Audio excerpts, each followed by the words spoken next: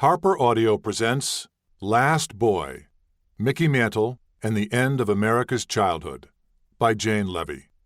Read by John Bedford Lloyd and Jane Levy.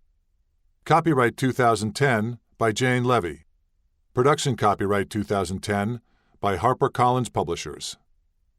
Played hard, died hard. Don Larson. You gotta be honest. Tony Kubek. Preface. My weekend with the Mick. Mickey Mantle's sweater hangs on the door to my office. I put it there the day I decided to write this book.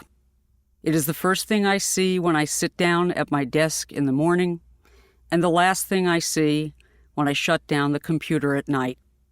It has followed me from closet to closet and house to house since he gave it to me 27 years ago. I packed it away in an old garment bag right after I said goodbye to him. I thought I was done with the Mick. The sweater is as gray as the day we met. Yankee colors, road trip gray and pinstripe blue. There's a baseball embroidered over the left breast with raised seams and the words Mickey Mantle Invitational Golf Tournament stitched around the circumference. On the sweet spot it says, The Claridge, the hotel where Mantle had accepted a job as director of sports promotions. I went there to interview him for the Washington Post in the spring of 1983. 48 absurdly tumultuous hours later, I headed home flaunting his sweater. How many times have I told this story? How he saw me shivering outside the clubhouse that raw day after 9 holes of promotional golf and offered me his sweater. Everybody always said he'd give you the shirt off his back. I had the sweater to prove it. V-necked in the 50s style that remains a fashion statement chiefly at exclusive American country clubs, Mickey's sweater evokes a time when Mantle was at the top of his game and his game was the only one that mattered. His gesture was warm, spontaneous, and authentic. The fabric felt like cashmere against my skin. But like so many of the imperial vestments draped about the shoulders of heroes, this was the product of human engineering, 100% virgin Orlon acrylic. Turned out I had never read the fine print on the manufacturer's label. The warranty got me thinking, which Mantle would I discover? An authentic human being or a synthetic construct of memory and imagination? It took 5 years, far longer than I wished or imagined, to find an answer. Every time I heard a story of baseness and excess, I checked out the sweater in my office. Every time I heard an anecdote infused with kindness, humor, self-deprecation, or irony, I heard his laconic drawl. Can't we get this girl a fucking sweater? She's gonna fucking freeze. Then, deep into my research, there came in the mail a videotape of Robert Lipsyte's Media Day interview at the Claridge for CBS Sunday Morning.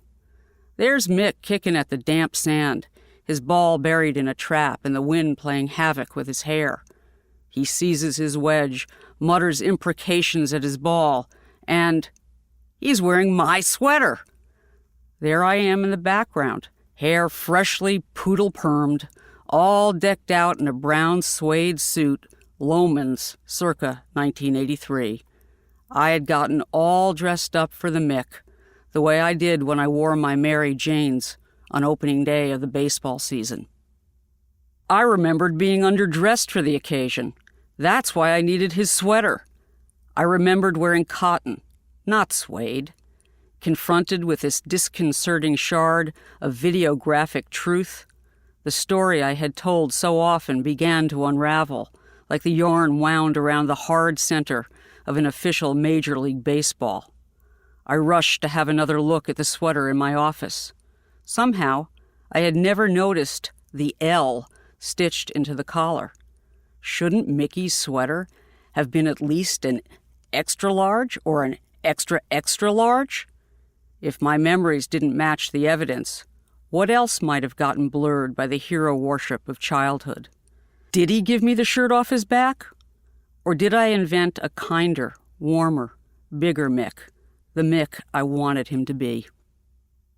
I believe in memory, not memorabilia.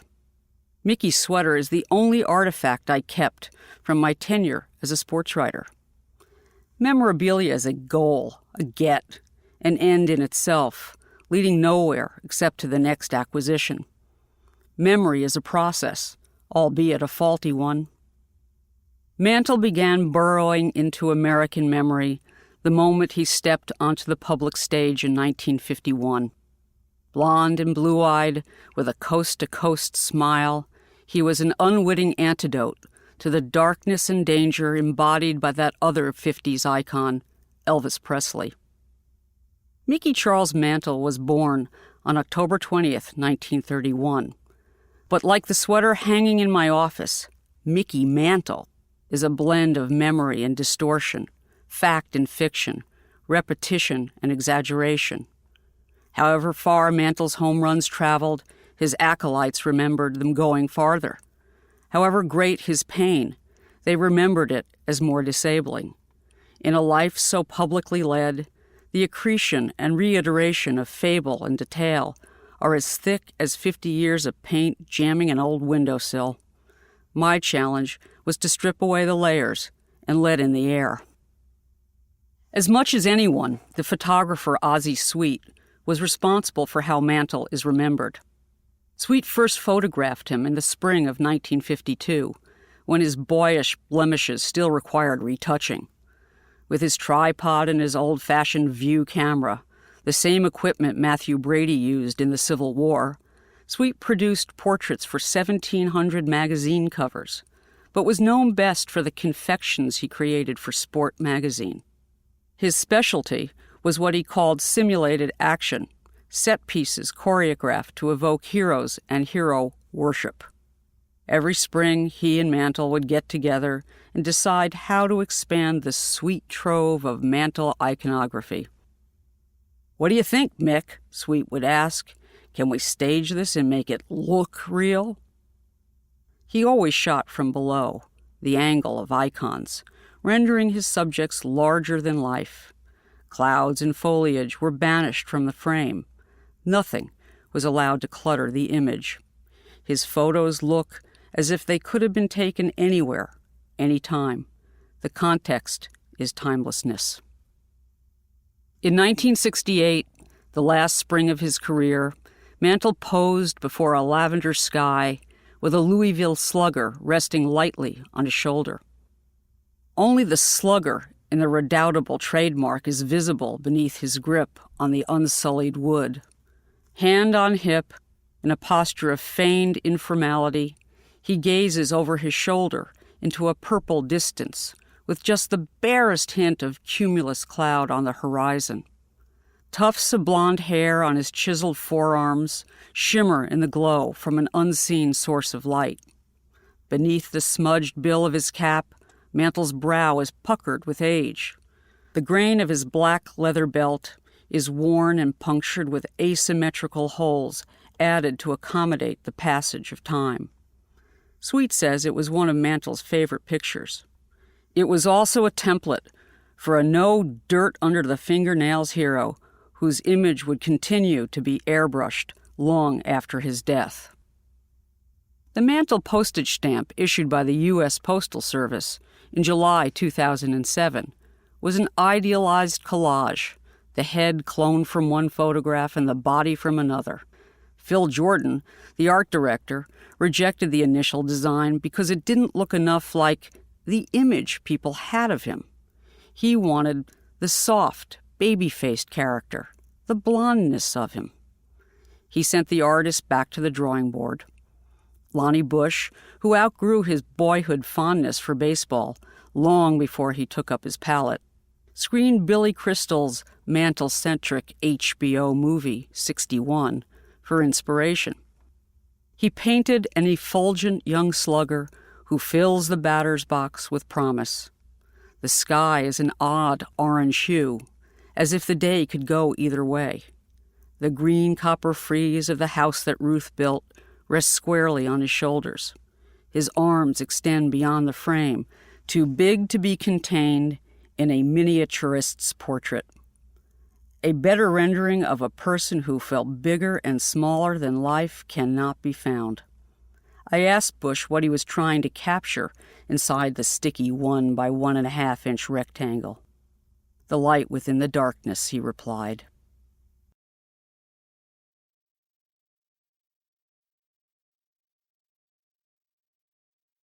Who else, besides maybe Elvis, is lodged so firmly in pop iconography? They were two country boys fated for unimaginable fame and infamy. Look at their smiles. Elvis, with a dark, brooding forelock dangling over his brow like an apostrophe and a curled upper lip. And Mick, with that slight overbite, those buck teeth for which he had been sufficiently teased, pushing the corner of his mouth upward into an irrepressible grin. Mantle-esque, the catcher cum broadcaster Tim McCarver called it, quite unlike any other that I remember. It was almost a measure of a man in his smile. Elvis served notice. The blatant sexual braggadocio was a come-on that came with a caution. Mantle's darkness was concealed by a sunny, coltish smile and a euphonious name that makes product branders grin. Linguistically, Mickey Mantle is good. He had a way of putting a smile on your face, his compatriot Duke Snyder said. Even in Joe Torre's Brooklyn neighborhood, where Snyder ruled, you had to wear your hat like Mickey Mantle. A half-century later, the Yankee manager demonstrated how the look was achieved. Wetting the NY on his cap with spit, he wrapped the brim around a ball and stuck it in a coffee cup in the manager's office, just as he had as a boy in his mother's kitchen. It was called the Mantle Roll, and it was as popular in the cornfields of Illinois as it was on the sidewalks of Bensonhurst. As Mantle's teammate Jerry Coleman once said, "Everything he was is what everyone wanted to be and couldn't." With his aura of limitless potential, Mantle was America incarnate. His raw talent, the unprecedented alloy of speed and power, spoke directly to our post-war optimism. His father mined Oklahoma's depths for the lead and zinc that supported the country's infrastructure and spurred its industrial growth. Mutt's boy had honest muscles. His ham-hock forearms were wrought by actual work, not weight machines and steroid injections. He was proof of America's promise. Anyone could grow up to be president or Mickey Mantle, even Mickey Mantle. And he recognized it. I could have ended up buried in a hole in the ground, and I ended up being Mickey Mantle, he mused. There must be a God somewhere. And, more succinctly, I guess you could say I'm what this country is all about. He was numerologically charmed. Lucky number 7, the Mick, synonymous with the number of planets, wonders, days, sins. What does 7 mean? Asked teammate Clete Boyer. It means Mickey Mantle. His aura had an aura, his teammate Eli Gerba said. The way he walked, the way he ran, and the way he presented himself once he put on the uniform, he was a symphony. Ever hear Beethoven's Ninth, the Ode to Joy? You see him hit, and then you see him run, and it's like going into the corral. He was, in the author Nick Pileggi's felicitous phrase, a touched guy. And he connected with something in teammates and opponents, men, and lots of women, baseball fans and baseball illiterates, that all of us struggle to explain. Listen to Randall Swearingen, a software entrepreneur from Houston, who met Mantle at the last fantasy camp he hosted in 1994. Filling his plate on the buffet line, he heard a familiar drawl. Those meatballs sure look good." When Mantle reached over his shoulder and helped himself to a meatball, it was like God was eating off his plate. Swearingen devoted much of the next 15 years and a considerable amount of money to preserving, protecting, and defending the Mick.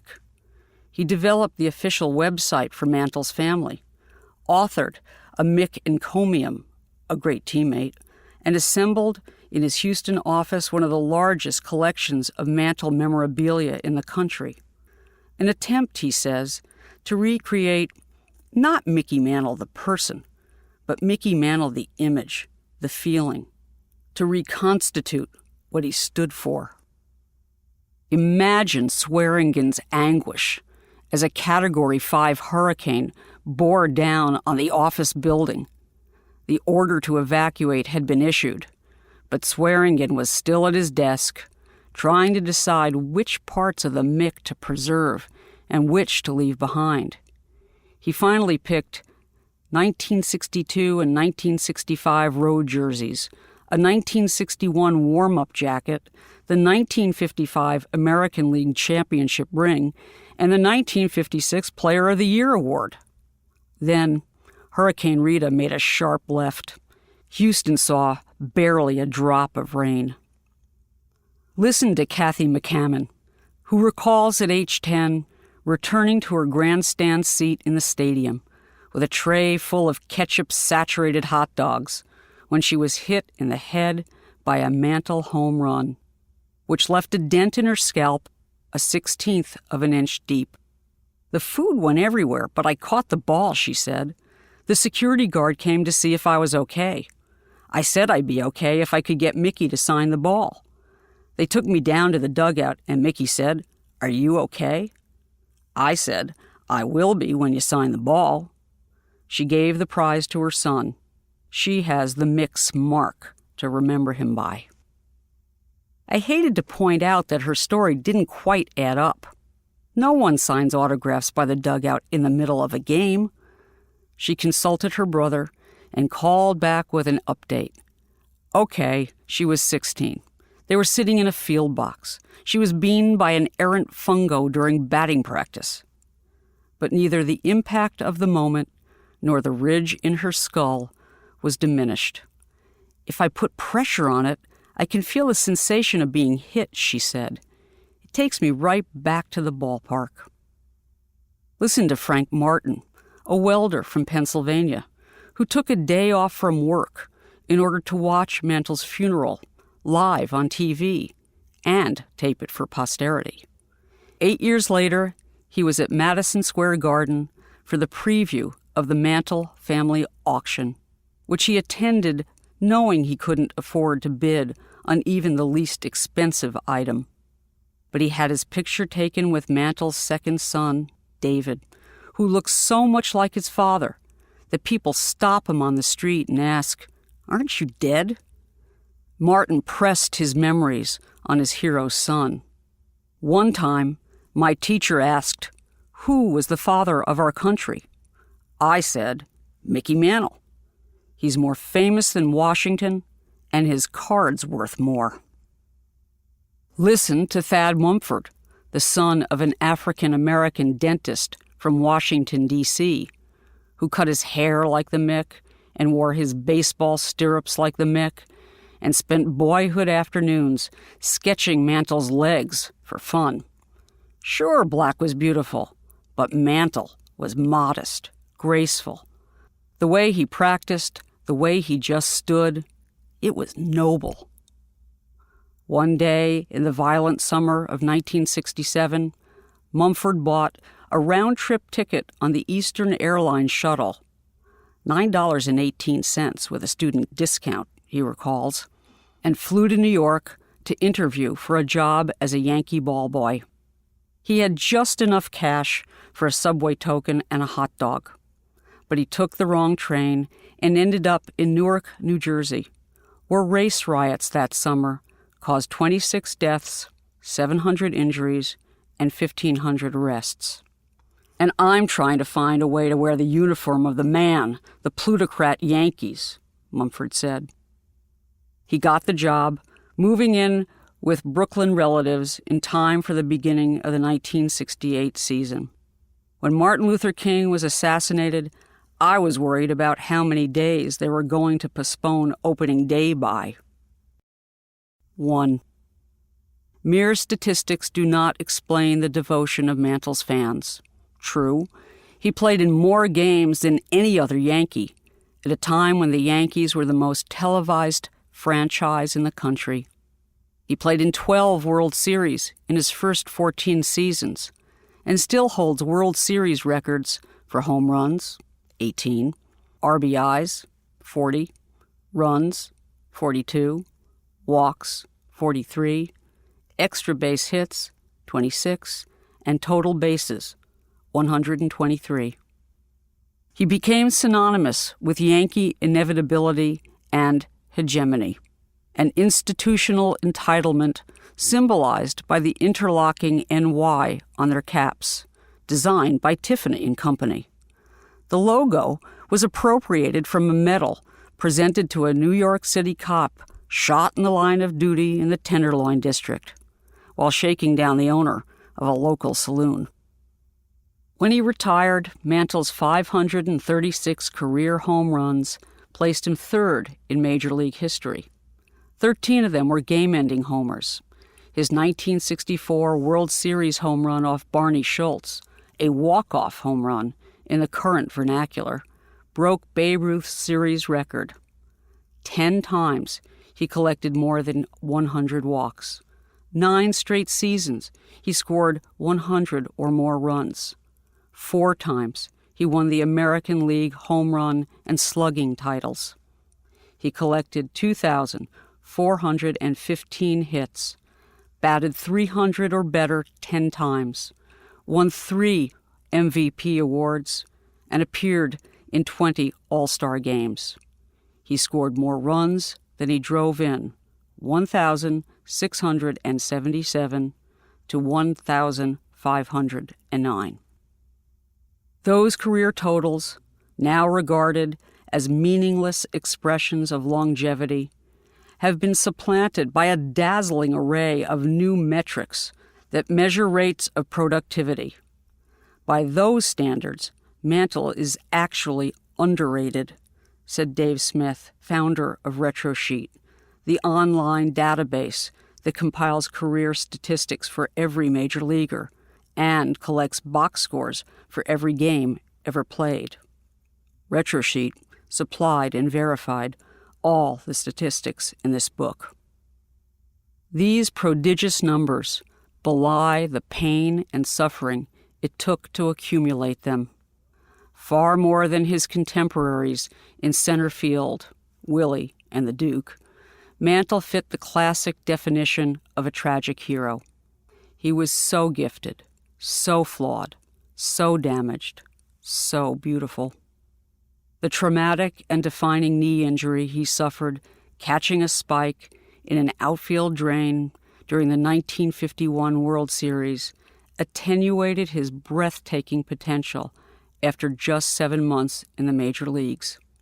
His death from alcohol-related cancer in 1995 attenuated 18 months of belated, hard-earned sobriety. He had so little time to be his best self. Today, his memory survives in a kind of protective custody, fiercely guarded against the slings and arrows of a tell-all culture by a cohort of aging fanboys. Call it Mantleology, a cult-like following of baby boomers, unprecedented in modern sports. Al Taxerman, an otherwise rational New York attorney, calls Mantle my Achilles, part man, part God, giving the divine fits. But he turned down the chance to meet him, lest he be confronted with his hero's flaws. They will invest almost any sum in order to own a piece of him. Billy Crystal paid $239,000 on a game-used glove with broken webbing He intended to quit bidding at $120,000, but his wife persisted, finally outlasting the rival bidder, former Yankee pitcher David Wells. Crystal says the glove is more valuable to him than the Picasso hanging in his home. That's a big number on anyone's ledger, but far less impressive than the amount spent by an unemployed limo driver on 3 Mayo Clinic appointment cards, $649, and a 1951 bank book from the First State Bank of Commerce, $1,888. That's more than Mantle ever had in the account. The day before I left for the Heroes in Pinstripes fantasy camp run by his comrades Hank Bauer and Bill Scourin, I got a call from the director, wanting to make sure I wasn't planning to ask anything that might upset his campers. These are middle-aged men who paid $5,000 for the privilege of pulling their hamstrings on the fields where Mickey once roamed. They prefer the lavender scrim of Ozzie Sweet's staged portraits. Upon my arrival at Ground Zero for Mantleologists, Bauer, the stalwart ex-Marine, then dying of lung cancer, poked a gnarly forefinger in my chest and croaked, "Nothing negative! Nothing negative! Nothing negative!" His partner, Moose Scourin, once refused to participate in a Mantle roast at the Claridge Hotel, asking with incredulity, "You want me to make fun of Mickey Mantle?" After Mantle's death, he expressed disappointment with his family's forthright comments about his alcoholism. "He didn't drink that much," Scourin told me. "He didn't hurt nobody." When Peter Golenbach's novel, Seven, a so-called fictional biography of Mantle, so prurient that this publisher dropped it from its 2007 list, was published, Johnny Blanchard called the Yankees' former PR man Marty Appel to ask, "Would it help if me and Moose went down and beat the shit out of him?" I have a photograph of Mantle and his cohorts, Billy Martin and Whitey Ford, part of a series by the photographer Friedrich Cantor, a candid shot taken in the dugout at Shea Stadium on Old Timers Day, 1975. Graying mutton chops spread like crabgrass across Mantle's cheeks. Polyester pinstripes gaping at the formerly taut midriff. He's got a goofy, cross-eyed Jerry Lewis look on his face, chapped lips inverting the famous smile, and those huge forearms pointing to his chest as if to say, "Look at me!" Whitey, the slick New York kid, looks away. Billy, the hard-case sidekick, laughs, egging him on as usual. The photo is a touchstone of another era, when boys were allowed to be boys, and it was okay to laugh at them for being themselves, when it was okay not to know, and to forgive what you did know. Cantor caught the essence of Mantle's appeal. He was the last boy in the last decade ruled by boys. He was Lil Abner in a posse of dreamy reprobates, James Dean, Buddy Holly, Frankie Avalon, Dean Martin, Elvis. Women wanted to have them or mother them. Young men aped them, while behind the scenes, elders and handlers tried to tame them. And the rest of us got bigger and harder under the testosterone shower, Bob Lipsyte said.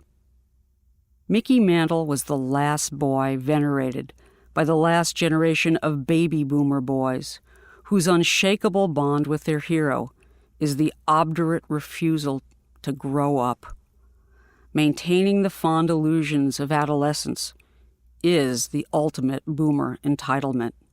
He inspired awe without envy, except perhaps for what he got away with. Pain inoculated him against jealousy and judgment. If, at the beginning, Mantle was the incarnation of the strong, silent 50s, surly sports writers called him, he evolved into a psychobabble raconteur, laying himself on the public couch to recount the particulars of his recurring nightmares. Mantle himself punctured the protective He-Man bubble in a guest appearance on The Dick Cavett Show shortly after he retired, genially describing his boyhood bedwetting to the inquisitive host and his disconcerted guest, Paul Simon. Off camera, Mantle asked why Simon hadn't used "Where Have You Gone, Mickey Mantle" in his latest hit song, the only time in memory his name wasn't a good fit. Besides, he hadn't been gone long enough for lonely eyes to miss. In the last years of his life, Mantle morphed into an avatar of the confessional 90s.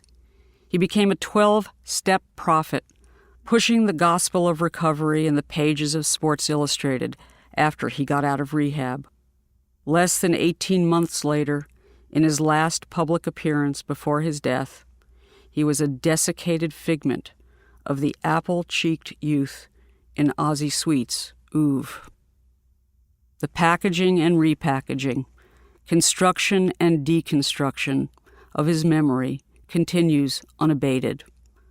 Sabermetricians, such as Bill James, the guru of baseball's new math, reprocess his statistics.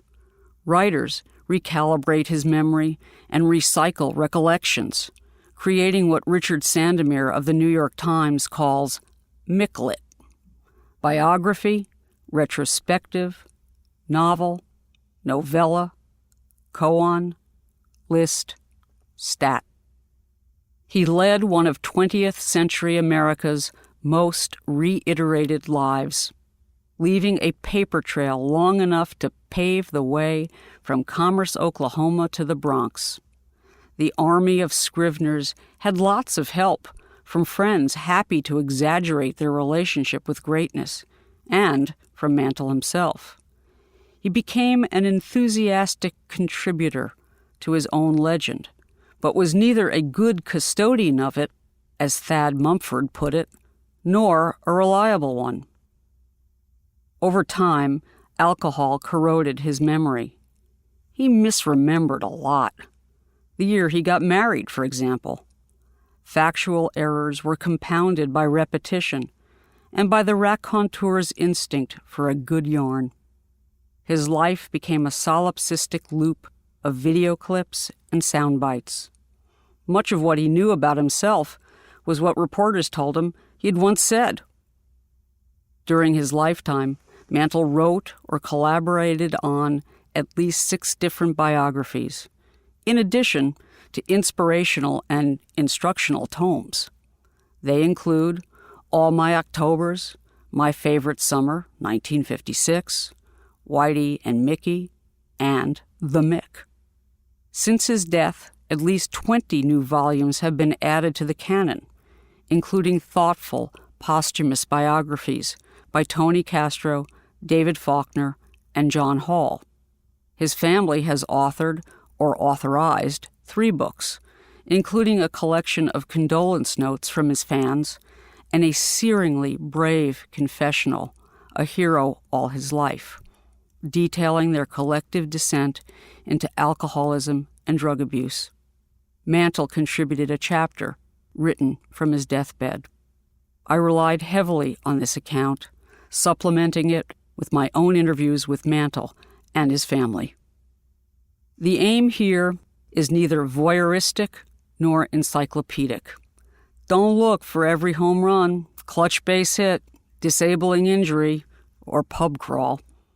The narrative landmarks of his life are well known and well documented. Mutt, the dying minor father, the osteomyelitis that almost cost him a leg, the crippling encounter with the drain in right center field at Yankee Stadium. Instead, I picked 20 days from his life and career for closer inspection, each pivotal or defining.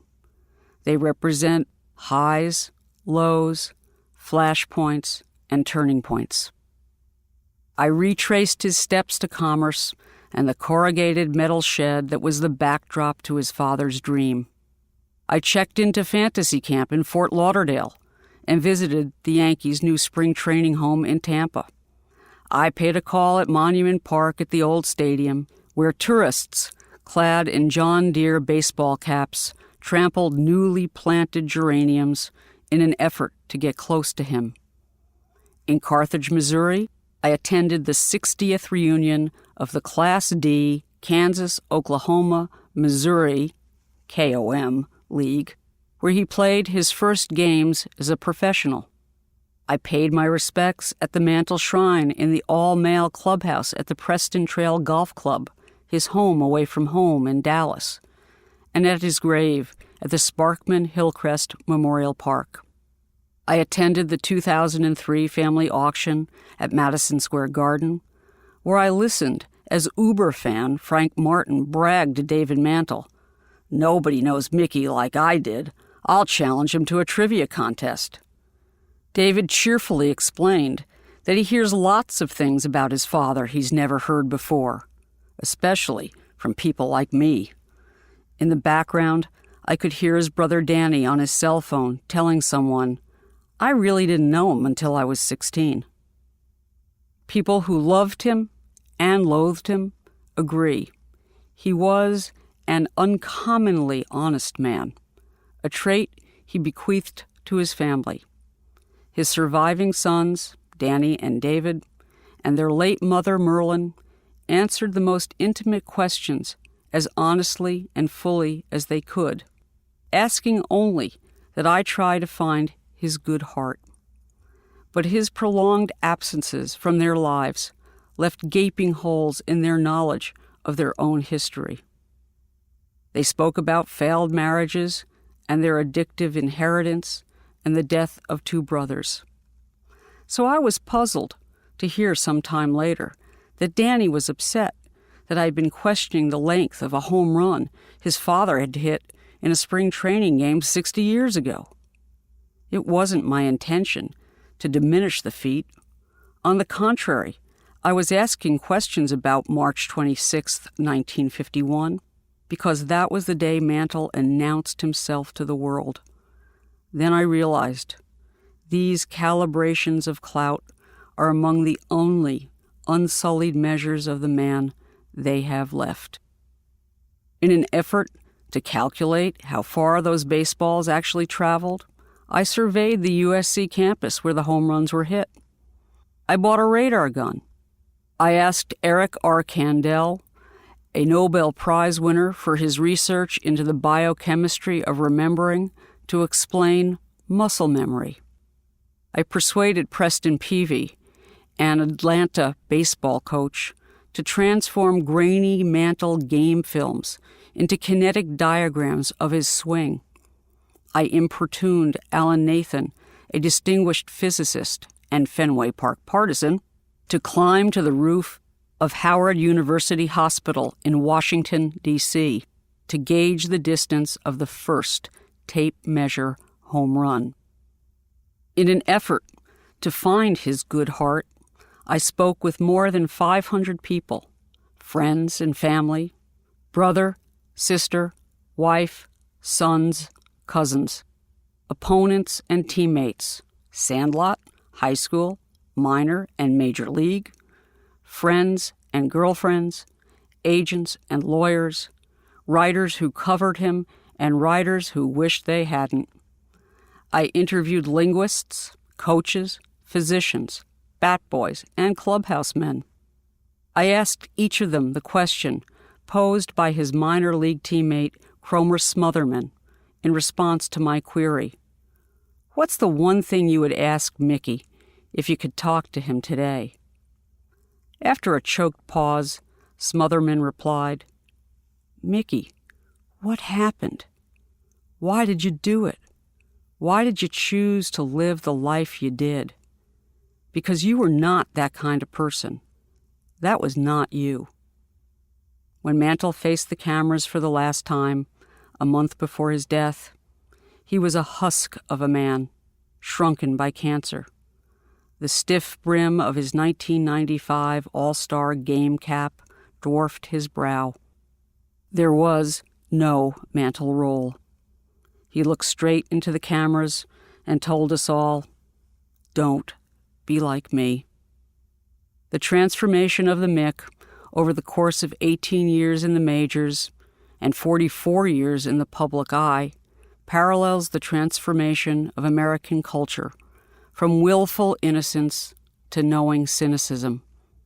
To tell his story is to tell ours. And mine. I saw the best and the worst of the Mick during the weekend I spent with him in Atlantic City, but I wrote little of the latter in the piece that appeared in the Washington Post. In 1983, it would have been a firing offense to write what had really happened. Today, it would be a firing offense not to write it. One measure of how much the landscape of public discourse has changed. I have tried to balance the claims of dignity and fact. I recognize that some of the material in the pages that follow may offend and disappoint. More than once, I was tempted to put his sweater back in the closet.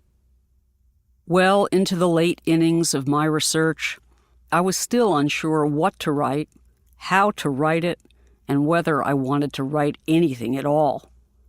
Many of his intimates offered opinions, scientific, psychological, and spiritual, about how to tackle the job. Bobby Richardson's wife, Betsy, beseeched me not to glorify the flesh and to pray to do justice to the truth without doing injustice to that which breaks God's heart. It is good advice, but I also believe that denial is treacherous, and taking refuge in generalities is the same as giving him another pass. Nobody knew the danger of that better than the Mick. So how do you write about a man you want to love the way you did as a child, but whose actions were often unlovable? How do you reclaim a human being from caricature without allowing him to be fully human? How do you find the light within the darkness without examining the dimensions of both? I decided to abandon an orthodox biographical structure in favor of an approach that could accommodate my stubborn fandom. At intervals throughout the narrative, I revisit Atlantic City and my weekend with the Mick. This time, the account is full and unexpurgated.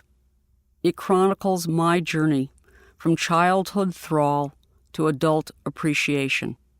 This is my attempt to understand the person he was and, given who he was, to understand his paradoxical hold on a generation of baseball fans, including myself, who revered the Mick despite himself, who were seduced by that lopsided buck-tooth grin. My course charted, I went to the storage unit to unearth the notebooks and transcripts of taped interviews from April 1983. There, in the typed pages of Onion Skin, I found warming words, not among the sound bites CBS Sunday Morning had aired in Bob Lipsight's report. "Can't we get her a smaller one?" Mickey said. "She's gonna fucking freeze." He saw me as I was, cold and small. I needed to see him as extra, extra large.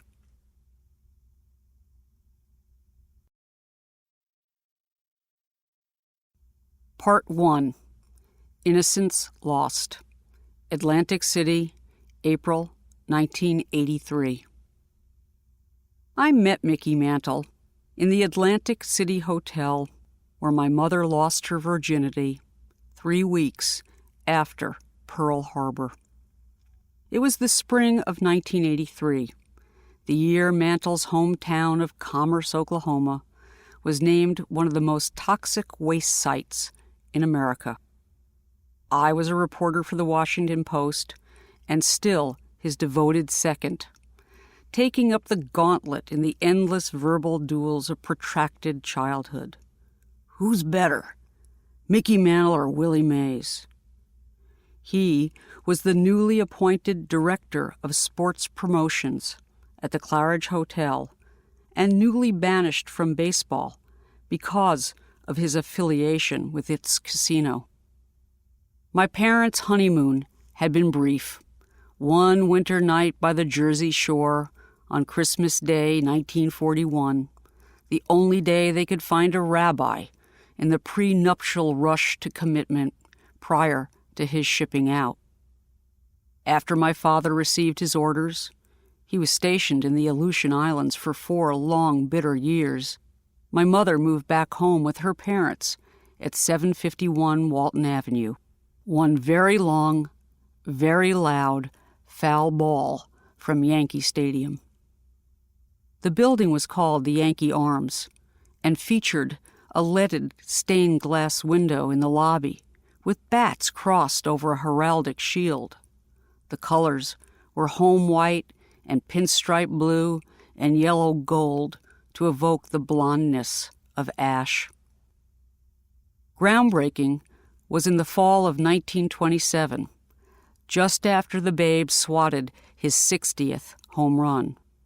Such was his clout that a whole new subdivision of luxury buildings, the neighborhood that Ruth built, sprang up in his shadow. Bordered on the east by the Beaux-Arts mansions of the Grand Concourse and on the west by the Harlem River, the stadium area embodied upward mobility. For a time, the Babe himself lived on Walton Avenue, 10 blocks north of my grandmother's kitchen. The apartment had all the latest amenities of 1920s construction, windows that swiveled on a pivot for washing, a dumbwaiter that brought groceries up from the basement and took trash away, a refrigeration system that circulated cold water through pipes to keep the groceries cold. The halls smelled of butter and borscht, chicken schmaltz and stuffed cabbage. I could smell my grandmother's sweet and sour salmon 2 floors away. The lobby attempted dark Tudor elegance, heavy brocaded furniture, and ochre-colored shellacked stucco walls. Shafts of blue and gold light poured through the stained glass window, pooling on the hard stone floor. I hopscotched from blue to gold, my party shoes clicking like baseball spikes against a concrete runway. It was there that I fell in love with Mickey Mantle. My grandmother's apartment, 2A, faced east toward the concourse, away from the stadium. During homestands, the roar of the crowd threatened the kibitzing in her parlor, ricocheting off the buildings on 157th Street, past the candy store and the greengrocer on the corner of Girard Avenue, past Nick the shoemaker and Mr. Curlin the kosher butcher, and through her double-hung windows. Crouched beneath the grand piano, with a damaged right leg as precarious as the mix, I listened to Mel Allen's honeysuckle baritone, punctuated by the crack of the bat, and then the roar came again as the sound waves vibrated up the street. It was my own primitive version of surround sound, and it rattled the windows. I turned up the volume when Mickey was on deck. In my worldview, Celia Zelda Fellenbaum and Mickey Charles Mantle were linked by something far deeper than mere proximity. Both were stoic in the face of pain and selfless in pursuit of pleasing others. My diabetic grandmother injected her thigh daily with the insulin she kept in the icebox, along with the sweets she stocked for me and my cousins. 6 packs of Pepsi, platters piled high with homemade rugula, and her own 7-layer chocolate cake. How different was it, really? Mantle's insistence upon being in the lineup, no matter how much he hurt, and her risky determination to fast on Yom Kippur. Weren't they both team players? Who's better, Dad, Mickey or Willie? My father grew up on the other side of the Harlem River, in a tenement hovering above Coogan's Bluff. In the winter of 1927, he patrolled the polo grounds as a water boy for the New York football giants. Willie, he replied firmly, citing the latest box score. Mickey was my guy. Or I was a Mickey guy. Either way you put it, the relationship was proprietary and somehow essential. Like Mick, who had to be sent down to the minors 3 months after his major league debut, I had arrived prematurely, conceived the week, perhaps the day, he hit his first home run at the stadium. I was born 2 months too soon in a Bronx hospital, 20 city blocks from where that ball landed. Like Mick, I had a sense of being physically flawed. Other kids practiced his swing. I practiced his limp and aped his grimace. My grandmother gave me permission to be who I was, a little girl who liked to play boys' games. One fine spring day, opening day of the baseball season, we took the CC train downtown to Saks Fifth Avenue to buy a baseball glove. The cars still had those old straw seats, and the bristles caught in my tights, and we almost missed the stop while trying to untangle me. I often got tangled up when I tried to be a proper girl. We bought me a mitt, the only one they had, a Sam Esposito model, which was firmly attached to the glove hand of a mannequin in the Saks Fifth Avenue window. "I'll have that for my granddaughter," she told the flummoxed salesman. No matter how many times he demurred, "Madame, it's not for sale," she would not be deterred. I took Sammy home with me and everywhere else until my mother disposed of the glove in an unhappy spring purge. I told my grandmother that Sam was a Yankee. She had no reason to know better. In the 25 years she lived at 751 Walton Avenue, she never once felt compelled to cross the threshold of the Cathedral of Baseball. She celebrated the Jewish High Holy Days in the ballroom of the Concourse Plaza Hotel at the corner of 161st Street, where Mickey and Merlin Mantle spent their first year as newlyweds. No matter what the temperature, she wore her mink coat to shul. It had a shawl collar and no buttons, and was big enough to keep her and several grandchildren warm. In fact, her coat was 2 sizes too large, marked down, wholesale. She didn't wear it to temple on sweltering fall afternoons of prayer to show off. That would have required a mere stole. It was to accommodate me, Sammy, and my red plastic transistor radio with a tinny gold flower-shaped speaker at its center. She greeted the new year, waiting for me by a bench in front of Franz Siegel Park, arms spread wide, an expanse of mink catching me in a satin embrace. Services were held in the sumptuous ballroom of the hotel, which opened for business the same year as Yankee Stadium. With its vast onlooker's balcony, the ballroom was well suited to my grandmother's conservative congregation, in which men and women worshipped in sacred isolation. The women sat upstairs in the gallery in ballroom chairs, facing toward Jerusalem. I faced the opposite direction, called to prayer by the large green looming presence of the outfield wall at the bottom of 161st Street, just down the hill past Joyce Kilmer Park, where African-American men sold towers of undulating, marbleized balloons. Past Addie Valens, the ice cream parlor where Joe DiMaggio enjoyed an ice cream soda between ends of a doubleheader. Mickey was so close and so far away. While my grandmother listened for the sound of the shofar, I listened to Red Barber inside a cocoon of heavy red velvet drapery that concealed his voice and my apostasy. While she prayed for my future, I prayed that no one would ever humiliate Mickey again, the way Sandy Koufax did in the 1963 World Series.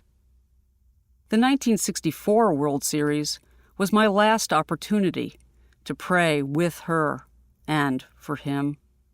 Mickey got old fast, and so did my grandmother.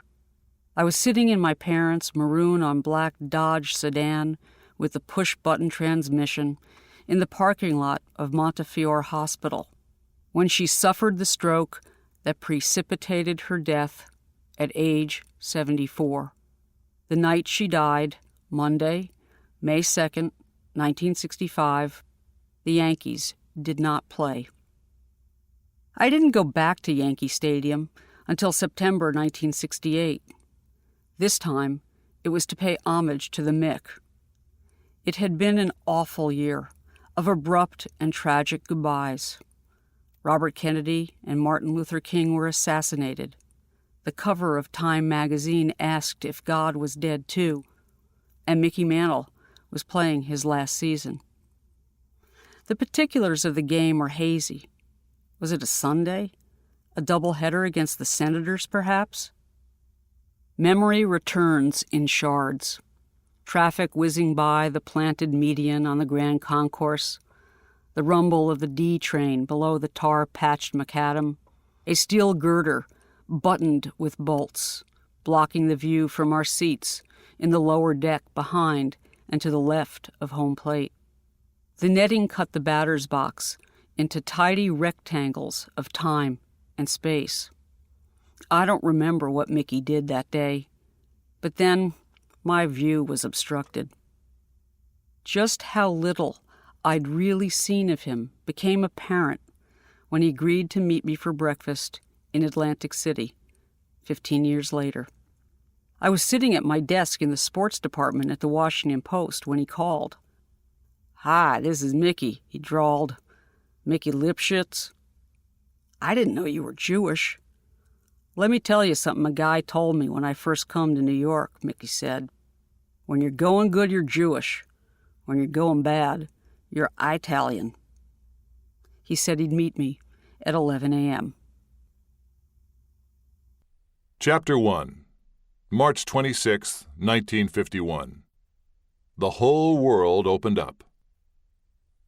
On March 20th, 1951, shortly after arriving in Los Angeles for the beginning of their spring training tour of California, the world champion New York Yankees visited the lot at MGM, where Betty Grable was rehearsing dance numbers for her newest flick. A PR still, later published in Movie Fan magazine, was taken to commemorate the occasion. There's Yogi Berra, front and center, wearing a garish paisley sports shirt as bright as his smile, with a collar as wide as his ears and Grable on his well-tailored arm. There's the Scooter, Phil Rizzuto, the unlikely MVP of the 1950 season, and his double-play partner, second baseman Jerry Coleman. Johnny Hopp, Johnny Mize, and Big Joe Collins offering Grable his right elbow. In the back row, like a schoolboy who'd wandered into the wrong class picture, stands the rookie Mickey Mantle, his features as unformed as his future. He gazes over Grable's shoulder, his blond hair smartly parted, cowlick neatly slicked, necktie tautly knotted. Mantle and his roommate, Bob Weisler, were the only rookies in the bunch, both movie buffs. They couldn't understand why more of the veteran players hadn't jumped at the chance to go to Hollywood.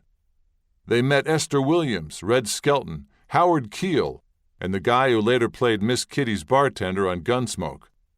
They saw Debbie Reynolds hurrying down the hall carrying 2 fur coats and called out, "Hiya, Deb." Mantle wrote home to his Oklahoma sweetheart about the starlets who returned his hello. "Wasn't any as pretty as you." It was a big time for Mickey Mantle. His childhood friend from Commerce, Nick Ferguson, who had migrated west after high school, drove up from San Diego in his old '42 Plymouth to show him the California coast. Ferguson wanted his Okie buddy to see the Pacific. They went straight out Wilshire Boulevard to the Santa Monica Pier. It was Mantle's first opportunity to feel the surf and sand between his toes. But he did neither. Baseball was the only thing on his horizon. All he cared about was getting to the ballpark on time. Del Webb, the Yankees' entrepreneurial co-owner, had contrived that spring to switch training camps with the New York Giants. Webb was a Phoenix real estate developer, ahead of his time in grasping the westward rush of post-war America. Sporting News reported that he was considering selling his stake in the Yankees to his partner Dan Topping as part of a plan to extend Major League Baseball beyond the Mississippi. Bringing the Yankees to train in Phoenix allowed him to play the big shot in his hometown. Then he sent them barnstorming up and down the California coast in order to showcase Joe DiMaggio in the Clippers' home state and whet the appetite for big league ball. The schedule called for 13 games in California, mostly against Class AAA Pacific Coast League teams, with stops at Glendale, manager Casey Stengel's hometown, in Oakland, where Stengel had managed the Oaks before being promoted to the Yankees job, at Seals Stadium in San Francisco, where DiMaggio had made his name, and finally at the University of Southern California against the Trojans, better known for their gridiron exploits. That spring was the last time the Yankees would train anywhere other than Florida. It also marked the opening act of one of baseball's, or Broadway's, greatest hits, an SRO psychodrama with a very long run. Stengel had seen Mantle for the first time a year earlier at a pre-spring training camp held in Phoenix for the top prospects in the Yankee system. The kid, just 18, had missed the team bus to the practice field. He was standing with a teammate, Cal Neiman, neither of them knowing what to do, when a taxi pulled up. "Well, hop in, boys," Stengel said. "We'll go to the park." Neiman recalled, "And we're riding along, and he wants to know who's in the car." Well, we really didn't want to tell him. I give him my name. He come to Mickey and says, "Who are you?" And he says, "I'm Mickey." And he says, "Oh, you're that kid that's all mixed up. You're not supposed to be able to run like that and hit the ball so far." Mantle was all but invisible until the coaches said, "Take your marks." Hank Workman, a prospective first baseman, recalled, "They were timing guys from home to first. Nobody noticed Mantle up to that. He was very quiet and extremely shy. He would pull his cap down so far over his brow that you could hardly see his face. Then he ran, and I swear he was going so fast you could still see the tufts of dust in the air from his footprints a couple of feet back from where he was. Bunny Mick, one of Stengel's lieutenants, timed him from the left-handed batter's box to the first base in 3.1 seconds, a new land speed record. Workman also recalled Mantle's debut in intra-squad games. The first time Mantle came up, he hit one a mile out of that ballpark. About 3 innings later, he comes up again. The pitcher's changed, and he hits one a mile out the other way. And all he does after is, he trots out to shortstop in his non-ostentatious way with his hat pulled way down. The camp was shut down when Commissioner Happy Chandler got wind of the big league instructors getting a head start on spring training. But Stengel had seen enough to see the future. Mantle's at shortstop taking ground balls, throwing him by the first baseman, and out of the dugout comes Stengel, Workman remembered. He's got a fungo bat in his hand, and he runs right at Mantle. He starts waving this bat at him, and he shoos him out into the outfield, and turns around and loudly announces to all the coaches and everybody that's assembled that this guy is going to be a center fielder. I'm going to teach him how to play center field myself, and I don't want to see him at shortstop again. But that's where he played for the 1950 Joplin Miners. His .383 batting average deflected attention from his 55 errors, and he was named the most valuable player of the Western League. In January 1951, The Sporting News hailed him as a jewel from mine country.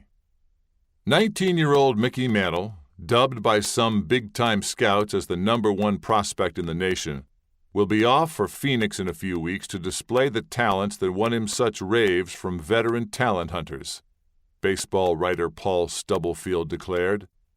And in a special box, the Sporting News announced the engagement of the Yankees' big catch, who didn't cost a nickel, to Miss Merlin Louise Johnson of Pitcher, Oklahoma. The groom-to-be was a no-show when rookies reported to spring training camp 2 weeks later. A reporter and photographer from the Miami Daily News Record found Mantle at the Eagle Pitcher Motor Pool and delivered a message from Yankee farm director Lee MacPhail. "Where are you?" Helping out the pump crew came the reply, for $35 a week. The Yankees hadn't sent him a train ticket, and Mantle wasn't a bonus baby like Skowron, $25,000, and Cal Segrist, $50,000. His half-brother Ted Davis used his Army discharge money to pay for Miss Johnson's engagement ring. The photographer snapped a picture of the overall-clad prospect with the smudged grin leaning against a mining company truck. The next day, Tom Greenwade, who would forever be known as the scout who signed Mickey Mantle, showed up with his fare. By the time Mantle got off the train in Phoenix, the Yankees' most heralded rookies, Bob Weisler, Moose Skowron, Gil McDougald, Andy Carey, and Bob Serve, were working on their baseball tans. They never forgot those early tastes and smells of the big time. For Al Pilarczyk, an outfielder from Ohio, it was the scent of orange blossoms from the trees outside the team's motel. For Weisler, it was the standing rib roast that circulated through the dining room on a rolling cart. Every night, waiters would lift the platter's heavy silver-plated hood, and the kids would help themselves to a juicy slab of promise. The early reports on Mantle were measured in tone. He was being groomed, considered, studied. Neither he nor his employers expected him to play in the big leagues in 1951. Never had anyone in the Yankee system made the leap from Class C to the majors after only 2 years in professional baseball. And Jackie Jensen, the California Golden Boy, was also waiting in the wings for DiMaggio to exit stage right. But Stengel was watching, keeping a close eye on his new kid. "We'd go down through the lobby. Casey would always be sitting there," Nick Ferguson said, "and he never said anything, but he was eyeballing me like he knew I wasn't a player, and what was I doing there with Mickey?" Spring is a season of profusion, especially for baseball writers, the inevitable consequence of sending grown men to Florida and Arizona with empty notebooks, a per diem, and no wives. Red Smith rued the day he received a wire from Stanley Woodward, his editor at the New York Herald Tribune, ordering him to quit godding up those ball players. Nonetheless, in the spring of 1951, Mickey Mantle was elevated and beatified. In the thin Arizona air, his home runs soared and florid prose burst forth from fallow typewriters like desert wildflowers. Just a week after Mantle arrived in camp, Ben Epstein, the effusive beat writer for the New York Daily Mirror, wrote, "Thank the fates for Arizona's ambrosial air. It's practically necessary to fuel one's lungs with the stuff if you want to stay in fashion and carry on about Mickey Mantle." Latest estimates hoisted the Yankee Okie Dokie as the eventual successor to Joe DiMaggio. Bad weather during the first days of camp, snow even, forced the players indoors. Indolent scribes still had to churn out copy. Encomiums lit up the Western Union wires. Rookie of the Eons, Magnificent Mantle, Mighty Mickey, Young Lochinvar, Commerce Comet, Oklahoma Kid, Colossal Kid, Wonder Boy, One-Man Platoon, the future of baseball. Pete Sheehy, the clubhouse man and guardian of Yankee succession, assigned the lockers and the uniform numbers. The Yankees were the first team to do that. Sheehy had gone to work for the club when he was 15, summoned to his calling while waiting for the stadium gates to open one day in 1927, and stayed until his death 59 years later. The Yankee locker room is named after him. He was the institutional memory of the club, who divulged nothing. He fetched hot dogs and bicarb for the Babe and Joe for Joe D. He informed a historically challenged rookie that George Herman Ruth's number 3 was not available, nor was Henry Louis Gehrig's 4. As for 5, everyone knew 5 was still working on immortality. She gave Mantle 6. The law of mathematical progression, the Yankees' public relations man Red Patterson called it. Veterans reported on March 1st. Archie Wilson, a pitcher returning from military service, arrived to find both beds in his assigned room taken. Archie's widow, Sybil Wilson, recalled that as her husband put his things down on a rollaway, Mantle rose from his bed and said, "You're not going to sleep on the cot." He took it because Wilson was an Army vet and his senior. On March 2nd, Stengel announced that he was moving Mantle to the outfield. The next day, DiMaggio announced that the 1951 season would be his last. His throwing shoulder was sore, his left knee was swollen, and his pride was smarting. All those questions didn't help either. Luella Parsons, the dominatrix of Hollywood gossip, wanted to know about a possible reconciliation with his estranged wife, Dorothy. The baseball writers wanted the dope on the new kid, so DiMaggio threw them all a curve. His retirement was on the horizon, but the Yankees had no idea an announcement was coming that day. "What am I supposed to do, get a gun and make him play?" Stengel groused. Overnight, Mantle went from a good story to the story. When they'd go into the hotel lobbies, all the newspaper people would flock to Mickey, Sybil Wilson recalled. He would get down behind Archie and squat down so they wouldn't see him. He was so scared of them.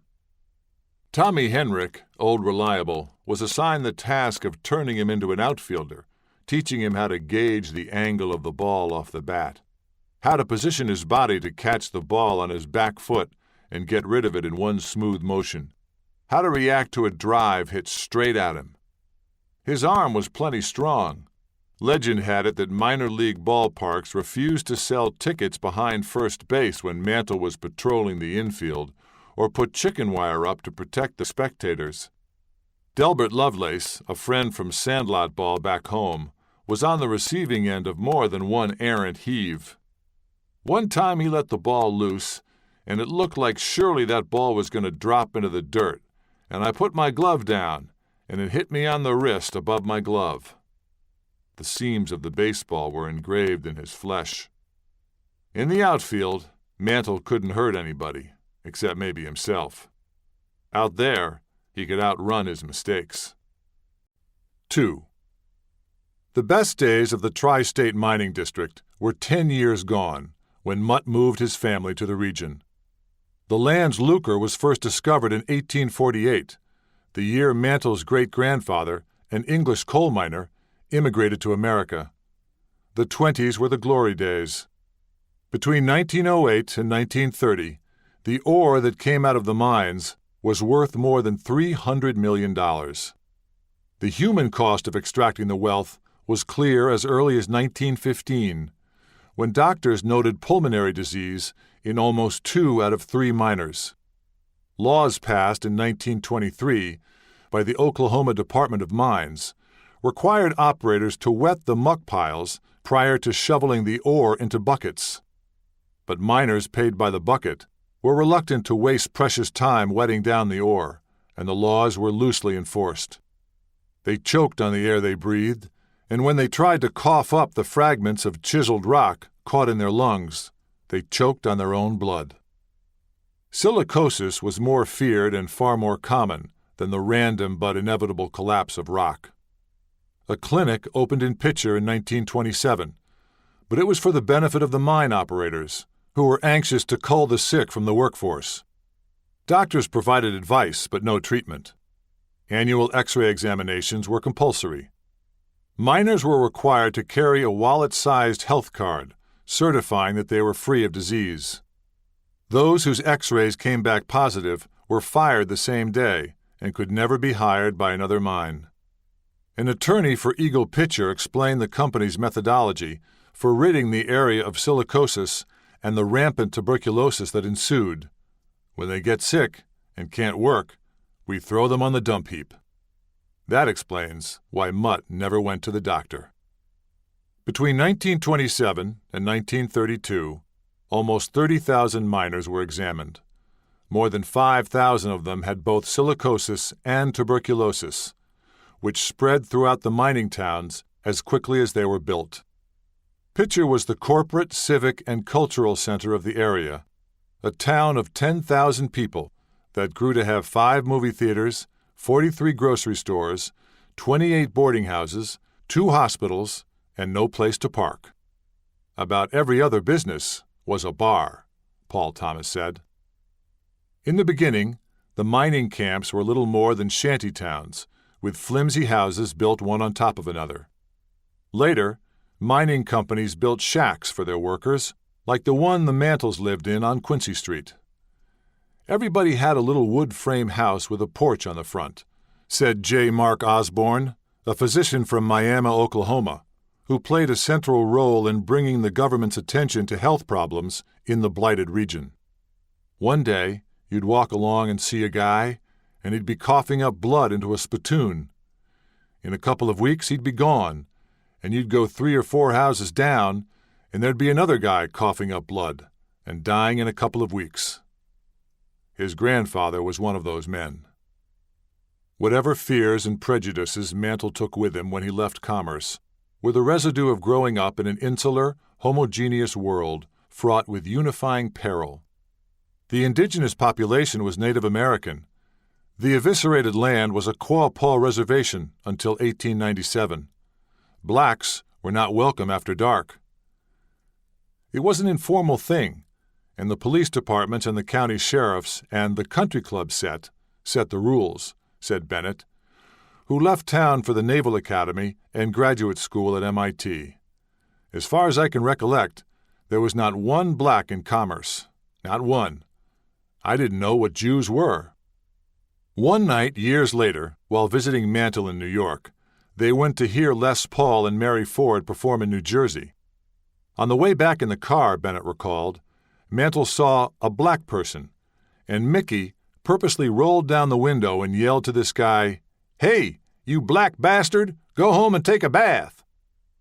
Parochialism and prejudice were offset by public schools that were the hub of the community, and teachers who saw the best in their students.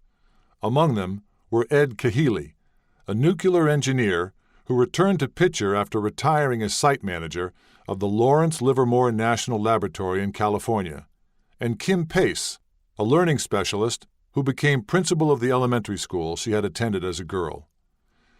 Kahili came home to raise cattle, but found the pasture land toxic and his hometown despoiled, mired in controversy about the impact of long-term exposure to lead on Pitcher's children. It wasn't so much a question of the level of lead in the blood as the length of exposure that caused the problem. Damage suffered before the age of 6 is irreversible.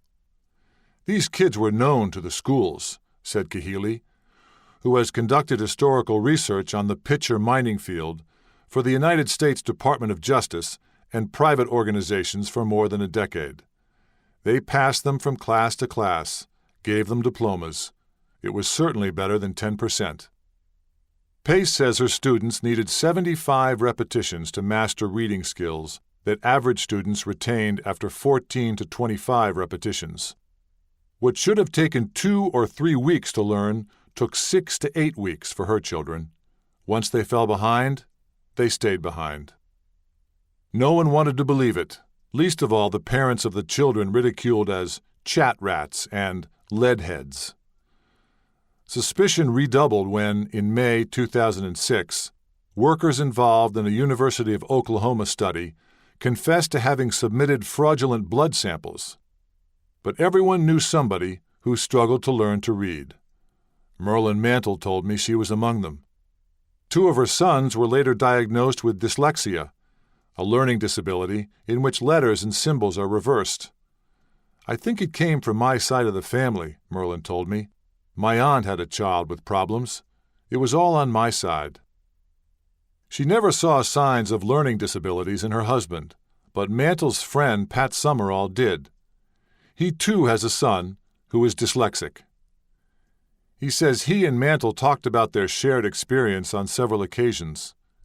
He couldn't pronounce the word, but he knew what he was saying, Summerall said. He thought he had that disease. He'd see different things in road signs. He'd see it going one way when it was going the other. At the end of Mantle's life, doctors tested his blood, as well as that of his sons, for elevated levels of lead. Some scientist out of Tulsa was saying, "What's wrong with his liver was the lead," Danny Mantle told me. "They made all of us kids, me and David and Mick, do all this blood work. It wasn't in our blood. They did find it in Dad's." 3. You haven't got a problem that God cannot solve. That optimistic promise greets worshipers at the entrance to Jerry Von Moss's exciting Southeast Baptist Church, just off Mickey Mantle Boulevard, Old Route 66, in downtown Commerce. His father was a supervisor at the Blue Goose Mine. His parents and Mickey's parents were friends. On the desk in his office, he keeps a reminder of a dead way of life. A 10-pound ingot of lead ore his father made into an ashtray. Zinc was far more abundant than lead in the tri-state area, by a ratio of 6-to-1. Miners called it Jack. Until Mickey Mantle came along, it was the only name in town. On the shelf behind his desk, Von Moss keeps a Bible, a photocopy of a sporting news questionnaire filled out by Mantle when his nickname was still Muscles, and his father's map of the mining district. Mine operators name their stakes after their children, their wives, their lovers, lives and luck, lost and found. Cactus, Emma Gordon, Lead Boy, Nancy Jane, Dewdrop, Prairie Chicken, Bullfrog, Skeleton, Lawyers, because it was full of snakes, Darling, and No Dinero. After the ore played out, after B.F. Goodrich closed its Miami plant in 1987, there wasn't much commerce left in Commerce or the rest of the tri-state region. Pitcher became a ghost town. Rusted industrial skeletons stood sentinel on city street corners behind government-mandated chain-link fence. Derricks, pinions, and those massive 1,250-pound cans. Colored banners adorning public buildings warned, "Stay off the chat," and offered the only respite from the bleak palate. After nearly 3 decades as the most toxic waste site on the EPA's Superfund list, and Kahili says, after the infusion of more than $240 million of taxpayers' money, government officials accepted the findings of the 2006 subsidence report his committee prepared for Oklahoma Senator James Inhofe. The money had been spent on a well-intentioned but misbegotten attempt to rid yards of the mineral residue that arrived on every breeze, to plug open mine shafts, and to rid Tar Creek of the acidic water that reached the surface and municipal water supplies a decade after the last mine closed in 1970. But it was all to no avail, Kahili's committee found, because Pitcher's underpinnings were as unstable as Mantle's. Merlin's hometown was declared unsalvageable. The government began offering buyouts to residents who never wanted to leave and often couldn't afford to do so, a protracted process that generated enmity and litigation. Finally, on May 10, 2008, Ed's wife said, "The Lord looked down and said, 'Enough.'" An EF4 tornado roared across the Conoyer Chat Pile, killing 7 of Pitcher's citizens and destroying 114 homes, including one belonging to Merlin's late mother, one to her sister, and one built by Pitcher High School students for Sue Siegel, an elementary school teacher who grew up across the street from Merlin. The only thing Siegel cared about was the unlocked safe holding her late husband's collection of Mantle memorabilia, including a ball he had autographed for her son. He had planned to open a baseball card shop when he retired. She was in Branson, Missouri when the tornado struck. When she got home, all that remained of the 2-story brick home was the fireplace. Highway patrolmen escorted her through the rubble, past the camera crews stationed on the front lawn. There, among the ruins, she found the open safe, with the precious family heirloom. Neighbors had retrieved it for her. She felt blessed. After decades of despoliation, Mickey Mantle's memory was the only resource left to mine. Everyone became a prospector, and that ore was pretty much played out too. Memorabilia hunters had excavated every attic for anything he might have touched, used, or signed. Jerry Von Moss provided a guided tour of Mantle area landmarks with his wife, Corinne, and friend Jim McCorkle in the back seat. She pointed out an empty pasture west of town where Bonnie and Clyde spent the night before robbing the bank, killing the constable, and abducting the chief of police. The scandalous thing was, Bonnie wasn't wearing underwear. Across the way lay a field where the charred remains of a house once occupied by the Mantles had once been hidden by high grass. This guy stomps around and finds some boards that were on the house, Von Moss said. He takes those boards and sells them to an old boy in Florida, who takes the boards and cuts them into little pieces and sells them. Now, who made the most money? Von Moss eyed McCorkle in the rearview mirror. Jim's the guy who sold them. The deacon of the Southeast Baptist Church selling boards off of Mantle's house. McCorkle sold each 10-inch board for $200 to a Florida merchant, who cut them down further and resold them at a generous markup, marketing them as relics of the house at 319 South Quincy Street, where Mantle had taken his first swings as a switch hitter. 2 local entrepreneurs purchased the house, hoping to develop it into a tourist attraction. They were optimistic about their prospects. After all, Branson, Missouri, the entertainment mecca, was only 2.5 hours away, and, said Miami Mayor Brent Brasfield, 9,000 to 15,000 cars pass by Miami on the interstate every day. His brother owns half interest in the house. They were surprised by the modern amenities and hung a plaque by the bathroom door, Mickey Mantle Indoor Plumbing. They planned to straighten the humpback shed the Mantles used as a backstop, but when Mantle visited, he told them, "It leaned when I was a kid," so they braced it to lean forever. A sign advertising "Restoration in Progress, Mickey Mantle, Commerce Comet, Boyhood Home," was stolen off the front porch. For a time, hopes rested with plans for a Mickey Mantle Museum. Board members of the Mickey Mantle Memorial Trust, many of them childhood friends and classmates, envisioned a 33,000-square-foot educational facility that would celebrate the history of the region and its contributions to America, Mick and Jack. But the plan died for lack of funds, support, and potential visitors. The Mantle family informed the trust that they preferred to see a statue of the Mick erected at Mickey Mantle Field, according to Brian Waybright, chairman of the trust and director of the annual Mickey Mantle Wooden Bat Tournament. A 9-foot, 900-pound bronze likeness, stationed behind center field, was unveiled at 6:07 p.m. on June 12, 2010. Nonetheless, townsfolk like Ivan Schaus, Mantle's high school classmate, were disappointed and perplexed by the fate of the museum and of the town he left behind. Why did Mick move out anyway? He asked. Chapter 4. May 27, 1949. Patrimony. 1.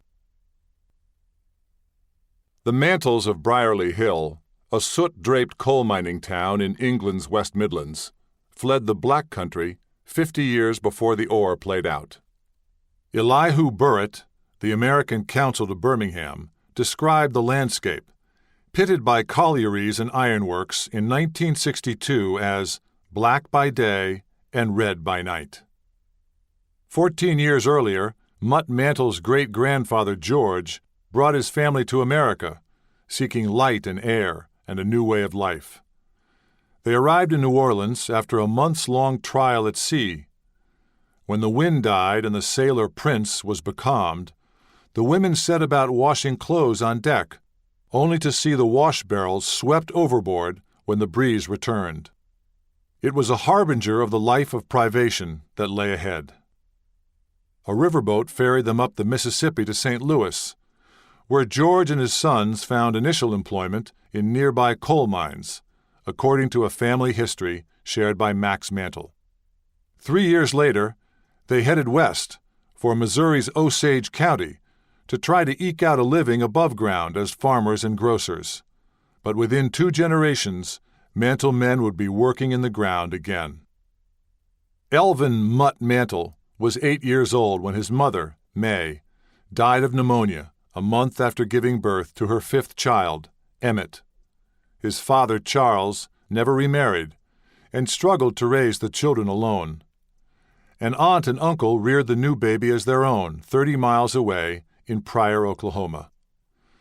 Mutt was 18 when he met and soon after married Lovell Thelma Richardson Davis, a divorcee, a rarity in that time and in that place, who was 8 years his senior. Family lore has it that when Mutt arrived to call on Lovell's younger sister, she stepped forward and declared she would have him for herself. Mutt married himself a mother, relatives said. That was true enough. Lovell already had a daughter and a son from her marriage to Bill Davis. Still a teenager, Mutt took on the responsibilities of a much older man. It was a union of opposites. Daddy was a very passive individual, his youngest son, Larry Mantle, said. My mom was a hellcat. He did whatever she said. The first of their 5 children, Mickey Charles, was born on October 20th, 1931, in Spavinaw, Oklahoma, in the depths of the Great Depression. Mutt picked the name before he knew the child was a boy, in honor of his hero, Hall of Fame catcher Mickey Cochran, and his father, Charlie, a semi-pro southpaw pitcher. He ordered Mickey's first baseball cap 6 months before he was born. He placed a baseball in the newborn's crib and seemed surprised when he showed equal interest in his bottle.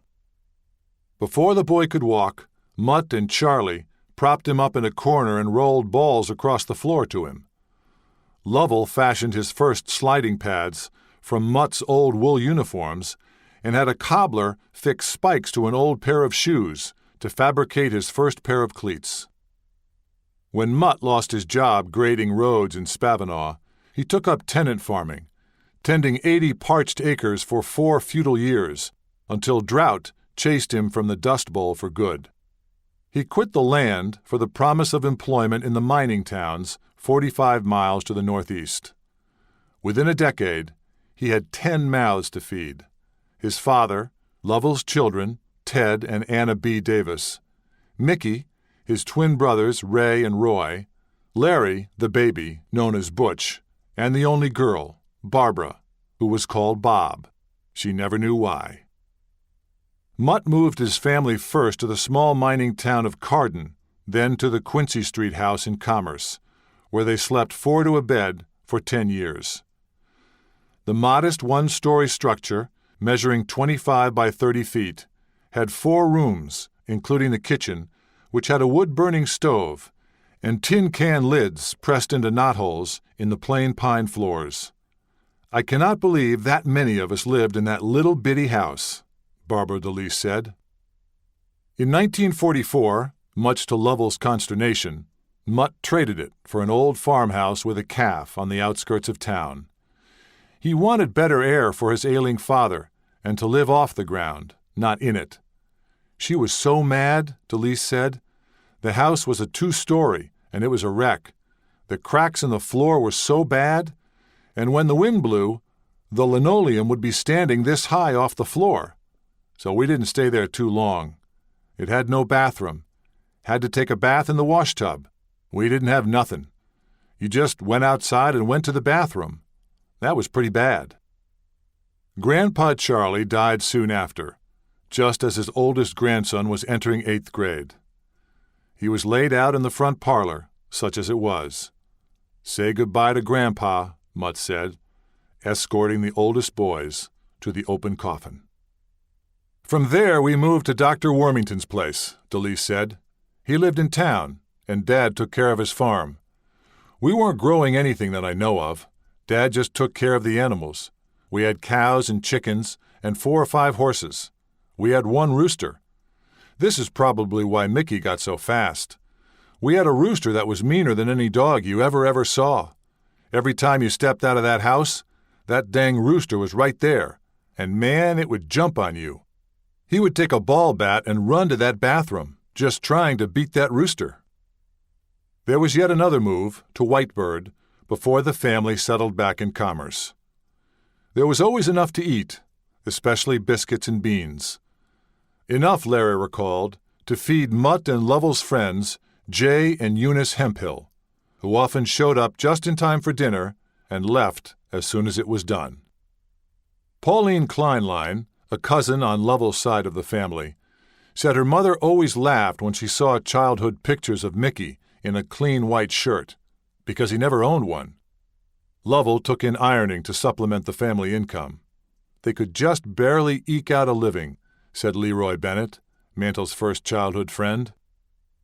Though Lovell's father was a church deacon and Mutt's English forefathers were known as dissenters because of their fidelity to the primitive Methodist Church, religion was not stressed in the Mantle household, nor was education. Mantle later said he never saw his father read anything but the sports page. In the Mantle canon, Mutt is portrayed as a tough man in a tough world who was tough on his oldest son. Kind? That's an interesting question, Bennett said. Yeah, I'd say so. But he probably didn't realize that himself. He was just an ordinary hard rock miner. Mutt was a surrogate father to 2 of Mickey's pals, Nick Ferguson and Bill Mosley, and to his nephew Max. He'd just grin at you, Mosley said. You could tell when you were doing something wrong and everything, but he was pretty quiet. Everybody wanted to please Mutt, seems like. He's the type of guy, he didn't have to really tell you a lot what to do, but you just felt that you wanted to do what he wanted. In the family, he was known for his prowess in cards and dominoes and his caution behind the wheel. Mutt had a team of horses and a wagon, Max Mantle recalled. He drove the horse and wagon down to Afton, traded it for a car. Ray said, "We made just about as good time getting down there with a horse and wagon as we did in the car on the way back." When Mickey got old enough to drive, Mutt's speed limit was strictly enforced. Mickey'd kick it up to 45 or 50 miles per hour, said Jimmy Richardson, Mantle's first cousin on his mother's side. Mutt, he'd be squirming around and he'd say, "Slow down, son. You're airplaning it." Mutt's 2 youngest children remember a gentleman, worn out and worn down by the mines, who came home every day, lay down on the divan in the parlor, and had them brush his hair. He was very particular about his dark, reddish-black hair, which he wore combed straight back from his brow.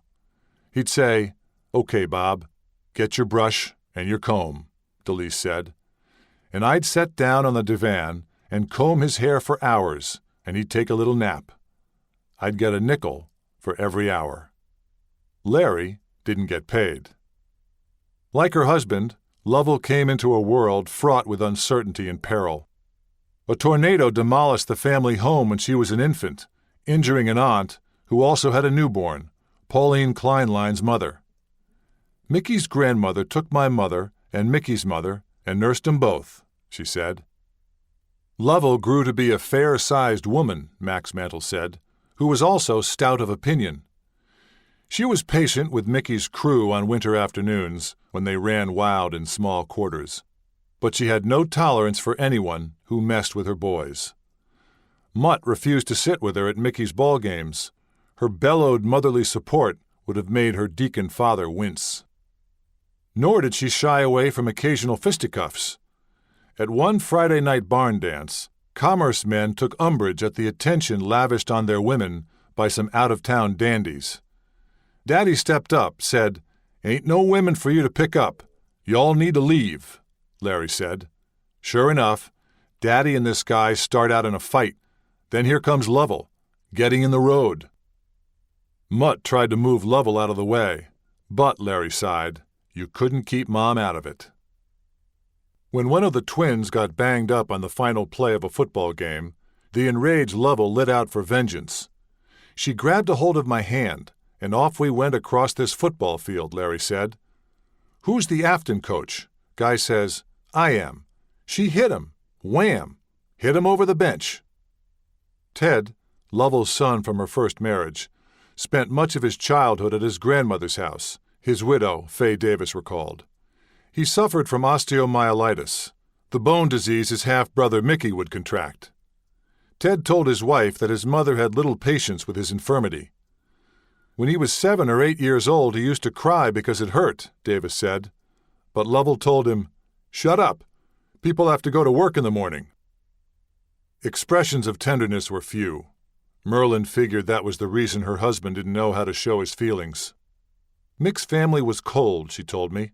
His mom was cold. I never heard her call her children honey. She used to whip him, too, something he didn't like to admit, David Mantle wrote in the family memoir, A Hero All His Life. Young as they were, Larry and Barbara don't remember much about their parents' marriage except, he says, that she ran everything. Were they affectionate? No, not that much, Barbara said. I don't remember them ever being smoochy-smoochy. Larry Mantle's warmth was the exception to a familial reserve handed down through generations of Mantle men. When he tried to hug his nephew, Mickey Jr., at a family gathering, he almost jumped straight back. Leaving a holiday party with Mickey Sr. one year, Larry paused to embrace their mother. We get outside and Mick said, I wish I could do that. And I said, what? He said, kiss Mom on the cheek like that and hug her. I said, just walk up and do it. I really felt sorry for him that he couldn't, because my goodness, that must be terrible. 2. Mutt and Lovell's oldest son was as quiet as his father and as pugnacious as his mother. An ornery little varmint, Cousin Max called him. Everyone else called him Little Mickey. He didn't weigh but 90 pounds when he was a freshman in high school, qualifying him to play on the midget basketball team. What there was of him was all boy.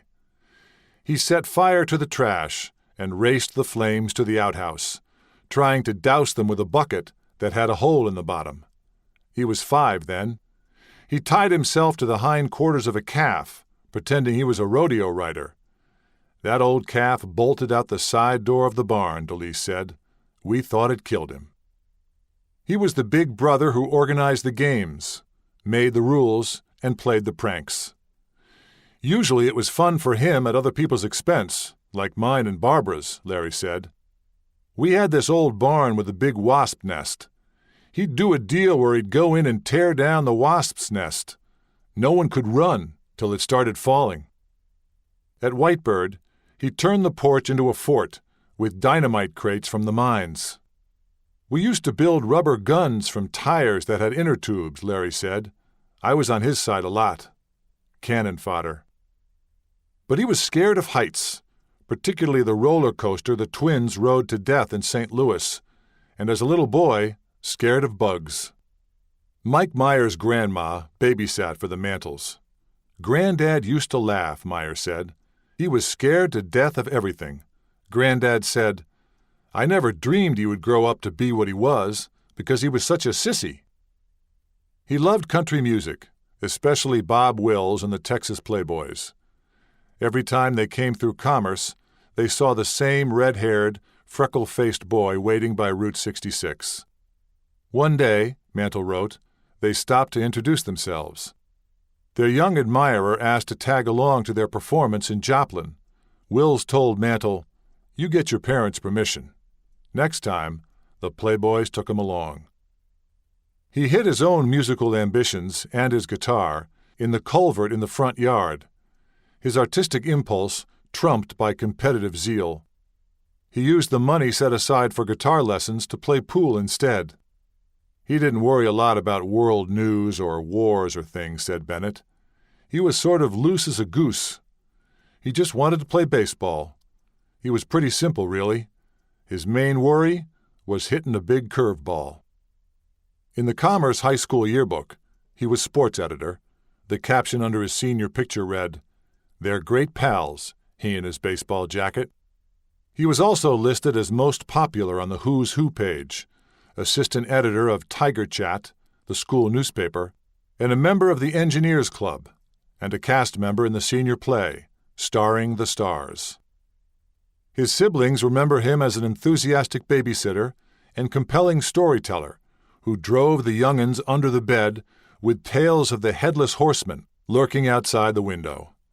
And Mickey sat in the living room just dying laughing, Barbara said. Max Mantle recalls a different ending to the tale. He was under the bed. He was the furthest one under the bed. But Cousin Mickey would never spend the night at Max's house. He was always heading home at bedtime. He wet his bed until he left home for his first year in minor league baseball. It had to be embarrassing in a house where everyone lived and slept in such proximity. Perhaps that's why Lovell was so diligent about starching and ironing his boxer shorts every morning. Dick Cavett broached the delicate subject when Mantle appeared on his late-night talk show in the spring of 1969 with Whitey Ford and Paul Simon. Cavett was asking about the psychological impact of being made to switch hit, and noted that when parents teach a kid who's right-handed to become left-handed, it can lead to emotional trauma. Then he threw Mantle a spitter. I wonder if any trouble showed up in your personality because of that.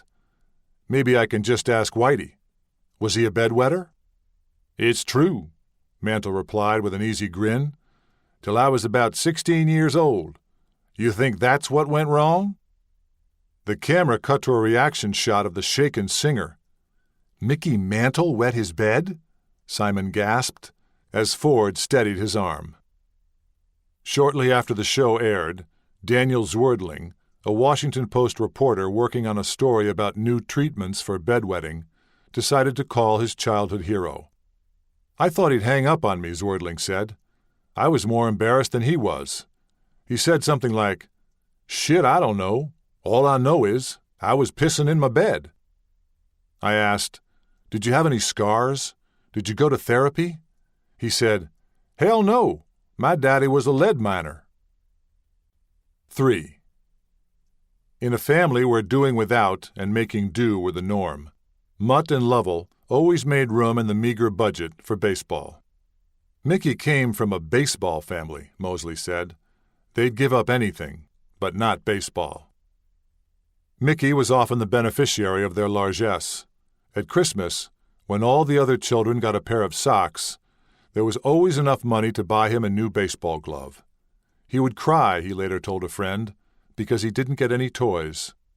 When he was 14, Mutt took him to St. Louis to see his hero, Stan Musial, and the Cardinals. Providence offered a chance meeting in the hotel elevator, but Mutt wouldn't allow Mickey to ask for an autograph. A glimpse of a hero was enough. Lovell was equally devout about baseball. Mosley recalled, "During the day, when the kids were in school and her husband was working in the mines, she had the St. Louis Cardinals game on the radio, and when she was ironing or doing her housework, she was keeping score of what every one of those guys did." At the dinner table, she would recreate all 9 innings. Lovell knew as much about baseball as any woman, but she was uncharacteristically low-key in offering her opinions. She could critique Mickey, but she would do it real quiet, so Mutt wouldn't hear anything, his pal Nick Ferguson said. Mantle got his fierce competitive intensity from her. She is the one that instilled all this fire that made him not the ball player, but the person that he was, said Larry, the baby brother who was on the receiving end of bullet backyard passes and lethal glares when the football wasn't caught. Mickey didn't tolerate people not giving their best. Those passes were 90 miles an hour. If you didn't catch it, you'd get this terrible look. The look Bill Gilbert of Sports Illustrated later likened to a nictitating membrane in the eye of a bird. It wasn't that much of a fun game, Larry said. I quit all the time. But his threats were meaningless.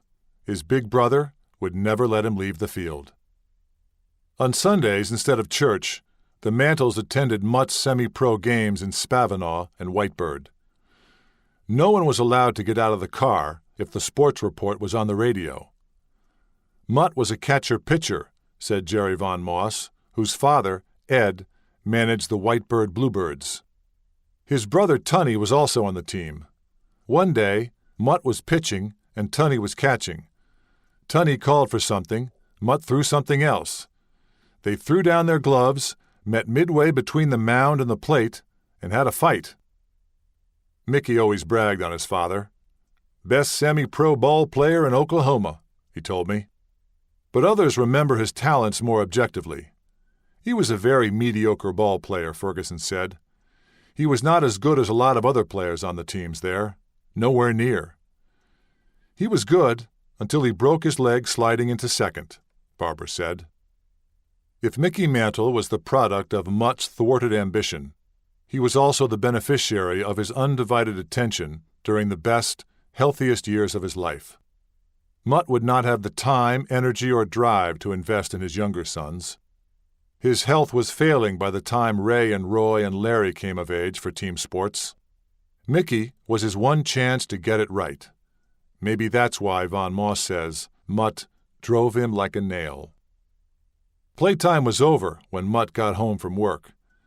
Every afternoon was punctuated by the rhythmic bang of the ball against the corrugated metal siding of the ramshackle shed. Every day at 4 p.m., Mickey had to be home, no matter where he was or what he was doing, to do batting practice, Max said. They'd throw a tennis ball. They'd stand him up against that leaning shed.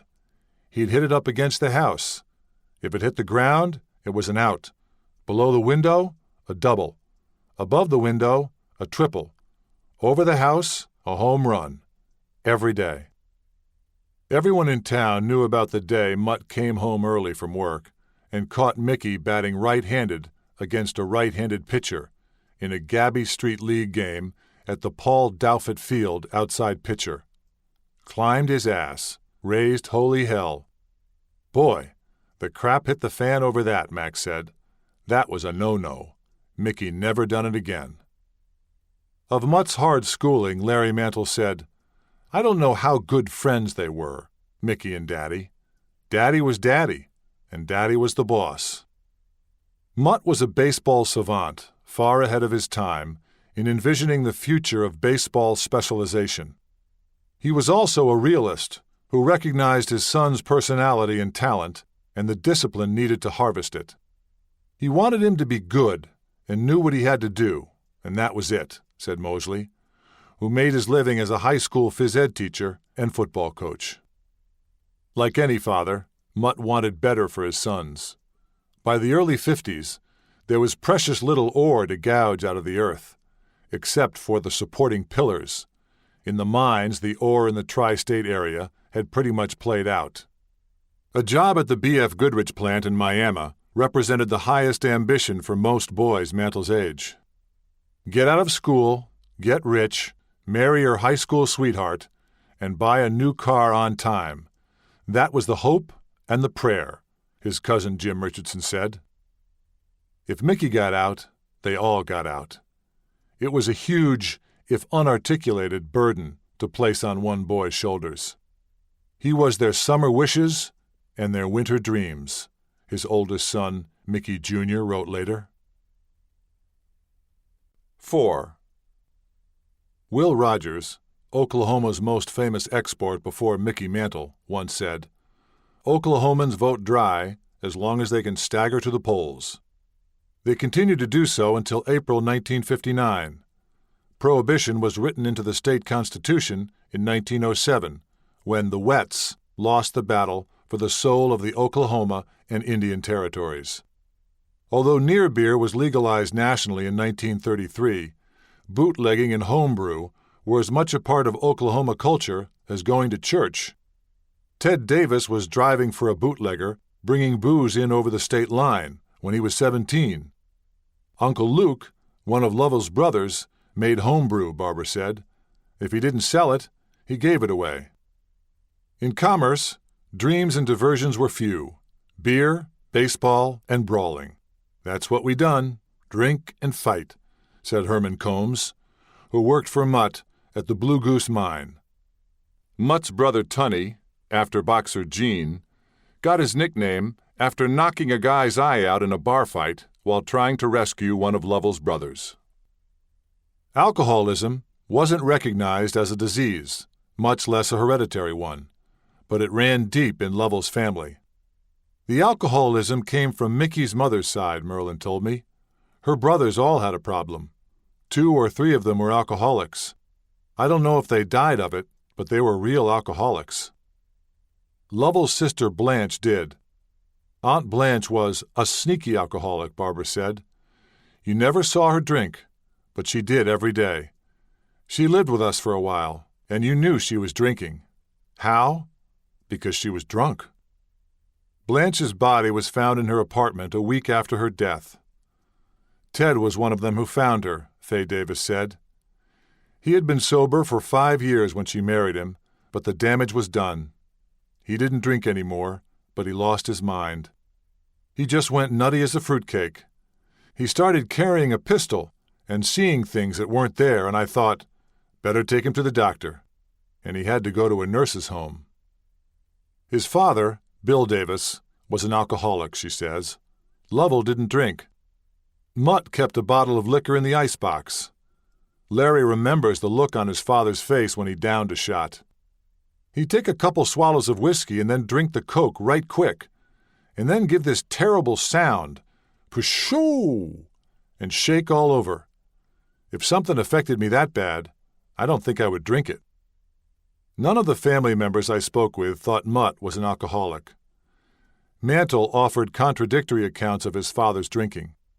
In his 1994 Sports Illustrated confessional, he said, Dad would get drunk once in a while, like when he went to a barn dance and might have 5 or 6 drinks. Hell, for me 5 or 6 drinks wouldn't have been a full cocktail party. Merlin confided in the wife of Mantle's friend, Larry Melly, at a dinner in the 80s. Mickey can't help the carousing. Mutt was like that. He described Mutt as a habitual drinker in conversations with Herb Gluck, the ghostwriter of The Mick, with his friend Pat Summerall, and in a family history taken by his Georgia physician, Dave Ringer. I think he thought his dad was an alcoholic, Ringer said. Didn't talk a lot about it. Didn't talk much about his dad at all. But I do recall that. Mantle told Greer Johnson, his companion during the last decade of his life, that when he was a boy of 9 or 10, his father would take him to the bars, sit him up on the stool while he drank. He wouldn't have been the first guy in town to do that. He always led me to believe that his dad was an alcoholic, Johnson said. Nick Ferguson recalls outings to local watering holes with Mutt when he and Mickey were teenagers. I guess he was about 16 and I was 2 years older, he said. Mutt took us both to a local drive-in-like thing and got beer for Mickey when he was underage. Wasn't no such thing as underage, Max Mantle said. 5. Mutt did not want his son to go out for football. Mickey did it anyway, which may be the only documented act of rebellion in his young life. Mosley was the starting quarterback and star athlete at Commerce High. I think he just played because all the rest of us did, Mosley said. He was good and he was fast, scoring 10 touchdowns in 7 games as a fullback in a single wing formation during the one season he played. Showed the opposition a good, clean, white ass, he bragged later to minor league teammates. Ralph Terry, a future Yankee whose hometown played in the Lucky 7 conference against Commerce, said, he'd run 60 yards for a touchdown. 2 or 3 plays later, he'd limp off. Max, the team manager, would rub his legs on the bus ride home. Mutt's worst fears were realized one October afternoon when Mickey was kicked in the left shin during practice just 12 days shy of his 15th birthday. He was the second-string quarterback behind Mosley. While the ball was being handed off, there was a mix-up in the timing of the play. He was helped off the field by his teammates and taken to Max's house, which was close to school. His leg turned black and blue and red and hot, Max said. The Commerce football coach, Alan Woolard, didn't think it was anything serious. until Mantle failed to show up for school the next morning. I went over to his house to check with Mick, and he was on the divan with his ankle propped up, he told a reporter in 1951. It was swollen terrifically and was as red as watermelon. He also had a temperature of 103.5 degrees. We immediately took him over to the Pitcher Hospital, and they started treating him at once. In telling the story of his infamous childhood infirmity, Mantle always minimized its impact, as well as its duration. He got kicked in the shin, went to the hospital, doctors threatened to cut off his leg, and he and his limb were saved by the heroic intervention of his mother, who told the Sawbones, "Like hell you are." A new wonder drug called penicillin also helped. In fact, he was hospitalized 5 times over a period of 13 months. During those 40 days in the hospital, he was exposed to more than a whiff of mortality. It was a wonder he didn't die, said Bennett. He was yellow in color and pale. The sequence of events was recounted in a local newspaper in 1951 and reprinted in a 1997 Ottawa County historical brochure. Medical records at the hospital show that Mantle was first admitted on October 10, 1946, for treatment of an infection at the lower end of the tibia on the left leg. Penicillin treatments of approximately 50,000 units every 3 hours were given. He received approximately 300,000 units a day. He was first dismissed on October 22nd. At the time, osteomyelitis was suspected, but there were no definite indications. A short time later, on November 15, 1946, Mickey again was admitted, received treatment, and was dismissed November 18th. Osteomyelitis is a bacterial infection of the bone, usually caused by trauma. Recognized by physicians since antiquity, it was little understood in commerce, where it was called TB of the bone or cancer of the bone. Neither was a trivial diagnosis in an area ravaged by tuberculosis and in a family that had just lost a grandfather and an uncle to cancer. Prior to the advent of antibiotics, osteomyelitis was treated with maggots, which ate away the diseased flesh, or by amputation. Mantle's half-brother, Ted, was treated with maggots during a childhood bout with the disease and suffered a recurrence due to shrapnel wounds he received in the Korean War. Mantle never mentioned receiving maggot treatment, but a physician in Pitcher later told Max Mantle's wife that he had, his cousin said. Osteomyelitis can be chronic or acute, and it can recur without warning. Mantle never spoke of having a prior occurrence or a later one, but friends and family remember him as puny and sickly, with boils on his arms and legs. Bad blood was the common diagnosis. A nurse for the Tri-State Zinc and Lead Ore Producers Association, a local Florence Nightingale named Ruth Hulsman, inoculated children against typhoid fever, smallpox, and diphtheria, and provided them with shoes and clothing.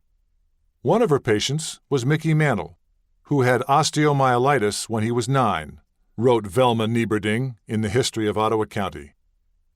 After Hulsman's death, her daughter told the Miami News Record, one of her biggest thrills was watching Mickey Mantle reach success, since he was one of the children she took to Oklahoma City when he was just a boy for treatment of osteomyelitis. She would always watch his ball games and tell us, "That's one of my children." This account suggests the possibility of an earlier infection reactivated by the football injury. Certainly, that was Bill Mosley's suspicion. "I felt like he'd had that all along and that it was holding him back," Mosley said. In June 1942, there was just enough penicillin in the United States for 10 patients. 2 years later, 2.3 million doses were available to treat the wounded during the invasion of Normandy.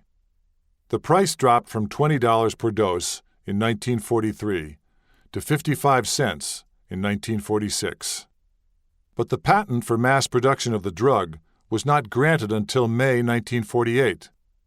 It's difficult to say which is more miraculous, that the drug was available in Pitcher, Oklahoma, in the fall of 1946, or that Mantle recovered from the disease after receiving approximately 7% of today's standard dose. And Mantle wasn't exactly diligent about taking his medicine. His cousin Jim Richardson remembers seeing all those pills laid out there on the ground outside the hospital room window. According to the Ottawa County newspaper reprint, it was during his third trip to the hospital that definite evidence of osteomyelitis was found, showing up in X-rays of the bone. This was Mantle's longest stay in the hospital, beginning March 27, 1947, and ending April 10th. The swelling of his leg became more prominent, and the pain was more noticeable according to a hospital physician. During this stay, an operation was performed on the injured leg, with an abscess being opened and drainage started. The procedure didn't have a fancy name. Scraped the bone, Max Mantle said. It left an indentation in his shin large enough that you could lay a pickle jar lid over it, said Don Seeger, a former assistant trainer for the Yankees. And it wasn't a pretty scar either. It had a keloid effect. When they brought him home from the hospital, his mother had to carry him on her back to and from the outhouse. The infection and the mortification persisted. Lovell applied for public assistance in order to get the funds for him to stay at the Crippled Children's Hospital in Oklahoma City in late July and early August, where he received increased treatments with sulfa drugs and penicillin. They gave him 50 shots of that stuff every 30 hours, Max said. He was in Children's Hospital when Max's father, Tunney, died of cancer at age 34. Mantle was hospitalized in Pitcher for one more week at the end of November.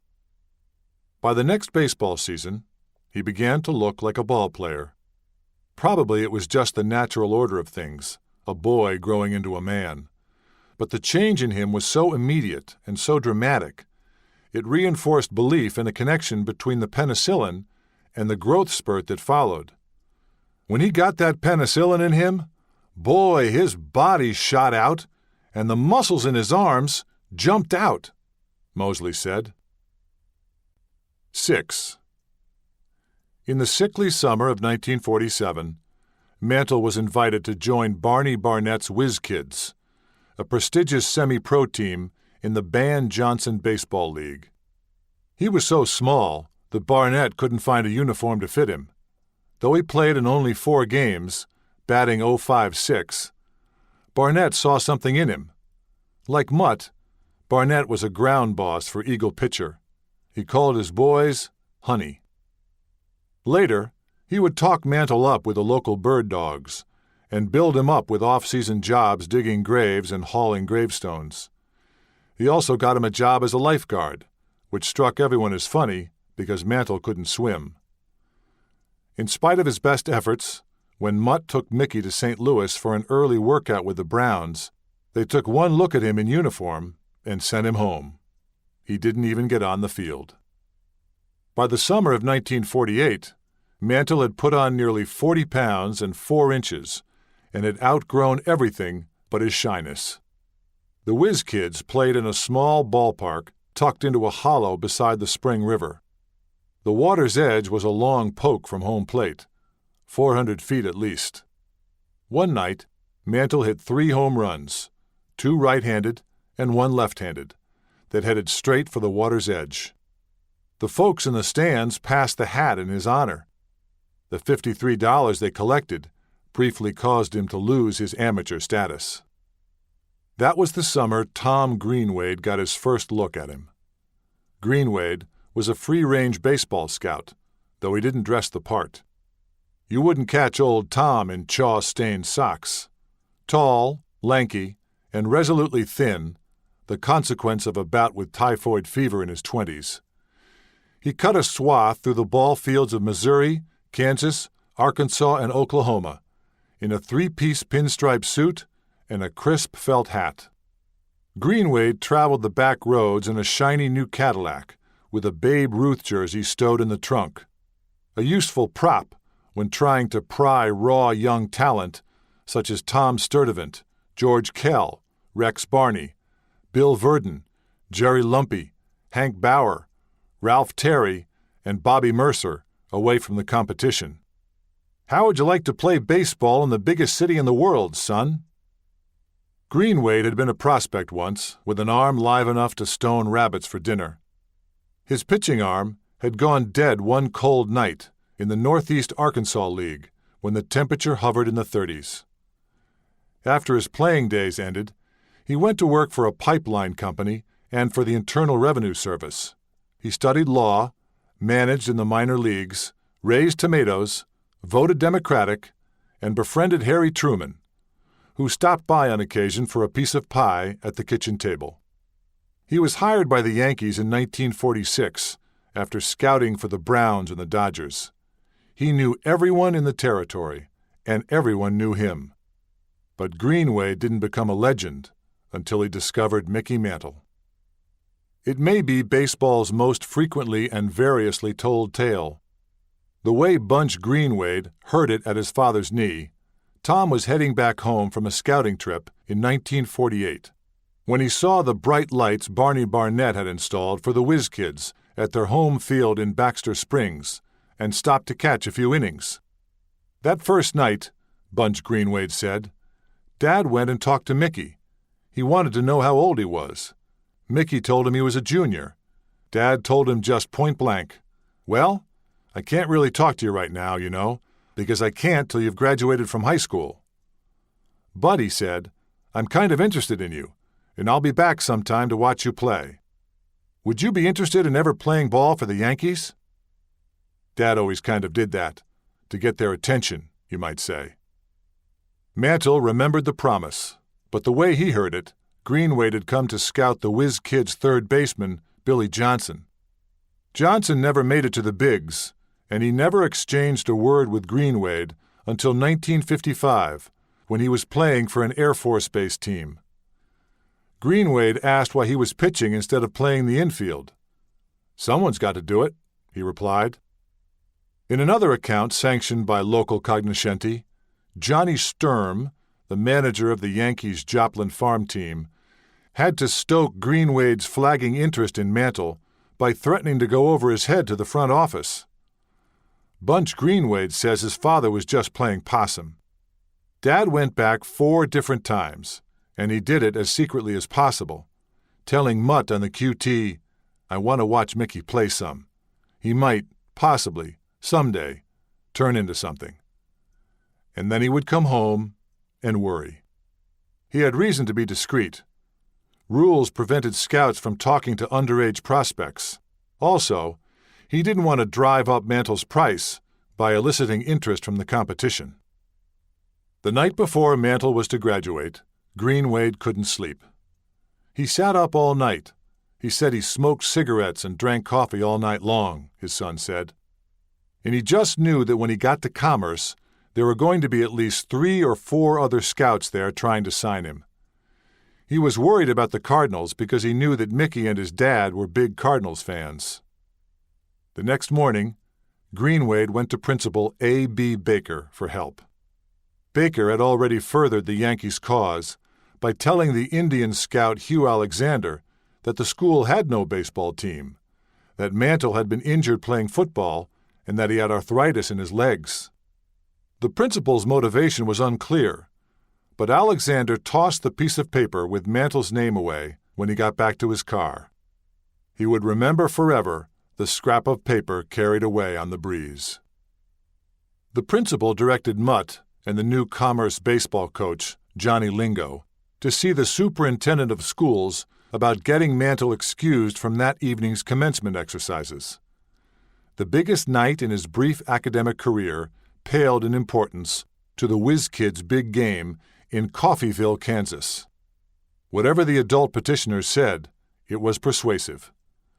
Lingo described Mantle's ad hoc graduation ceremony in a 1953 article by Milton Gross for Sport magazine. Albert Stewart, our superintendent of schools, came Friday, and he handed Mickey his diploma in advance and told him he was graduated. The scholar was given no say in the decision, but he did get a new pair of baseball spikes. Because he had graduated, he had to turn in his school-issued equipment. Lingo told his wife, Charlene, I ended up buying him a pair of cleats so we could play that night. 7. That evening in Coffeyville, Mantle went 3 for 4 with 2 home runs, 1 from each side of the plate. Greenwade, who later claimed he didn't know Mantle was a switch hitter until that game, played down his talents when he spoke to Mutt. Marginal prospect. Might make it, might not. Kind of small. Not a major league shortstop. Imagine how galling it must have been every time Mantle heard Greenwade later boast, "The first time I saw Mantle, I knew how Paul Critchell felt when he first saw Lou Gehrig." Greenwade told the Mantles he had an appointment to see Jim Baumer, another highly touted shortstop, the next evening, but promised to return to see Mantle in Baxter Springs on Sunday night. Heavy weather was expected, and it arrived as promised, along with Greenwade, who pulled his car onto the grass behind home plate. When the heavens opened up, the haggling over Mantle's future began in earnest in Greenwade's Cadillac. Whiz Kid Wiley Pitts swears that lightning struck the light stanchions, bulbs popping and fizzing and showering the field with sparks the moment Mantle became a Yankee. Just like the natural, he said. Negotiations proceeded in the dark. Greenwade offered less than what Mantle could make working in the mines and playing semi-pro ball. Mutt objected. The scout effected some math on the back of an envelope and added a sweetener. A bonus of $1,150 to be paid by the Independence Club as follows: $400 upon approval of contract, and the remainder $750 payable on June 30th, 1949, if player retained by Independence or any assignee club. The salary for the remainder of the 1949 season was $140 a month. It was New York's biggest steal, since Peter Minuit paid the Indians $24 for the island of Manhattan. Mantle accepted, he later told Leonard Schechter of the New York Post, because "I didn't think anybody else wanted me." It's not as if bonus money was unavailable. Baseball didn't impose limits on signing bonuses until 1955. Cal Segrist, who was signed by the Yankees in 1951 with a $50,000 bonus, played in 20 Major League games. Jim Baumer received a $25,000 bonus from the Chicago White Sox and played 8 games. But Greenwade spent the Yankees' money carefully. He gave pitcher Ralph Terry a $2,000 bonus in 1953. What gripes you about those scouts in those days is they sign a guy out of poverty, and he'd make the big leagues, and then they'd brag about how cheap they got you, Terry said. 8. The Yankees sent Mantle to Independence, Missouri, a 150-mile round trip from home. Mutt wanted him close by, to eyeball him and to keep an eye on him. In June 1949, Mutt delivered him to a boarding house at 405 South 10th Street in Independence, where he shared a double bed with his roommate, Bob Mallon. Mutt unloaded his luggage, spoke earnestly to his son, telling him to mind manager Harry Kraft and to be a team player, and left. The 1949 roster for the Independence Yankees of the Class D Kansas-Oklahoma-Missouri KOM League was a melting pot of raw-boned boys and veteran ballast, married men and teenagers, prospects and has-beens. The lights were bad, the pitchers threw hard, and Mickey Mantle was just another ball player. He answered to his given name, Mickey Charles, and addressed his elders as Sir or Mr. Bunny Mick, a Yankee instructor, thought he was Jack Armstrong. To his teammates, he was a fun-loving, prank-playing teenager whose idea of a good time was hanging boogers from the ceiling of a friend's car. Dingleberries featured prominently in his comic patter.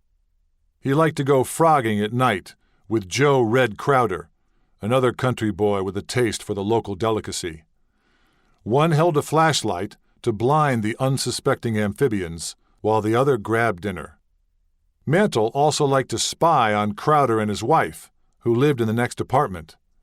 Mick would say, "Bob, come here, they're doing it," Mallon said. You'd hear the bed squeak, We'd get in the closet and listen. He threw his knuckleball relentlessly, if not well. Teammates quit warming up with him. First baseman dreaded being on the other end of his strong but errant throws. "I'm a married man," cried Cromer Smotherman in 1950. Mantle proved a generous shortstop, making more than 100 errors in the 184 games he played in 2 years in the minors. Hit it to Mantle and run like hell was the opposing strategy.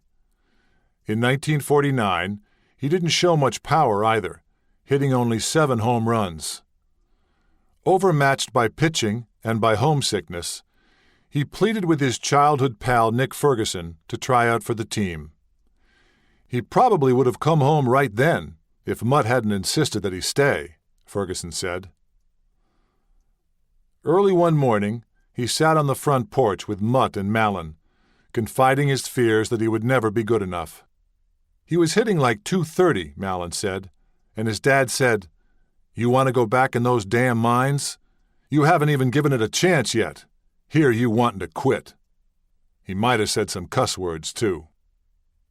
Mantle was afraid the Yankees would send him home before his $750 bonus kicked in on June 30th. His insecurity was palpable. Teammates found him soft-hearted and unexpectedly tender.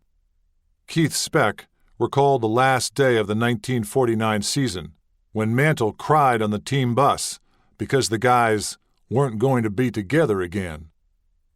"I think Mickey was probably more fragile than most folks realize," Bunch Greenwade said. "His feelings ran deep." They all heard about his Uncle Tunny, who had died 2 years earlier, and his grandfather, who had died 3 years before that. "Every part of my family's dying," Mantle would say, crying on roommate Carl Lombardi's shoulder. They all remembered it because it was jarring to hear a teenage boy say he didn't think he'd see age 40. He fretted about a recurrence of osteomyelitis and limped on the base paths. He feared that more than anything, Lombardi said. He said to me many a time, "You know, this can kick up any time." His teammates barely recognized him when he reported for spring training with the Class C Joplin Miners in 1950. "What the hell did you do?" demanded Steve Crayley. "He looked like a blacksmith and sprinted like a cheetah. The ground shook when he ran by," Jack Haston said. His strength and speed were equaled by intensity and temper.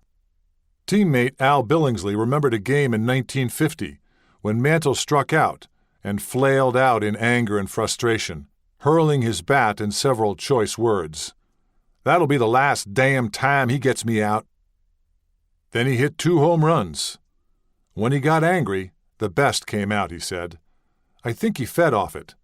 There was something special about him, and maybe he knew it." Billingsley also recalled a 3-for-4 game with a home run, after which Mutt reproved his son, "You would have had 4 hits if you would have hustled on that ground ball." Failure also made him petulant. When Mutt asked Lombardi how Mickey was doing, Lombardi replied, "He'll be great if he quits pouting." Manager Harry Croft asked Smotherman to stick by Mantle's side and see if he could steady the boy. He sat beside Mantle on the bench and on the team bus, sometimes passing him a piece of gum on which to take out his frustrations. "I lived mentally with him as much as anybody could," Smotherman said. "He had mood swings. He expected to get a hit each time he was at bat. He was never, ever satisfied." When the last game ended and the pennant was won, Mantle was despondent. He hadn't gotten enough hits. "He was the league leader in every department, including strikeouts," Smotherman said. He needed a way to blow off steam. When the Miners were home in Joplin, Mutt took him back to Commerce after the game, in part, Lombardi said, to save the rent, and in part because he was concerned about how much time his son was spending in the local pool hall drinking beer. It was often enough, Lombardi said, that sometimes Mickey used to come to the ballpark and say, "Hey, Carl, I don't feel that good. You'd better cover up for me." Not that I want to condemn him for it, because we all drank. We all had beer, but it continued when he went home with the boys and went to the pool hall. Mantle finished the season with a batting average of .383, with 199 hits, 30 doubles, 12 triples, 26 home runs, 90 strikeouts, 94 walks, 136 RBIs, and 141 runs, and was named the most valuable player of the Western League. In his end-of-year report, Kraft called him just an average SS, and recommended sending him to the Yankees' Double-A team in Beaumont, Texas, in 1951, to learn another position and incubate for another year. The Yankees rewarded him with a 2-week call up to the major leagues. Smotherman took him to a men's store in St. Joe's to buy a big league suit. Mantle asked him to pick it out. No one figured he was going up to stay, and no one would have predicted they had seen Mantle as whole as he would ever be in a baseball uniform. "I saw him at his peak," Haston said, "when he was 18 years old and could do anything on the ball field." When the New Yorkers opened their 1951 Cactus League season against the Cleveland Indians in Tucson, Mickey Mantle was the starting center fielder for the New York Yankees. He got 3 hits. The next day he was conked on the forehead by a line drive while trying to adjust his sunglasses. He had never worn them before. The southwest sun was so intense that players slathered black shoe polish under their eyes to minimize glare radiating off their cheeks. "Still couldn't see," said Al Rosen, the Indians' third baseman. In the Indians' dugout, Mantle's blunder was greeted with sympathy and laughter. "Here comes a kid, and everybody is talking about how great he is," Rosen said. "First thing, he gets hit with a fly ball. Everybody says, 'Some kind of great.' I never saw him drop another fly ball, by the way." By the end of spring training, when Mantle threw out a runner at third who unwisely wandered off the bag on a fly ball to right to complete a rare 9-5 double play, Henrik declared his work done. "Best throw I've ever seen," he said. Players size up other players. That spring, rookies and veterans alike stopped to watch when Stengel's protege took batting practice. "It was like he was hitting golf balls," Yankee pitcher Tommy Burns said. "Who in the heck is this kid?" wondered Yogi Berra. Mantle's talents were unprecedented. Only 4 switch hitters played regularly in the majors in 1951, and none of them ever hit more than 18 home runs. "He has more speed than any slugger and more slug than any speedster, and nobody has ever made more of both of them together," Stengel declared. "This kid ain't logical. He's too good. It's very confusing." Compounding Stengel's befuddlement was the disconnect between Mantle's power and his actual size. At only 5 feet 11 and maybe 185 pounds, he wasn't big at all. Yankee pitcher Eddie Lopat was first to observe, "That kid gets bigger the more clothes he takes off." Potential is the most elastic of human qualities. By the time the Yankees boarded the train for California, the dispatches being wired back east were inflated with wonder and speculation. How much more might he grow? And if he filled out, what place in baseball history might he occupy? Stan Isaacs, writing for the Daily Compass, was the lone voice of reason, but he had the advantage of being in New York. Since the start of spring training, the typewriter keys out of the training camps have been pounding out one name to the people back home. No matter what paper you read or what day, you'll get Mickey Mantle, more Mickey Mantle, and still more Mickey Mantle. Never in the history of baseball has the game known the wonder to equal this Yankee rookie. Every day there's some other glorious phrase as the baseball writers outdo themselves in attempts to describe the antics of this wonder. He's faster than Cobb. He hits with power from both sides of the plate the way Frankie Frisch used to. He takes all the publicity in stride, an unspoiled kid, sure to go down as one of the real greats of baseball. Mantle wasn't in the starting lineup when the Yankees arrived in Los Angeles on Friday, March 16th, to play the Hollywood Stars. The game was a sellout. Across town, the St. Louis Browns and the Chicago White Sox played in front of 235 fans, including their unhappy owners. The Yankees would draw nearly 140,000 during their 10 days in California, according to the Los Angeles Times. The next morning, Nick Ferguson arrived bright and early to take his pal out to breakfast at a Greasy Spoon on Wilshire Boulevard. As Mantle inhaled box after tiny box of cornflakes, Ferguson thought back to the mornings he had spent at the Mantles' home watching Mickey and his twin brothers eat big soup bowls full of cereal. That was one reason the family moved out of Commerce to Dr. Wormington's farm east of town, where they could have some cows and enough milk for all those cornflakes. Mickey milked all 19 of them before heading off to school. After breakfast, Mantle and Ferguson drove to Wrigley Field, the minor league park where Gary Cooper had once stood at home plate, to deliver Lou Gehrig's farewell speech in the pride of the Yankees. Mantle hit a mammoth home run, cannonading the pellet over the center field bleacher fence 412 feet from home plate and another wall beyond, according to the Arizona Republic. Gil McDougald, destined to become 1951's Rookie of the Year, saw a scene often repeated by unwary center fielders. Mickey hit a 2-iron shot, and this guy come running over in center field thinking he was going to catch it. He leaps up, and that ball took off like an airplane over the fence. The center fielder was in a state of shock.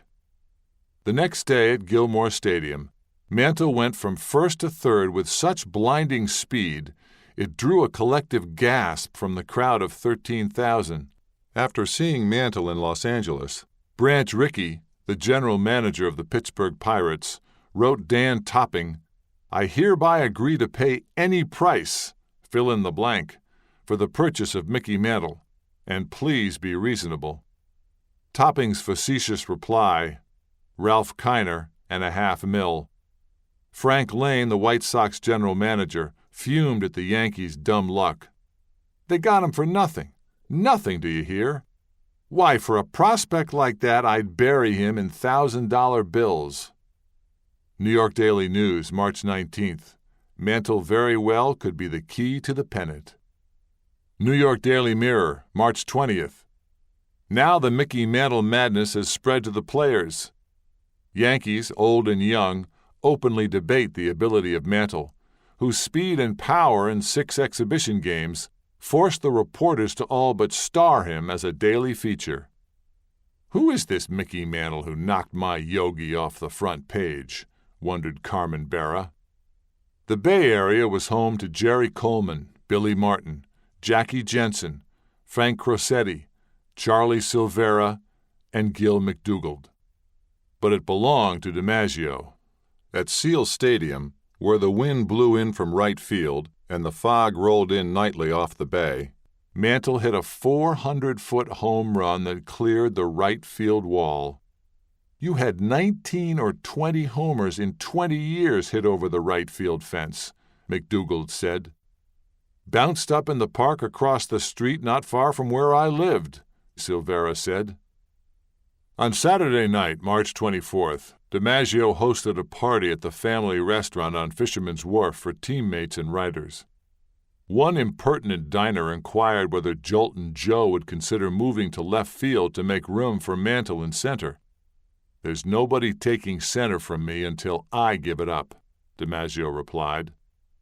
On March 26th, the Yankees were back in Los Angeles to play the Trojans at USC, their last West Coast game. USC's new coach, Rod Dedeaux, had played 2 games for Stengel when he managed the Brooklyn Dodgers. Dedeaux got a bigger bonus in 1935 than Mantle got from the Yankees. 3 of Dedeaux's former players, Hank Workman, Jim Bridewesser, and Wally Hood, were Yankee rookies. He would continue to send talent to the majors for another 30 years. Tom Seaver, Mark McGuire, Randy Johnson, Fred Lynn, Dave Kingman, Bill Lee, and Ron Fairley, among others. The Yankees arrived on campus in time for an 11:30 a.m. luncheon at the University Commons, where, according to pitcher Dave Rankin, Sorority girls played bridge all day and hoped for the best. By then, snug Bovard Field was SRO. Additional stands had been erected and the outfield roped off to accommodate any spillage of customers, the Los Angeles Times reported. The crowd was later estimated at 3,000. Those unable to find seats could listen to a special broadcast on radio station KWKW.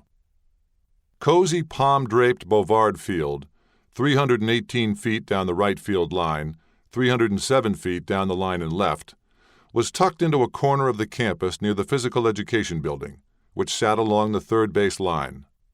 Beyond the right field fence lay a practice field where USC footballers were running spring drills. The impressionable Mantle importuned USC's senior team manager to point out the gridiron stars. Wise guy Phil Rizzuto sent the Trojans' 8-year-old bat boy, Dideau's son, Justin, to keep Mantle company on the bench. "Hey, Rook, I got somebody here your age." The temperature at game time was only 59 degrees, with a wind from the southeast at 6 miles per hour. Conditions were Southern California dry. It hadn't rained in 20 days. The National Weather Service noted some haze. Smog had not yet entered the vocabulary. Tom Lovrich, the Trojans' ace, had already beaten the Pittsburgh Pirates and the Hollywood Stars that spring. A side-arming right-hander who threw a heavy, sinking fastball, he would go on to a respectable career in Triple-A ball. When Mantle came to bat in the first inning, Lovrich didn't even know that he was a switch hitter. Dideau told him, "When in doubt, keep the ball low."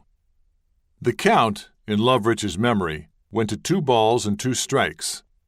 His intention was to throw the next pitch low and away, trying to entice Mantle to chase something off the plate, which he did. The pitch couldn't have been more than 8 inches off the ground. Our catcher, John Burkhead, kind of dove or fell to his side to block a wild pitch, Lovrich said. Mantle actually stepped out of the box and reached across the plate. How he reached it, we never knew. You knew the ball was hit. It had that sound, a pitcher's unfavorite sound. Dideau stood mouth agape. You heard the swish before you heard the sound of the bat as the ball disappeared into the day. In a 1986 letter to baseball researcher Paul E. Sussman, thanking him for his unrelenting interest in the matter, the Trojan center fielder Tom Rich described the play this way. Rich ran just to the right of the 439-foot sign at the fence.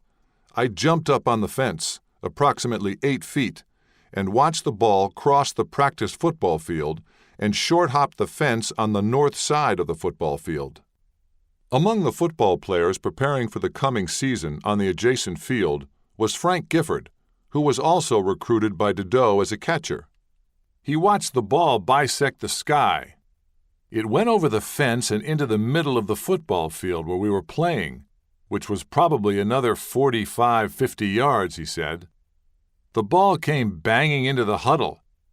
It bounced and hit my foot. I said, "Who the hell hit that?" Somebody said, "Some kid named Mickey." We didn't like baseball players. We thought they were gay. It was like, who are these freaks who could enter our domain? Gifford was the last man on the field to see the ball. It was never retrieved, Rod Dideau said. We never saw it again. Mantle was greeted in the dugout with hooting and hollering unseemly for an exhibition game against a collegiate team. They pounded him, Justin Dideau said. They knew they had seen something. The bat boy regarded Mantle's discarded bludgeon with wonder.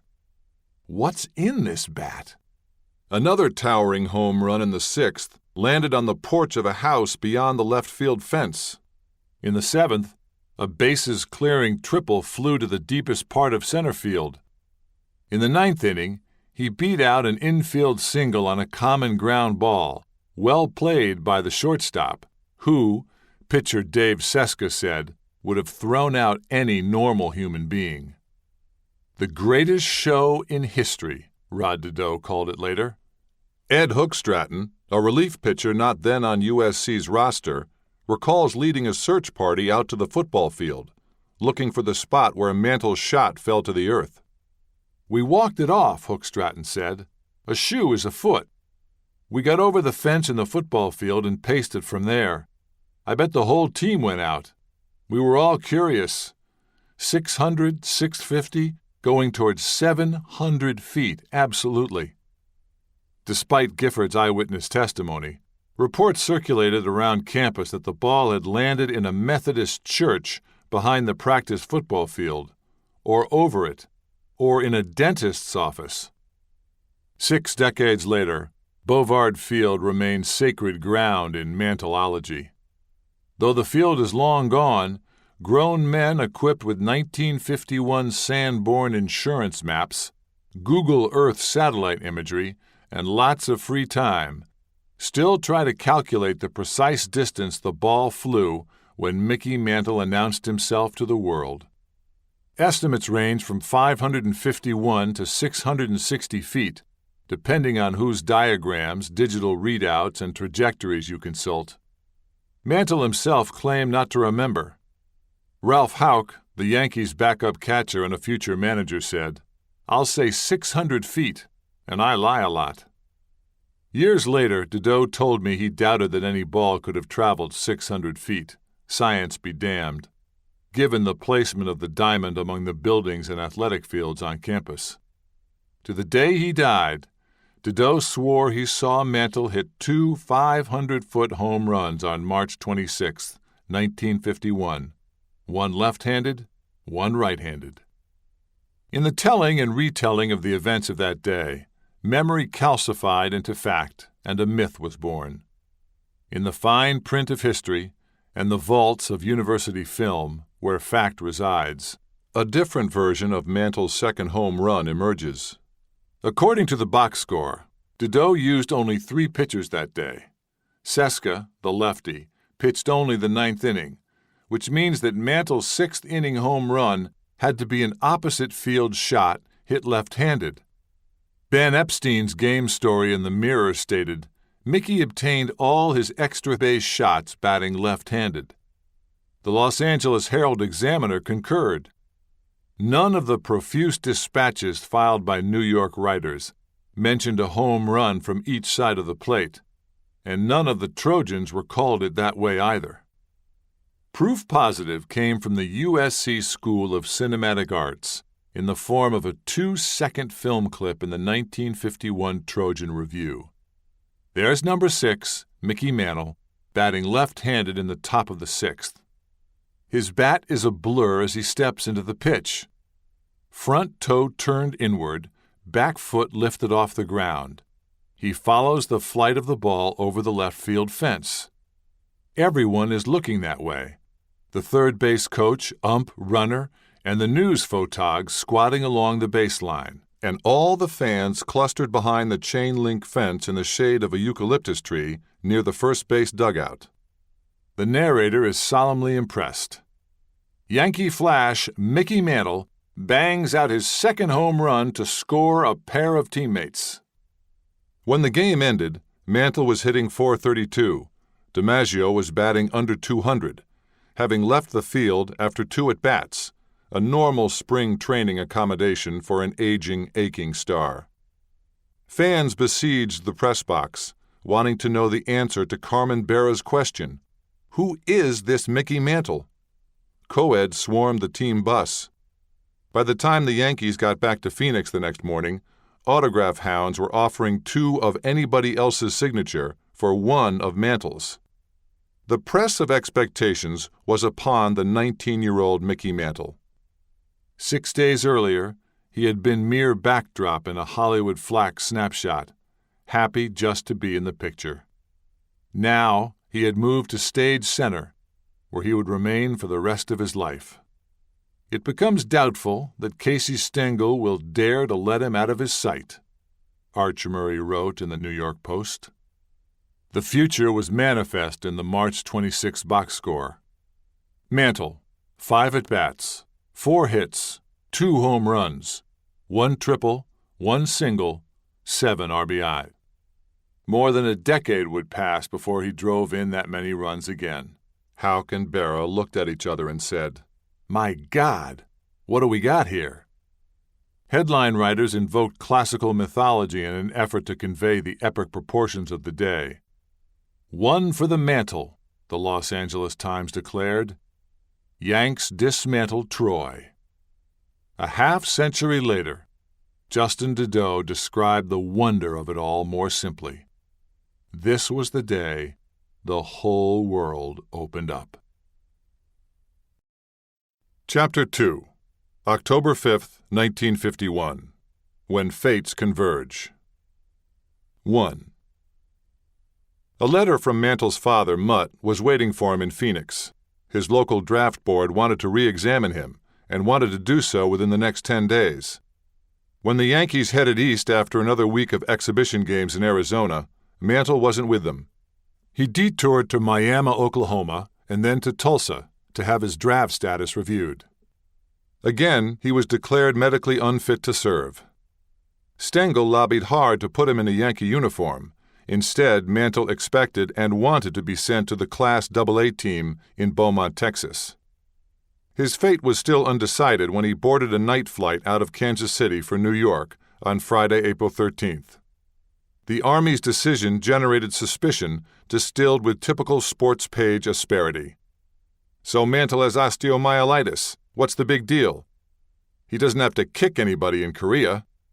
Welcome to the big city, kid." Landing at 7:30 a.m. Saturday, he headed straight for Ebbets Field, where the Yankees were scheduled to play the Dodgers in the second game of the annual Interborough Exhibition Series. Mantle prevailed upon Stengel to put him in the starting lineup, but not before the manager showed him how to play the tough right field corner that had been his turf when he played for the Dodgers at the dawn of the 20th century. "First time the kid ever saw concrete," Stengel told his writers. They were always his writers. On Sunday, the kid went 4 for 4, with a home run over the 38-foot scoreboard in right field. General Manager George Weiss put him on the Major League roster. The next DiMaggio had arrived before the original departed. There was tension in that for both of them. "How'd you like to replace George Washington?" said teammate Jerry Coleman. Stengel didn't make it easier. Stengel loved Mantle and didn't like DiMaggio, said future Hall of Famer manager Whitey Herzog. So Joe held that against Mickey. That was apparent when the Yankees opened the season against the Red Sox at the stadium on April 17th. DiMaggio pointed him out to columnist Jimmy Cannon. "This is the next great ball player." But when an enterprising photographer posed DiMaggio and Ted Williams on either side of Mantle, Joe D. declined the opportunity to introduce them. The splendid Splinter handled the niceties himself. There was a time back in high school when Mantle idled through fourth-period study hall with a 2-page magazine spread devoted to Joltin' Joe. He bragged to his classmate Joe Barker, "I'm going to take his place in center field at Yankee Stadium." But Stan the Man was Mantle's boyhood idol. He mentioned Musial the day he signed with the Yankees. Weiss immediately corrected that misconception, telling his young star the storyline he was expected to follow. Joe D. was his hero. Given DiMaggio's intimidating frostiness, it was little wonder Mantle never asked for help. Gil McDougald said, "When Joe was in the dugout, nobody would say a word. Joe would sit down. He'd like to smoke, so he'd be sitting down close to the runway. Everybody else would be sitting down toward the water faucet at the end of the dugout." DiMaggio gave 3 years to the war effort, helping to make the world safe by playing baseball for Uncle Sam. He returned to the Yankees in 1946 with an ulcer, an unwanted divorce, and bone spurs that would plague him for the last 6 years of his career. By 1951, it was clear to everyone, including Joe's brother Dom, the Red Sox center fielder, that this season was likely his last. "He staggered through it," Dom said. 2 photographs taken in the Yankees' locker room documented the imminent succession. Pete Sheehy had given Mantle the locker next to DiMaggio's. In the first photo, taken 5 days before opening day, Sheehy is filling the empty cubicles in preparation for the new season, hanging Mantle's crisp number 6 beside DiMaggio's venerable number 5. A week later, Life magazine photographed them in street clothes in posed post-game chat. Mantle sitting on his stool in pants too short to cover his white socks, with DiMaggio towering above him. Joe looks immaculate, the way he always did. White shirt, braces, Countess Mara tie, the whole upwardly mobile bit. "Looked like a senator," Billy Martin said, and Mantle agreed. "Like you needed an invitation to approach him." Red Smith devoted his opening day column in the Herald Tribune to the rookie who played his first major league game wearing impoverished baseball spikes and soles flapping like a radio announcer's jaw. The Commerce Comet hadn't gotten any sleep the night before. He gave the cabbie who took him to the stadium the next morning a nickel on a $3 fare. The son of the under-tipped hack said his father never forgot the slight. Another Yankee rookie, public address announcer Bob Shepard, filled the stadium for the first time with a stentorian voice that sounded older than his years. "In right field, number 6, Mickey Mantle, number 6. A speech teacher who became an adjunct professor at St. John's University, Shepard immediately appreciated the qualities and construction of Mantle's name. Soft, flowing sounds that conveyed his grace, alternating with hard, tough consonants that suggested his power. A staccato rhythm that implied speed. It was almost as if his name embodied the traits that defined him. It said, "He's an American guy from the Midwest," Shepard said. "If it was Michael, it wouldn't be as good."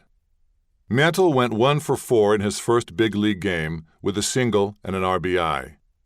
But he was monosyllabic with reporters who wanted to know his every thought.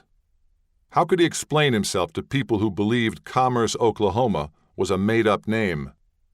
"I was shy, scared," Mantle told me decades later.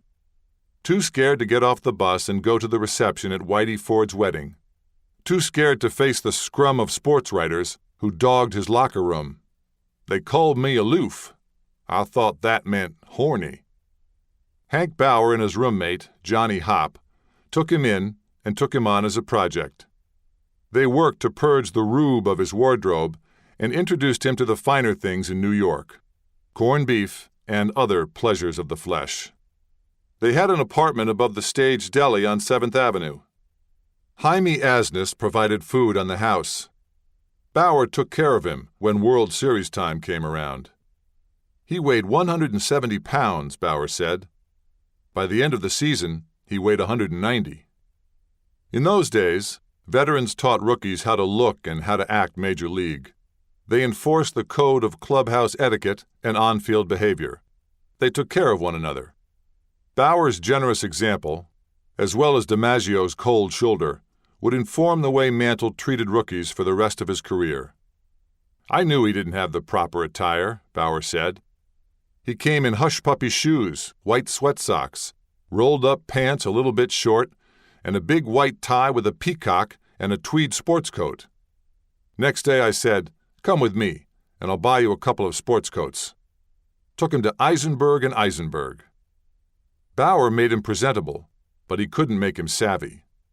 Mantle spent $30 apiece for cashmere sweaters that turned out to be made of a flammable synthetic. He would later purchase $2,700 worth of stock in a non-existent insurance company. He was an easy mark. Very naive about people, Merlin Mantle told me. He would trust shady characters. Older, wiser teammates tried to help. Bobby Brown took him aside in the outfield one day. "You've got the world by the tail. Take good care of yourself. Work hard. Stick with the straight and narrow. You'll make a lot of money." Mutt Mantle knew better than anyone that his son was easily led. He made him that way. He approached Red Patterson, the Yankees' publicity man, for help.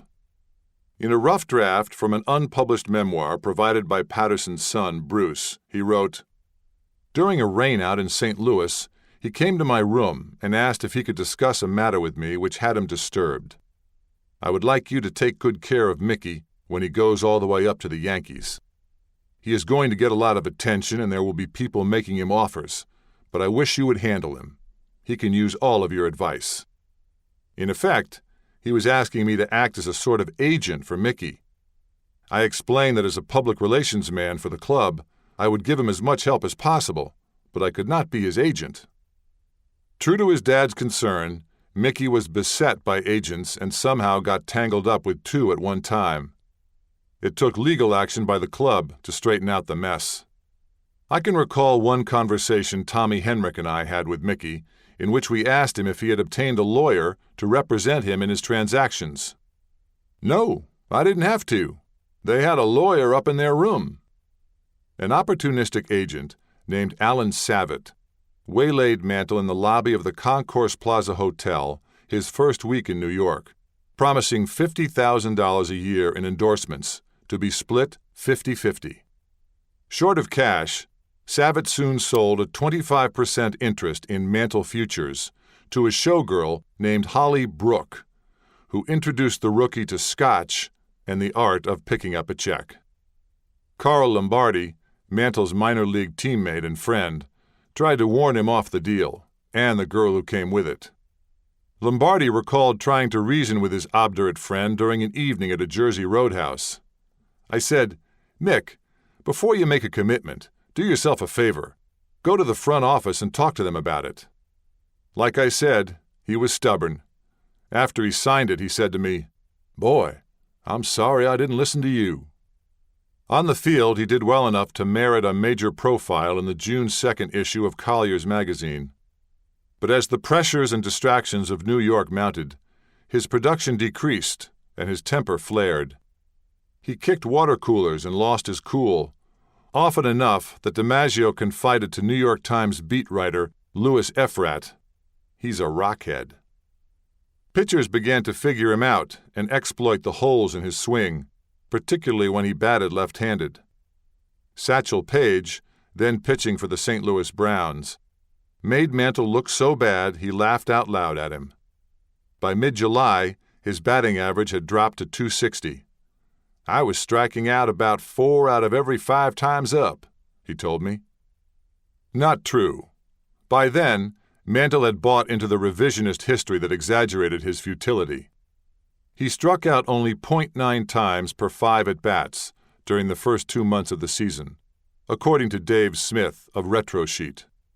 Between May 30th and July 14th, he struck out 25 times in 97 at-bats, 1.56 strikeouts per 5 at-bats. For the season, he averaged 1.09, just a little above his lifetime average of 1.06 strikeouts per 5 at-bats. The fawning newspaper hacks turned into jackals. The next DiMaggio struck out on 3 pitches. On July 14th in Cleveland, Mantle broke up Bob Feller's attempt for his second no-hitter in 2 weeks, with a 6th-inning double. Asked what he had thrown the rookie, Feller said tartly, "A baseball, I presume." After the game, the Yankees announced the purchase of pitcher Art Shalek from Brooklyn, meaning that someone had to be dropped from the roster. 4 days later, Mantle, the team leader in RBI, cried when Stengel told him that he was being sent down to the AAA Kansas City Blues. For years afterward, Mantle would recount the mutually tearful conversation. "This is going to hurt me more than you," the manager insisted. Joe Gallagher, a young gopher doing stats for Mel Allen, saw Mantle in the lobby of the Cadillac Hotel as he was getting ready to leave. He was still crying. "Kind of like it was the end of his career," Gallagher said. All I could say to him was, "You'll be back." He played his first game for the Blues in Milwaukee in a fog so thick he said he might wear a catcher's mask in center field. He dragged a bunt down the first base line for his only hit, showcasing his speed. Manager George Selkirk minced no words, letting him know he was there to regain his swing, which promptly went south. He didn't hit a home run for 12 days. Johnny Blanchard spent 4 days with him before being sent to Double-A. He said, "Make room for me, Blanche. I'm coming down," Blanchard recalled. When his minor league buddy Keith Speck came to visit, Mantle told him, "I ain't never getting back up there." Folks back home and some in the Yankees organization thought he had already acquired too many big league habits. Hank Bauer later told Tony Kubek that when Mantle moved into the apartment above the stage deli, a bottle of Jack Daniels arrived with him. A lot of people thought he'd just got to drinking and carousing so much with Billy Martin and some of these other guys, he got completely out of whack, said Frank Wood, whose father played American Legion ball against Mantle in Pitcher, Oklahoma. One night, Mantle treated his boyhood friend, Bill Mosley, and his wife to a night on the town in Kansas City. Mosley was in the Army, stationed at Fort Scott, 50 miles away. The evening was a revelation, not just because of the style to which Mantle had become accustomed, but because of the bravado with which he indulged, and the conviction that it would not interfere with his ability to play the next day. We're drinking there and eating and everything, things I never heard of before. Caviar, is that right? And a guy by name of Harold Youngman, he's Mickey's sugar daddy, so he's footing the bill. I'm thinking all we had there comes to around $1,000. In my time, that was a lot of money. Still a lot of money. But anyway, we had a ball and I got to talking to Mickey, and come to find out, he's got a doubleheader to play the next day. I don't know how in the hell he did it, but he did. In fact, he wasn't doing much. Welcomed to town as a tonic by the Kansas City Star on July 16th, he became a dejected and harassed young man by August 4th. After that bunt single in his first at-bat, he told me, "The next 22 times up, I didn't even hit the ball at all." His statistical recall was slightly off. He had had 3 hits in his first 18 at-bats for the Blues, but the memory of his futility was indelible. I was pretty scared. Probably I was more disappointed than scared that I wasn't doing better because of my dad, you know. He lived and died for me to be a baseball player, and it looked like I wasn't going to do it. He called his father and said he wanted to come home. I was down, really down. "You wait right there," Mutt said. "I'll be up there." The day before he left for Kansas City, Mutt called Ed Von Moss at the Blue Goose Mine to say he wouldn't be at work the next morning. "I gotta go get that lazy kid of mine," Mutt told him. According to Von Moss's son Jerry, his father reassured Mutt that there was still a place for Mickey in Commerce. "I'll have a job for him." It is unclear exactly when Mutt delivered his ultimatum. The June 1997 edition of the Ottawa County Emporium, a historical newsletter featuring reprints of newspaper stories from Miami, Oklahoma, included this report. Mr. and Mrs. E.C. Mantle and their son Larry, as well as their daughter Barbara and Miss Merlin Johnson, visited Mickey after his home debut for the Blues on Sunday, July 22nd. In his many tellings of the woodshedding session, Mantle edited everyone else out of the meeting at the Aladdin Hotel. But Mutt took the whole family along. Merlin remembered the long, quiet drive to Kansas City. So much was at stake. When they got to the hotel, she recalled, everybody was in the room. Then we went outside, but you could hear. I heard him say, "If that's all the man you are, then get your clothes and let's go home." Mutt did not yell. He spoke with authority. Mick was crying, of course. He was embarrassed because he wasn't cutting the pie. Mantle had expected solace and support, not paternal fury. "I thought he was coming up to give me a pep talk," Mantle told me. "He comes up, walks in the hotel room, and starts throwing all my shit in a bag. I said, 'What's the matter?' He said, 'I thought I raised a man. You ain't nothing but a goddamn coward.' I said, 'Wait a minute.' He said, 'Ah, bullshit. You come and work with me in the mines. I didn't raise a man. I raised a baby.' He was crying and I was crying. I said, 'Well, let me try again.' He said, 'Bullshit. Come on. I came on all the way up here. You're going back with me. You ain't got a gut in your body.' He made me feel I was about that tall. Finally, he says, 'I'm gone. If you can't play, get a bus and come home.'"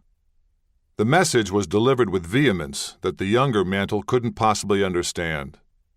True, he had noticed that his father's khakis were hanging loose on his frame.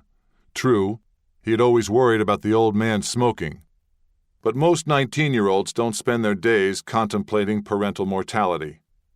Mantle was too young, too immature, too caught up in the thrall of his new life to see the signs of fatal illness and desperation in his father's gaunt, angry face. There was no opportunity for Merlin to be alone with him, much less comfort him. I wouldn't have, she told me. Nobody did. Truth to tell, she wouldn't have been disappointed if he had come on home. After they all went to dinner, the group headed back to Commerce at Mutt's cautious 35 miles per hour, leaving Mantle to decide whether to pack for a 3-week road trip or buy a ticket for Commerce. I thought about it a long time that night, Mantle told me. He opted for the future Mutt wanted for him, and he began to hit. 4 hits in 1 game in Milwaukee, a home run in Louisville, 2 more the next day in Indianapolis, 1 left-handed, 1 right-handed, then another one the following day. 2 days after that, in Toledo, he hit for the supercycle, banging a single, double, triple, and 2 home runs. Within the month, he had 11 home runs, 52 runs scored, and 60 RBI. By late August, he was on his way back to the Bronx, but not without another Army-mandated detour. A 3rd reconsideration of his draft status, prompted by angry letters to the White House and front office concern about negative PR. When he finally arrived in the Yankee clubhouse, he found lucky number 7 hanging in his cubicle. Pete Sheehy had given away number 6 in his absence. The Yankees clinched the pennant in Philadelphia on September 28th, the same day the Giants tied the Dodgers for first place in the National League. Mutt, his brother Emmett, and his pals Turk Miller and Truckee Compton drove east for the World Series. The kids showed them the town.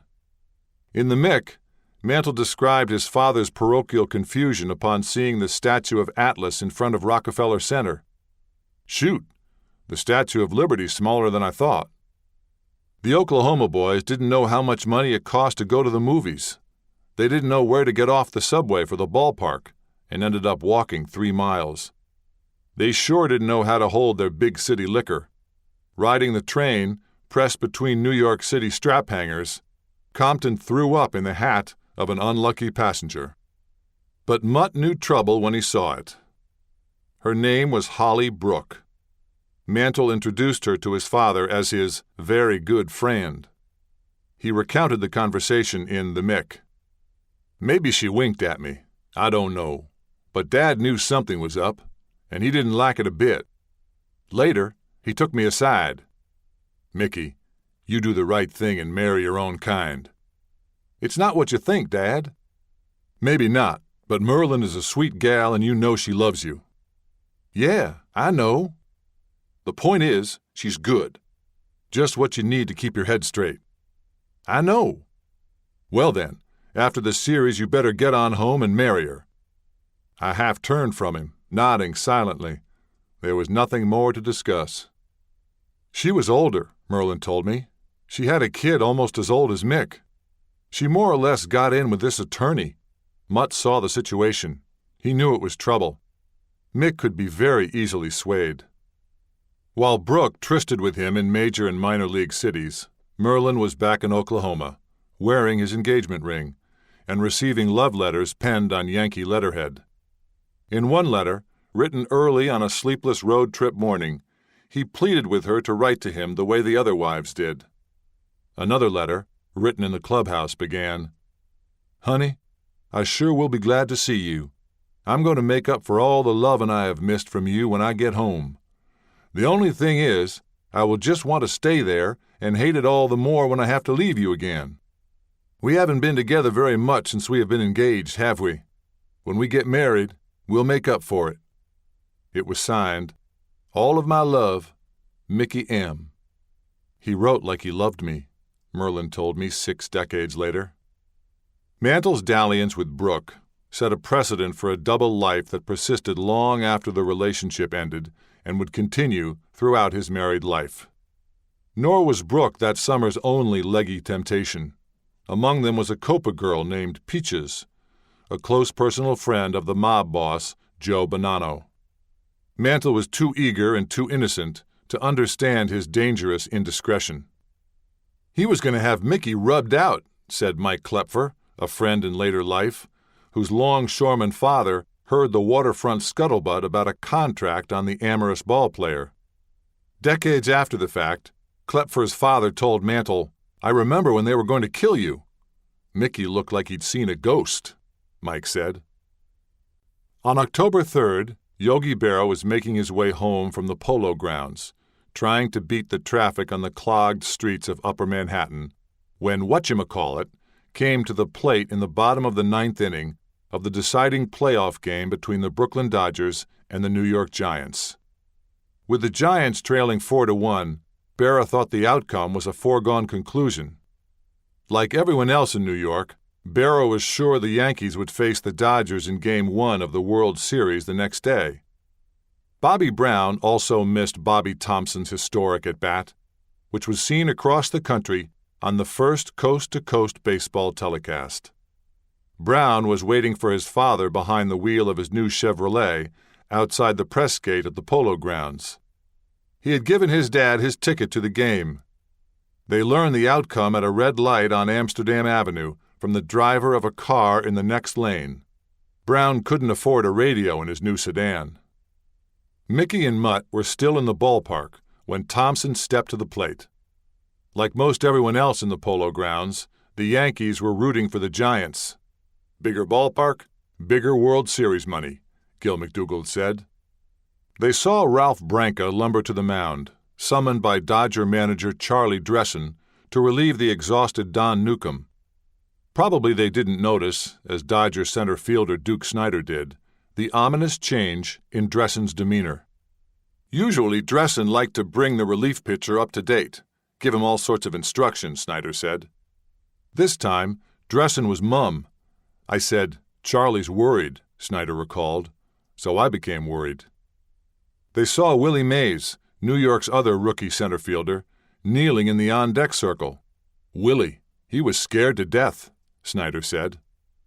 Mays was still kneeling in the on-deck circle when Thompson rounded the bases at 3:58 p.m. Snider had a better view than anyone else of the ball that broke Brooklyn's heart, a line drive that sent Andy Pafko to the left field wall. "I ran over," Snider said. "It was a low-line drive. I was there to receive the carom. I thought I was going to hold him to a double." Thompson's home run would soon be known as the shot heard round the world and the miracle at Coogan's Bluff. When Snider saw it dip over the fence, he said, "I took a right turn and went into the clubhouse in center field and didn't break stride." Snider left the Polo Grounds with his parents, counting effigies of the luckless Ralph Branca hanging from Brooklyn light poles. The Yankees headed to a pre-series bash at the press club. Mantle went to the hotel room of Tom Greenwade, the scout who had landed him there. Greenwade's wife, Florence, answered the door. He said, "Would you mind if I came into your room and just stayed here a while till he gets back?" their son Bunch recalled. He didn't offer an explanation for his appearance at her door or for his glum mood. Florence Greenwade assumed homesickness was the cause.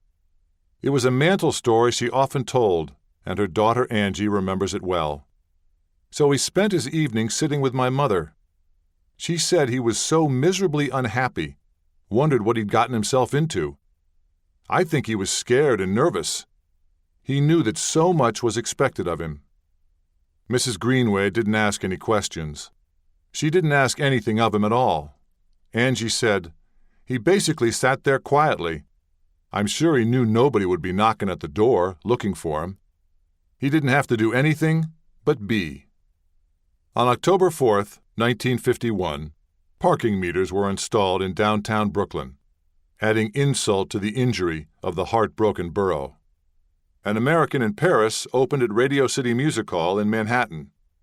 And in the Bronx, Mantle played in his first World Series game.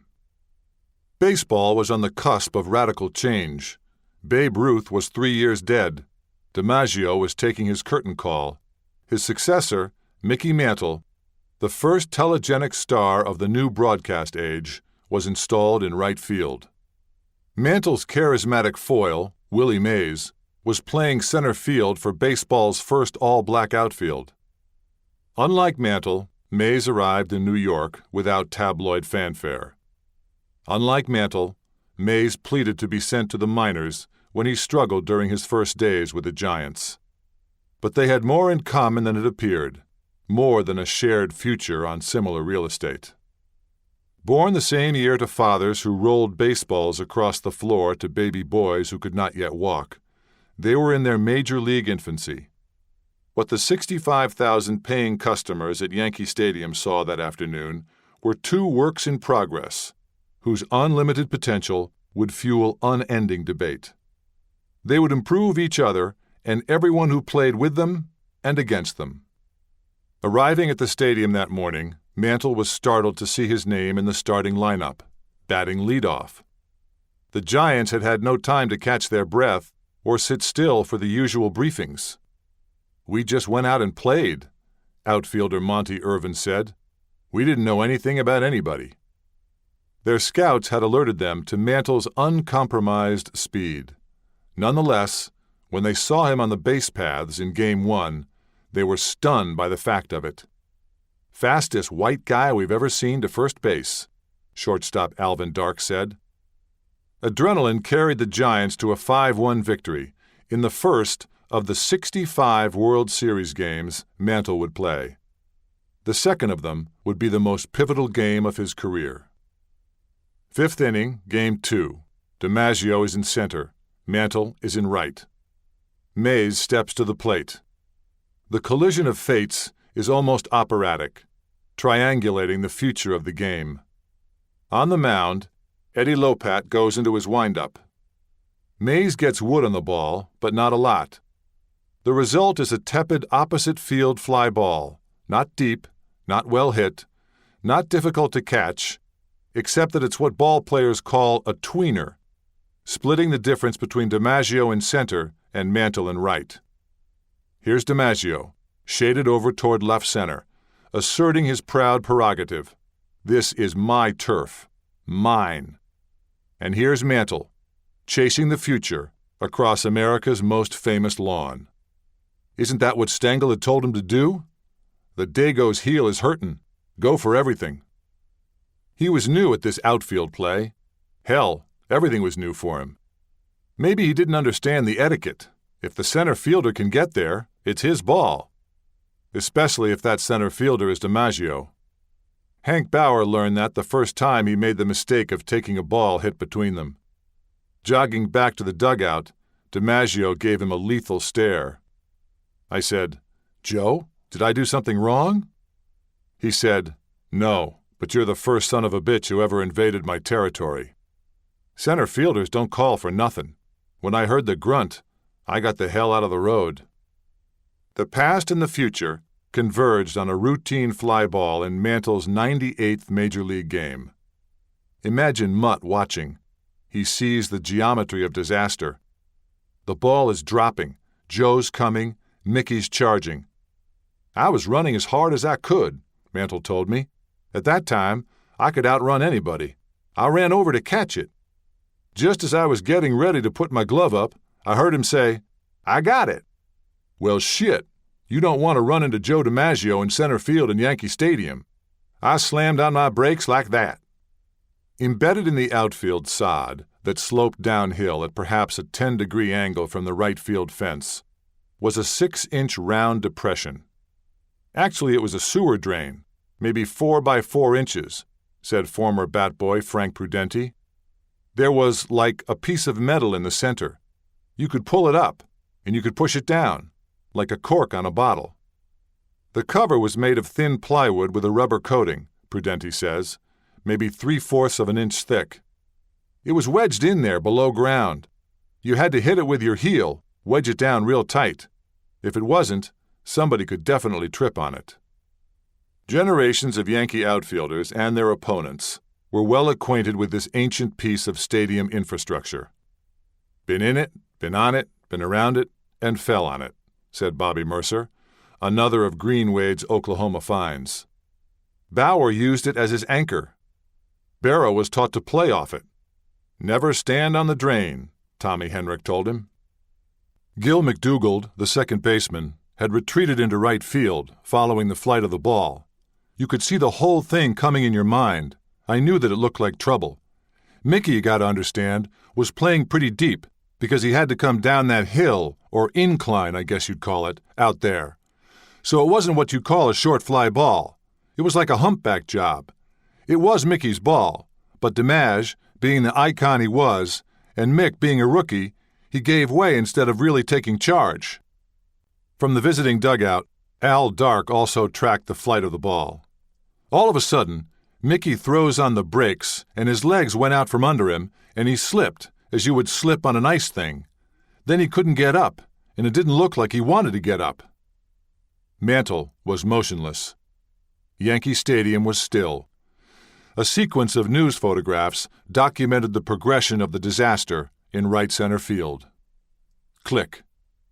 There's DiMaggio camped under the ball, his glove open at his side, looking up into the sun. There's Mantle splayed on the grass in front of the 407 foot sign. The shadows of the championship banners ringing in the stadium point toward his fallen form. His right leg is folded beneath him, the injured knee bent backward at an ugly angle. His left leg extends upward toward the sky. To his left, there is a faint indentation in the grass. Click. Now DiMaggio cradles the ball, his glove pressed against his stomach, and turns toward Mantle. He lowers his uninjured leg like a drawbridge, shifting his full weight onto his side. He buries his head in his arms on the turf. Behind him, the polite grandstand crowd, some in fedoras, some in coats and ties, begins to rise, Windsor knotted necks craning to see. Click. DiMaggio kneels beside him, whispering words of reassurance, a consoling hand resting on his shoulder. They're coming with the stretcher, kid. Mantle said it was their first conversation of the year. Click. Now his teammates come running from the bullpen, their spikes churning up an urgent trail in the warning track dirt. The backup catchers, Charlie Silvera and Ralph Houck, are first to reach him. The only time Houck and I got our picture in the paper, Silvera said. Mantle lies curled in an almost fetal position. He was going full speed, Houck said. He was about to get the ball. Joe more or less ran him off it, Silvera said. They told him not to move, as if he could. He was kind of moaning, relief pitcher Bob Kuzava said. The trainers, they wanted him to stay still because they didn't know what happened. They tried to immobilize him so he isn't going to injure himself anymore. Click. It looked like he'd been shot. He wasn't sure he hadn't been. I was running so fast, my knee just went right out the front of my leg, he told me, trying and failing to reproduce the sound of rupturing flesh and broken promise. It was so sudden, so painful, so shocking that he soiled himself. Shit my pants, he told me, and dared me to write it. Must be like giving birth, he told his friend Mike Klepfer years later.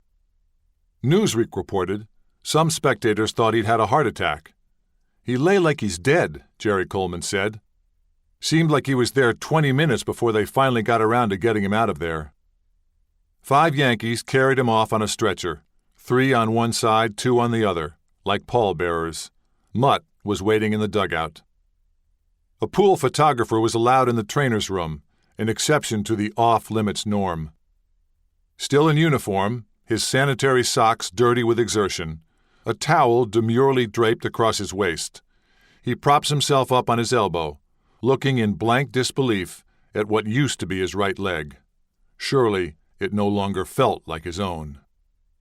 Sidney Gaynor, the team physician, stands impassively at his side, checking the ice pack fixed to his leg. Gaynor initially diagnosed the injury as a torn muscle on the inside of his knee. A day later, he called it a torn ligament. Over time, it would be variously described, by Mantle and a legion of reporters, as torn cartilage, torn ligaments, torn tendons, and a combination of all of the above. Later, in the locker room, Mutt squatted by his son's side as he struggled to put on his argyle socks and his wingtip shoes, glancing up at an inquiring photographer from beneath an errant forelock. Mantle never looked that young again. The Yankees sent him back to his father's hotel, his legs splinted and tightly wrapped. "Come all the way up here, and you bung your knee," chided one of Mutt's Okie pals. "Thought you fainted," Mutt said. Mantle wasn't sure he hadn't. "Naw," he replied with youthful bravado. "I felt like fainting my first game in the Yankee Stadium." Yank's joy over triumph is tempered by loss of Mantle for remaining games, the New York Times declared the next morning. It was the first time he appeared on the front page of the paper of record. On October 5, 1951, a game was won and a fate was sealed. The drain in right center field became a baseball landmark. On opening day of the 1952 season, Mantle would make a pilgrimage to the spot where he had come to grief, as Arthur Daly put it in the Times. "I couldn't find it," he told the columnist, grinning and shuddering at a memory. Daly wrote, he still could not fully comprehend or remember.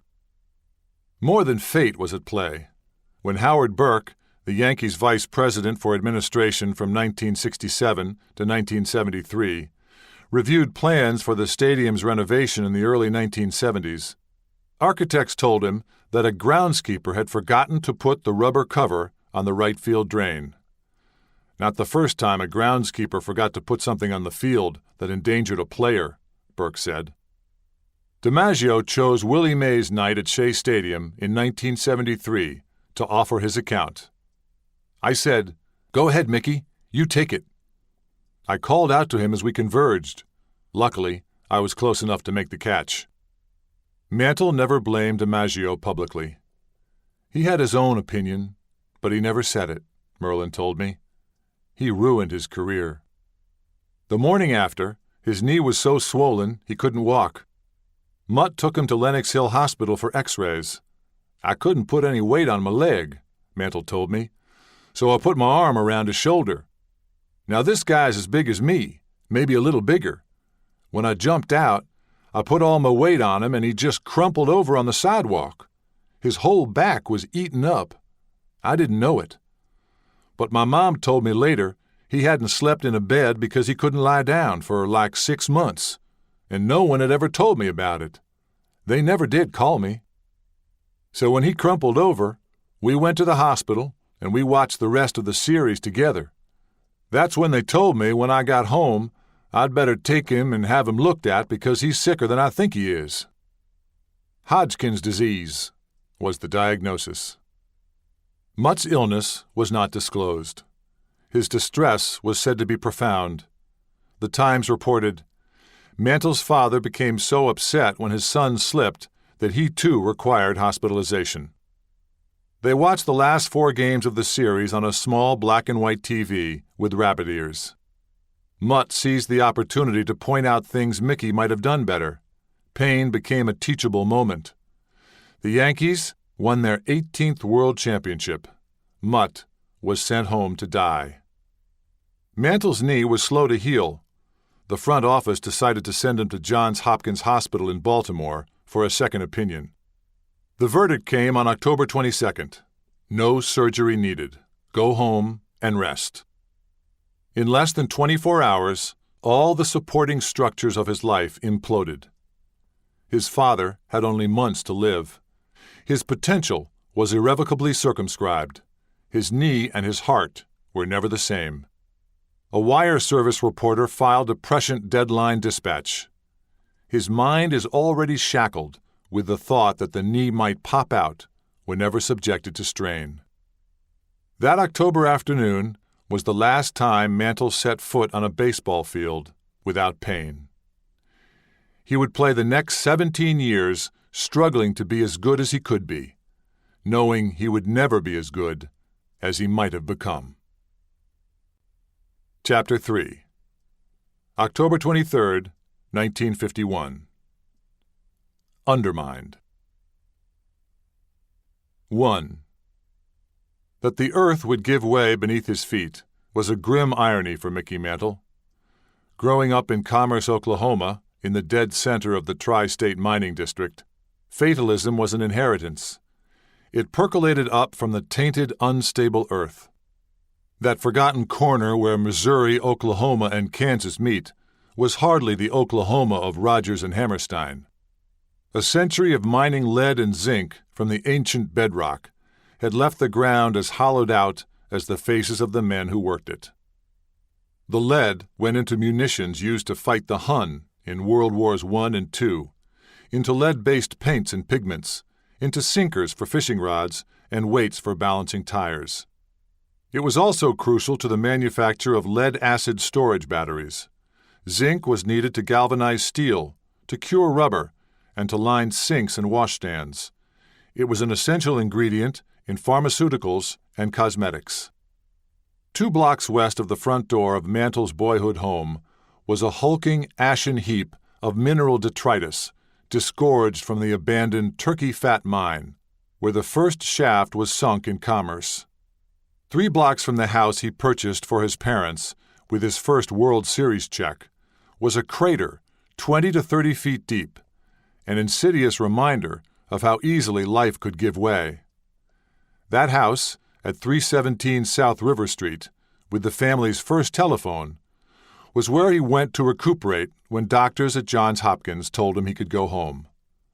By the time he arrived, Mutt had gone back to work as the ground boss at the Blue Goose mine. Even before Mutt got sick, before Mantle ripped up his right knee trying not to run into Joe fucking DiMaggio, he had reason to doubt his own longevity.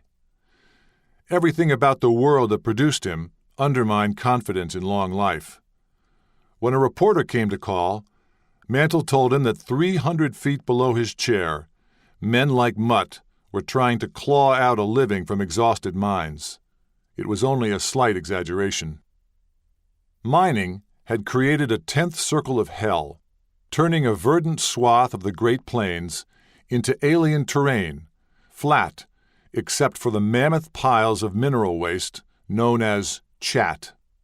Locals call this range of bleached man-made dunes the Chattanooga Mountains. Cruel Billy Martin called Merlin Chat Pile Annie. The highest of them, at the Eagle Pitcher Central Mill, a mile and a half northeast of the Mantle's home, was a 20-story behemoth built from over 13 million tons of chat. Long after the ore played out, the metastatic landscape remained disfigured by 5,000 acres of tailing pipes and sludge ponds, so toxically opaque that no shadows were cast upon them. 1,200 open or collapsing mine shafts lurked beneath the overgrown, contaminated grass. 40,000 drill holes and hundreds of water wells reached deep into the Rubidoux Aquifer. The worst desecration was centered in Ottawa County, Oklahoma, where 2,500 acres were left undermined, 50 of them punctured by cave-ins. Also left behind when the ore played out were 300 miles of tunnels that wound their way through parts of 3 states and underground caverns, one as big as the Houston Astrodome. Some folks swear you can walk the 28 miles from Commerce, Oklahoma to Joplin, Missouri, without ever seeing the sky. Only 6% of what miners like Mutt hauled out of the ground was ore grade. Thus the aptly named Discard Mine on the Kansas-Oklahoma border. Waste, laced with cadmium, magnesium, copper, and gallium, was strewn over 41 square miles. When the Mantles arrived in the area in 1935, a time of unprecedented and violent labor unrest in the tri-state region, these towering buttes were a source of pride for a workforce known for its fierce independence and anti-union ways. Adults regarded them as protectors against the tornadoes that spiraled across the land. Children rode their bikes up the dusty slopes in summer and slid down them on rusting car hoods in winter. In the shadow of these bleak mounds, they roasted wieners, ate cake, and sang happy birthday. Boys learned to play baseball on dried-out sludge ponds of chemical residue, Alkali flats as smooth as the most manicured major league infield, but not as forgiving. There was one a block from Mantle's home, and the ball would roll forever, which is why, he confessed later, he preferred to play the infield. They was full of lead and zinc. It's a wonder we all didn't end up with lead poisoning in our blood, his boyhood friend Leroy Bennett said. There was no grass that growed on him because it was so heavily slanted one way or the other on the chemical chart. Everyone but Mantle learned to swim in the quarries created by cave-ins, leaving them with rat-red eyes. His mother would haul him home in a fury when she caught him so much as wading. He could barely manage the dog paddle. Cave-ins were routine, yet shocking. One night, driving home from work, Merlin's uncle felt the pavement give way beneath his wheels. Went over and it crashed in, Merlin told me. Route 66, the mother road connecting Chicago and Santa Monica, California, and Mickey and Merlin's hometowns, was not immune. I never will forget, one time, the highway splitting wide open, Bennett said. Miners were always getting killed and that kind of thing, but it was kind of expected. Eventually, it was going to happen, and you couldn't do anything about it anyway, so most people just accepted it. Everyone knew the air the miners breathed wasn't good, that the work was lethal, the earth's crust precarious, but Paul Thomas, the undertaker who buried Mickey's father and Merlin's mother, never thought he would have to bury the entire place.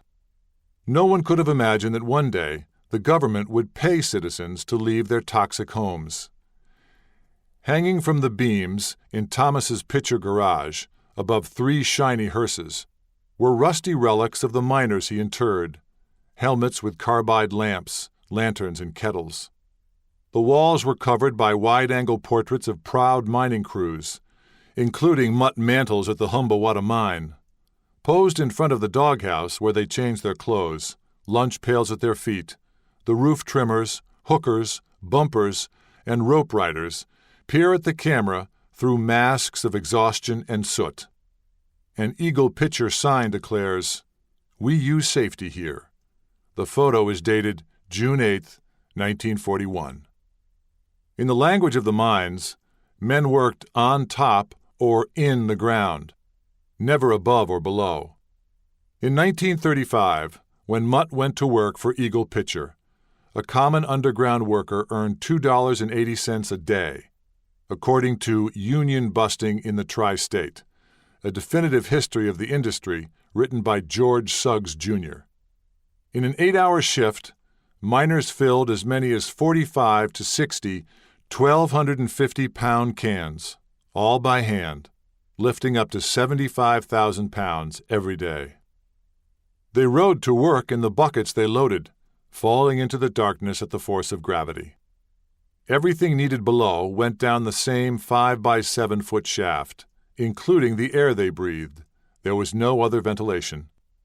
The mules that pulled the cans to the shaft lived out their lives in the ground, inhaling the smell of Mother Earth in a climate-controlled 65-degree tomb.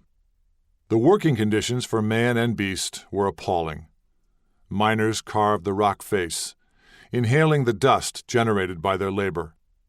A roof trimmer standing atop an 80-foot ladder chipped ore from the ceiling, while 4 rope riders steadied the precarious perch. Their back-breaking labor required teamwork and bred a mordant camaraderie, not unlike that of baseball teams.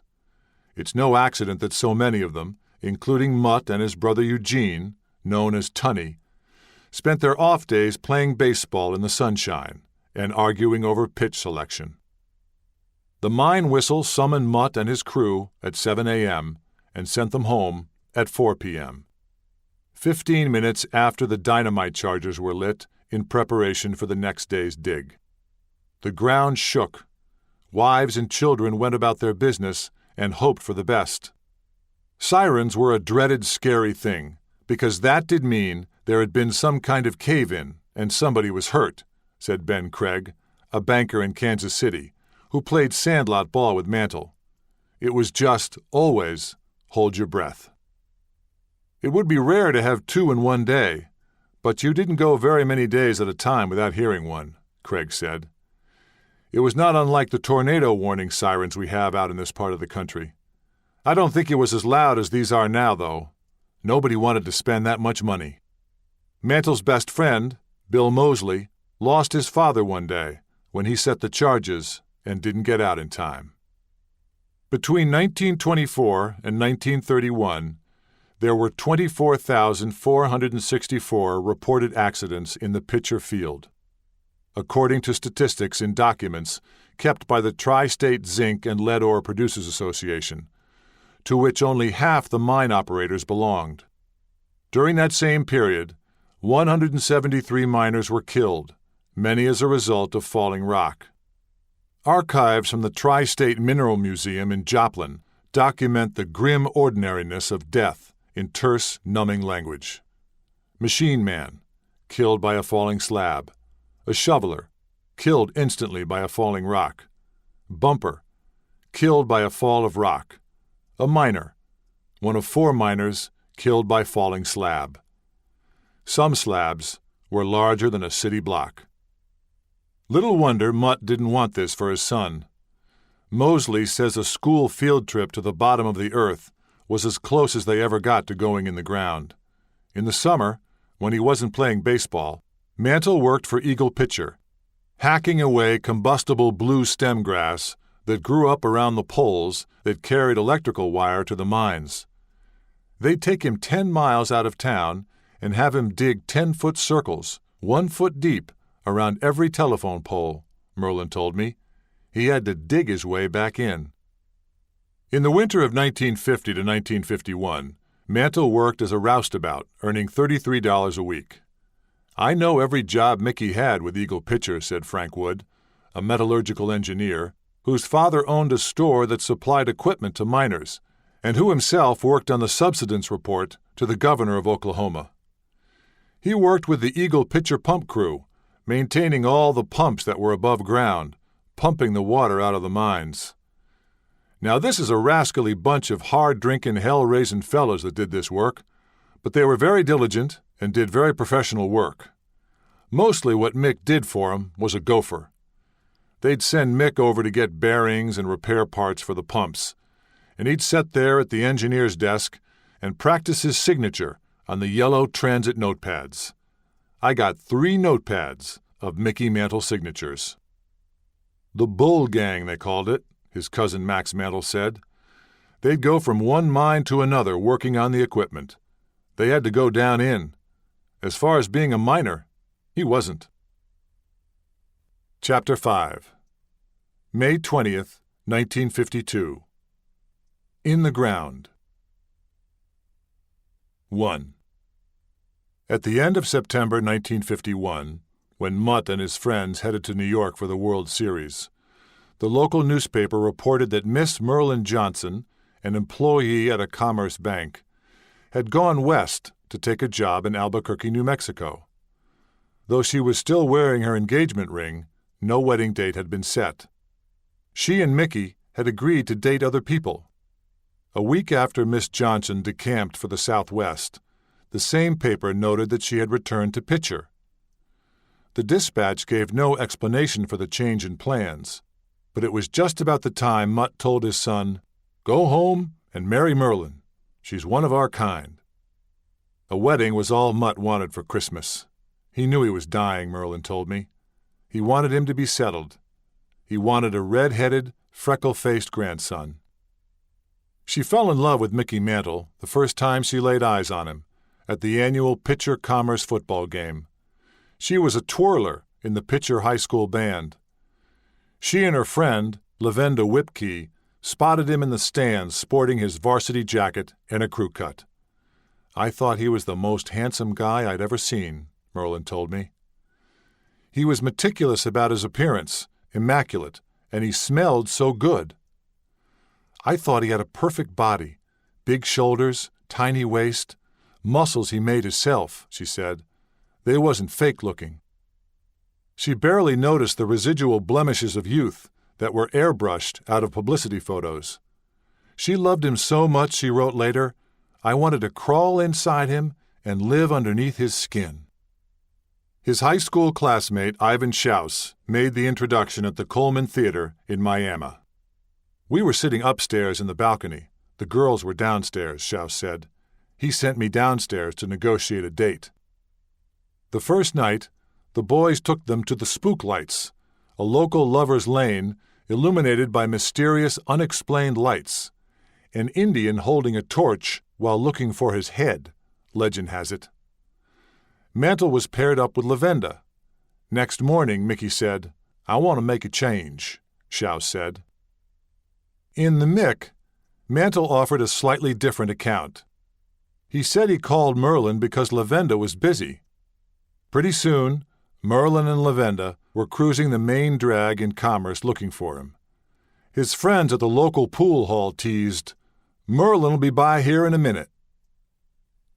They didn't have that much in common, except being young and country. He lived for baseball. She thought the seventh-inning stretch was the time to go home. She was a gifted soprano who would give up a scholarship to Northeastern Oklahoma A&M College to become Mrs. Mickey Mantle. Decades later, she was wistful about that choice. "It would have given me stability in my life to do something else," she told me. "I do regret it." They set the wedding date after the doctors at Johns Hopkins cleared him to go home at the end of October 1951. 3 weeks before the wedding, the Yankees summoned him to New York for a re-examination of his knee. He had been complaining about pain in his right thigh. "We called him back here for a check to determine whether the cartilage in his leg was affected by the accident," team physician Sidney Gaynor told the Times. "Examination reveals the cartilage was not damaged and that the torn ligament on the inner side of his right leg has completely healed." Gaynor gave him a weighted boot and a set of exercises to strengthen the quadriceps muscle and give support to his knee.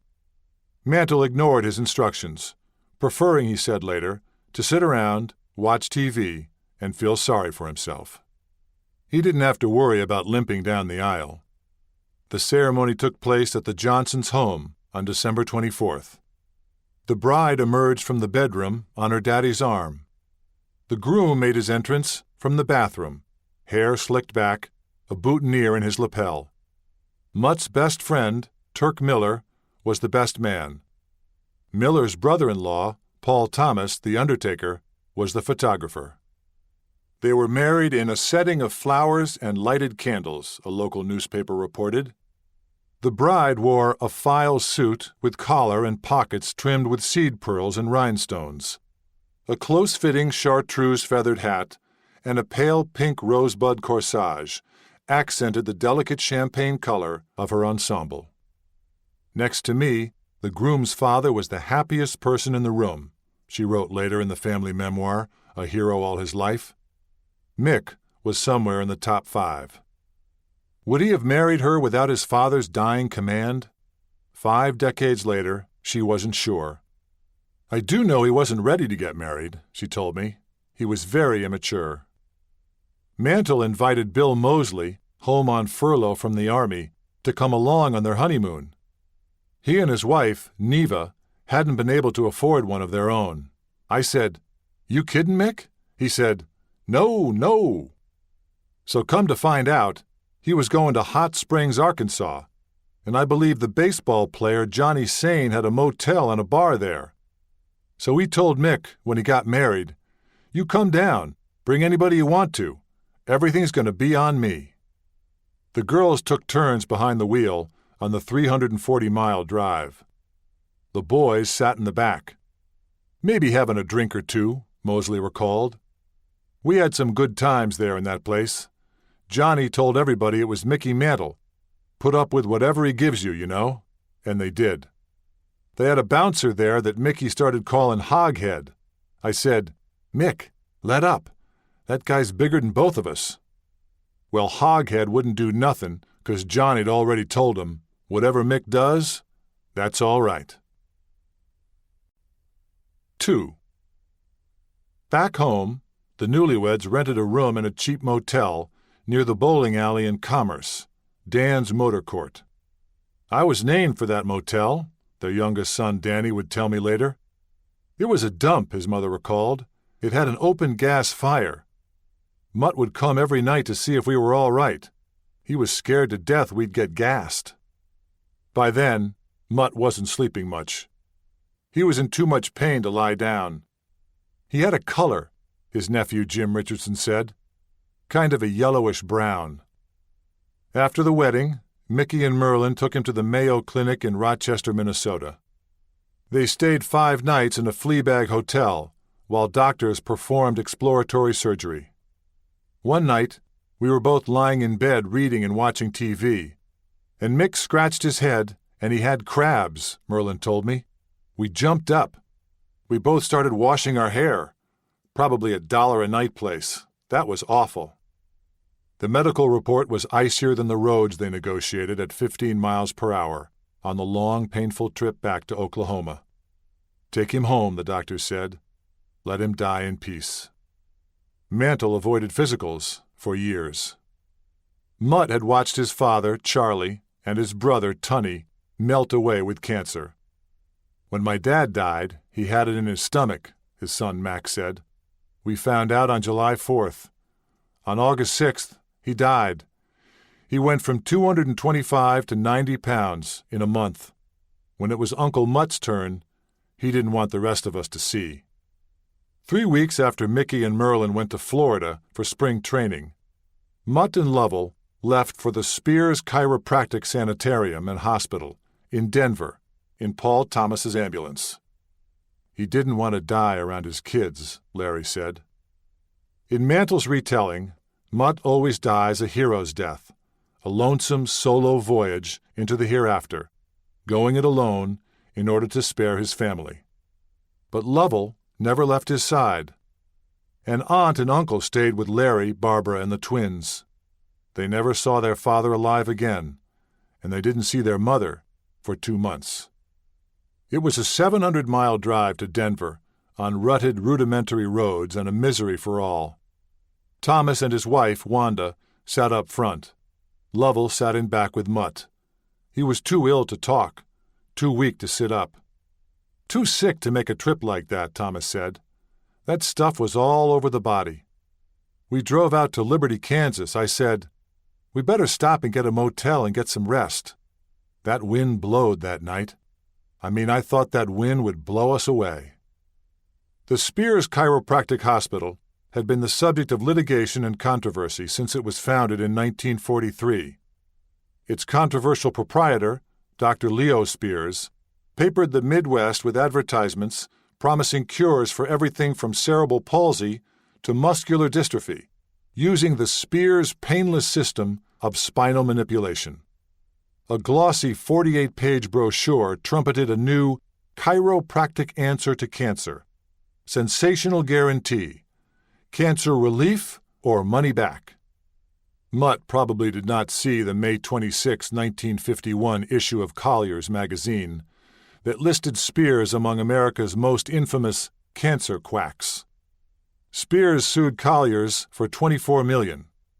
At trial, he admitted that 5 out of 6 persons giving testimonials in the Spears cancer pamphlet were actually dead, according to At Your Own Risk, The Case Against Chiropractic by Ralph Lee Smith. It also came out that Dr. Leo did not recognize a malignancy in a child that was brought to the hospital. She was treated for rheumatism. He lost the case. Paul and Wanda Thompson left Mutt and Lovell in Dr. Leo's care and headed home. When my wife and I got back, Thomas said, they called and said, "Come back and get him. There's nothing we can do for him." Merlin's father, Giles Johnson, and Ted Davis volunteered to make the trip. Merlin's dad had epileptic seizures, and he was driving the ambulance, Barbara said. He went into one of those seizures, and Theodore was trying to get the wheel, but he was so strong with that seizure that he had to literally kick his leg off the gas. When they got to Denver, Thomas said, Mutt told them, "Well, boys, I'm not going to go. They said they can cure me." They turned around and come on back. 3. Mickey and Merlin Mantle's first marital address was a swank one. In 1952, the Concourse Plaza Hotel at the corner of 161st Street and the Grand Concourse, was still the locus of Bronx society. Its gilded ballroom hosted everything from bar mitzvahs to the annual Yankees Welcome Home Luncheon. Its residential apartments offered temporary refuge to generations of Yankee rookies and their brides. The apartments varied. Suites had white linen and room service. Efficiencies had Murphy beds.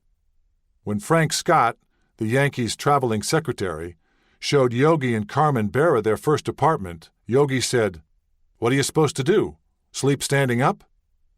The Mantle's efficiency apartment had no air conditioning and no television. One of those cost $10 a month to rent. They had 4 walls, a bed, a chair, a closet, and a telephone. In hot weather, they put on their bathing suits and positioned themselves in front of a fan to watch TV in Billy Martin's apartment. When the Yankees were home, they ordered lobster downtown at Toots Shores and prayed that Toots would cover the check. When the Yankees were on the road, their wives depended on the generosity of the bellboys to augment their hot plate meals and accessorize their bleak accommodations. Joey the bellhop saved the leftovers and opulent floral arrangements from the weddings and bar mitzvahs held in the ballroom. "Desserts, lots of desserts," said Donna Shalleck, whose husband Art pitched briefly for the Yankees in 1952. He'd say, "Go down and take what you want before they throw them out." Since blue jeans were not permitted in the lobby, women who wore them were asked to use the freight elevator that serviced the hotel kitchen. That's how Shalleck acquired a complete set of professional copper pots and pans, which she was still using 6 decades later. When the Shallecks moved out, Joey the bellhop asked, "What have you got? Half the hotel?" When the Yankees left Florida for the opening of the season, Merlin drove north alone, a daunting journey that foreshadowed years of loneliness as a baseball wife. The transition to New York was even more overwhelming. She didn't know how to put on makeup. She didn't know how to dress, and she couldn't afford the right clothes anyway. "Didn't know how to be," she told me. When Donna Shalleck took her shoe shopping on Fifth Avenue, she wrote a check and signed it, "Mrs. Mickey Mantle." "Yeah, right," the salesman said. "Wait, she is Mrs. Mickey Mantle," Shalleck told him. "Oh, yeah, she got the shoes." As a new Yankee wife, Merlin was still blissfully oblivious to the more blatant expressions of adoration showered on her handsome young husband. She was clueless about the peroxided and painted exotica that fluttered around celebrities at Manhattan night spots and hotel lobbies. She had not read the New York gossip columns. Tom Morgan and Gil McDougald were in their 2nd year with the Yankees, and their wives tried to make Merlin welcome. Tom's wife, Wanda, invited Merlin to stay at their home in New Jersey while the Yankees were away on a road trip. When Lucille McDougald met the 2 women there, she blurted out to Merlin, "Thank God you 2 got married and you're here." And she said, "Why do you say that?" "Oh, well, now we can be done with these nasty headlines." When Lucille left, Merlin asked Wanda Morgan just what she had been talking about. She told Merlin about the juicy tabloid items devoted to her tom-catting young husband. Apparently, when he came back from the road trip, she lit into him like a blue dart, McDougald recalled, and he would never talk to me again after that. Merlin couldn't help but notice the girls who dawdled on 161st Street, waiting for him to make his way up the hill from the ballpark. She loathed their audacity, how they grabbed at him as if he belonged to them, not to her. Their bold sense of entitlement was her first intimation that she had married public property. It was an uncertain time. He was still limping when he reported to spring training as DiMaggio's heir apparent. The Times labeled him an uncertain factor on the physical side, pointing out that he had not shown any of the hustle and assurance one would expect of a young man about to move into an important post. On May 3rd, the Yankees traded the other Golden Boy, Jackie Jensen, to Washington for Irv Noren. Jensen had been Mantle's rival for the throne, but had fallen into disfavor. Noren was an excellent outfielder and contact hitter. The trade gave the Yankees insurance in case Mantle's knees didn't hold up. But it also cleared the way for him to make center field his own, news he ordinarily would have shared with his father. He had not spoken to Mutt since leaving for spring training the third week of February. He had not written to his father either. 4. Tuesday, May 6th, was a rainy day in New York. Showers would dampen the gate at the game against the Cleveland Indians that evening. The Yankees had been expecting a big early-season crowd. From the apartment window, Mantle watched the cars on the Grand Concourse splatter the pigeons and residents on the island dividing the concourse. The field would be wet, too. He was getting dressed to go to the ballpark when the phone rang. It was Casey Stengel. Lovell Mantle, who had grown up in a world where baseball was played in afternoon sun, had called the stadium assuming that that's where she would find her boy. Stengel's message was succinct. Mutt Mantle had died at 10:30 a.m. He was just 40 years old. Mantle pummeled the wall with rage and resisted Merlin's attempts to console him. He broke free from her embrace, saying he would make arrangements to fly home in the morning. There was no need for her to come. He remembered slamming the door in her face as he left for the ballpark. She remembered being ordered from the room, banished to the hall, as she had been the previous summer during Mutt's do-or-die lecture in Kansas City. Shut in or shut out. Either way, it hurt. This was patrimony, not matrimony. He played that night because his father would have wanted him to, he wrote in the Mick, a narrative of unyielding filial devotion. The box score from May 6, 1952, tells a different story. The Yankees lost 1-0. Noren played center field and grounded out with bases loaded in the third inning. Mantle remained in the dugout in uniform. He had not been able to get in touch with his mother. Baseball wives are used to being left behind, to make a home, to raise the children, to kill time while trying not to think about how their husbands are filling their empty hours. But when Mantle left for his father's funeral alone, Merlin was devastated. What would people think back home? Hopefully, they would consider the cost of travel prohibitive. I never did know why I wasn't invited to the funeral, unless he just wanted to be with his family, she told me 50 years later. It was a harsh way to learn her place in her husband's life. Mantle found his father laid out in an open casket in the front parlor of the home he had purchased with his 1951 World Series check. Had him in a shirt and tie, said Larry. Probably weighed only 80 pounds, said Barbara. Larry was 10 years old.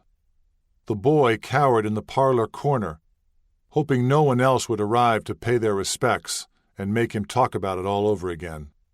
But come they did. Every time somebody new would come, it would seem like they would come and get me and take me over to the casket and tell me how sorry they was, Larry said. I would no more get over crying and get away from there, and about that time, here comes somebody else. The next thing I'd know, they'd drag me up there to that casket. It seemed to me like it just happened for 2 days, just continually. The funeral was held at the First Christian Church in Commerce at 2 p.m. on Friday, May 9th. Though Lovell's father had been a Methodist deacon, the Mantles weren't church-going folk, which made them unusual in a community where every day's labor was a leap of faith. When we pulled up to get out to go in, it just seemed to me like everybody in the world was there, Larry said. Most people I remember seeing gathered at one place in my life. Mutt was buried in the Grand Army of the Republic Cemetery along Route 66 between Miami and Commerce. When it was time to leave him in the ground for good, Mickey refused to go with the rest of the family. He stayed behind, berating himself for never having told his father he loved him. 5. The family plot, with its hard stone markers, became the locus of the legend of damned Mantle men claimed before their time by non-Hodgkin's lymphoma. It just seemed that all my relatives were dying around me, he wrote in the Mick. "First my Uncle Tunny, the tough one, then my Uncle Emmett. Within a few years, before I was 13, they had died of the same disease." This belief became so central to his being that he conflated ages, grave sites, and perhaps even cause of death. In fact, Grandpa Charlie lived until age 60 and is buried some 50 miles away in Adair, Oklahoma. There is no hard evidence of the kind of cancer that took his life. Tunny, the first Mantle man to die too young, is buried near Mutt in the GAR cemetery. His son, Max, who lived at Mickey's house while his father lay dying at home, said Tunny died of stomach cancer. I didn't hear about Hodgkin's until Mutt died. Like Tunny, Emmett Mantle, the youngest of Charlie's sons, also died at age 34, but not until 1954. He is buried in Tulsa, Oklahoma. By then, the convergence of familial and cultural fatalism, and Mantle's own brush with a life-threatening disease, had merged into a personal narrative that imposed structure on fear and attempted to keep it at bay. Mutt's dread diagnosis of non-Hodgkin's lymphoma was first made at Lenox Hill Hospital in October 1951. A year earlier, Mantle told a teammate that Mutt had miner's lung. He told Pat Summerall the same thing 30 years later. Paul Thomas assumed as much and was surprised at the cause of death penned on the death certificate, still on file in the garage of his funeral home 50 years later. Carcinoma of the bowel with generalized metastasis. Whatever the cause or causes of Mutt's death, it was the defining moment of his son's life. Mutt had decided how he would make his living, what position he would play, and what side of the plate he would bat from and when. Mutt decided when he would receive his high school diploma, whom he would marry, and when he would marry her. They weren't bad choices, but they weren't his own. "There was never any talk about what I'd be in life," Mantle once said. "Dad and I knew I was going to be a ball player." Someone else would always decide: father, coach, manager, the American League schedule maker. As his friend Joe Warren said, "When you don't raise your children to make their own decisions, then they grow up and they don't know how to make decisions." Just barely out of his teens, he accepted Mutt's responsibilities, much as Mutt had accepted responsibility for Lovell's 2 young children, and took on the obligation to live for him. "When he was alive, I was Dad's life," he would say. "Now making good for Dad is my life." Without Mutt, there was no one with the moral authority to insist, no one to say no to Mickey Mantle. He would never grant anyone that authority again, and, his brother Larry said, no one challenged him. Without Mutt, he was adrift, save for the organizational imperatives imposed by the baseball season. Free to make his own decisions, he made bad ones. He wasn't under anybody's finger anymore, Merlin told me. He could do what he wanted. A day after the funeral, he headed back to New York and to the life and the wife his father had bequeathed him. He was different, she told me. For one thing, he was going to have to take care of a wife, mother, and 4 kids. He was worried. He was making peanuts. The Yankees told him if he was still there in June or July, they would raise him to $10,000. 2 weeks later, Mantle took sole possession of center field, 47,000 square feet of prime Bronx real estate. Built atop landfill displaced by the construction of the Grand Concourse, on the site of a former silent movie studio, it was home to a legion of ghosts, Yankee greats, and great Yankee fans, who importuned the right people to have their ashes scattered by the monuments in center field. "You got to feel the glow of the ghost," former tenant Mickey Rivers said. "Not just the living ones, but the dead ones, too." Mantle was possessed by his father's ghost. Sometimes they had imaginary conversations in the outfield, one-sided as those talks might be. "That home run, the one that went 500 feet, it should have gone 502. Mutt's ghost would remain the animating force in his son's life for the next 40 years. A last family photograph, taken on December 15, 1951, captured the Mantle men at the dining room table playing canasta. Mickey is the center of familial and photographic attention. Sleeves rolled up, collar undone, he reaches forward, putting his cards on the table. His crisply pressed dress shirt strains against the seams. Mutt sits to his left, his chest sunk inside a flaccid undershirt, his proud, thinning hair brushed away from his brow the way he liked it, accentuating the hollows of his cheeks and the caverns of his eyes. The twins fill out the foursome. Butch stands at Mutt's shoulder. No one at the table is making eye contact. Lovell presides over her brood, Donna Reed style, gazing over Mickey's shoulder at his cards. Her right hand rests on his back as he plays the hand he has been dealt. Chapter 6. April 17, 1953. One big day. 1. Standing in the capacious outfield at Washington, D.C.'s Griffith Stadium during batting practice, Irv Noren glanced at the Mr. Bo sign atop the football scoreboard in left field and told Mantle, "Geez, you might be able to hit one out of here today." Noren knew all about the stadium's prevailing winds, when the ballpark held the heat and when the breeze blew through the open grandstands. He knew where the ball carried and where it had never gone before. He had played 2 years for the Senators before being traded to New York in 1952 as insurance against Mantle's infirm right knee. Noren knew that Babe Ruth had hit a ball into the graceful crown of an oak tree on the other side of the center field wall, that Larry Doby had hit a ball over the 31-foot wall in right field, prompting an irate call to the Senators' front office. "Someone from your stadium just threw a ball onto our house and woke up my children, and now I can't get them back to sleep."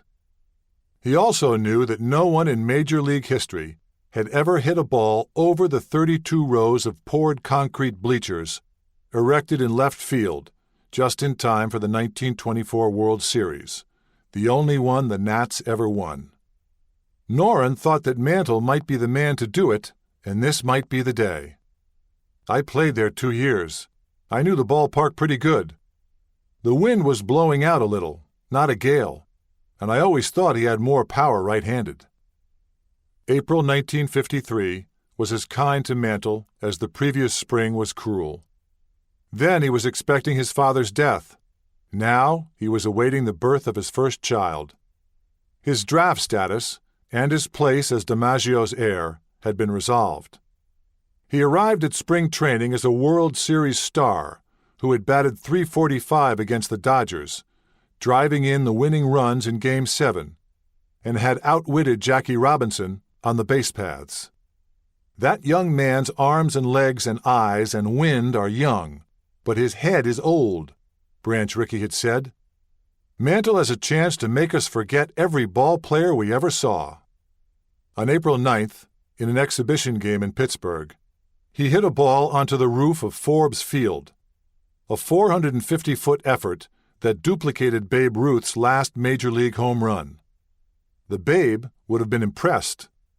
The night before, Mantle, Martin, and Ford had managed to miss the train from Cincinnati while cavorting across the river in Covington, Kentucky.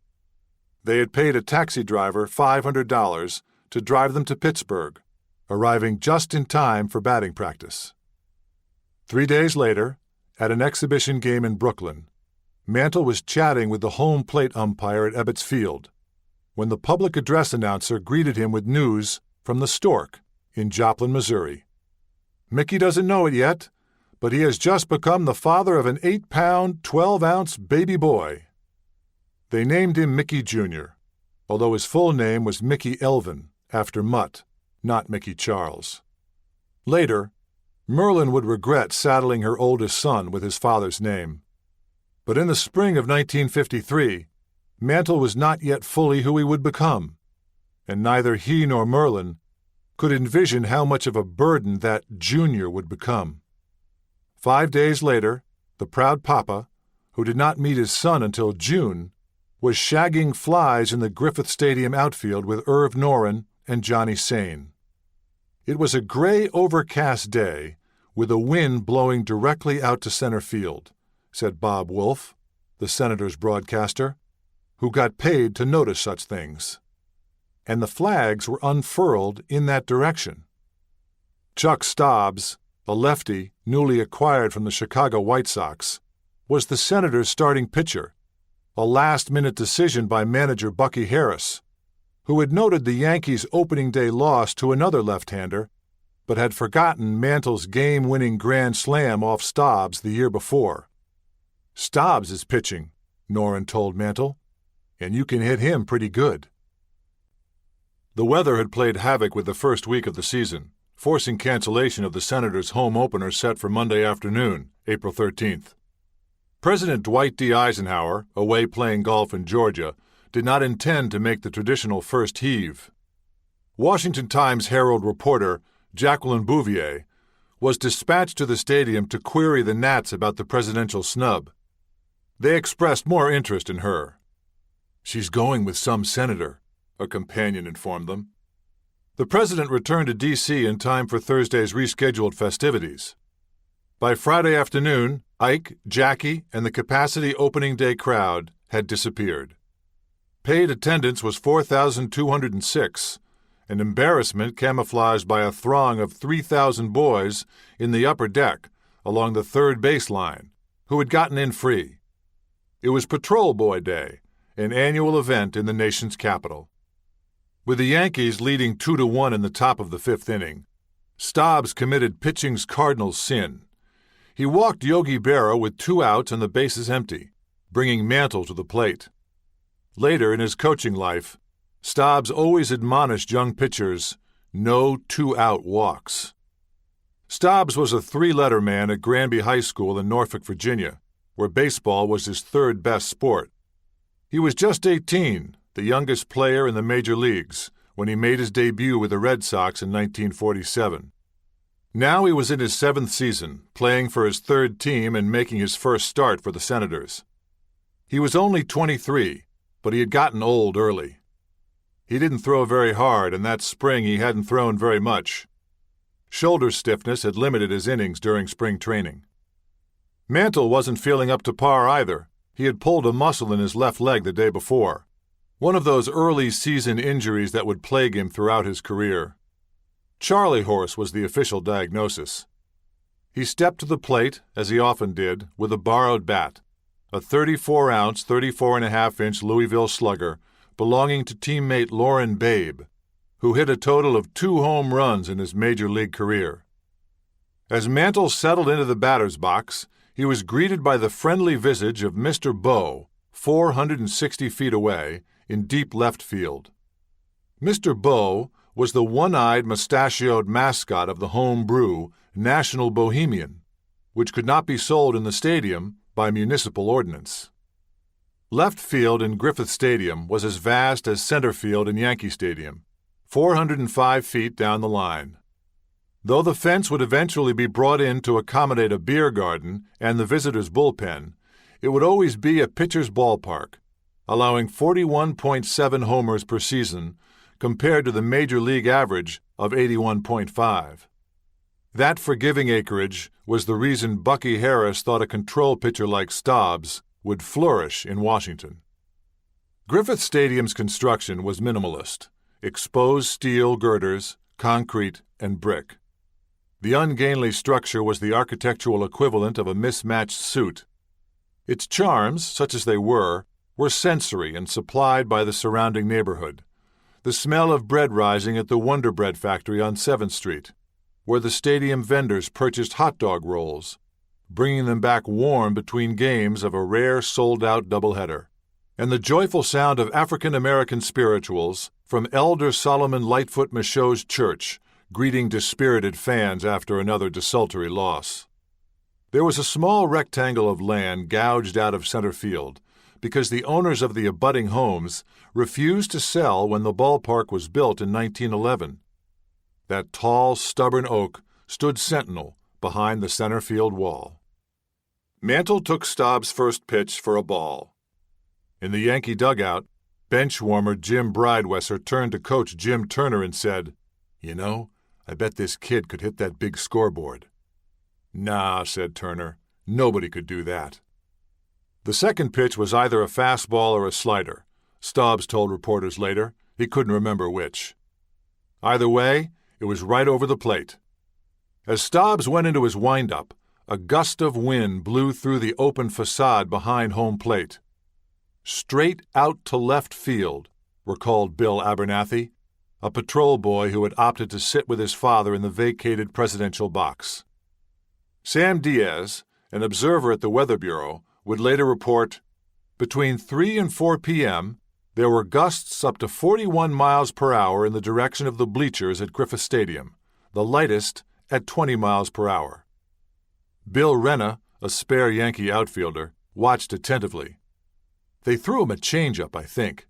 He moved forward, but kept his bat back and took a short step and held back because it was a changeup. Then it released. Body, arms, bat came around, really synchronized. Everything went in a smooth swing. Everybody in the dugout got up and moved forward onto the steps. We just kept walking forward in unison, watching the flight of the ball. The ball left his bat, traveling at an estimated speed of 110 miles per hour. Clark Griffith, the namesake and grandson of the Senators' owner, was sitting in the family box behind the third base dugout, having cut class at Sidwell Friends School for an afternoon of baseball. "It went up and got caught in the jet stream," he said. "It took on a life of its own." The thwack of contact resounded through the empty stands. The sound would stay in the memory of Roy Clark, the musical son of a Washington square dance band leader, sitting with his father along the first base line.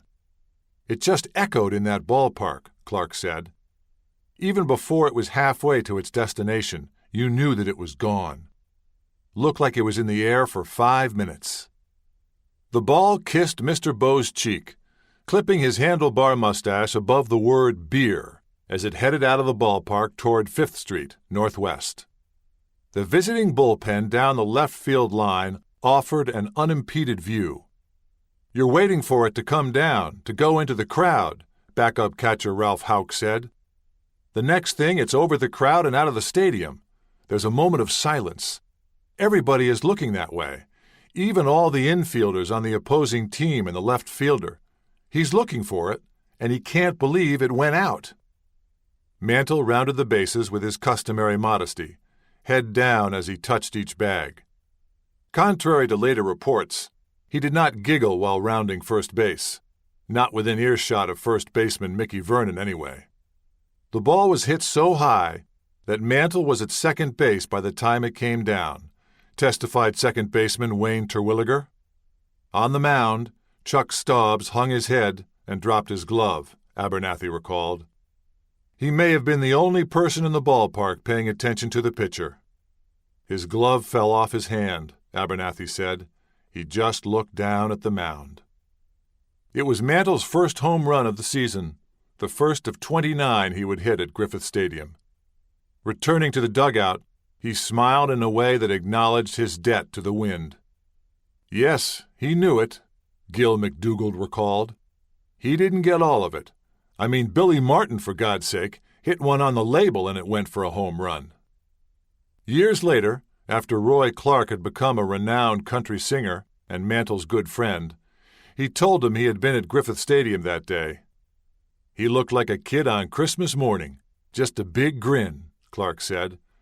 And then he immediately said, "That wasn't the hardest ball I ever hit."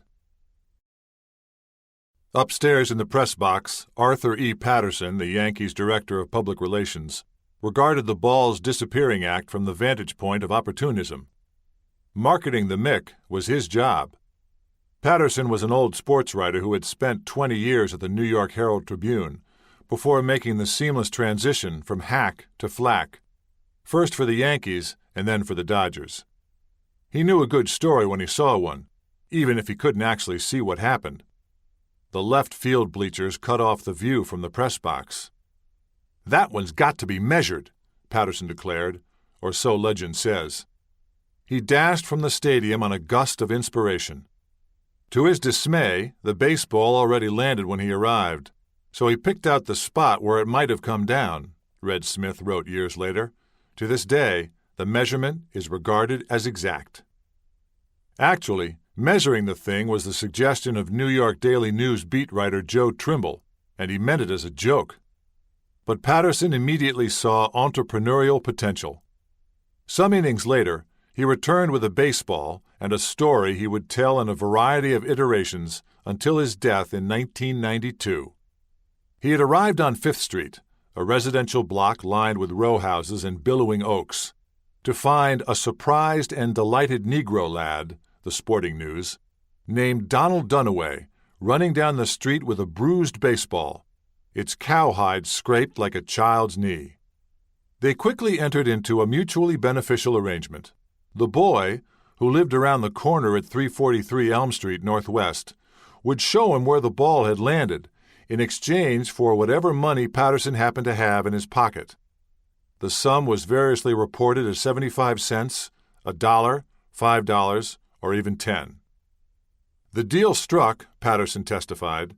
Dunaway led him to the backyard of 434 Oakdale Place, a modest two-story attached brick row house on the south side of a one-block street that dead-ended at 5th Street and the back of the left field wall. Hustling back to the press box, afternoon deadlines were looming. Patterson breathlessly reported that the ball had traveled 565 feet, making it the longest home run ever measured. None of the intrepid residents of the press box ventured out of the stadium to interview the mystery boy or to make an independent attempt to verify Patterson's claim. He never said he had employed a tape measure, nor did the word appear in any of the morning papers. The not-so-sweaty literati knew better, as Bob Addy wrote in the Washington Times-Herald 3 days later, in a column taking his readers behind the scenes to show you how these records are determined. "Here's the dope," panted Red. "The fence is 55 feet high to the beer sign. I walked 66 feet from the 391 mark to the back where Mantle's ball cleared the bleacher limit. That would be 457 feet. Now I paced off 36 strides, which means 3 feet a stride, or 108 feet to where the ball eventually landed in the backyard on Oakdale Street. It's a small backyard, so the ball didn't have a chance to bounce much. So add them all up, it's 565 feet. The announcement was piped into Bob Wolf's broadcast booth, and he dutifully and enthusiastically reported it. He was the Yankee PR man, so you accepted what he said. The next morning, Mickey Mantle and Donald Dunaway were front-page news in every sports section in America. "The magnificent Moppet of the Yankees today hit the longest home run in the history of baseball," Trimble declared, even after subtracting 3 feet from the total. Other things happened, Louis Efrat reported in the New York Times, but no one appeared to be interested. The Washington Post, Washington Star, and New York Daily News published panoramic photos of the stadium with an arrow tracing the ball's breathtaking trajectory. 10 feet longer than the Washington Monument is high. The neighbors thought it was a flying saucer, the Sporting News reported. When the Yankees were rained out the next day in Philadelphia, New York's prolific scribes had plenty of time and column inches to expand upon the feat. The beatification continued unabated all spring. In June, Time magazine stationed him on the cover. A corner banner proclaiming "Coronation," 4 pages in color, actually referred to Britain's new queen, but Yankee fans interpreted it otherwise. Over the next 2 months, he hit baseballs out of 3 more ballparks. April 28th, right-handed, Busch Stadium, St. Louis. June 11th, left-handed, Briggs Stadium, Detroit. July 6th, right-handed, Connie Mack Stadium, Philadelphia. The Spalding Company felt compelled to deny excessive liveliness in its baseballs. The Guinness Book of Records was rewritten. Mantle agreed to write his first autobiography. He also signed deals with Wheaties, Camels, Gem Razors, Beechnut Gum, Louisville Slugger, and endorsed a whole wardrobe of Mickey Mantle-sanctioned clothing, Esquire socks, Van Heusen shirts, Hagar slacks. There was one downside to the publicity. Several Washington sports columnists, including Addie, received irate telephone calls from aggrieved parents whose sons had been drafted by Uncle Sam. If that boy can hit that long a drive, why isn't he in the Army? The Hall of Fame called to request the bat and ball. Patterson promised to send them after a suitable viewing at Yankee Stadium. A display case was constructed and placed in the stadium lobby. Sometime between Friday night, May 29th, and Sunday, May 31st, the day before the sacred relics were due to make their pilgrimage to Cooperstown, the ball was stolen. Apparently, the bat was wired too securely to the back of the case and couldn't be wrenched loose, the Associated Press reported.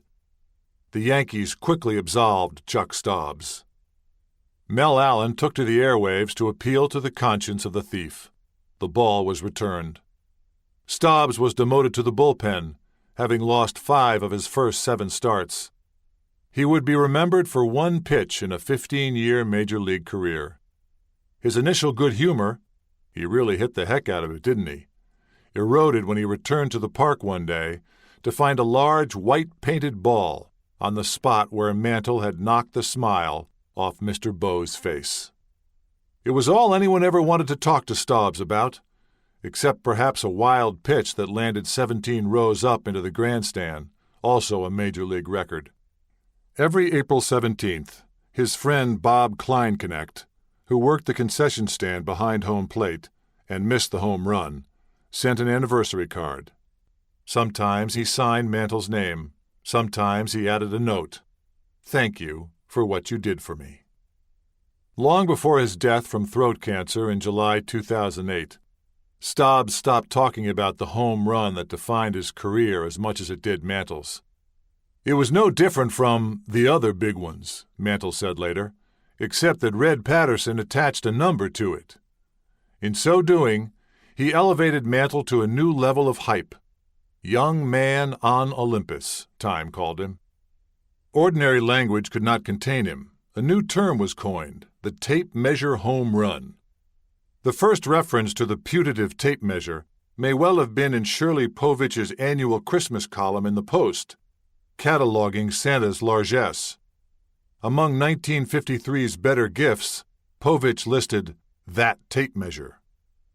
3 years later, between games of a July 6 doubleheader, the Northern Virginia Surveyors Association presented Mantle with a 600-foot gold-plated tape measure, which now resides behind glass in Mickey Mantle Steakhouse in Oklahoma City. Presented to Mickey Mantle for hitting 585-foot home run at Washington, May 1956, an engraved plaque attests, mangling the truth even further. By then, Patterson had decamped for the Dodgers. He had done his job. Rarely has so much ridden on one ball. The modern era's obsession with clout, the language of home run power, going deep, dial 8 for long distance, the nightly recapitulation of each day's blasts in smoothly edited highlight packages accompanied by percussive thwacks and cracks and booms can all be traced to April 17, 1953. Left in the ball's wake were 3 unsolved mysteries. Where did it go? How did it get there? And what became of Donald Dunaway? 2. In 1953, Griffith Stadium was a white man's palace, albeit a homely one, standing on the edge of a black neighborhood called LeDroit Park. The ballpark occupied the former site of a Civil War hospital, dedicated to the care of freedmen, and sat just to the south of Howard University, the predominantly black college chartered by the federal government at the war's end. In 1873, a Howard professor and trustee named Amzie Barber purchased 40 acres of college-owned land and built a whites-only gated community conceived as a pastoral village located on one of the city's main commuter trolley lines. The Gothic cottages, stately row houses, Italian villas, and Victorian mansions shared a common green. The neighborhood was protected by restrictive covenants and by a fence, brick and iron on the southern border, wood on the northern boundary adjacent to Howardtown. The barrier was an indignity, an inconvenience for residents, who had to walk a mile out of their way to get to public transportation.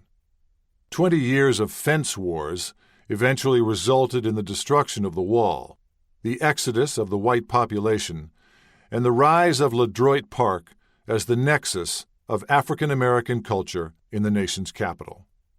It was the logical place to look for Donald Dunaway, the only eyewitness to the denouement of the tape measure home run. If he was alive. If he ever existed. There were no Donald Dunaways listed in the Washington, D.C. phone book for 2006 to 2010. In the 1954 D.C. directory, there were no Dunaways at the 343 Elm Street address he gave to the newspapers at the time. None of the 72 Don, Donald, or Donnie Dunaways, or Dunaways of his approximate age listed on www.whitepages.com had ever heard of him. There was no Donald Dunaway, 1N or 2, in D.C. public school attendance records for Lucretia Mott Elementary School, the colored school attended by most LeDroit Park children. Gage Eckington, an elementary school at the end of his block, was still a year and a world away from Supreme Court-imposed desegregation. Nor was he enrolled at nearby Garnett Patterson Junior High School. The Hall of Fame and the Yankees front office had no updates in their files. Letters and newspaper clippings left in every mailbox on Elm Street and Oakdale Place elicited no reply. Many of the phone numbers for Elm Street addresses were disconnected. I hired a private eye. She found no trace of Donald Dunaway in Social Security death records or U.S. military service records. She suggested a deed search for 343 Elm Street. There was no Dunaway on the deed. Neither the current owner nor the owner before her had ever heard of the family. The men gathered under the food tent at the annual LeDroit Park reunion had trouble placing the name. Dunaway? Dunaway.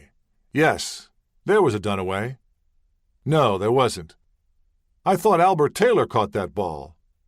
Bobby Lane, the unofficial neighborhood historian, put an end to the discussion. There ain't no tape measure, and there ain't no Dunaway. Brad Garrett, renowned former FBI special agent, was engaged.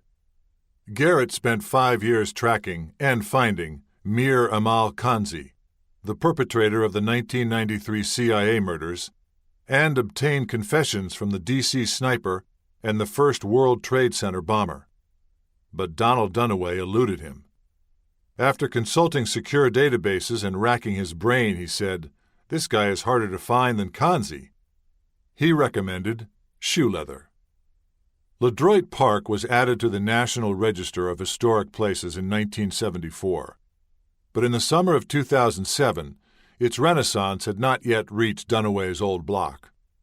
Some houses had "For Rent" signs spray-painted on plywood doors.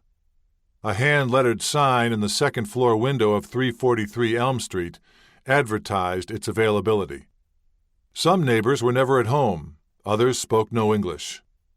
A man at the end of the street, who gave his name as Clarence, said, yes, he knew Donald. They had gone to school together, parked cars together, broken windows out of the stadium together. He passed away, but I don't remember what year. Then a gracious woman named Sandra Epps appeared on Oakdale Place, offering to make introductions to longtime residents. After 2 years of shoe leather, mailbox stuffing, and unanswered phone calls, doors opened. Miss Rosa Burrows invited me into her parlor, directly across the street from the Dunaways' former home. Yes, Miss Rosa said, she knew the family. He was slight and had a light complexion. Yes, Donald was alive. She had seen him at the bus stop at 14th and P Street just the year before. But she did not know how to get in touch with him. Perhaps her friend Miss Sarah would. She would ask next time she saw Miss Sarah at bingo. 6 months later, Miss Sarah, who had been feeling poorly, returned to bingo. Oh, yes, she remembered Donald and his sister Maxine, the wife of Elder Walter McCullough, the pastor at Bishop C.M. Daddy Grace's United House of Prayer. The church provided a home phone number. One night, Maxine McCullough returned my call. Yes, he caught the ball, she said. But why don't you ask my brother? 3. You couldn't have been looking very hard, Donald Dunaway said when he answered the telephone in his apartment, less than 2 miles from where he had found the ball. Approaching his 70th birthday, he was not in the best of health. A small man, perhaps 5 feet 5 inches tall, he had been laid low by diabetes and the arthritis. A pair of metal spectacles magnified his rheumy eyes, and his fingernails were long and curled. A gray speckled beard and a watch cap, pulled low on his brow, failed to obscure his good-humored smile. But he did seem a bit stung to hear that the boys from the old neighborhood did not recollect his name. But they remembered Ducky, didn't they? Ducky was his street name, bequeathed by an uncle who thought he waddled like a duck as a toddler. Although he had been apartment and wheelchair-bound for most of a year, he gamely agreed to take a trip back in time to his old stomping grounds. Walking with a cane, he shuffled to a waiting car. I drove. He provided the directions. There, he said when we reached the intersection of 5th and Oakdale. Right there. His account of April 17, 1953, was different from the codified version of events. Sometimes he even contradicted himself. But he was adamant and consistent about the big things. He did not see the ball land on the fly in the backyard of 434 Oakdale Place, and he never showed anyone where he had found it. He was 14 years old, not 10, as Red Patterson had reported. A 6th grader at Bundy Elementary, a school for hard cases such as himself. I was mischievous, he said with a mischievous smile.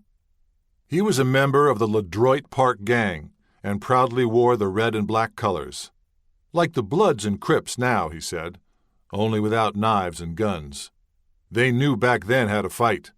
We always used these 2 hands right here. School was not a priority. He had already repeated 2 grades when he was transferred from Mott to a school 20 minutes away, because I was bad. Bad enough to go to Bundy School. It was for slow learners. On Friday afternoon, April 17th, he said, I hooked. I snuck out of school at recess and kept going. He walked down New Jersey Avenue to the ballpark, which was less than 2 blocks from the rented 2-story row house he shared with his mother, grandmother, sister, and half-brother. The stadium lights, installed in 1942, cast a beneficent glow over the neighborhood and the Dunaways' front porch. Ducky was a Senators fan and would swing on the porch listening to the game on the radio. Like a lot of neighborhood kids, he had an entrepreneurial interest in Griffith Stadium. Sometimes he sold scorecards. Sometimes he ran errands. Mostly he hung out in the parking lot behind home plate and waited for foul balls. If he got lucky and the security guards didn't chase him away, he might catch as many as 3 on a good day and sell them to departing fans for $1. It was what you call my hustle, he said. Usually he sneaked into the ballpark. It wasn't hard. There was a lumber yard across the way on 7th Street and plenty of boards lying around to help scale the back wall opposite the Freedmen's Hospital morgue. But on April 17th, 1953, he was a paying customer. Had me some money, he said. Savings from selling the Afro-American and the Pittsburgh Courier inside the stadium. He bought himself a 75-cent ticket for the left field bleachers and took a seat on the concrete benches a row or 2 above the left field fence. Down low, close enough to touch the ball players. He marked his seat for me on a photograph that appeared in the Post the next morning. He had a fine view. He saw the ball head in his direction, saw it hit off the beer sign perched above the bleachers, watched as it headed out of the yard on a trajectory that might have carried it into his own backyard 2 blocks away, save for the intervening row houses and the laws of physics. "I could see when it hit," he said. "I turned my head around and saw the flight." He stayed in his seat long enough to watch Mantle cross the plate. Then, out of some perverse instinct, I said, "Let me go see if I can find it."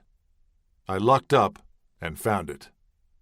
He started down Oakdale Place, a narrow block of low-slung attached brick row houses, developed right after Griffith Stadium was built. He walked down one side of the street and up the other, searching every garden and under every parked car, more than once. Dan Daniel reported in the Sporting News that a Negro woman hanging out one of the windows had directed Dunaway and Patterson to the site. Not true, Dunaway said. He was alone. In 1953, a row of 6 similar houses on 5th Street faced the left field wall of the stadium. A swath of grass, a cut-through, Dunaway called it, ran behind the houses and parallel to the side wall of 434 Oakdale Place. Something told me to look in the back. I went through the little cut. In the fall of 2008, the lot once occupied by the 5th Street row houses was empty, enclosed by chain-link fence with a sign proclaiming Howard University's intention to rebuild on the site. Coming soon, new homes at historic LeDroit Park. The chain link made it impossible for us to reach the backyard of 434 Oakdale Place, where Patterson said Dunaway had led him to the ball. The yard was enclosed by a picket fence. The back section ran parallel to an alley, where another wooden fence once kept the black residents of Howardtown from entering LeDroit Park. I asked Dunaway to show me how far back behind the house he had found the ball. "Under the window," he said, pointing to a second-story side window, which was at least 25 feet closer to Oakdale Place and to the stadium than Patterson's declared location, which meant the ball had never reached the backyard of 434 Oakdale Place at all. "No," he said. Never said it had.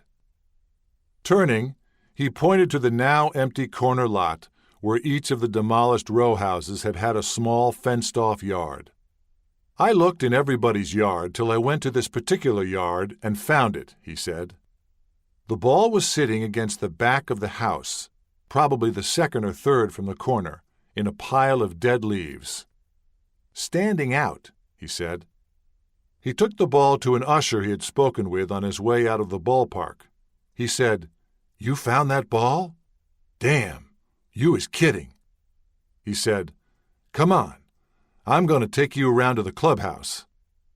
In All My Octobers, Mantle wrote, "I think the kid just showed up at the clubhouse wanting to sell the ball or get an autograph." "That's pretty much what happened," Dunaway said. The usher escorted him to the visitors' locker room along the third base line, where they were greeted by a clubhouse attendant, who summoned someone official-looking. Dunaway assumed he was a reporter because he had a pad and pencil and wrote down everything he said. The usher provided the bona fides. He said, "This is the fellow who caught Mickey Mantle's ball," Dunaway said. "I gave him the whole outlook." But he never mentioned 434 Oakdale Place. Nor did he take anyone to the spot where he had found the ball. "I told him I found it on 5th Street behind a guy's house. I told him where to go look for it himself." "What did the man look like?" "White," he said. "He shook my hand. He said it might have been one of the longest ever." Dunaway handed over the prize and was promised a ball autographed by the slugger that never arrived in the mail. "He gave me $100, he said. "The guy told me how famous I would be for catching the ball. I was more excited about the money than about being famous. That was a lot of money back then." Newspaper reports of a much smaller bounty made him indignant. "Not no dollar. He gave me a ball then, too. It was autographed by 4 or 5 players. I gave that ball to one of my grandnephews. He was playing baseball with that as he was growing up." A photographer took his picture with the ball before he relinquished it. Friends told him later that their fathers had seen it in out-of-town papers. He looked for it in the Washington Post the next morning and was disappointed not to find himself there. No photograph could be located in the archives of the Post, the Washington Star, the Afro-American, the Historical Society of Washington, D.C., or the Library of Congress. That afternoon, his Uncle Willie, a railroad porter who lived with the family when he wasn't working, took him shopping on 7th Street. He bought himself some khaki pants, socks, shirts, tennis sneakers, and a couple of beers for his uncle. When he got home, he had some splainin' to do. He spent the rest of the money on candy and pinball and taking neighborhood girls to Tom Mix shows at the Dunbar Theater. He finished the school year, but 6th grade was his last. That summer, he was caught stealing and was sent to Blue Plains in southeast Washington, D.C., once called the Industrial Home for Colored Children. He ran away that fall. It wasn't any harder than sneaking into Griffith Stadium. He didn't go back to school, and he didn't go back to the old neighborhood. He didn't want any part of the truant officers looking for him in LeDroit Park. He lived on the streets and with an uncle in Anacostia who let his mother know he was all right. He spent afternoons at a police boys' club on Florida Avenue where no one asked questions, worked at a local shoe shine stand, and set pins at the Lucky Strike bowling alley. Trouble led to more trouble and incarceration in a facility for juvenile offenders in Ohio, where he learned how to do laundry, to say the rosary, and that he didn't want to spend any more time in jail. He was 20 years old and had 5 months of parole to serve when he was released after 5 years. He worked in hotel laundries around the nation's capital until the mid-1980s. He survived on frugality, good luck. He hit a couple of $5,000 four-ways in Atlantic City, and the grace of God, his brother-in-law Elder Walter McCullough said. He donated money to every Catholic charity that asked for help, and filled his apartment with the rosary beads he received. He never married, which he regretted, and had a daughter, whose name he could not spell. Most of his friends from the old neighborhood were dead and gone when we met. But the memory of the day he hit the jackpot at Griffith Stadium remained vivid. "One big day," he said. "The best day of his life." He died on March 3, 2010, due to complications from diabetes, gout, and pneumonia. He was 71 years old. 4. In the spring of 2008, Alan Nathan, Professor Emeritus of Physics at the University of Illinois Champaign-Urbana, and Chair of the Society for American Baseball Research's Science and Baseball Committee, succumbed to my entreaties and clambered to the roof of Howard University Hospital to test the prerogatives of memory and place against the hard discipline of science. Armed with my new laser rangefinder, historical photographs, Google Earth images of the neighborhood with dimensions of the old stadium superimposed on a grid, Sanborn insurance maps from 1953, building permits for the demolished 5th Street row houses, newspaper accounts, and a very good head for math, Nathan set out to establish the most plausible fate of the ball. Unlike Red Patterson, he also had a tape measure. The myth of the tape measure home run was consecrated and perpetuated by Mel Allen's 1969 recreation, recorded for an album celebrating 100 years of baseball history, which was replicated on a 1973 Yankees record, 50 Years of Sounds, and given to every fan at the last game before the stadium closed for renovations. It was later rebroadcast on This Date in Baseball History and This Week in Baseball. Neither his call of the game nor Bob Wolf's D.C. broadcast had been recorded.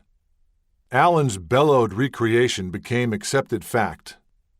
"We have just learned that Yankee publicity director Red Patterson has gotten hold of a tape measure, and he's going to go out there to see how far that ball actually did go." But when Bill Jenkinson, a baseball historian and author with a penchant for the long ball, confronted the spinmeister on the matter of the tape measure in the early 1980s. Patterson cheerfully admitted that he never had one. He also told Jenkinson he had never claimed the boy told him he saw the ball land on a fly. He had paced off the distance with his size 11 shoes. Marty Appel, who later became the Yankees' director of publicity, told Patterson his shoes belonged in the Hall of Fame. Previous scientific attempts to ascertain the actual flight of the ball have not been universally well received in the world of mantleology. In 1990, Yale professor Robert K. Adair published the Bible of Baseball Science, The Physics of Baseball, devoting an entire chapter to the tape measure home run. 20 years later, he stood by his original conclusion that the ball had traveled 506 feet, with a margin of error no more than 5 feet. The number 565 is pure fiction, Adair told me. It was where they picked the ball up after it rolled across the street. Jenkinson conducted his own analysis, relying on both anecdotal accounts and scientific data. His conclusion: the ball traveled no farther than 515 feet and probably 10 feet less than that. When his findings were published in 2008 by Yahoo Sports, the baseball blogosphere reverberated with cyber howls. Mantle devotee Randall Swearingen denounced Jeff Payson's column as a malicious prosecution of the Mick. Mickey's historic homer on trial. From the roof of the hospital, one thing was immediately apparent to Alan Nathan. The ball Mantle hit off Chuck Staubs could not have traveled 565 feet in the air, or rolled or bounced that far from home plate. Nor could Patterson have walked a straight line in his size 11s from the backyard of 434 Oakdale Place to the back of the stadium, as he told reporters.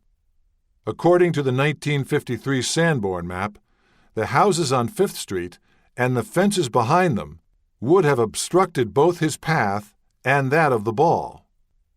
Figuring out what could have happened was more challenging, given the protean nature of the urban landscape. Blueprints of the stadium could not be located. Clark Griffith, the surviving member of the stadium's baseball dynasty, had no records. The exact dimensions of the scoreboard were in some dispute. No building permit for its construction or for the concrete bleachers was on file with the District of Columbia. The exact location of home plate was unknown. Mickey's tree, the landmark oak beyond the center field fence, had been sacrificed to progress, a hospital parking lot. However, the corner of 5th and V Streets and the building behind the third base line were unchanged. Using my rangefinder and those fixed points, Nathan located home plate on the 1953 map to within a circle of radius of about 3 feet. Our hope had been to use the rangefinder to measure the distance from home plate to the reported landing zone, but the hospital's roof made that impossible. Resorting to old-fashioned arithmetic, Nathan calculated a straight-line distance of approximately 557 feet from home plate to the backyard of 434 Oakdale Street. But he had already rejected Patterson's claim as crazy, and now discounted Adair's analysis because it underestimated the effect of the spin of the ball and failed to account for the 5th Street row houses. Unimpeded, Nathan concluded, the ball could have traveled as far as 535 to 542 feet. A lot further than Adair says. But the houses were in its way. Our next step was to try to find a scenario that matched Dunaway's description and that also had a basis in science. For more than a year, Nathan consulted other physicists, including Adair and SABRE members devoted to the study of demolished ballparks. He reviewed all the anecdotal evidence and weather data. Bill Abernathy's recollection that the wind picked up just as the pitch was thrown. Lou Slater's dugout observation that the ball went straight up like it was going to be a pop-up to the shortstop and just took off. And the third baseman Eddie Yost's testimony that the ball hit halfway up the Mr. Bow sign, above the words, "Oh boy, what a beer," and then veered right at a 20 to 30 degree angle. Nathan considered and rejected several hypotheses. Could the ball have ricocheted off Mr. Bow, then bounced on the pavement of 5th Street and over the row houses into the backyard of 434 Oakdale Street? No. The proximity of the buildings and the angle of descent precluded that. Could it have pecked Mr. Bow on the cheek on the way out of the ballpark, landed on Oakdale Place, and taken a hard right into the cut-through? Nope. Not unless it was more magical than the Kennedy bullet. Nathan concluded that the only reasonable scenario is one whereby the ball hits the roof of a house on 5th Street on the fly, then bounces off into the backyard. Proving it was another matter. The quest for exactitude was compromised by insufficient information about the wind speed 60 feet above field level and the dimensions of the beer sign. The groundskeeper and the club secretary offered conflicting reports. One said it measured 55 feet high, the other said 48 feet. Both agreed that the ball had hit at least 6 feet above the back wall of the stadium. So Nathan did what scientists hate most. He assumed. He knew the distance from home plate to the beer sign, 460 feet. He calculated that the ball had left Mantle's bat, traveling at about 113 miles per hour at a launch angle of 30 to 31 degrees. He assumed that the wind had been blowing 20 miles per hour, less than the highest reported gusts. That the ball had been deflected but not severely. That it had nicked Mr. Bow at a point 55 to 60 feet above street level, but retained enough horizontal speed to traverse the 52-foot distance from the edge of the sign to the roofs of the houses on 5th Street. According to Nathan's calculations, the front of the second house was 512 feet from home plate. The back of the house was about 540 feet from the plate.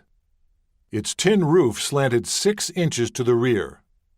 If my estimate of where the sign was is correct, then very little deflection would be necessary to get the ball to about where Dunaway said he found it, Nathan said. It could have hit the roof of the second or third house and rolled down into the backyard. In short, according to the laws of physics, the fate of the ball, as described by Donald Dunaway, is scientifically plausible. The best hypothesis is that he was telling the truth. Chapter 7. November 2nd, 1953. Fishbait. 1. On Saturday, October 31st, the day he was scheduled to check into Burge Hospital in Springfield, Missouri, for surgery on his damaged right knee, Mantle called in sick. "Bad stomach," Merlin told Mantle's minder, Tom Greenwade, who had made the arrangements. It wasn't just a case of preoperative nerves, though there were some of those. There was a matter of family honor to settle, a foot race with his brother Ray to determine who was the fastest Mantle. "I thought I had better find out before coming up here," he told Kenny L. Brissell, a reporter from the Springfield Leader and Press. Ignoring his doctor's caution against strenuous exercise, Mantle challenged Ray to a 100-yard dash. He won, then got sick to his stomach. His queasiness was understandable, given his well-founded apprehension about going under the knife. He knew what his doctors could not. He was never the same after the 1951 World Series. Straight away, he could still fly down the line, his fanny getting lower with each step. But he knew he had lost lateral movement, the ability to change directions, to cut and run.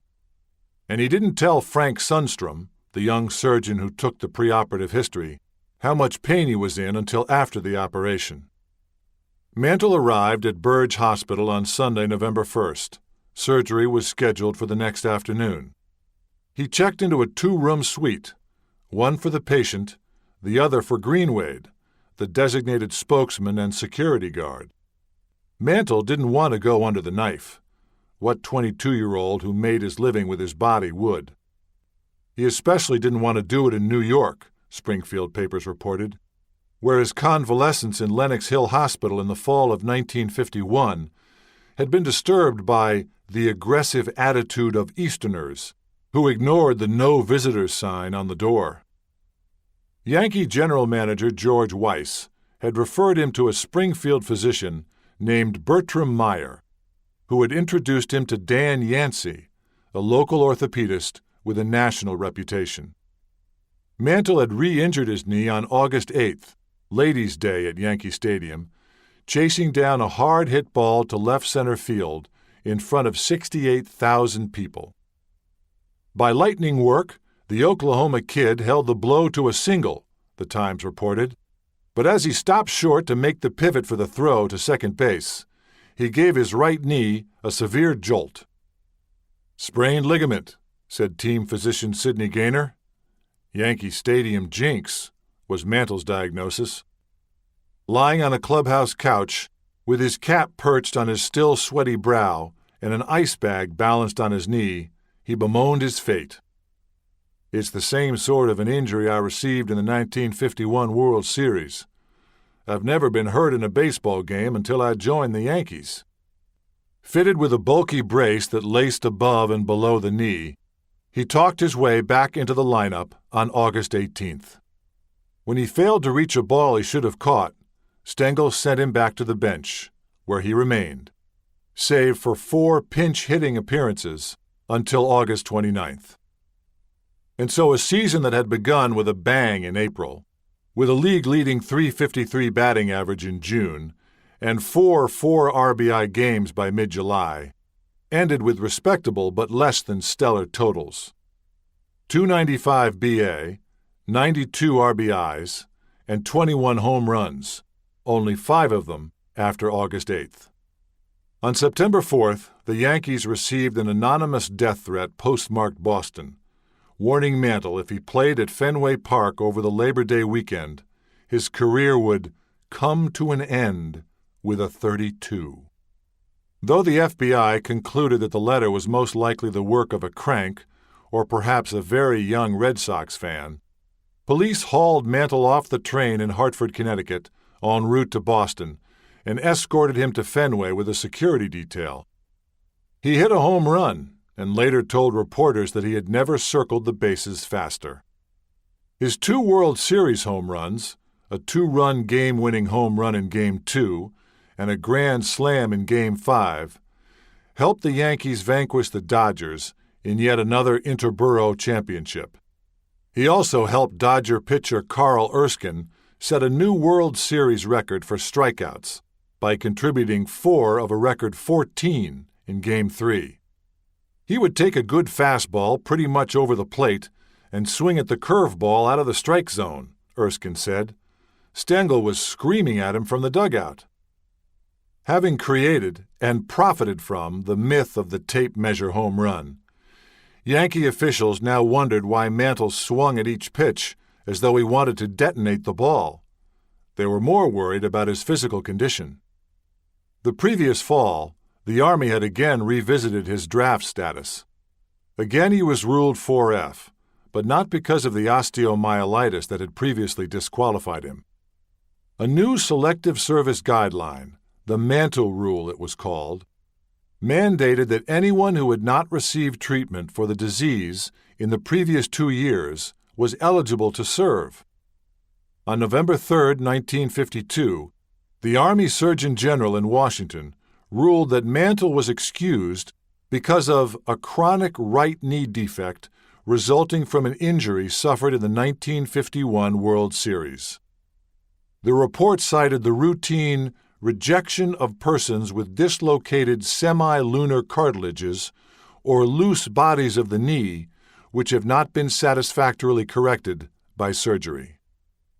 That grisly center field injury, not the sprained ligament in August, was the condition that brought Mantle to Burge Hospital 2 years later.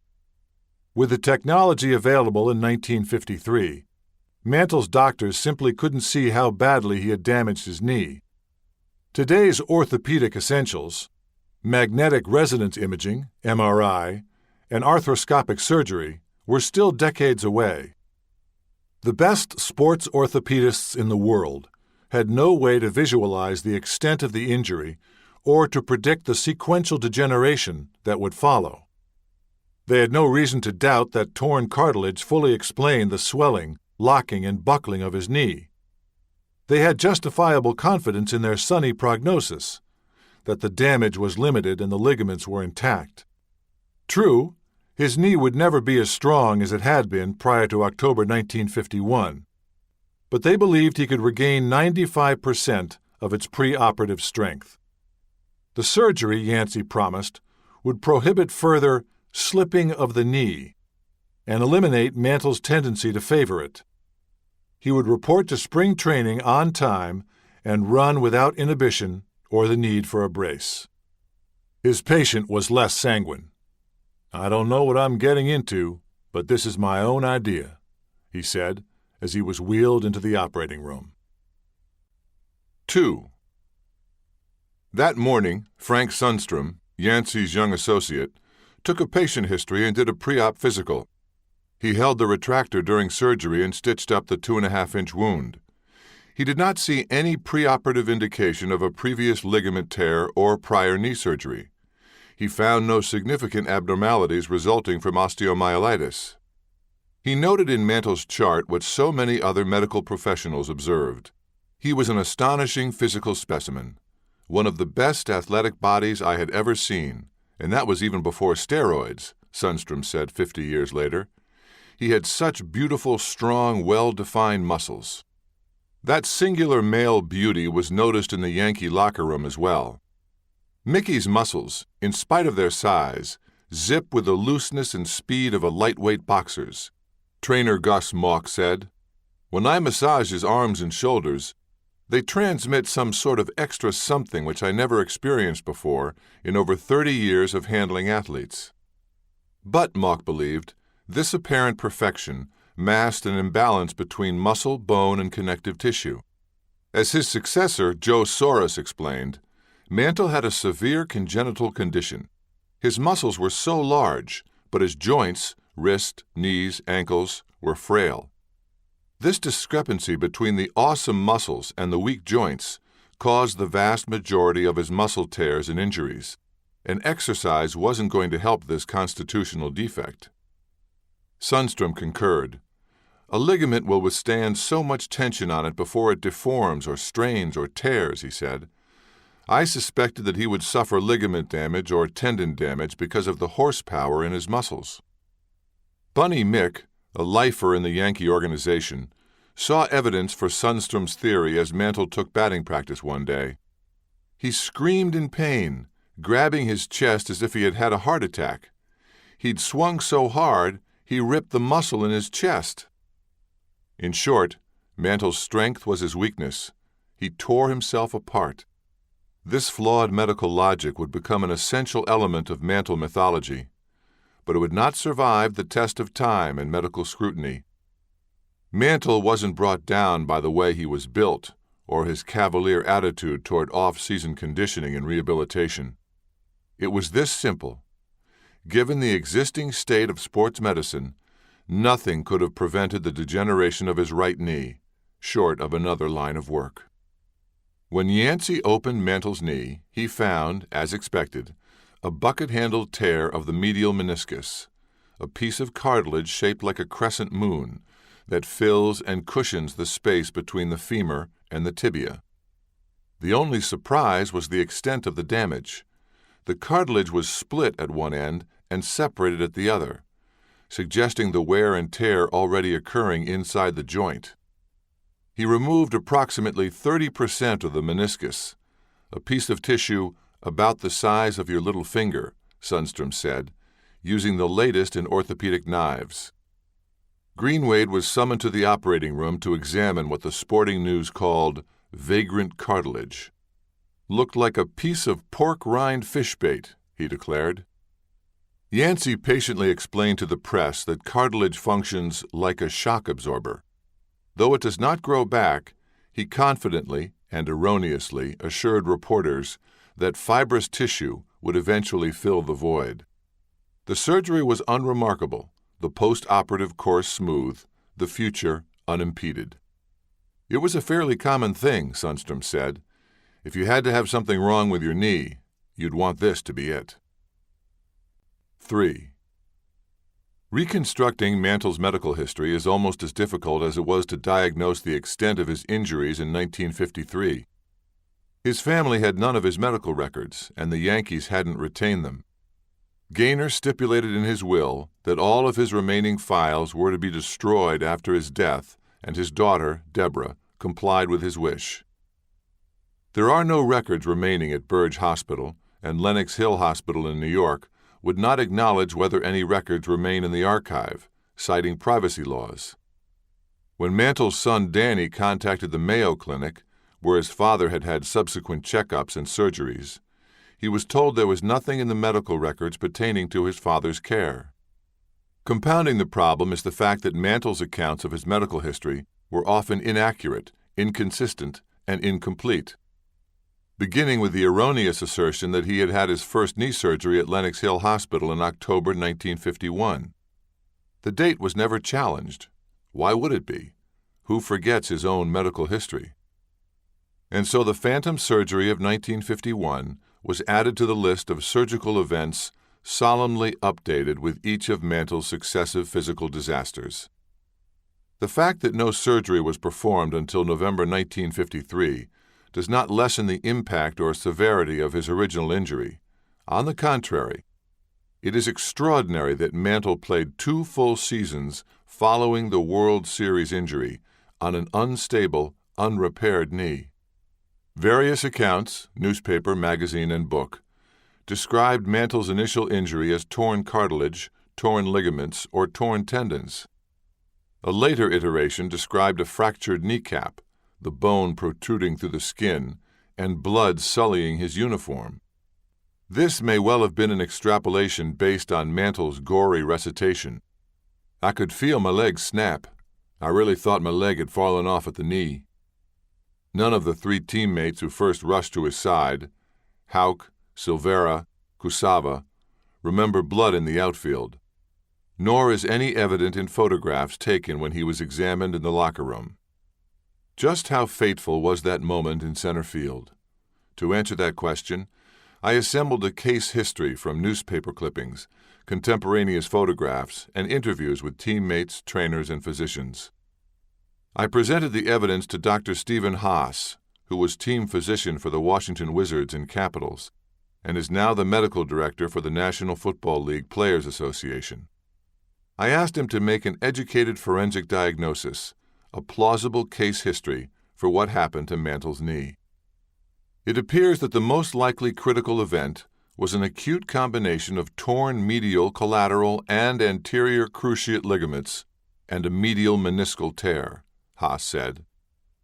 In modern vernacular, he blew out his knee. This unhappy triad of injuries was named and identified by Haas's mentor at the University of Oklahoma, Dr. Don O'Donohue, in 1950. Knowing what it was and doing something about it were 2 entirely different things.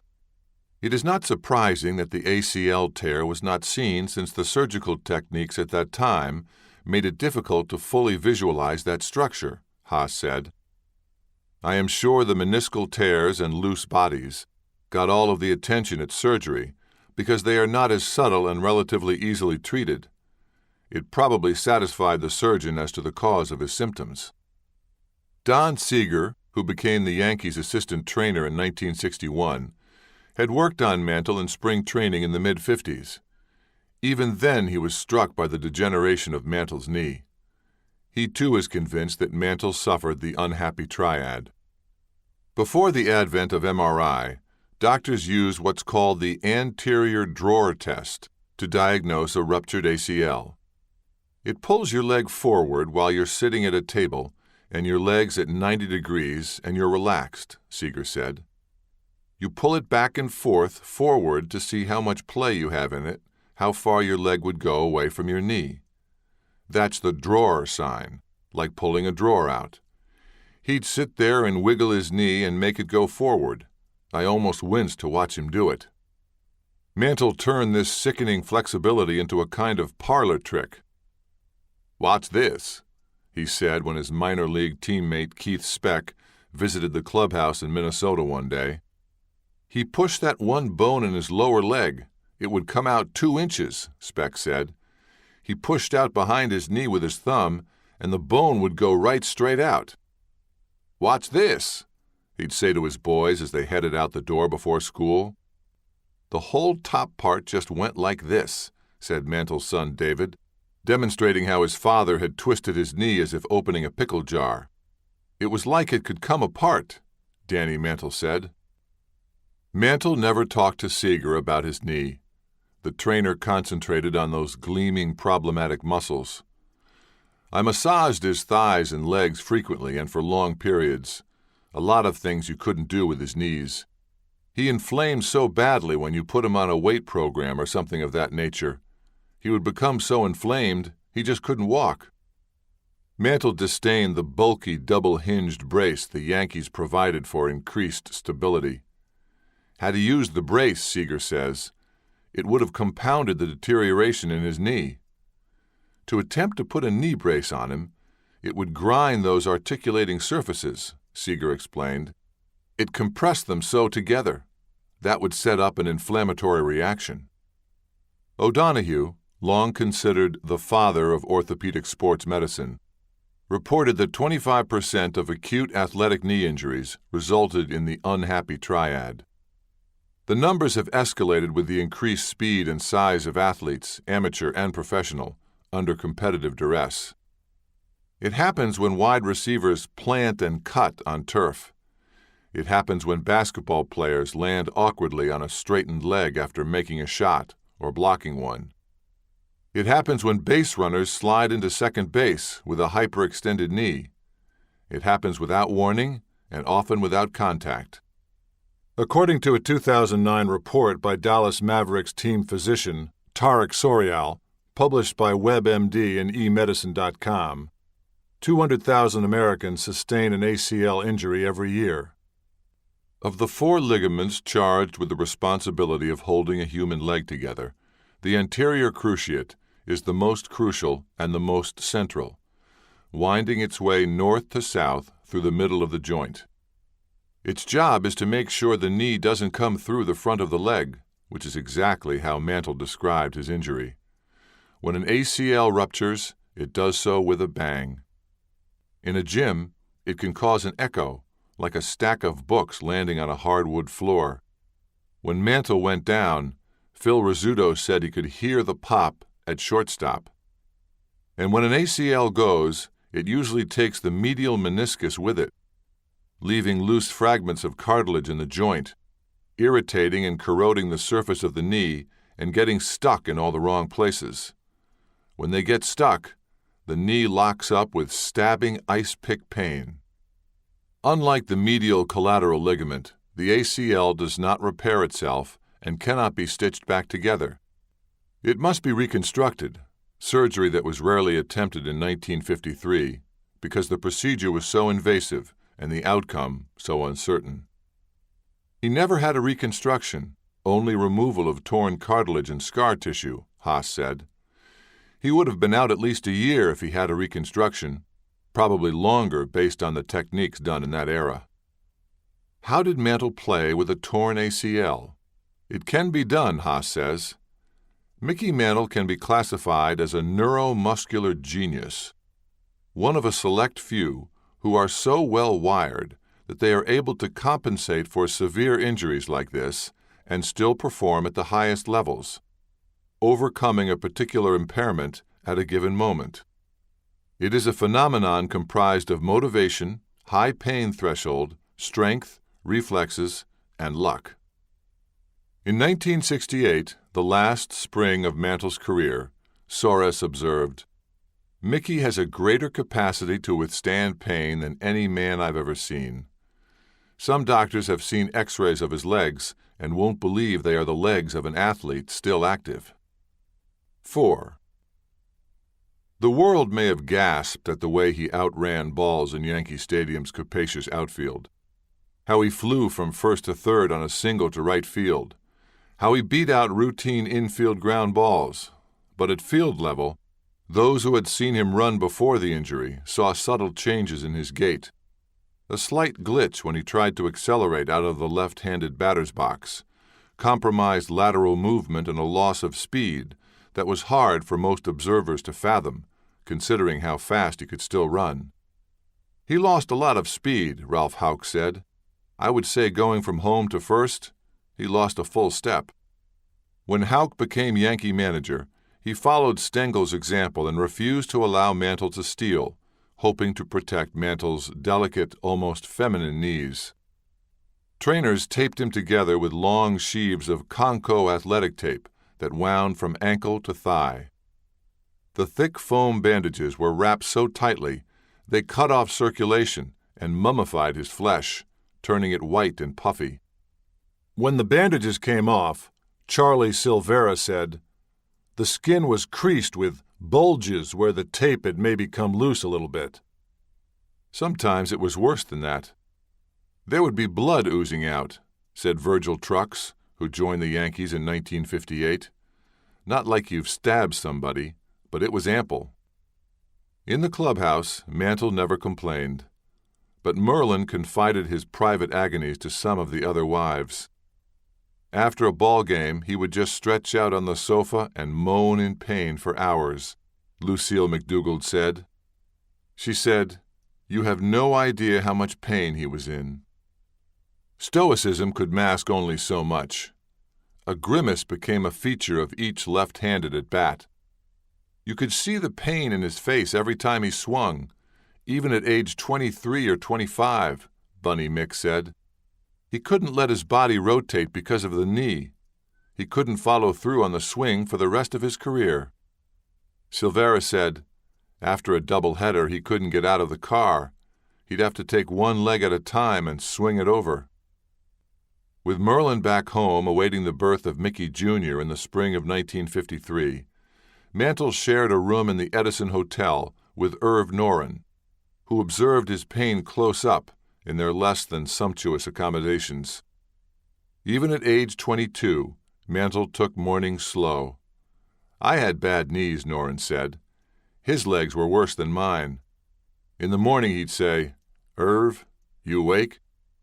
I said, "I can't get out of bed." He said, "Me neither." We'd both be hobbling around the room till we could get our legs straightened out. Sometimes even then, Noren said, Mantle returned to the dugout with tears in his eyes. It would never get any better. Over the course of his career, Mantle missed 255 games due to injuries, more than a season and a half of baseball. Each successive knee injury predisposed him to the next, in what Haas called cascading episodes of instability. The compromised ligament made him prone to more cartilage tears. Thorns of cartilage eroded the protective coating around the joint, causing severe premature arthritis. The hamstring muscles, acting as a secondary line of restraint, had to work harder to compensate for the lack of stability, which led to recurrent muscle pulls.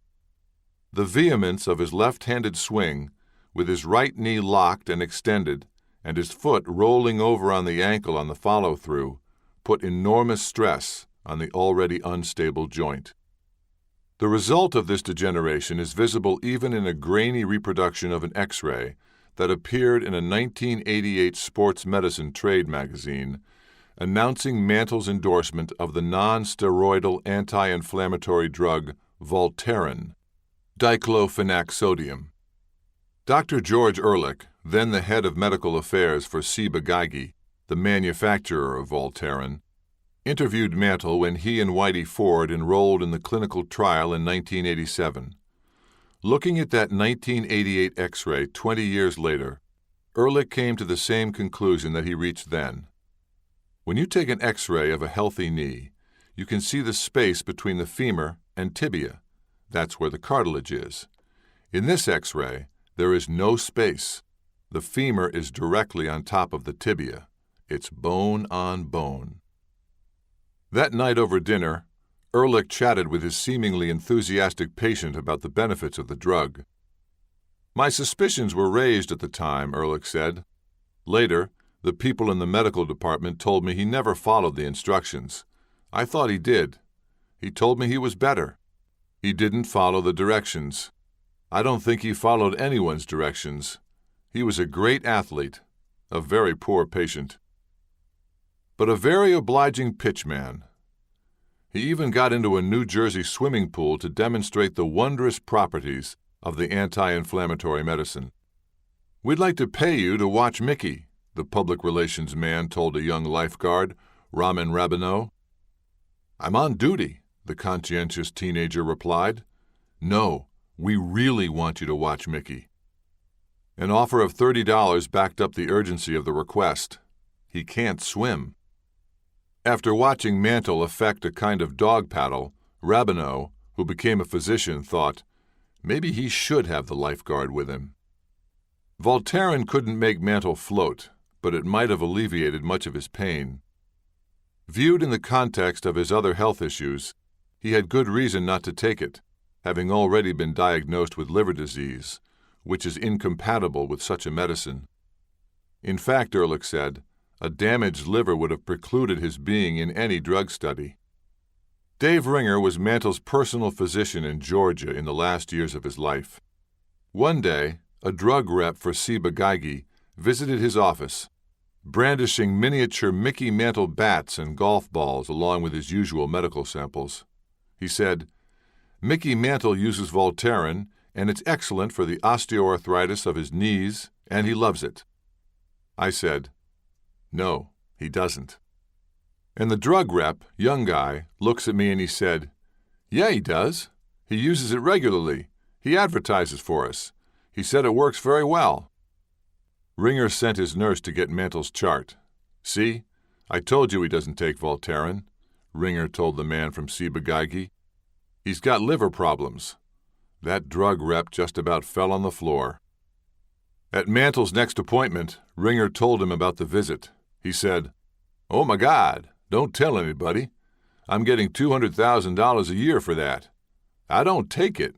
I can't take that drug, but I don't want them to know that." 5. Wife, mother, in-laws, and infant son were waiting for Mantle when he came out of knee surgery in November 1953. He remained in the hospital for 11 days, the first of which he spent in groggy sedation due to severe pain. He wasn't allowed out of bed for 5 days, at which point he was permitted to swing his leg while seated on the edge of the bed, and did not leave his room until he was discharged. Today, professional athletes who have arthroscopic knee surgery, using the thin tool that requires only tiny incisions, routinely return to the playing field in a matter of weeks. Mantle's recuperation was expected to take a minimum of 3 months. Greenway did everything possible to ensure a swift recovery. T-bone steaks were delivered to Mantle's room every evening. Special nurses were brought in. Mantle admired them greatly. Other than sanctioned visitors, minor league teammate Al Billingsley was admitted after first being summarily turned away. He healed in splendid isolation, while get-well cards piled up in the hospital mailroom. He talked his doctors into releasing him 18 hours early so he could attend his twin brothers' football game between undefeated Commerce High and their rivals from Grove, Oklahoma. He was ordered to return to Springfield for office visits 2 or 3 times a week for the next 3 weeks. He left the hospital on crutches after spending 30 minutes signing autographs in the polio cottage with strict instructions to be judicious with his activities. This was a prescription Mantle was unable or unwilling to follow. 2 days before Mantle left Burge Hospital, Billy Martin returned to California from an all-star exhibition tour of Japan, with $4,000 in his pocket and a haul of loot: cameras, binoculars, silk robes, and samurai swords. He was flush, but lonely. His wife had left him, taking their infant daughter with her. Mantle invited him to winter in Commerce. I knew he had nothing left in Berkeley. They had torn up American League cities all that season. Mantle was still mourning his father. Martin was mourning his marriage. Merlin was back home nursing a fussy baby. Martin's divorce dashed her hope for conventional off-season domesticity. Martin loaded up his new Cadillac convertible and headed east. By the time the visit ended, he had totaled the car while drag racing against Mantle in his Lincoln Continental. They were en route to a Commerce High School basketball game. Martin had Ray and Roy, the team's star players, in the back seat. Mantle and his Lincoln were unharmed. Their exploits that winter and in Martin's future off-season visits were well known and not particularly well received around town. Old-timers in Commerce can still point out the spot where Mantle turned his car over on the road, later renamed in his honor. He pointed out a hole in the Home of Mickey Mantle sign at the edge of town to Irv Noren one off-season. There was a rock thrown through it, Noren said. Mickey said, "This is what they think of me in my own damn hometown." Mantle's patron, Harold Youngman, the prosperous owner of a Missouri road-building company, handled his investments and indulged his taste for hunting, fishing, and basketball. He procured cushy off-season jobs for Mantle and Martin. Their responsibilities consisted mostly of flying around the countryside in his twin-engine Beechcraft, chatting up town commissioners who awarded the contracts for new construction. Youngman also sponsored Mickey Mantle's Southwest Chat All-Stars, a basketball team that took on all comers including the Harlem Globetrotters. Mantle was the coach and occasional point guard. The Yankees were none too pleased about his minutes on the court and sent a telegraph telling him to cease and desist. He just kind of shrugged it off, recalled Paul Churchill, a member of the team. After Mantle played in the championship game 2 nights later, Churchill said, he got another telegram, "Report to New York City." This was Martin's first but not his last sojourn in Commerce. He got fat on Merlin's forbearance and Lovell's biscuits and gravy. "Eating them beans and shit," Mantle told me. Merlin didn't like him, Max Mantle said. Didn't have a reason to. Martin gave permission to Mantle's worst instincts, not that they needed a lot of encouragement. Merlin was left alone with an infant who was as allergic to milk as her husband was to domesticity. "All I saw of the two of them that winter was their backs going out the door," she wrote in A Hero All His Life. If they did all the hunting and fishing they claimed they were doing, the fish and quail population of Oklahoma and Missouri took a fearful beating. Elbow bending was their preferred sport. One off-season, the wise proprietress of Billy's Bar bogarted their keys to their car when the miscreants stopped to say goodbye on their way to spring training. She declined their IOU and the promise to send the money as soon as they got to spring training. She said, "When you do, I'll send you the keys," recalled preacher Jerry Von Moss. They had to call Casey Stengel and he had to promise to wire the money. She still wouldn't give him the keys until she got the money, and Western Union was in Miami, 4 miles away. Not all their scrapes were as easily resolved. Angie Greenwade, Tom's daughter, recalled being awakened by the telephone in the early hours one winter morning. "This sheriff called to say that Mickey and Billy had been in a fight in a bar," she said. "This sheriff had them in jail. He wanted to know what to do. Dad told him to keep them there. He got in his car, and away he went to get them out of jail." They drive around the countryside in Mantle's convertible with the top down, the country music turned up high, and a bottle of Jack Daniels on the dashboard. They'd shoot wildlife from the car, which we called hot shooting, recalled pitcher native Frank Wood. The game ranger arrested them. He hauled them into the Ottawa County Jail. The sheriff let Mick go, but he wasn't going to let Billy Martin go free. Put him in the pokey for 3 days. On one such outing that winter, Mantle stepped into an abandoned prospecting hole. "That's how he twisted his daggum knee," said Wood, who got the story from his father. "Lots of times they'd plug them up and grass would grow up on it. If you had a hunting dog, you had to be careful they didn't fall in."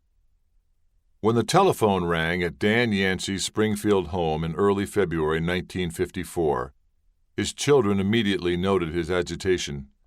His prize patient had developed a Baker's cyst behind his right knee, a swollen, fluid-filled bulge that restricted his motion and set back his recovery. "The only time we ever saw Father get upset with a patient was Mickey Mantle," said his daughter, Alice Yancey. Youngman flew Mantle and cousin Max back to Springfield on his private plane. When he examined Mantle, Frank Sundstrom was as appalled as Yancey. "We learned he had been quail hunting.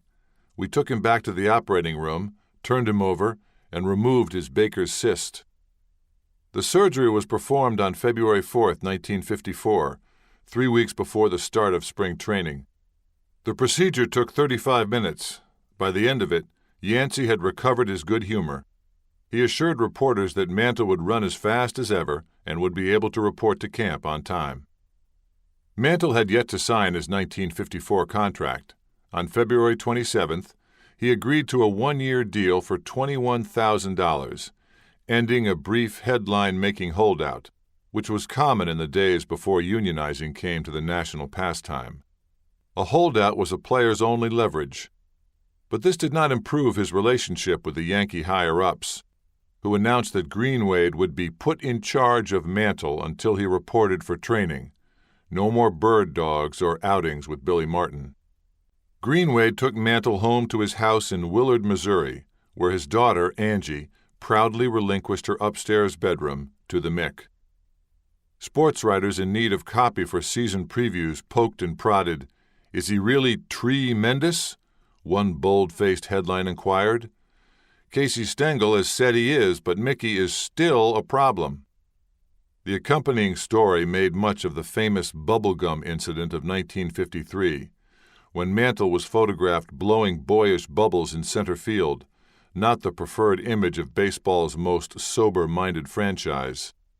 It was a lucrative misdemeanor. He got a $1,500 endorsement deal. When he arrived in St. Petersburg on March 2nd, he was unable to straighten his leg. He spent more time in Gaynor's office than in the batting cage, thwarting Stengel's plan to tutor him in the art of bunting. The old professor wanted to teach him a butcher boy swing, hitting down on the ball to minimize fly balls and strikeouts. While Mantle limped, Stengel fumed. When he failed to show up for scheduled bunting sessions with Frank Crosetti, Stengel was livid. Later, in an interview with Bill Gilbert of Sports Illustrated, Mantle conceded, "I never learned anything." Even Martin, the fresh kid, in Stengelese, listened and learned. Stengel saw himself in Martin, who had made the most of his limited ability with competitive ire and fire. He saw in Mantle the player he had wanted to be. To squander such a surfeit of ability was unthinkable, irresponsible, maddening.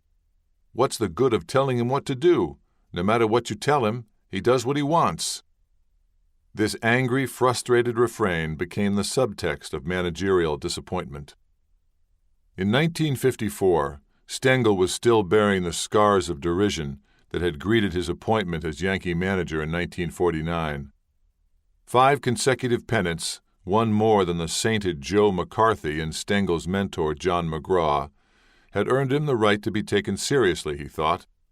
Instead, he was greeted with this from Dan Daniel in Sport magazine: "Is Stengel great, or is he lucky?" A 6th straight pennant would put that question to rest and elevate him to the Mount Rushmore of New York baseball managers. For that, he needed a whole Mickey Mantle. Every torn muscle, every missed opportunity in game was a rebuke to Stengel's legacy. He couldn't see past his own ambition. He couldn't see past the fact that he was hurt, said Robert W. Creamer, author of the definitive Stengel biography. Stengel was an emissary from the old school. Mantle was the face of post-war America. Yet there was fondness between them and more shared experience than it appeared.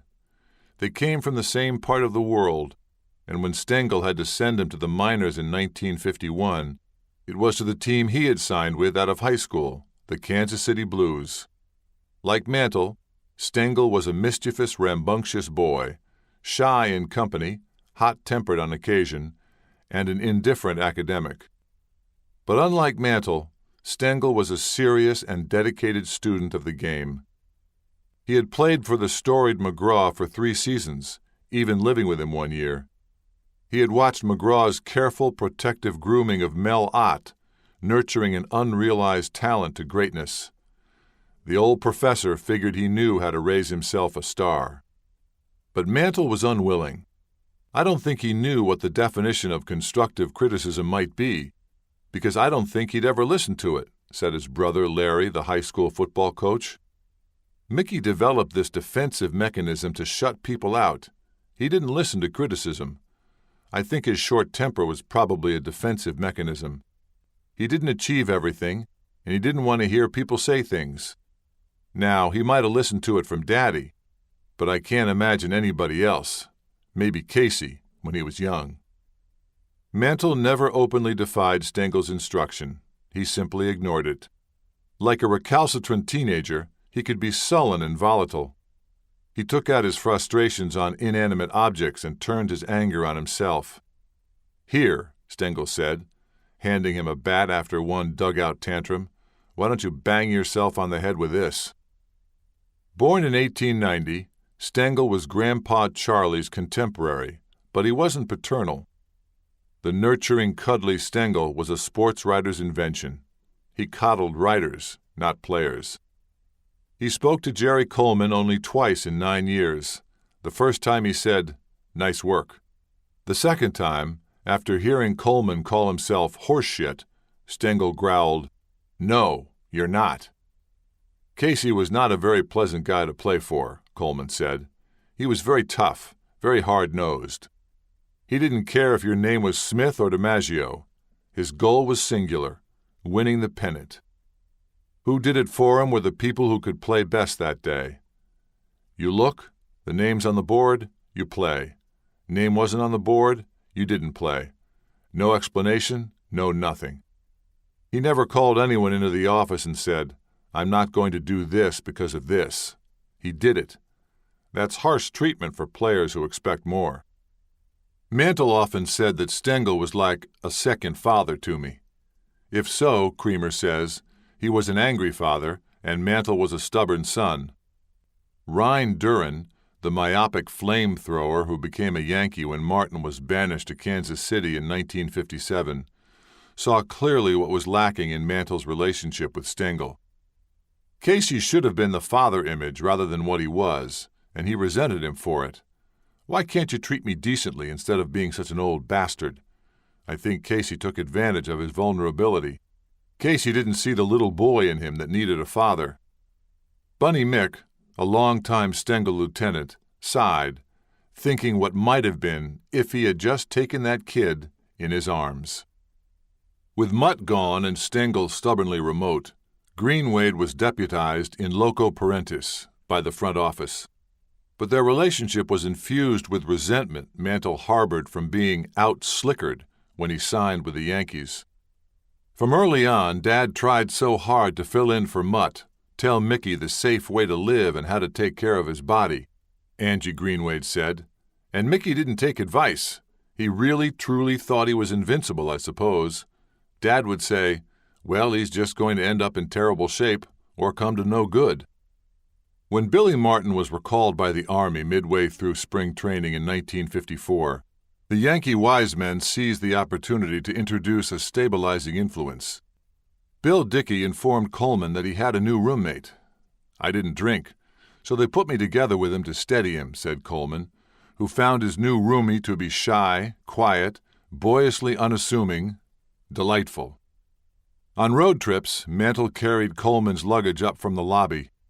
During spring training, they took turns driving to the ballpark.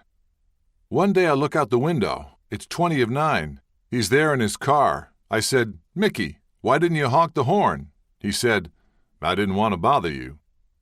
Mantle had been sitting outside for 20 minutes. The Yankees tried surrounding him with family, putting 3 more Mantles in pinstripes. They signed his cousin Max to a minor league contract in March 1954 and invited the twins, Ray and Roy, to take batting practice at Yankee Stadium, fueling the fleeting prospect of an all-Mantle outfield. Mantle always said they were better natural athletes, but they lacked his drive and his luck in receiving the fierce attentions of their father. It was worth the gamble and the small financial investment. The Twins were assigned to the Yankees' Class D team in the Sooner State League. Greenway drove them to McAlester, Oklahoma, in a black Cadillac just like the one in which he had signed their big brother. Max was released a month before the Twins arrived. They stuck around long enough to play in a Florida instructional league the following spring. Ray was drafted into the Army and never played again after he was discharged. Roy suffered a career-ending injury, running out a base hit. The Twins' visit to New York proved to be the highlight of Mantle's year. At the end of April 1954, he was batting .175. In June, he was still unable to play both games of a doubleheader. When Stengel blew out the candles on his birthday cake, celebrating his 64th birthday on July 30th, he bravely declared that he should be fired if the Yankees failed to win the pennant. A month later, with his team losing ground to the Indians and the season growing short, reporters noticed a newly published book on his desk. Its title, The Year the Yankees Lost the Pennant. A picaresque fantasy in which a Mantle look-alike, unable to resist temptation, makes a pact with the devil to bring down the Yanks. It was a gift, Stengel said. Hadn't read it, wasn't going to. It's fiction, he growled. Chapter 8. September 26, 1954. No Other Time. 1. On the last day of his fourth Major League season, Mantle played the first meaningless game of his career. 103 wins, 4 more than they had needed to win the 1953 pennant, and the Yankees still finished 8 games behind the Cleveland Indians. Them plumbers, in Stengel's derisive lexicon. He fixed the blame on Mantle's slowness to heal from his off-season knee surgeries and his knuckle-headed refusal to act like an adult. He's got to change a lot, Stengel declared. He's got to change his attitude and stop sulking and doing things he's told not to do. He'll have to grow up and become the great player he should be when he reports next spring. Perhaps that's why he sent Mantle out to play his first and last complete game at shortstop, the position of his callow youth. Around the horn beside him, Stengel stationed an unlikely second baseman, Moose Skowron, and an improbable third baseman, Yogi Berra. My tape measure lineup, Stengel called it. He did not point out that Mantle had hit only 9 home runs since the All-Star break. That sleepy Sunday was a slow news day in a year of momentous events. Joe DiMaggio married and divorced Marilyn Monroe. The Miss America pageant went prime time. Joseph McCarthy was censured by the U.S. Senate. The Supreme Court handed down its landmark decision in Brown v. Board of Education. And for the first time in 6 years, the Yankees failed to win the American League pennant. The also-rans in the Bronx were knocked off the back page by a better story. Willie Mays had returned from 2 years in the Army to lead the Giants to the National League pennant and to complete the kingly triumvirate of New York center fielders, Willie, Mickey, and the Duke.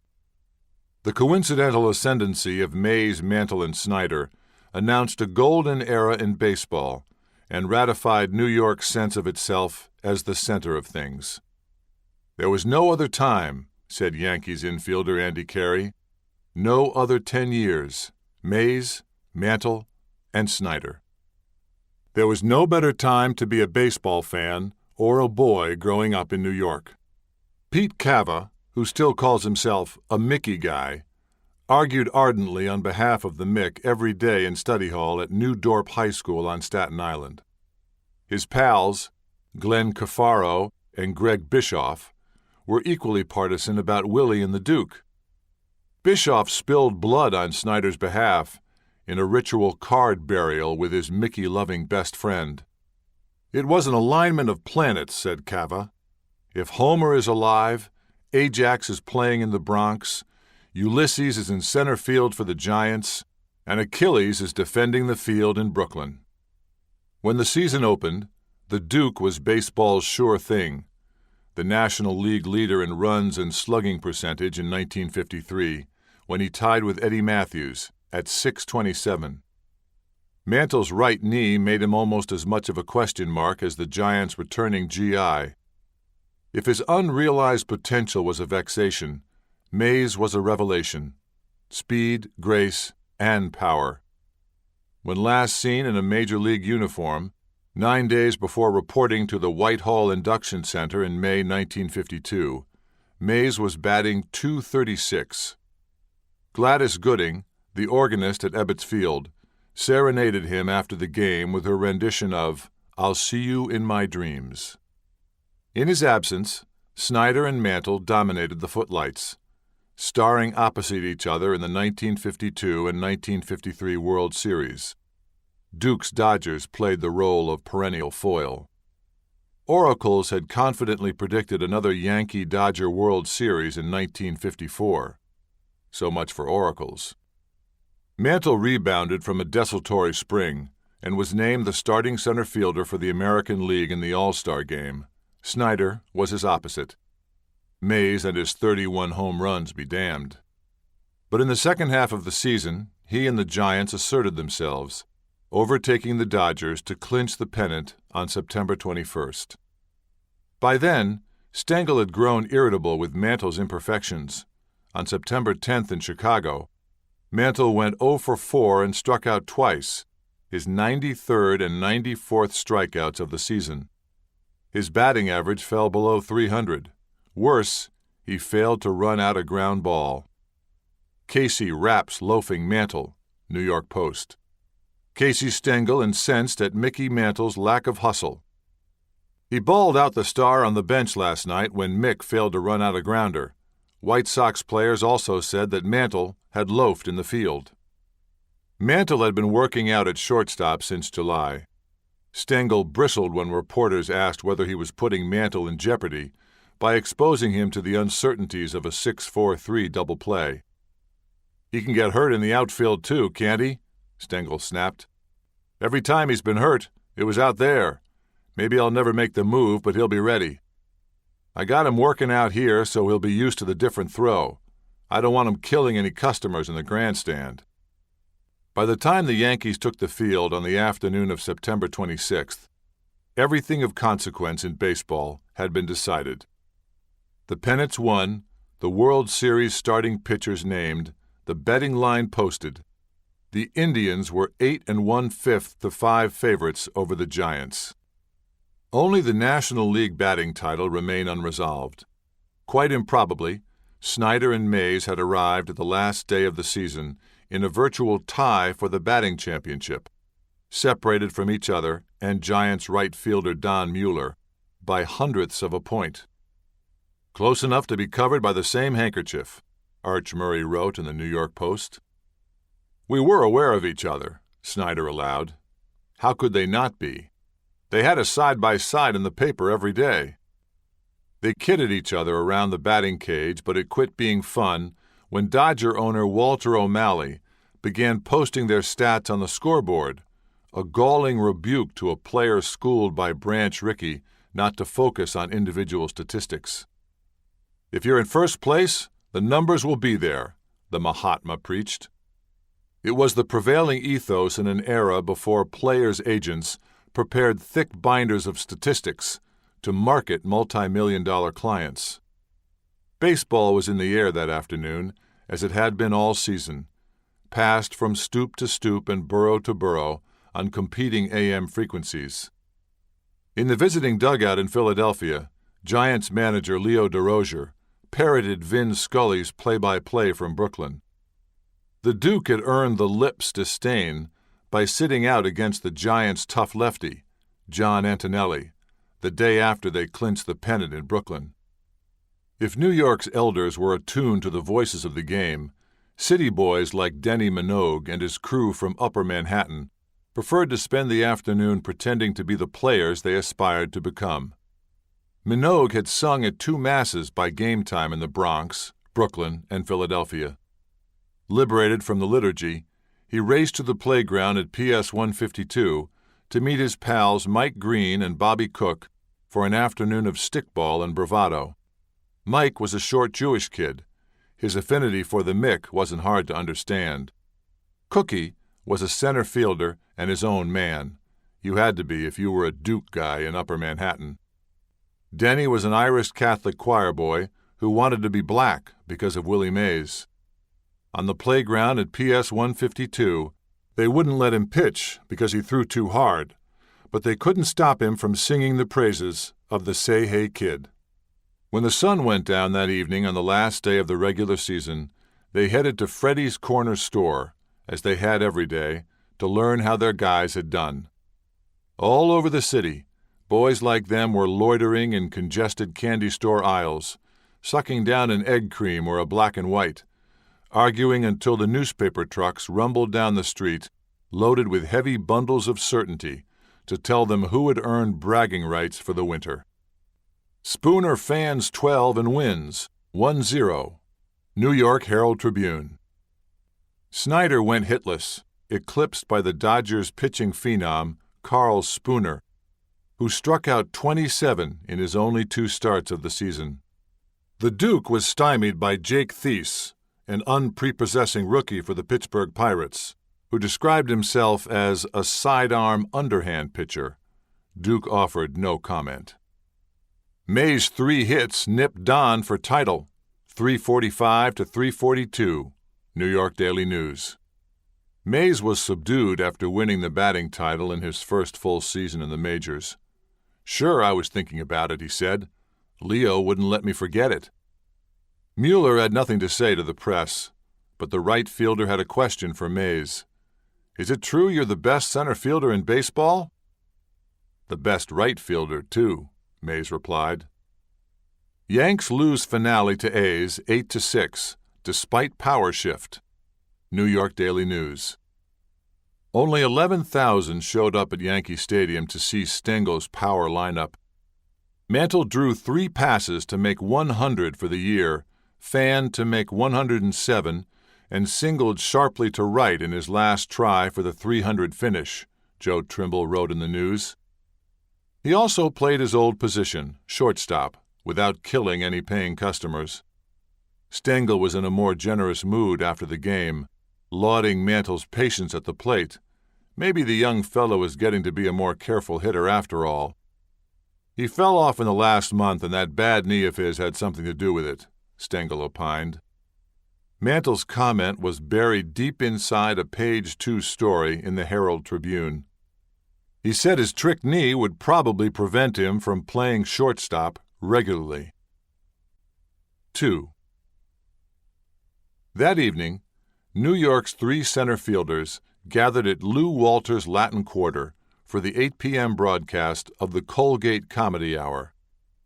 Just the year before, Mantle, Martin, and Ford had celebrated the 1953 pennant at the nightclub by signing Dan Topping's name to the tab. But this was Willie's time, and Willie was running late. Ed Sullivan's variety show on CBS, The Toast of the Town, aired opposite the Colgate Comedy Hour. Mays was the toast of the town. So while Joey Brown warmed up the crowd of the Latin Quarter, Mays opened for Sullivan 5 blocks up Broadway at the CBS TV Studio 50. Then dashed downtown in time to be introduced with Mantle and Snyder as members of Look magazine's All-America team. It was the first time New York's 3 leading men shared center stage in their 4-year run on the Great White Way. After the show, they went their separate ways. Mays tagged all the bases of newfound fame. He was paraded in an open car up the Canyon of Heroes in New York's traditional ticker-tape embrace. He appeared on the Today Show with Dave Garroway and his co-host, J. Fred Muggs, the all-star chimp, and he was Steve Allen's guest on the national premiere of The Tonight Show. Snyder headed west with the Eddie Lopat All-Stars for a barnstorming tour of the Hawaiian Islands. Mantle's trick knee prevented him from joining them as planned. His roommate, Irv Noren, agreed to take his place on Lopat's roster. Noren was leaving for California that night and offered Mantle a ride to Commerce in his brand-new 4-door Chevrolet. Mantle packed his bags. He couldn't get out of town fast enough. Noren's pal, Julie Isaacson, A union guy with all the right connections told him to leave his Chevy on the sidewalk outside the Latin Quarter. After the show, he found 2 of New York's finest, mounted police, standing guard over the car packed with all their belongings. Nobody touched Mickey and Irv in New York City when Julie was around, Noren said. They stopped in Union, New Jersey for a bite to eat before hitting the road. Their friend Frank Petrillo had a car dealership there, and a wife who prepared Mantle's favorite Italian dish, spaghetti with that cheese that smells like feet. The lady of the house hit him over the head with her dish towel after that remark. "What the hell do you know about good Italian food, you Midwestern hick?" Frank Jr., age 9, and his baby brother Jay, age 2, were allowed to stay up late to see their favorite ball players. Mantle and Noren were in a playful mood. "Mickey and Irv were tossing my kid brother around," Frank Jr. said. "Jay's head hit the ceiling. Any time after that my brother did something wacky, my mother blamed it on Mickey and Irv." They took off after midnight in an autumn drizzle. There were no 4-lane interstates. 55 miles per hour was an aspiration, not a constraint. Commerce was 1,271 long miles away. They didn't stop except to eat and to stretch their aching legs. Noren didn't let Mantle get behind the wheel until they were 2 miles outside of town. He had heard too many stories about Mantle's driving. They didn't talk much about baseball as they headed west. They didn't listen to the radio broadcast of the first game of the World Series. "Listen to that damn cowboy music the whole way," Noren said. There was one song that was pretty tragic. This guy had hit his 2 kids and they were saying, "What did you hit us for, Daddy?" Didn't kill him or nothing. Mickey had tears in his eyes, and I did too. Finally, Noren said, "Turn that damn thing off." They didn't hear the radio announcers Al Helfer and Jimmy Dudley describe the top of the 8th inning from the Polo Grounds, when the Indians' Vic Wirtz redirected Don Little's first pitch toward the gully in the deepest recess of center field, and Mays turned his back on expectation, setting off in pursuit of a ball no one thought he could catch, except him. They didn't stop to watch the first game of the last World Series broadcast without color commentary in stark black and white. They didn't see the catch that would become the defining moment of Mays' career. They were on a dusty Midwestern ball field on Route 66. Mantle had spotted a bunch of schoolboys shagging balls. "Hey, let's have some fun," he told Noren. "We've been driving all day and night." Noren pulled the car over and parked by the grandstand. He grabbed a bat and a few balls from the trunk and approached the biggest kid on the field and gestured to Mantle. "I told him I wanted to see if I could strike this guy out," Noren said. "I told him, when we get through, I'll give you 3 brand new balls. Then I told all the kids to go out 400 feet. The last ball he threw left a jet trail across the afternoon sky. It flew over the school and over a copse of trees beyond that. "Boy, you can't strike that guy out," the kid told Noren when he returned with the ball 10 minutes later. "You know why? That's Mickey Mantle." "And I suppose you're Yogi Berra," the kid said. They were still laughing when they hit the road again. "Kid probably went home and told his dad, 'Mickey Mantle drove up in a car and hit the ball over the schoolhouse,'" Noren said. "And his dad probably told him, 'I told you never to lie,'" Mantle replied. 6. The Russians launched the first Sputnik satellite on opening day of the 1957 World Series.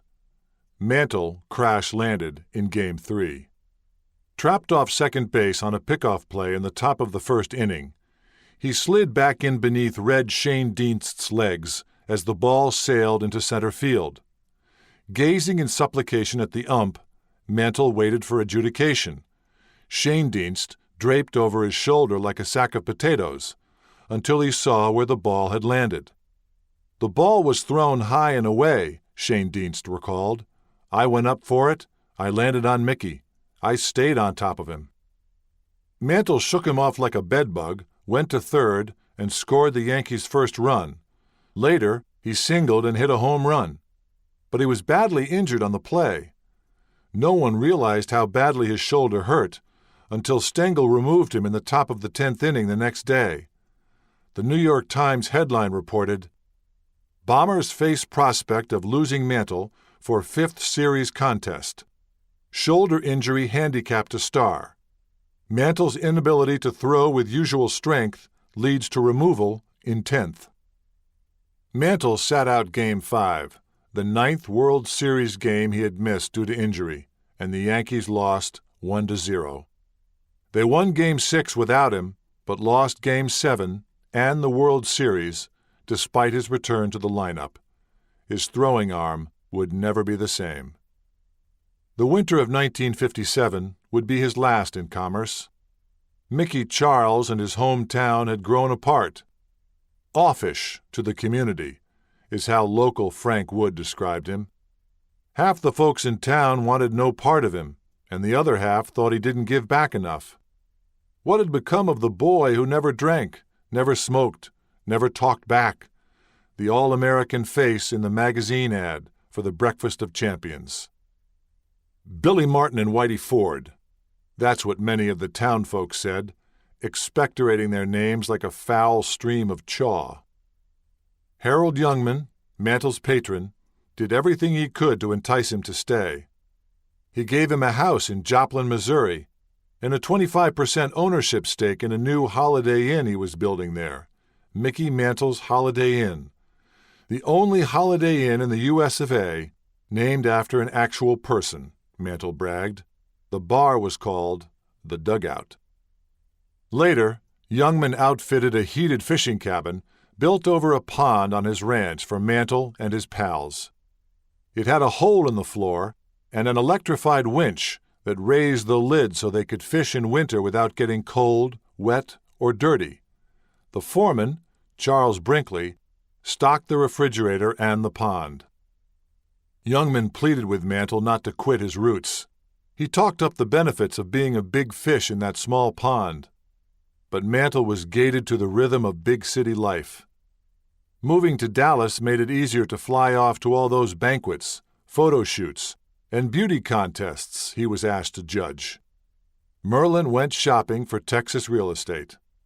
Mantle leased a bowling alley, where he would put his brothers to work and show everyone he could manage affairs on his own. After the Yankees avenged themselves against the Braves in the 1958 World Series, Mantle went to Dallas to see the new $59,500 home Merlin had selected, the one important decision in their marriage he allowed her to make. The Mantle Manor, the Sporting News called it. Furnished in the French provincial style, it was located in the neighborhood where George W. Bush would settle after he left the White House. The move distanced Mantle from Youngman's well-intentioned but paternalistic control and deprived him of much-needed advice. In cutting ties with the place where he made most sense to himself, he became a celebrity nomad, a citizen of everywhere and nowhere. Mantle later said leaving Commerce was the biggest mistake of his life. Guided differently, he could have done better for himself as a human being, Jerry Coleman said. He would have liked himself more. Chapter 11. August 14th, 1960. Season under siege. 1. In the bottom of the 6th inning of his 1,352nd Major League game, the second game of a Sunday doubleheader against the Washington Senators, Mantle bounced a ball down the third base line. The score was 1-1. Hector Lopez was on first base. The stadium was half full. They witnessed the unthinkable. The fastest man in the major leagues, who ran harder than anyone else no matter how much it hurt to do so, did not run. He jogged down the line, and he didn't arrive in time. The Senators turned a potential rally into an easy inning-ending double play. Upstairs in the press box, reporters sighed. Mantle's hurt again. But he wasn't. Casey Stengel yanked him from the lineup and dressed him down with an unprecedented dugout rebuke. "Quitter," shouted a man in the stands. Mantle kicked the water cooler en route to the clubhouse. The indignity of losing a doubleheader to the woeful Nats was compounded by the fact that the second loss dropped the Yankees into third place, where they had finished the year before. Worse, Roger Maris had been injured sliding into second base in an attempt to break up a double play on the previous play. A knee to the ribs had sent him to the hospital for x-rays. The contrast between Maris's fierce takeout slide and Mantle's nonchalant sally was glaring. When a very long day of baseball finally ended at 10:29 p.m., reporters found Stengel in his office, naked and fuming. Who does he think he is? Superman? Well, he's not. Cooling his managerial prerogatives in the shower, he hollered over the spray that there would be consequences. A fine, perhaps. Maybe a suspension. "It's up to me," he declared, seizing the opportunity to remind everyone he was still in charge, even if he was 69 years old. Mantle answered questions with monosyllables and shrugs.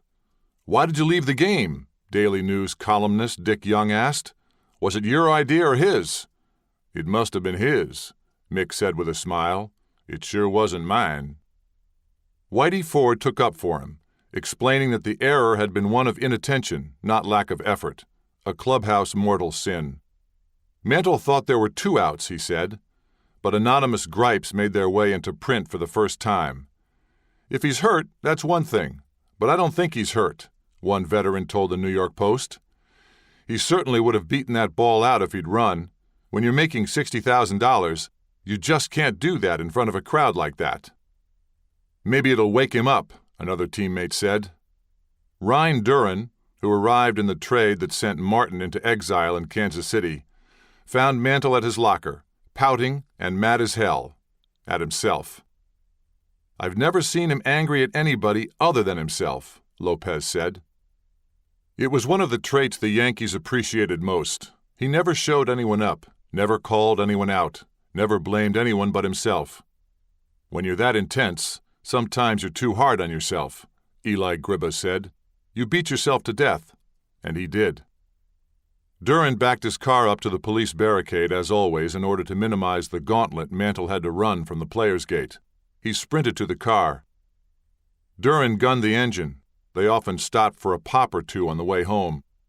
Duran was accustomed to hearing Mantle's muttered imprecations aimed at the manager.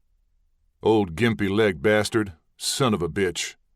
This time, Duran said, Mickey didn't say a word except, "Turn here," and "Turn there."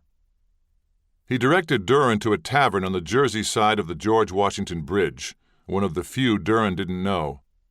Duran had tried and failed to get sober the year before. He wasn't ready to take the 12 steps required by Alcoholics Anonymous. He ordered a double shot, Duran recalled. I think it was bourbon. He slugged that down and said, "Gimme a double." And the guy poured him at least 2 more jiggers in that one, and he threw that one down. He wanted that anesthetic feeling up there in the prefrontal lobe. Duran counted 4 double shots in the half hour or so they stayed at the bar. Mantle wasn't falling down drunk when Duran dropped him off at home, but he got the fix he needed, Duran said. Talking about it was not an option. Talking wasn't the Mantle family way. Merlin had long observed her husband's inability to show his feelings and his increasingly quick reflex to numb them with alcohol. She never could get accustomed to the familial reserve. Mickey's family was cold, she told me. They didn't visit. He didn't visit. And when they did pay a call, they didn't show up emotionally. Nobody would talk. It was weird. Nobody would say anything, Merlin told me. And the only way they could really talk was when everybody got bombed. Everybody had to have the beer. They could not relax and visit with each other unless they were having beers. All they said was hello and goodbye, Danny Mantle said. 2. That Sunday was a low point and a turning point for Mantle. Loafing was out of character. He had vowed that 1960 would be different from the year before, when, he admitted, he had a lousy season. The Yankees' third-place finish, 15 games behind the White Sox, only 4 games over 500, was a team effort. But in the sports pages and the front office, Mantle was deemed the chief culprit. After batting .285 with 31 home runs and 75 RBI, he wondered if the Yankees would or should trade him. The phenom had become a disappointment. Mantle, a problem child. Leonard Schechter's 5-part preseason series in the New York Post analyzed the lack of maturity that had become a favorite subject of columnists. In the absence of sports psychologists, not yet a de rigueur retainer for major league clubs, Schechter devoted part 1 of the series to the Freudian musings of an anonymous baseball man who diagnosed Mantle as a self-destructive masochist, a big kid with no judgment and no self-awareness. Schechter offered as proof of his adolescent proclivities the way he badgered bat boys, bullpen catchers, and unsuspecting rookies to catch the knuckleball he pleaded to throw in a game, defying the front office and common sense. "You know how he ruined his arm?" Jerry Lumpy said. "Throwing knuckleballs."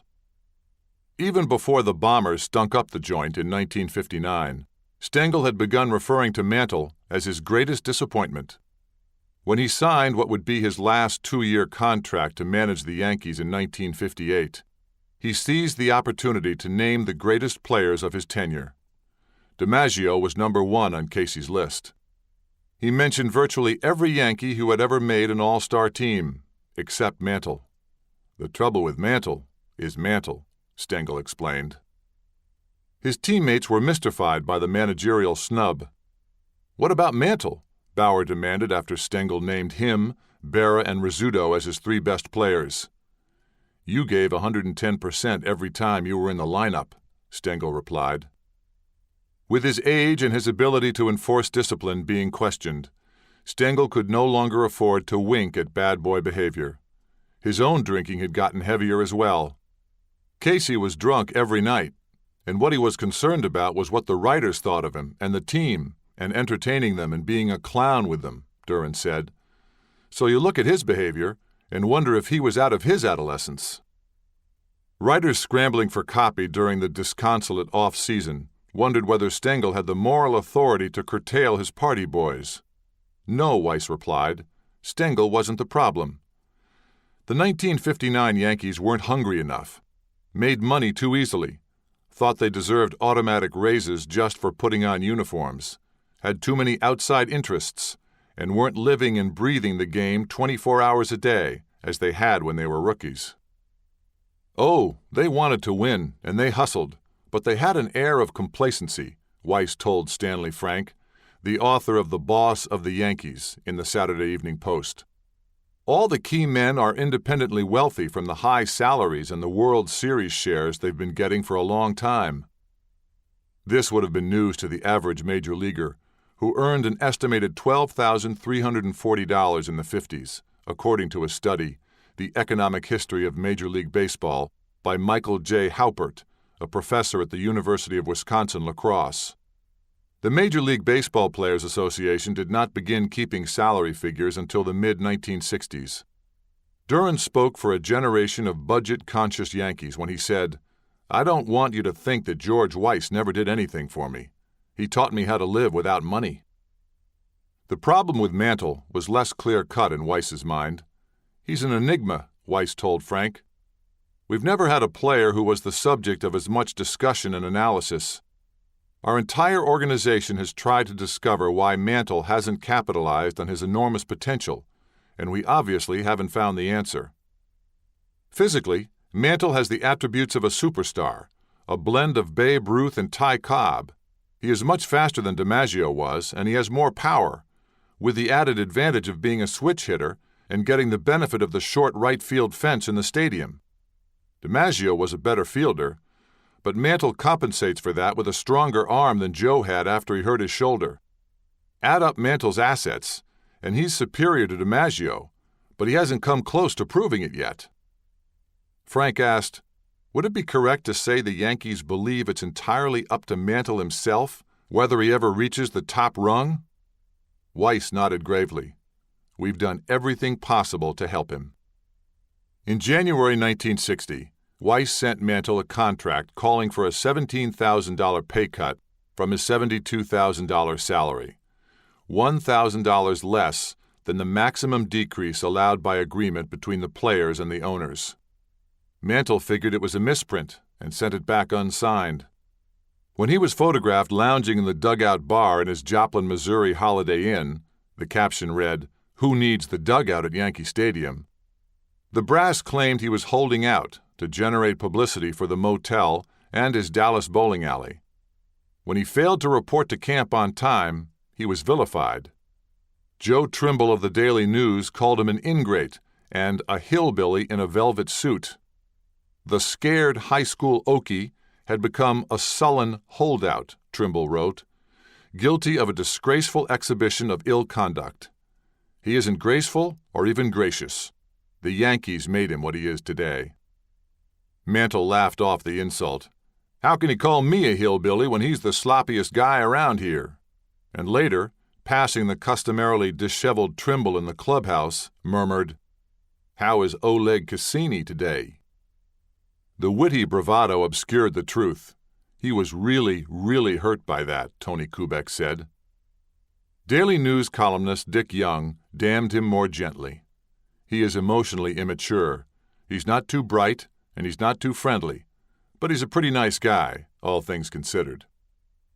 And they wondered why he wasn't a great interview. Mantle was used to people questioning his mental acuity. Never did claim to be smart, he'd say. Doesn't bother me anymore. In high school, he was the sports editor of the school newspaper. When he and the editor-in-chief were chosen to represent the school at a state writing contest, he assumed the teacher was making fun of him. Mantle was stung when Schechter quoted him all too accurately, not standard operating procedure on the sports page. You wrote a bad story about me, Mantle objected. You had me using those double negatives. Don't you? Schechter replied.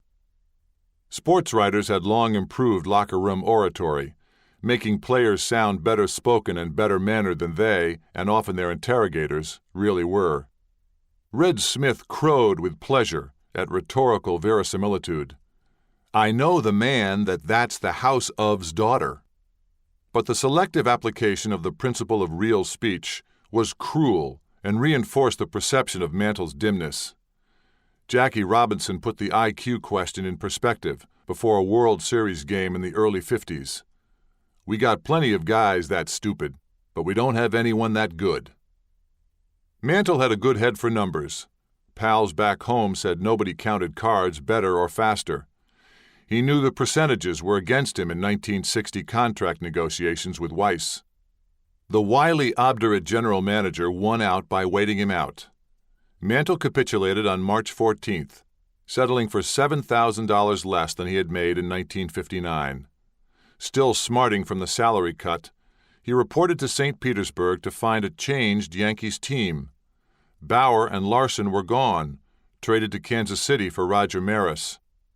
The newly stern skipper vowed, this time we're going to stick to sweat and toil, and maybe there'll even be a little bleeding. Mantle missed 10 days of spring training. 6 days after he reported, he got hurt. Mantle, eager to make up lost time, hurts knee by running too hard. The Yankees had not played well since July 1958 and continued their swoon into the regular season. Mantle was batting .286 with only one home run on May 12th, when Stengel moved him up to second in the batting order. By the end of the 17-game experiment, his batting average had dropped 40 points. He was in an 0-for-20 drought when he hit his second home run of the year on May 28th, the same day Stengel called in sick. The old professor had been experiencing chest pains since spring training. After 10 days in the hospital, a virus was diagnosed. On May 30th, Mantle jogged in from center field with the final out of a 3-2 win safely tucked in his glove. Spectators were still allowed to exit the stadium through the center field gates, and he was accustomed to braving a current of attentive fans. This crowd wasn't friendly. In the punching, shoving, grabbing melee that followed, Mantle's cap was stolen and his jaw pummeled. Scared he'd be poked in the eye, he bulldozed and elbowed his way to the dugout. In the clubhouse, He pressed an ice pack to his jaw before leaving for the hospital for x-rays. Nothing was broken, but the bond between Mantle and the Bronx partisans was fraying. "Mantle is mauled," the New York Post exclaimed, calling him the victim of one of the worst mob scenes in Yankee Stadium history, and describing the attackers as a mob of young toughs. It wasn't the first such altercation. In June 1958, a 13-year-old girl punched him as he got out of a cab, pulling his hair and slapping him as he plowed through the throng outside the Players' Gate. The Times dubbed him the king whose homage is catcalls, and sent a young reporter named Gay Talese to probe the source of home crowd displeasure. The All-American Out, one fan called him. The manager of a local movie theater compared him to a blank screen. Harry Greenbaum of the Bronx cited lingering resentment over Mantle's exemption from military service. The antipathy bewildered him. Frank Petrillo, a New Jersey car dealer who befriended Mantle in the early 50s, kept him company one evening after a particularly trying day at the ballpark. He was actually crying, Petrillo told his son, Frank Jr. He said, "I don't know what the fans want me to do. I don't know what more I can do. My knees are killing me. I can't perform any better than I'm performing, and it's not good enough." In the aftermath of the May 30th brawl, the Yankee switchboard was flooded with angry calls condemning Mantle and accusing him of accosting innocent children. "I hit quite a few," Mantle told Stan Isaacs of Newsday. "But tell them I got the worst of it. They weren't all kids either." Later, he heatedly denied having hit anyone purposefully. "Anyone who said I did is a damn liar." The Times columnist Arthur Daly deplored the mob mentality and defended Mantle's right to protect himself. The Yankees formed the Suicide Squad, a flying wedge of beefy ushers who formed up on the lip of the infield grass in the bottom of the ninth inning to escort Mantle off the field. 6 weeks later, on the afternoon of July 19th, while reading fan mail in the visitors' locker room at Cleveland Memorial Stadium, Mantle opened an envelope postmarked July 16th, 8:30 a.m., at Tonawanda, New York. The handwritten letter said, "I had a son that was drafted with a bad leg and bad eyes. He got killed, but a rotten draft dodger that could run like you gets turned down. I have a gun with microscopic lenses, and I'm going to get you through both of your knees, and it's going to happen soon." Police were alerted. The FBI was called in. A case file identifying Mantle as a potential victim of extortion was opened. Mantle went 1 for 5 with a single and a run batted in. Agents interviewed him in the locker room the following day. He told them that it was the first really bad or disturbing letter he had ever received, which wasn't true. There was the 1953 Fenway Park death threat, and a female stalker who threatened to kidnap Merlin and Mickey Jr., and demanded he buy her a diamond ring.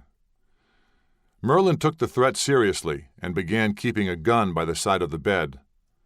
The letter he received in Cleveland worried him, but he thought that if an attempt were made on his life, it would be in the Bronx, where he was accustomed to hostility, and where, he told the case agent, some person could stand on the rooftop on one of the buildings surrounding Yankee Stadium and take a shot at him. 3. Long before the letter arrived, Mantle talked about dying young. Yogi Berra tried to jolly him out of it. Whitey Ford tried to reason with him. "Look, Mick, you got doctors watching you every day," Ford told him. "The doctors are better. You eat better. You're not in the mines like your father. You're not going to die young." "He'd listened to me for a while," Ford said, "but I don't know how much he believed it." By 1957, when Jerry Coleman told him about the new pension plan being negotiated with ownership, Mantle took attenuated mortality for granted. Coleman was the Yankees' player representative as well as the American League representative in the talks that resulted in $100 a month in life insurance, a huge step forward in benefits. He said, "I'll never get it," Coleman recalled. "I knew what he meant, and he knew I knew what he meant. I knew he had a death wish from very early. It's like he was waiting for it to happen before it should." He wasn't morbid, and he didn't talk about it all the time, but Johnny Blanchard said, if you got him in a private moment, yeah, he would talk. Not often, but he would talk different. Blanchard lived with Mantle one season in his suite at the St. Moritz. One night they were watching The Honeymooners. It was a real quiet night, just me and him laughing. Gleason and Carney made both of us just laugh like you can't believe. And right in the middle of it, he leans over to me and says, "Hey, Blanche, you ever think about dying?" Well, Christ's sake, if I ever did, at that moment it was the last thing in the world that I was thinking of. I said, "Mick, what are you thinking about dying for? We're laughing our fannies off." He said, "It just run through my mind." His apprehension may have been understandable, but some people who knew him well, among them Ralph Houck and Cleet Boyer, thought he exaggerated and exploited the fear. Pat Summerall thought it was a ruse that he allowed himself to buy into. Howard Cosell thought it was a triumph. His interview with Mantle on WABC in New York on August 19, 1965, was the first widely disseminated public airing of his fatalism. Cosell was at his prosecutorial best. "It's a fact that you've lived with the memory of your father and often thought about the possibility of early death yourself. Isn't that so?" he demanded. "Well, I don't worry about it, Howard," Mantle replied mildly. "Of course, I've got a good chance of it. I don't know if it's hereditary or not. I hope not." Cosell was insistent.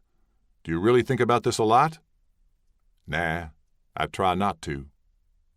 "You don't feel that you're a tragic, courageous hero?" Cosell hectored in a subsequent interlocutory. Afterward, he ballyhooed his role as psychic healer. "He did a half-hour show with me and he felt like he had a cathartic," Cosell declared. "He felt cleansed." The refrain of doom became the subject of every profile.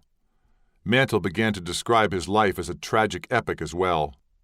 "The story runs I'm the first Mantle boy, to ever make it past 40, he told Cosell, who didn't challenge Mantle's recall. He'd forgotten Grandpa Charlie, or his logic.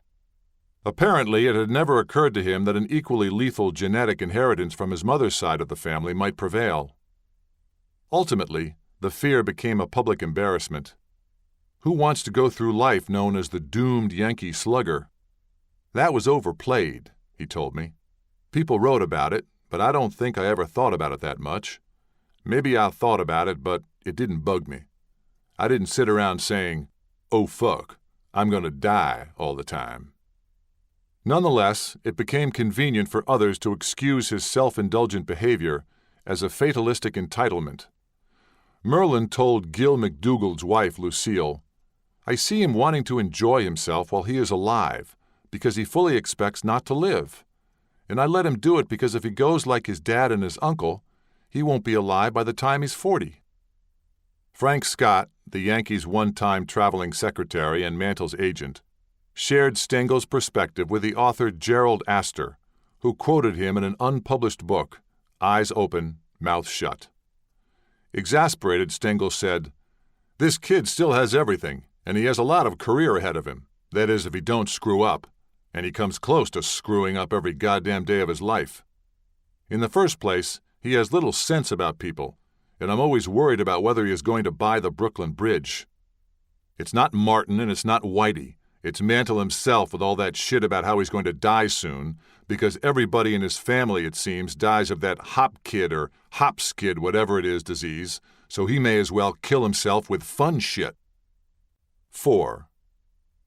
The yanked Yankee, as the Post called him, was booed when he returned to the stadium on Monday, August 15th, for his 1,353rd Major League game. Hoots followed him as he ran out a ground ball to shortstop in the first inning against the league-leading Baltimore Orioles. Stengel had declined to say what other sanctions Mantle might face. Historically, Mantle visited his rage on inanimate objects, balls, water coolers, cement posts, abusing them when he was most angry with himself. He kicked the dugout posts so often his toes turned black and blue. Sometimes he restrained himself. Noren remembered one night when Mantle granted the beleaguered water cooler a reprieve. Just as he's about to kick it, the motor went on and Mickey said, "Okay, you son of a bitch. I won't kick you this time." Jack Reed recalled another night in Kansas City when Mantle made a beeline for his preferred target after popping up. He looked at the water cooler. I started to kind of shy away from him, and he looked at me and kind of laughed, and I relaxed. And all of a sudden, he kicked it, knocked the side off it. The next 2 times at bat, he hit 2 of the longest home runs I ever saw. With Maris swathed in bandages from waist to shoulder, the Yankees needed Mantle's furious clout against the Orioles. No doubt Maris's unavailability influenced Stengel's refusal to divulge what punishment he would exact for that dawdle down the first base line. In the 4th inning, with a man on first and the Yankees down by 2 runs, Mantle beamed his frustrations on a fastball for his 29th home run. As he touched the plate with the tying run, he was bathed in a sweet cascade of applause. He tipped his cap in grateful appreciation. The gesture is accepted baseball etiquette, but one Mantle eschewed, wishing not to inflict further distress on an already wounded pitcher. This time, he acknowledged the fans and their disappointment in him the day before. "Figured I'd better get on their good side while I could," he told reporters after the game. In the 8th inning, with the Yankees again trailing 3-2 and a runner on first base, Mantle faced the old knuckleballer Hoyt Wilhelm. Catcher Clint Courtney had traded his usual glove for one of those puffed-up jobs the size of a fur hand muff flaunted on a night out on the town. With 2 strikes, Mantle lifted a pop fly near the screen behind home plate. Courtney dropped it, keeping the at-bat alive. Giving Mantle a second chance under the circumstances was like fondling a fer-de-lance, Harold Rosenthal wrote in the Herald Tribune. Never had he wanted to have a good day so badly, Mantle said later. He swung at the next pitch, hitting his 2nd home run of the night and belting the Yanks back into first place.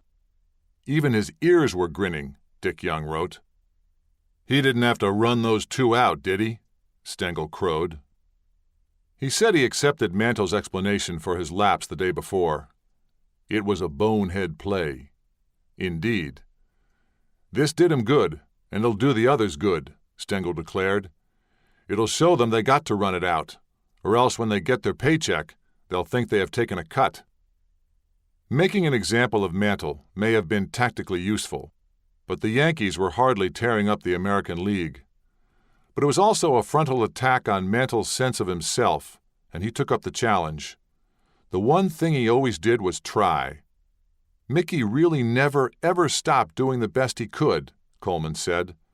There might have been lapses. There were lapses from all of us. 5. Stengel had celebrated his 70th birthday 2 weeks earlier. The mileage was evident in his face, his gait, and his internal organs. "Some of them are quite remarkable," he said upon his release from the hospital. "Others are not so good. A lot of museums are bidding for them." Players joked about his flatulence. "Like a damn goat fart," Mantle said. When he was alone on the other side of the dugout, he wasn't just thinking. Sometimes he was asleep. "Don't wake him up. We're ahead," Frank Crosetti, the venerable third base coach, was known to say. Casey was sure he ran the team, Duran said. He made out the lineup cards, but to those regulars on the team, he was pretty much ignored. They had grown tired of his syntactically effusive charm, an act that besotted the U.S. Senate, when Stengel testified at baseball antitrust hearings in 1958. It was a 45-minute excursion through appositives and subjunctive clauses that left stenographers exhausted. Mantle was the next witness. "My views are about the same as Casey's," he testified, under oath. The players knew a less amusing Stengel, one who rarely came out of his office and rarely remembered their names. Veteran players hated his inflexible platoon system, his rigid adherence to playing the percentages with lefty-righty matchups. Clete Boyer was speechless when Stengel pinch hit for him in his first World Series at bat, in the top of the second inning. Everybody hated him, Boyer said. When he came out of his mother, the doctor slapped her. See, Casey, he would do anything to win, Ditmar said. Anything to win. If I had to pitch 9 days in a row, I would. If he had to play Mickey with a bad leg, he would play him, because he knew he was the best, and he wanted the best in there. I think Casey really had a deep love for the guy. If so, it was a complicated kind of love, infused with equal measures of affection and bemusement, disenchantment and disillusion.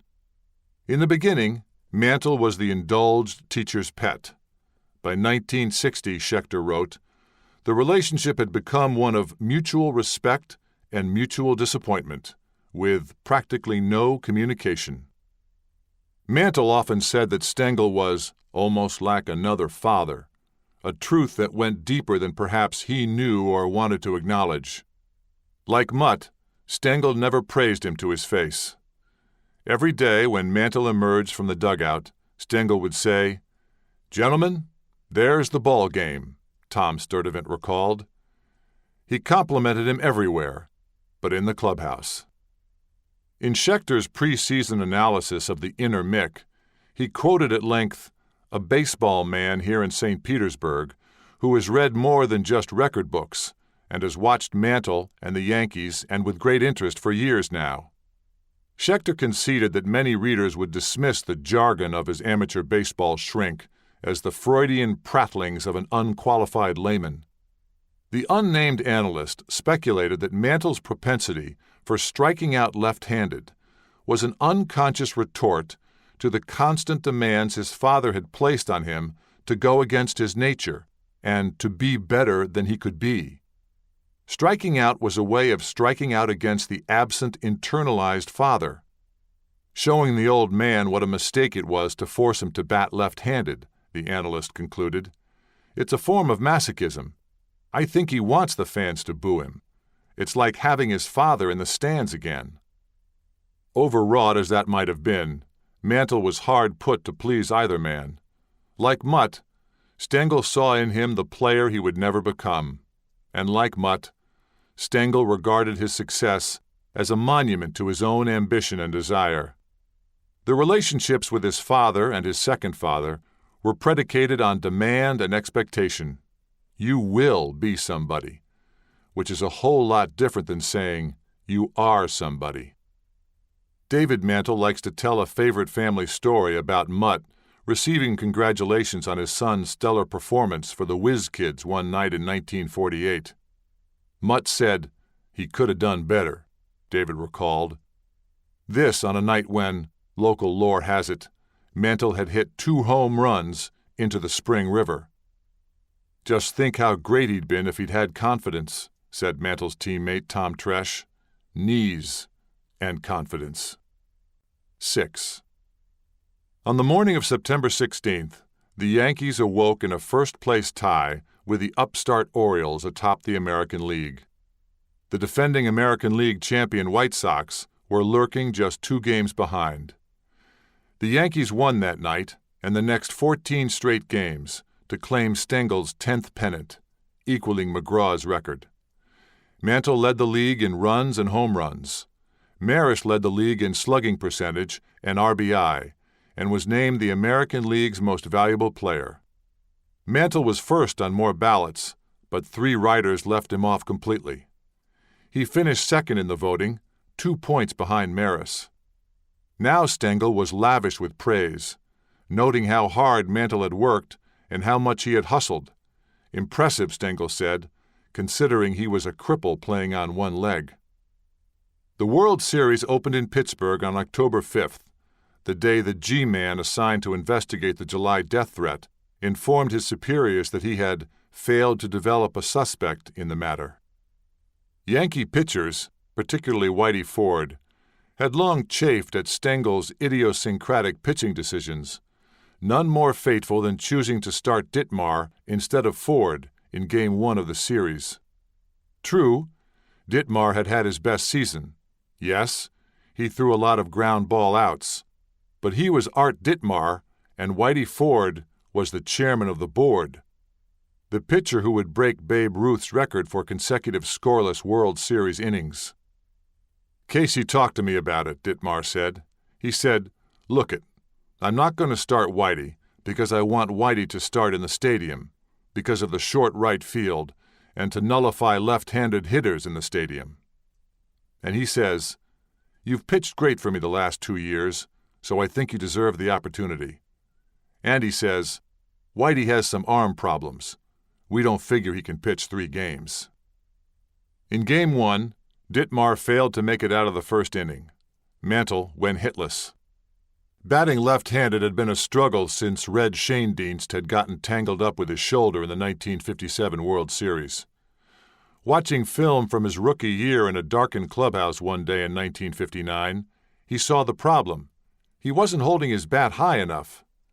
"I can't because of my shoulder," he told the Yankee coaches. "It hurts." Although there was almost no change in his left-handed power numbers throughout his career, his batting average dropped 19 points after 1956. He batted left-handed 65.9% of the time and hit 69.4% of his home runs from that side. But he also struck out twice as often left-handed. After being caught looking twice in Game 1, he told reporters, "Up there, lefty, I just can't pull the trigger." The Pirates won 6-4. Batting right-handed the next day, he hit a home run that Pirate shortstop Dick Groat swore tore 7 seats out of the right field stands. Then he hit another. It soared just to the left of the iron gate in right center field, 50 feet over center fielder Bill Verdon's head by his reckoning, and disappeared into the trees, a precinct previously reached only by left-handed batters. A city cop on patrol behind the fence estimated the distance at 478 feet. Verdon respectfully disagreed with the law. After the 16-3 Yankee deluge, in which Mantle accounted for half the Yankees' runs, Verdon found Groat soaking his broken wrist in the whirlpool. "Roomie, you missed the granddaddy of all time. Without a doubt, nobody ever hit a ball further or harder." "It had to go 600 feet, Verdon told me, and that's when balls weren't very live. The series relocated to New York, where Toots Shor, the bon vivant saloon keeper, temporarily without a saloon, erected a beachhead in a tent on the site of his new joint on East 52nd Street.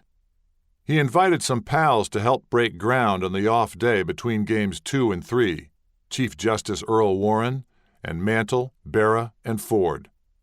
"Everybody have a booze," Toots cried. The drinks in the tent were on the house. The Yankee onslaught, and Mantle slugging, continued unabated in Game 3, a 10-0 shutout.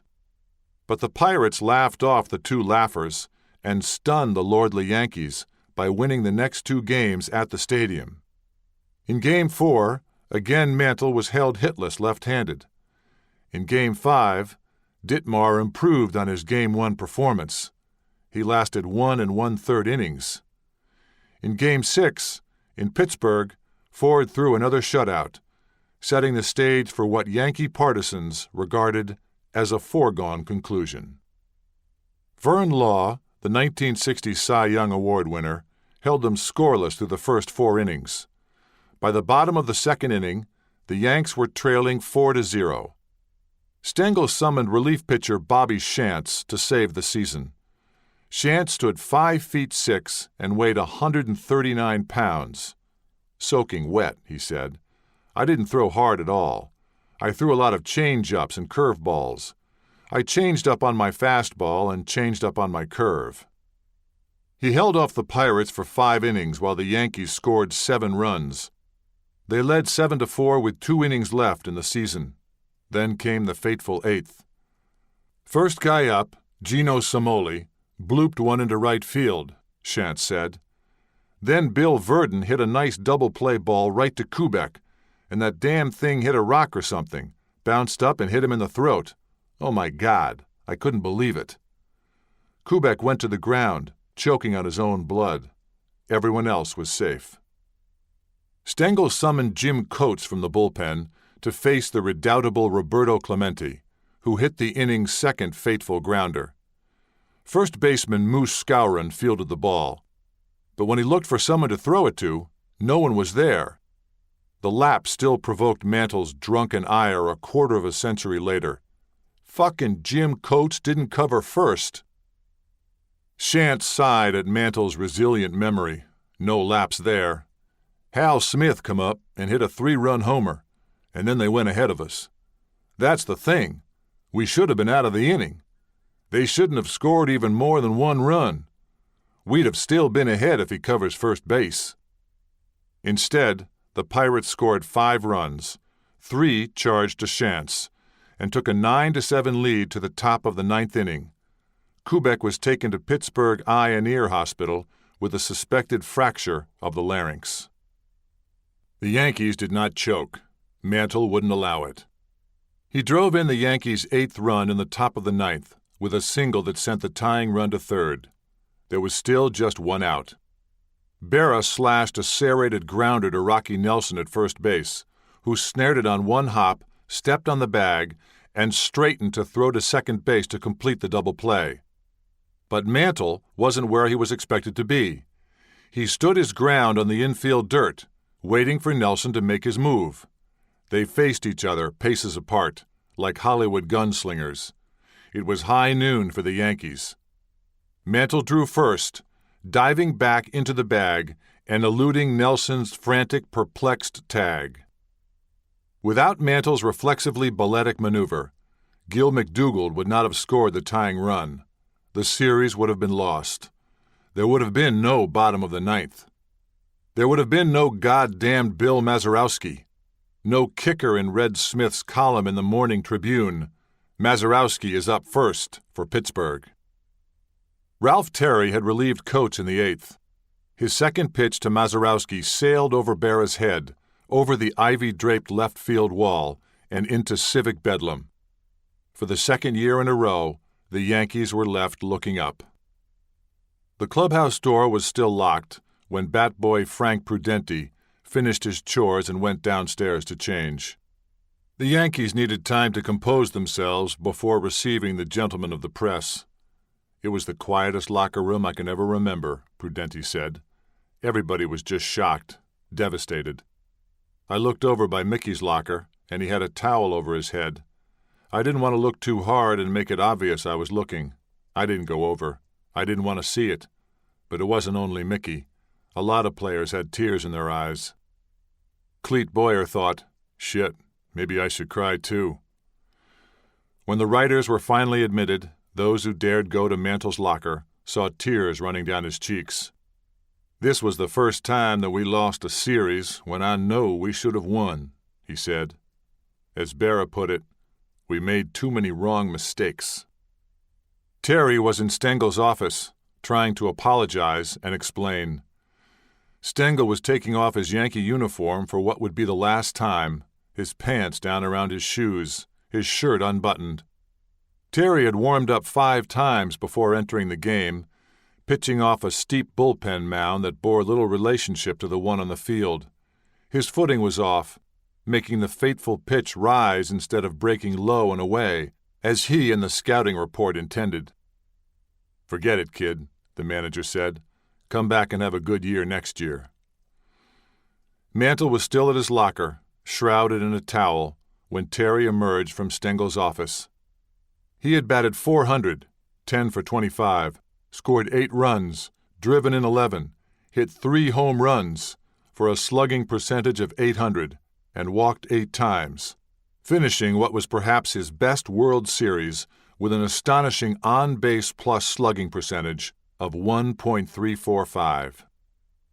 It wasn't his fault that Stengel had let Shantz bat for himself with 2 on in the 8th inning, or that in a sacrifice situation he chose Coates, known to his teammates as Rock for his less-than-sure hands, to replace a pitcher who had won 7 Gold Gloves, or that he had started Ditmar instead of Ford. "How's Tony?" Mantle asked.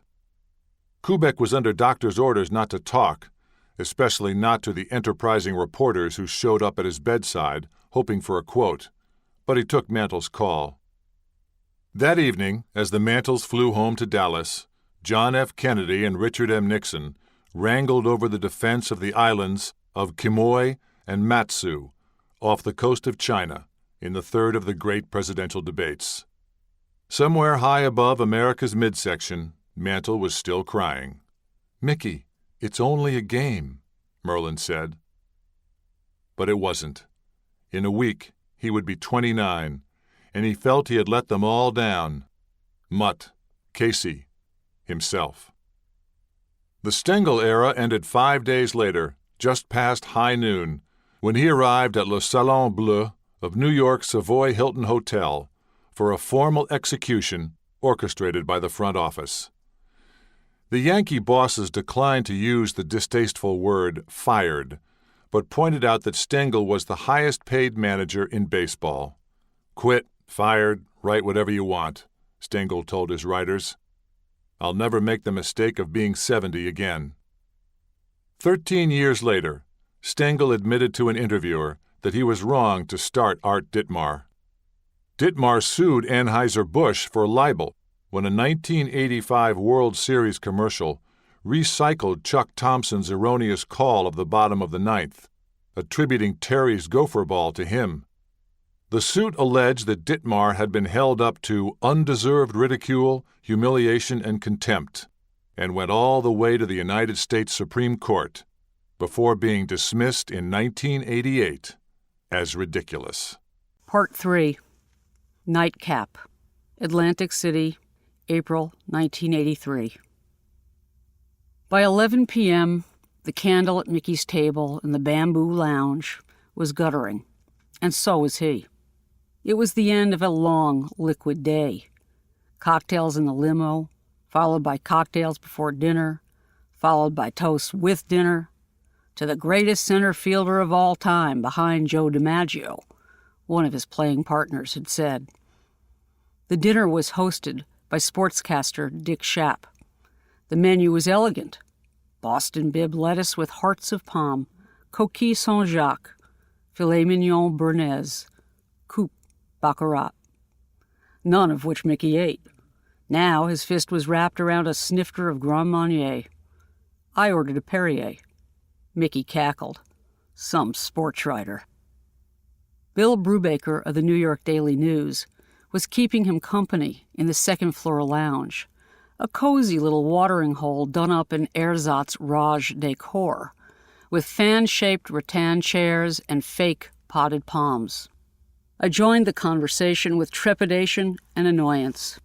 Mickey was my account, sports department shorthand for proprietary ownership of a story. He was mine. Except that everything in my notebook was also in everyone else's. Everyone else had had a one-on-one. Mickey had done a series of stand-ups with local TV guys and a long sit-down with Bob Lipsyte for CBS Sunday Morning. I was bringing up the reportorial rear. I had scribbled the questions I wanted and dreaded to ask on the inside cover of a reporter's pad and consulted the list reflexively throughout the day, a nervous tic that worsened as the prospects for my scheduled interview dimmed. But there was no forgetting what I needed to ask him. Over the phone, he had told me that his son Billy had been diagnosed with non-Hodgkin's lymphoma, Mutt's disease. The treatments were expensive, and he needed the house money to pay the medical bills. He knew that Bowie Kuhn would banish him for taking the job. He didn't know that the commissioner acted with full knowledge of the reason he signed on with the casino, a decision Kuhn later told me he neither regretted nor second-guessed. This was a good story, a scoop even. Aging slugger band, needs dollars for dying son. But now that it was finally my turn to get a shot at the Mick, he was tanked up and talked out. The drunker he got, the closer his chair got to mine, until his famously gelatinous right knee was touching mine. I wanted Brubaker to get lost before Mickey became thoroughly insensible, almost as much as I wanted him to stay. The fact is, I was scared to be alone with my hero. When, a round of drinks later, Bill closed his notebook, I pleaded softly, "Don't go." On the table before Mickey was a stack of oversized baseball cards commissioned by the hotel. On the front was a painting of the slugger in his pinstriped youth. His face was rendered in a deep metallic hue that made him look as if he'd already been bronzed. In the foreground were 3 action figure mix, only one of which resembled him at all. "Get rid of them 3 little sumbitches and give me a place to sign my name," he told the new PR guy when the print run ran out. Printed on the back were a brief bio and his career stats, major and minor league. "You know what they left off of here." I could guess. But it was a different social disease than the one he had bragged on that morning. "About leading the league in the clap 6 straight years. Major league record. It'll never be broken." 4 Alabama boys stopped by the table for an autograph. The biggest and blondest of them looked a bit like the Mick of memory. "I'm a 30-year-old man," he said, holding out a pen. "Would you mind? It's the price of fame." Mickey shrugged. Like this yahoo knew the price of fame. "I get paid to do this." "I'm a lot nicer than I was," he confided when the Southern boys departed. "I care more about what people think than I used to. When I was playing ball, I didn't give a damn. Now I try to make people like me. Maybe more than I should." "Why?" "'Cause in public relations it matters more. It didn't matter before. When I'm around a golf course or out with my wife, I never jump on anybody's ass." Mickey paused. "You know, even though it's my job to be nice, it isn't hard."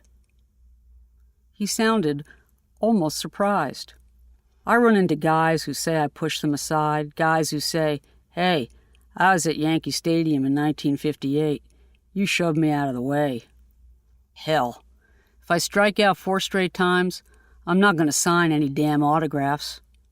I don't feel bad. I didn't shove him out of the way because I hated him. I wanted to get to the ballpark.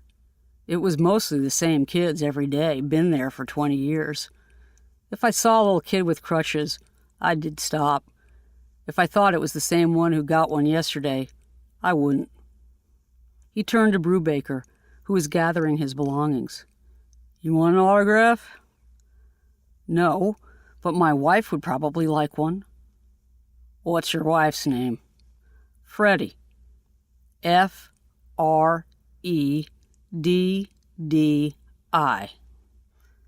"To Freddie," he wrote. "Mickey Mantle." "Thanks, but you misspelled my wife's name." Mickey ripped the offending card in half and took another from the stack. "Well, how do you spell it?" F-R-E-D-D-I.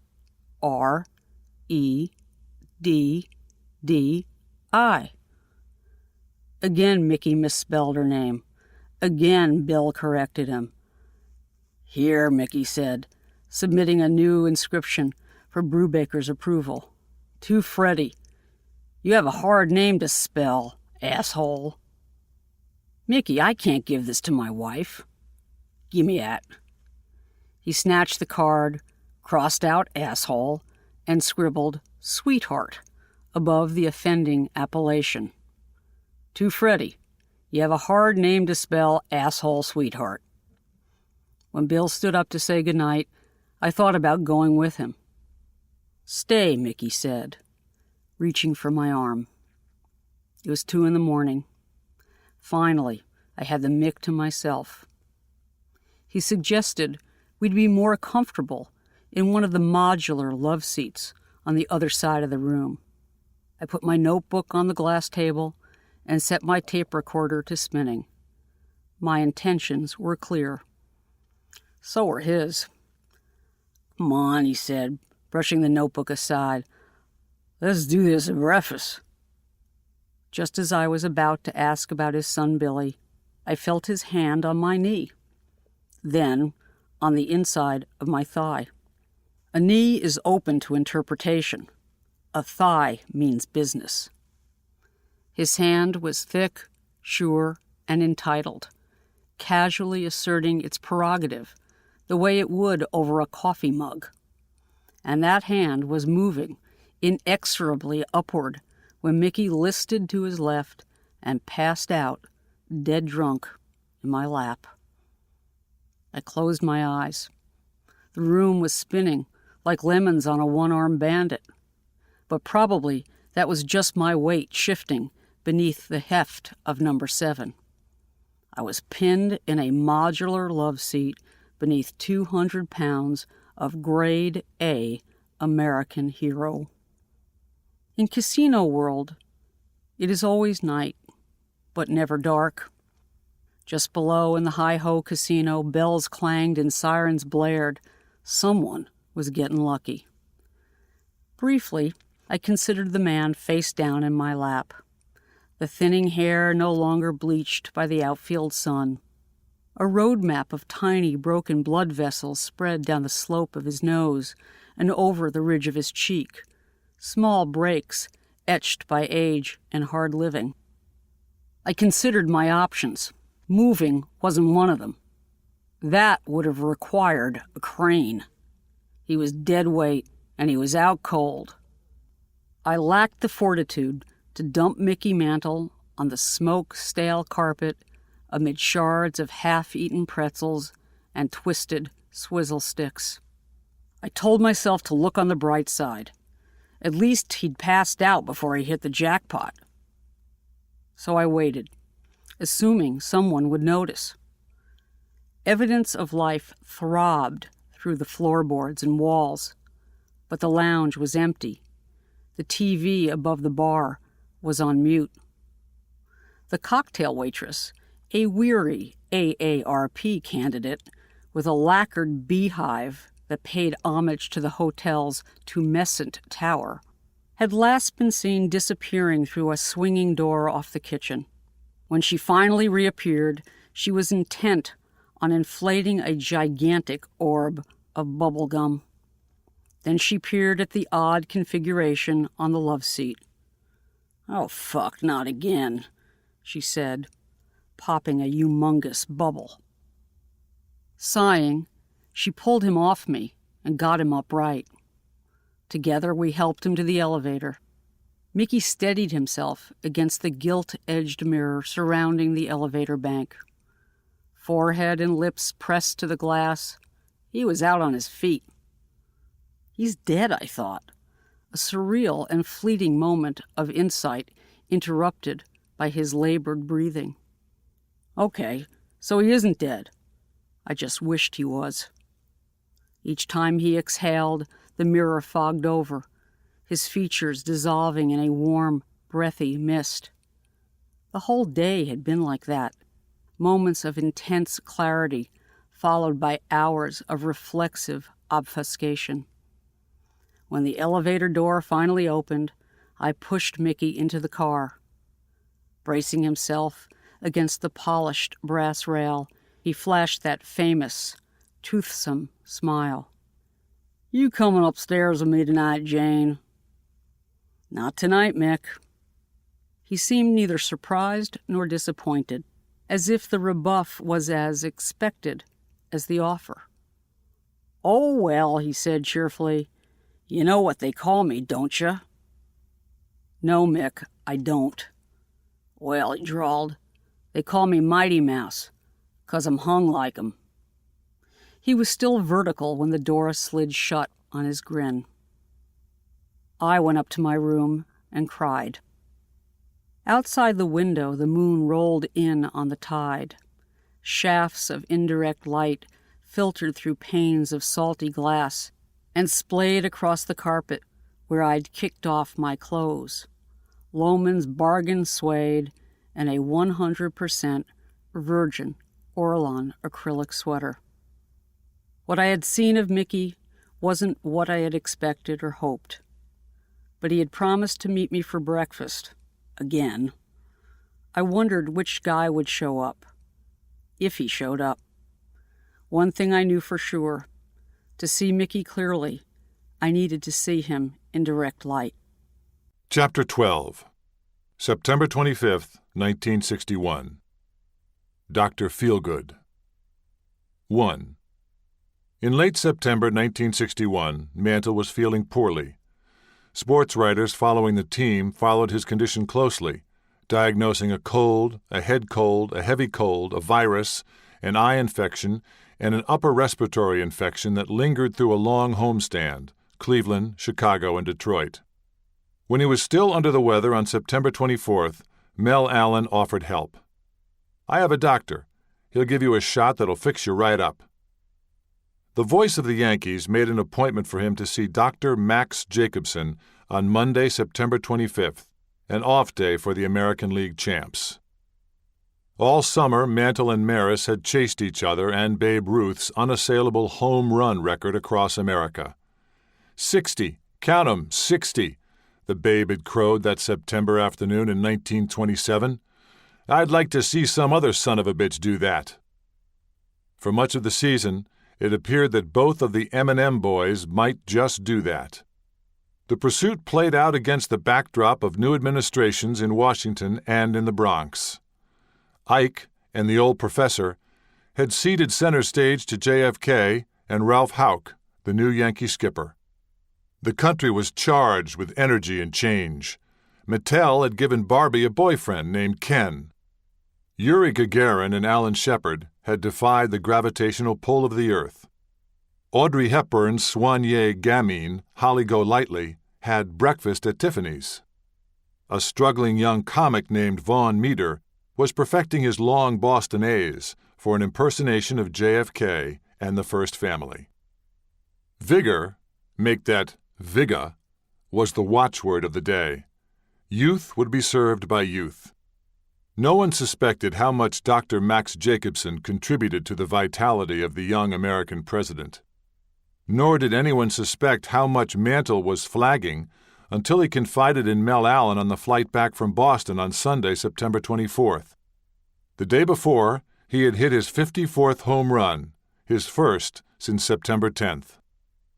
Like President Kennedy, Mantle had a secret that required discreet medical intervention. When he arrived at Jacobson's Upper East Side Manhattan office, Dr. Max told Mantle to pull down his pants and filled a syringe with what Mantle later described as a smoky liquid. He squirted some into the air and plunged the needle deep into Mantle's hip. "Too high," Mantle said later. "It hit bone and raised the question, how many demons can dance on the head of a hypodermic needle?" 2. Dr. Max Jacobson already had a cabinet full of files on famous patients, many with secret and special needs. He had flown to Europe with Kennedy aboard Air Force One for the Vienna summit with Soviet Premier Nikita Khrushchev in June 1961. Although his name was carefully omitted from the official presidential traveling party, he accompanied Kennedy to the residence of the American ambassador, treating the president 45 minutes before Khrushchev was scheduled to arrive. The chairman, however, was running late. So Jacobson sat on a windowsill in a vestibule outside the music room where the leaders of the world's two superpowers met, in case the president needed a pick-me-up. Jacobson first treated JFK in the fall of 1960, when Kennedy's back acted up under the rigors of campaigning. He continued to treat the president at the White House, in Palm Beach, and at the Kennedy compound in Hyannisport until 3 weeks before his assassination. In the summer of 1962, Attorney General Robert F. Kennedy attempted to have Jacobson's magic potion analyzed at a government laboratory, but the test sample was too small to yield results. "You don't know what's in that," Bobby Kennedy told his brother. Replied the president, "I don't care if it's horse piss. It works." In New York, Jacobson was known as Dr. Feelgood to the jet-setters, celebrities, and pals who visited his office day and night for injections of amphetamines laced with vitamins, human placenta, and eel cells. Among them, Eddie Fisher and Johnny Mathis, Cecil B. DeMille and Otto Preminger, Anthony Quinn, Emilio Pucci, Tennessee Williams, and Truman Capote. In time, he would treat JFK's girlfriend Judith Exner, as well as Jacqueline Kennedy, whose depression and headaches following the birth of John F. Kennedy, Jr. in November 1960 concerned the president enough to summon Dr. Max to Palm Beach in May 1961. Mel Allen, whose livelihood depended on his baronial vocalization, trumpeted Jacobson's virtues, raving to friends about the medications Miracle Max prescribed. "Man, what he can do," Allen exclaimed. "Those pills, they work." On the first day of spring training, the last time the Yankees trained in St. Petersburg, Ralph Houck called Mantle into his office to give him new marching orders. Houck was known as the Major because of his valor under fire at the Battle of the Bulge in World War II. "Have you seen my helmet?" he asked when I visited his retirement home in Florida, and led the way to a back room where the helmet that saved his life sat on a bookshelf. He fingered the hole where the bullet went in and the exit hole just above the brow. "You see, we had a liner in there," he said. "Otherwise, we wouldn't be talking about Mickey Mantle." Houck didn't believe in team captains, but he believed in Mantle. I told him, "You should be the leader of our club, because everybody respects you and you don't like to lose," Houck said. He didn't think he could do it. I just remember him saying, "Ralph, if that's what you want me to be, I guess I gotta be it." I said, "You just do it in your own way, but I want you to know that I'm gonna tell the press." Mantle figured Houck had made the same speech to Berra and Ford. He hadn't. Houck understood the value of Mantle's understated example, how his tolerance for pain lent perspective to an everyday Charlie horse. "I knew he was what we needed," he said. "Mickey, if he struck out 3 times and the team won, he was a happy guy in the clubhouse. But he could have a great day and nobody'd know it." It may have been the first time in Mantle's adult life that he was charged with responsibility rather than absolved of it. "It changed me over in my thinking," he told Howard Cosell in 1965. "When Ralph came here, I didn't feel at ease playing the game. People were still booing me, and I didn't know how to take it. Ralph come over and he says, 'This is our leader,' which I really wasn't. He kept saying all this. I was the leader and I got a lot of guts because I play on bad legs. I started thinking, maybe I am a little better than I thought I was." A baseball lifer, bullpen catcher, and perennial third stringer, Houck had the affection of his players, many of whom he had managed in the minor leagues. He also had the support of the front office, where he was regarded as a company man. He did not consciously define himself in opposition to Stengel, but he did some things differently. Gone were the clubhouse sandwiches, replaced by a post-game buffet of hard-boiled eggs, cottage cheese, and soup. Gone were the erratic starting assignments. Ford would pitch every 4th day and win 25 games. Gone was Stengel's hated platoon system. Houck stuck with a set lineup. Elston Howard was installed as the regular catcher.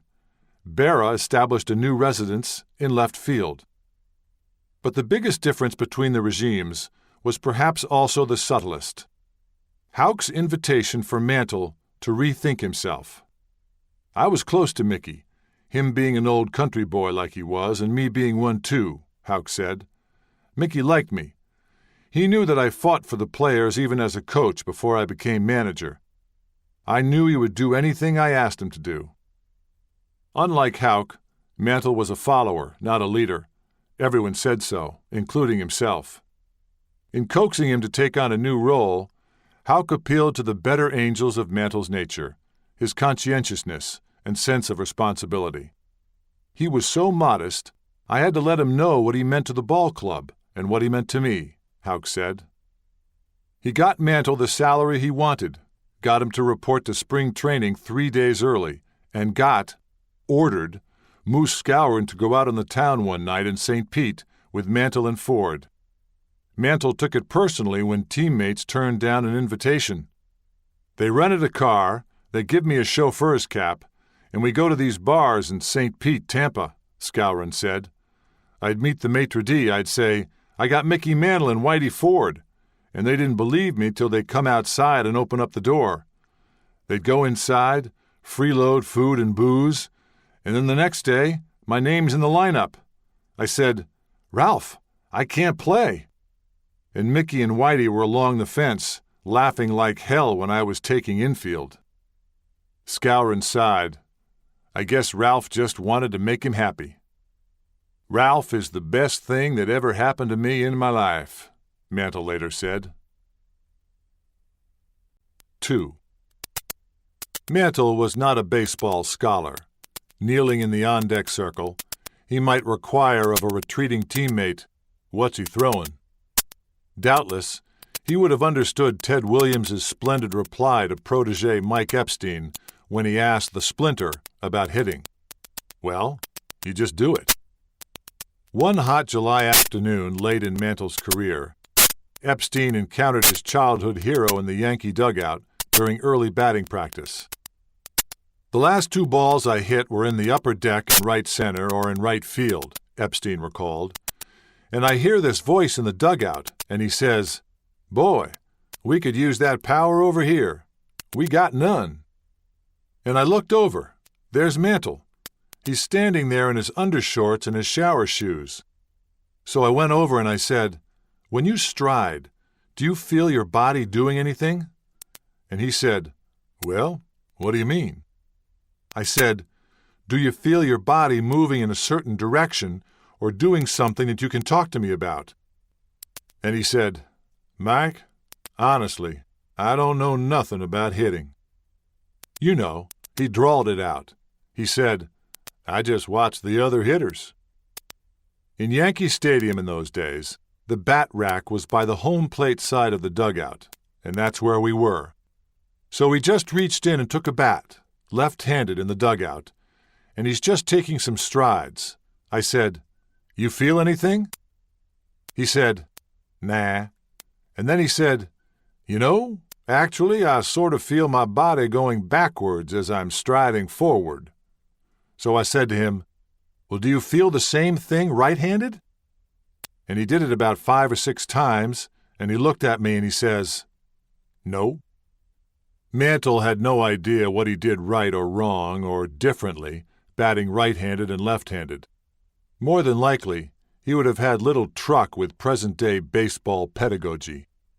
Today's students of the game have PhDs in physics and industrial engineering, applied engineering, applied math, applied psychology, applied biomedical engineering, kinesthesiology, and a new area of inquiry called biological cybernetics.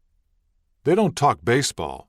They discuss the relationship amongst the sweet spot, COP, and vibration nodes in baseball bats, the topic of a treatise published in Proceedings of the Fifth Conference of Engineering of Sport.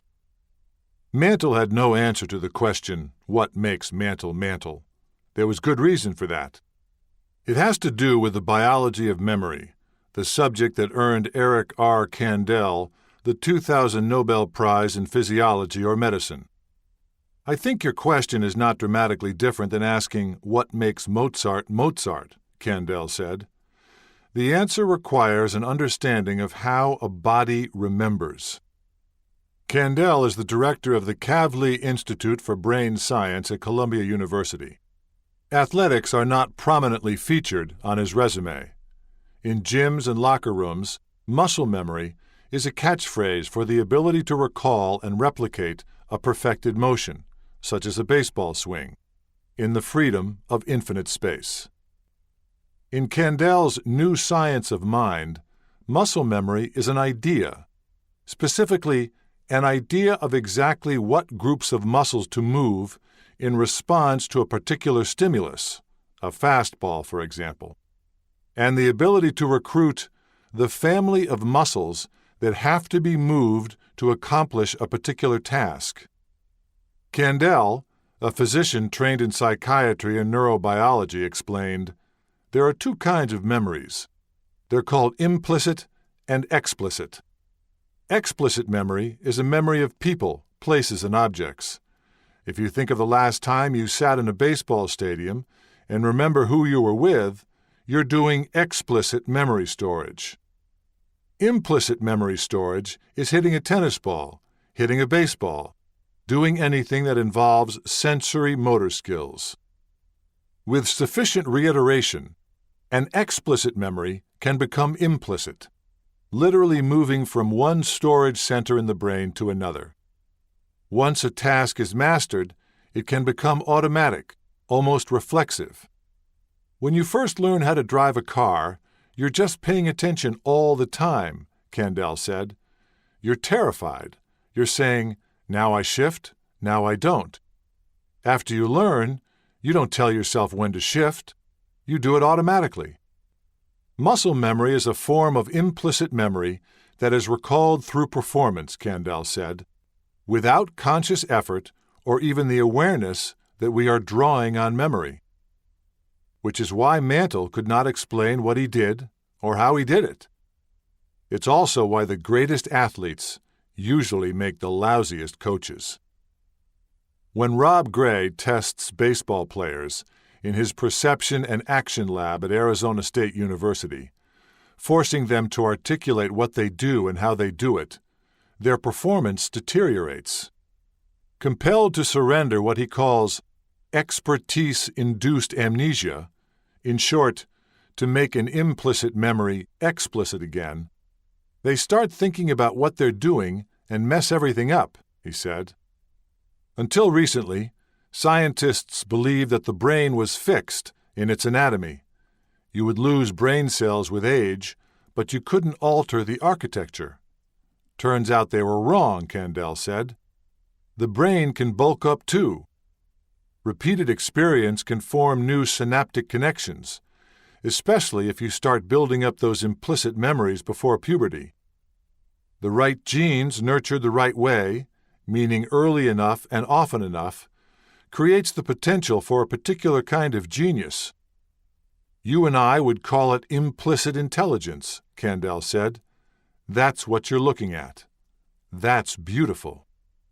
Mantle was an Einstein of implicit intelligence. If he played today, technology would be able to explain to him what he could not explain to or about himself. Doctors would measure the firing pattern of his muscles. Coaches would gauge the speed of the barrel of his Louisville Slugger with Doppler radar and attach infrared markers to the tip of his bat. They would be able to answer Harvey Keene's cry to the heavens, "How can a man hit a ball that hard?" Greg Rybarczyk, a mechanical engineer who studies and measures every major league home run hit every year, on his website Hit Tracker, www.hittrackeronline.com, has grappled with that question for 3 decades. Mantle represents a unique synthesis of strength, artistry, and an almost magical priming of his body, he said. Just as painters prime a surface and farmers prime a pump, Mantle primed his body to function with ballistic efficiency. A blasting cap is also known as a primer, a small explosive device that sets off a larger charge, an entirely apt reference to Mantle in that at the moment he begins to bring the bat forward, it's as if a blasting cap is going off that detonates the rest of his swing. He's magical because so many men over so many years have tried to hit a baseball with the grace and power of Mantle, and so few have been able to do it. Artistic, because the end result of Mantle's swing is so much more than you might expect from a man who stood only 5 feet, 11 inches tall, and because no scientific examination of his swing has ever really pinned down exactly how he produced such amazing power. And it was much more than just strength. It was great strength, plus technique of the absolute highest order. In an effort to pin down how Mantle generated such power, I asked Preston Peavy, a techno-savvy hitting coach, to analyze Mantle's form, using the visual motion analysis system he created for his students at Peavy Baseball in Atlanta. He converted film and video clips of Mantle into a set of kinematics, moving digital stick figures that show the path of each part of the body as it moves through space. To view the kinematics, go to www.pvnet.com or www.janelevy.com. 3. A 90-mile-per-hour fastball doesn't leave much time for thought. Traveling at a rate of 132 feet per second, it makes the 60-foot, 6-inch journey from pitcher to batter in 0.4 of a second. The ball is a quarter of the way to home plate by the time a hitter becomes fully aware of it. Because there is a 100-millisecond delay between the time the image of the ball hits the batter's retina and when he becomes conscious of it, it is physiologically impossible to track the ball from the pitcher's hand to the catcher's glove. David Whitney, the director of the Vision and Action Lab at the University of California, Davis, explains. A 100-millisecond delay doesn't seem very significant, but if a baseball is traveling at 90 miles per hour, that translates to around 15 feet. If we perceive the ball 15 feet behind where it's actually located, the batter has to start his swing very early on in the baseball's trajectory. Neurologically speaking, every batter is a guess hitter. That's where implicit memory comes in. The ability to infer the type of pitch and where it's headed with accuracy and speed is inextricably linked with stored experience. The hitter has seen that pitch before, even if he can't see it all the way. Add the reflexes to respond to that memory, and a visual motor system that allows the batter to react on the fly to a change in the trajectory of a flying object, the right DNA, and Mutt and Grandpa Charlie out by the shed throwing tennis balls, and you have Mickey Mantle. Every at-bat is a dance of double pendulums. The pitcher leads, using his body as a kinetic chain to deliver energy from his legs through his trunk into his shoulder, arm, and finally the ball. The batter follows, reacting in kind. The converging and opposing forces may or may not be equal, but the goal is the same: to turn potential energy into kinetic energy as efficiently as human physiology allows. The pitcher has the inherent advantage of foreknowledge. He knows what he's going to throw, and he has the downward slope of the mound to generate momentum. With only flat ground and muscle power at his disposal, the hitter creates force by twisting his upper and lower body in opposite directions, like a rubber band. When that human rubber band is stretched taut and is ready to snap, it uncoils, propelling the bat through the strike zone. This deceptively simple act is an intricate biomechanical task requiring the coordinated mobilization of virtually every muscle in the body in less than a second. Everything but the chewing muscles, said Dr. Benjamin Schaefer, a specialist in orthopedic sports medicine and head physician for the Washington Capitals. Unless you grit your teeth. Nobody gritted more than Mantle. Lefty or righty, he swung with felonious intent. Yogi Berra once called him naturally amphibious. In fact, he wasn't. His right-handed swing was unstudied. His left-handed swing was learned behavior, constructed with thousands of backyard swings. I don't think he had any weakness that you could exploit, the Indians' ace right-hander Rapid Robert Feller attested. If he did have, they'd have done it. Mantle batted .500 against him. Ultimately, Mantle's injured right knee gave righties a vulnerability to exploit. Everybody knew the book on him. From the right side, he had no holes in his swing, Clete Boyer said. Left-handed, he had a little blind spot up high because of his knees. I threw him titty pitches, said Jim Mudcat Grant. Up around the chest, around the nipples, a little bit off the plate, inside. Of course we knew he had bad legs, and there were times we went for the legs in terms of pitching inside. We didn't throw to hit him. We wanted to move him a little bit, cause some discomfort. Frank Laurie of the Tigers was widely reputed to throw at Mantle's knees, a reputation the Yankee killer denies. Nah, that was Jim Bunning, he said. Normally a model of on-field decorum, Mantle had to be restrained one day after Bunning hit him in the leg with a pitch. Claude Osteen, the estimable lefty and longtime pitching coach, remembers the turning point of his career, the defining at-bat when Mantle convinced him he'd become a pitcher. It occurred in 1964, when he was with the Senators. The report was you had to jam him, said Osteen, then in the 8th of his 18 years in the majors. If you've got a guy like Mantle, who's standing miles away from the plate, where there is so much daylight between the inside corner and his hands, it's frightening.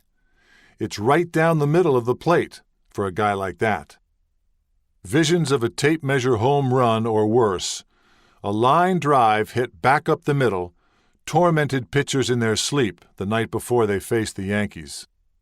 But Osteen knew that pitching inside was what he had to do to get Mantle out. I went in there.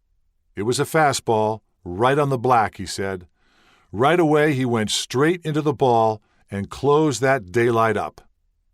Osteen held his breath and watched Mantle's hands. The bat looked like it was 42 or 44 inches long, he said. It could have been 50 inches long, and you knew he could swing it. Mantle swung and hit a nice little grounder to the shortstop. He had brought his hands out too far to get the barrel of the bat on the ball. That's when Osteen knew, if I can get this guy out, I'm capable of getting anybody out. He also knew how easily it could have gone the other way. The margin of error was a sliver of daylight, which explains why when he was asked how he had pitched to Mantle, the late Frank Sullivan said, "With tears in my eyes." Chapter 10, May 16th, 1957. Returns of the Day. 1. "Oh, that night," Carmen Barra said, recalling Billy Martin's 29th birthday, the last one before you get old. Mickey and Whitey had planned a night on the town. Gil and Lucille McDougald were invited, but had made other plans. Elston and Arlene Howard couldn't get a babysitter. Andy Carey and Jerry Coleman declined. "Who's coming?" Coleman asked. Hearing the guest list, he said, "I think I'll pass." Bob Serve and Irv Noren, former teammates in town with the Kansas City A's, joined Carmen and Yogi Berra, Joan and Whitey Ford, Hank and Charlene Bauer, Merlin and Mickey Mantle, Johnny Cucks, and the birthday boy for dinner at Danny's Hideaway, where he was toasted often and liberally. When everyone else headed to the Waldorf Astoria for an after-dinner drink or two, and Johnny Ray's 10:30 p.m. show, Serve and Noren went home to bed. The pastry chef at the Waldorf baked a birthday cake, which the Yankees took with them when they decided to go see Sammy Davis Jr. at the Copacabana. "I was the one that insisted we bring Billy's cake," Carmen said. It was the era of mink stoles, pink gardenias, and floor shows. Legs were gams, bands were big. The Copa was a mainstay of New York cafe society, the night spot for stay-outs and their pin-ups. 3 shows a night, 7 nights a week, at 8, 12, and again at 2. The Copa billed itself as the hottest club north of Havana. Located at 10 East 60th Street, just off Central Park, the sober limestone exterior with the decorous burgundy awning gave no hint of the prevailing Latin attitudes and latitudes in the basement of the sedate Fifth Avenue apartment building. The Yankees and their baked goods arrived in time for the 2 a.m. show. Jules Podell, who ruled the club with an iron fist and a massive gold pinky ring, took care of them. He was a Yankee fan. "They put a special table for us up front," Carmen said. "We were the kings and queens of New York." Being of such regal stature meant that you could disappear below the city streets into a fantasy world, capacity 670, populated with bold-faced names and the gossip columnists who lavished them with ink. Leonard Lyons, Walter Winchell, Ed Sullivan, and Dorothy Kilgallen mingled with talent scouts, casting agents, sports stars, and the wise guy colleagues of the club's very silent owner, mob boss Frank Costello. The headliners, Frank Sinatra and Jimmy Durante, Dean Martin and Jerry Lewis, Tony Bennett and Sammy Davis Jr., usually got more play in the morning papers than the swells seated in the plush semicircular banquettes, but not the morning after Billy Martin's birthday party. Also celebrating that night at two large tables nearby were members of an Upper Manhattan bowling club, the Republicans, who had begun their evening with dinner at Mama Leone's. There were 19 in their party, among them Edwin Jones, 42, of 600 West 188th Street, who went over to pay his respects, draping a familiar arm over Martin's shoulder. What happened after that remained a matter of dispute. Did the Yankees resent the intrusive bon ami? Did the bowlers take umbrage at the VIP treatment the ball players received? Accounts vary. One thing they all agreed on: everyone had had a lot to drink. Words were exchanged between the tables and between the bowlers and the stage. Then they traded fisticuffs. Leonard Lyons, making rounds for his Lyons' Den column in the Post, wrote, "The great battlefields include Bastogne, Verdun, Gettysburg, and the kitchen of the Copacabana." The nightclub fracas, front page yesterday, was preceded by a racial slur, directed at Sammy Davis Jr.'s farewell show. The Journal-American story quoted an anonymous Yankee wife. What started the whole thing was that someone at the bowlers' tables, and they were a noisy group, called Sammy Davis a name that sounded like Sabu. That angered the singer, and he shouted, "Will the person who called me that come forth?" In 1944, Harry Belafonte was banned from the club just before shipping out with the U.S. Navy.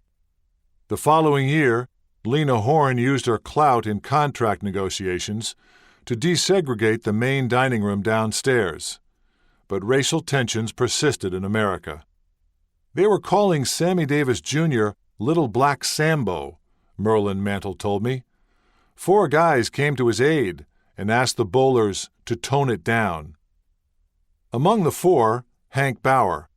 "We've got ringside seats, great big round table, and we're drinking B&B and coffee.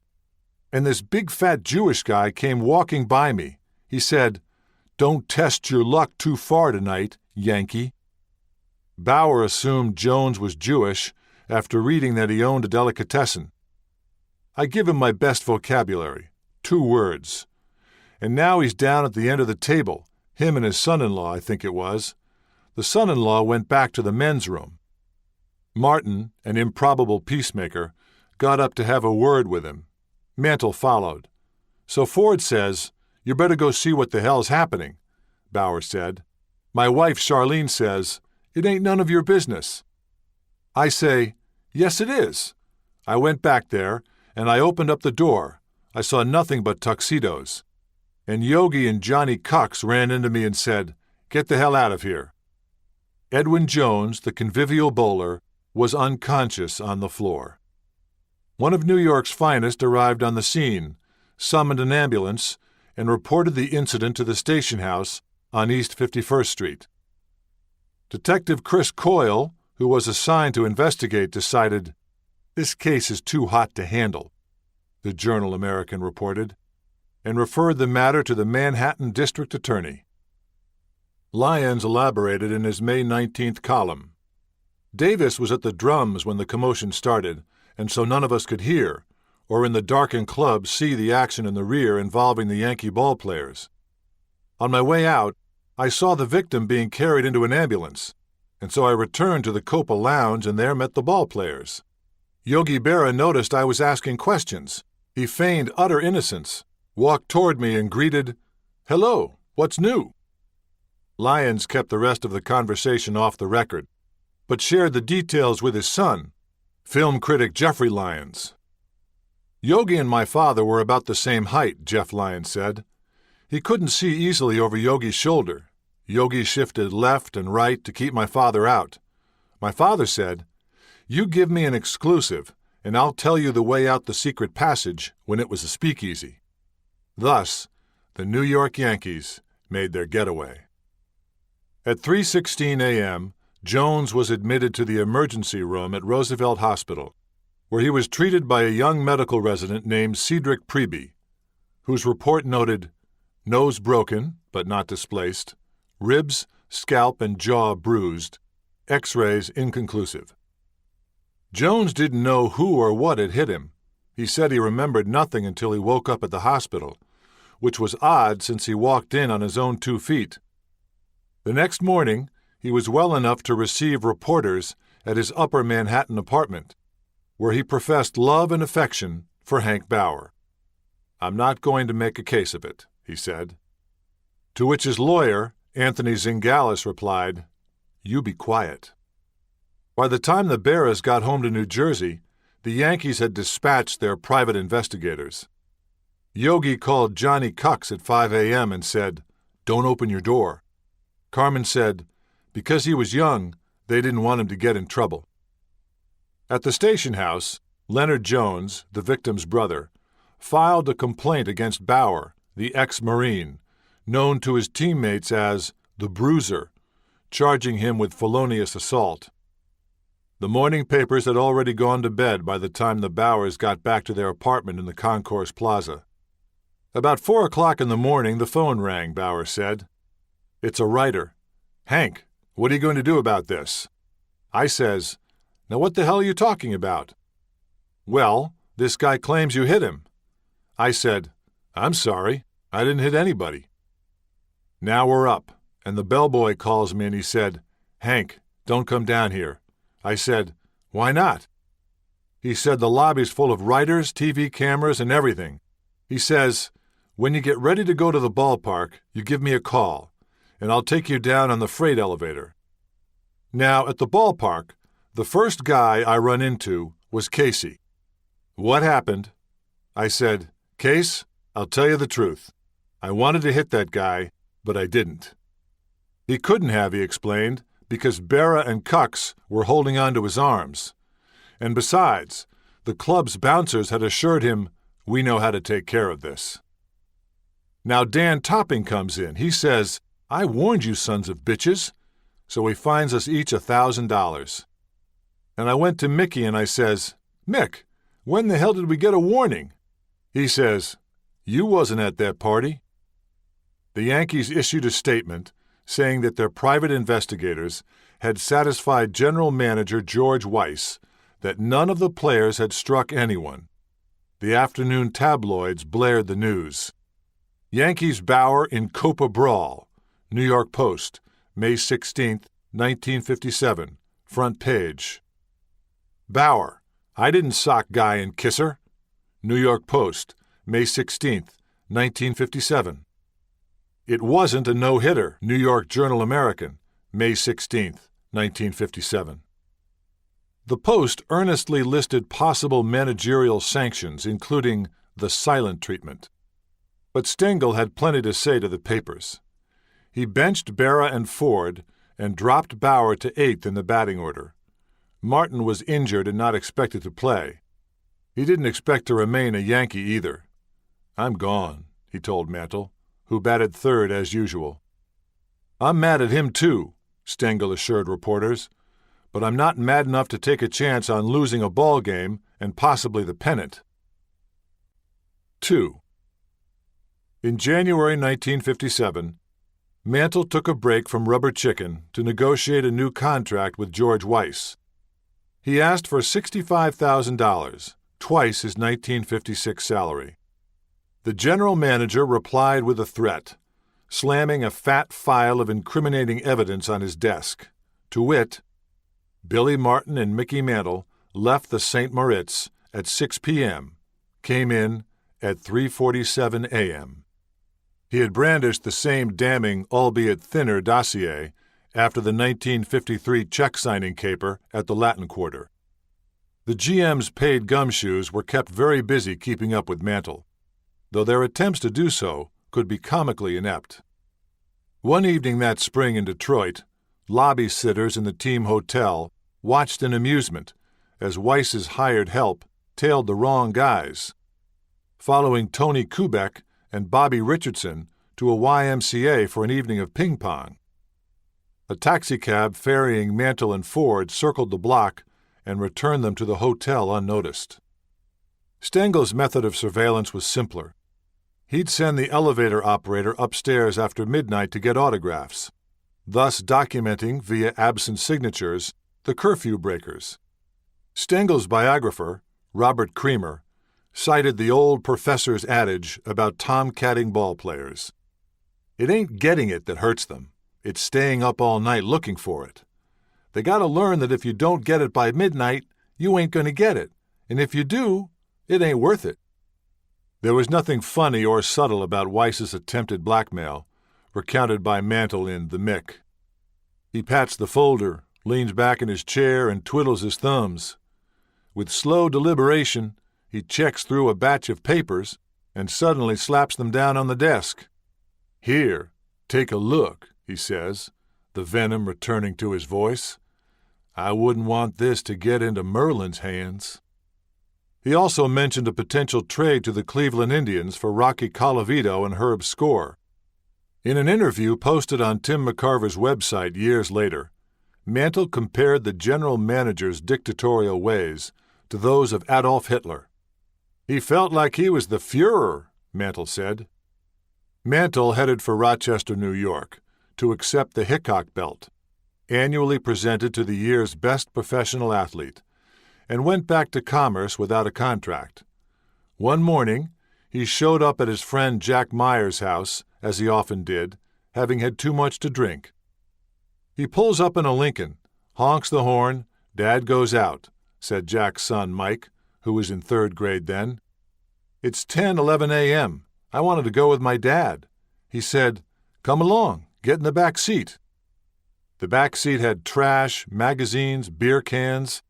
"I see something real shiny, a big shiny gold thing on the floorboard." I pulled it out. I said, "Hey, Mickey, what's this?" It was the sports world's gaudiest piece of jewelry, an alligator strap encrusted with a 4-carat diamond and 26 gem chips, valued at more than $10,000. He said, "Let me have that a minute." He handed it to my dad. He said, "Here, Jack, this is what you get, a prize belt instead of money." Del Webb and Dan Topping intervened with Weiss and got Mantle his desired raise.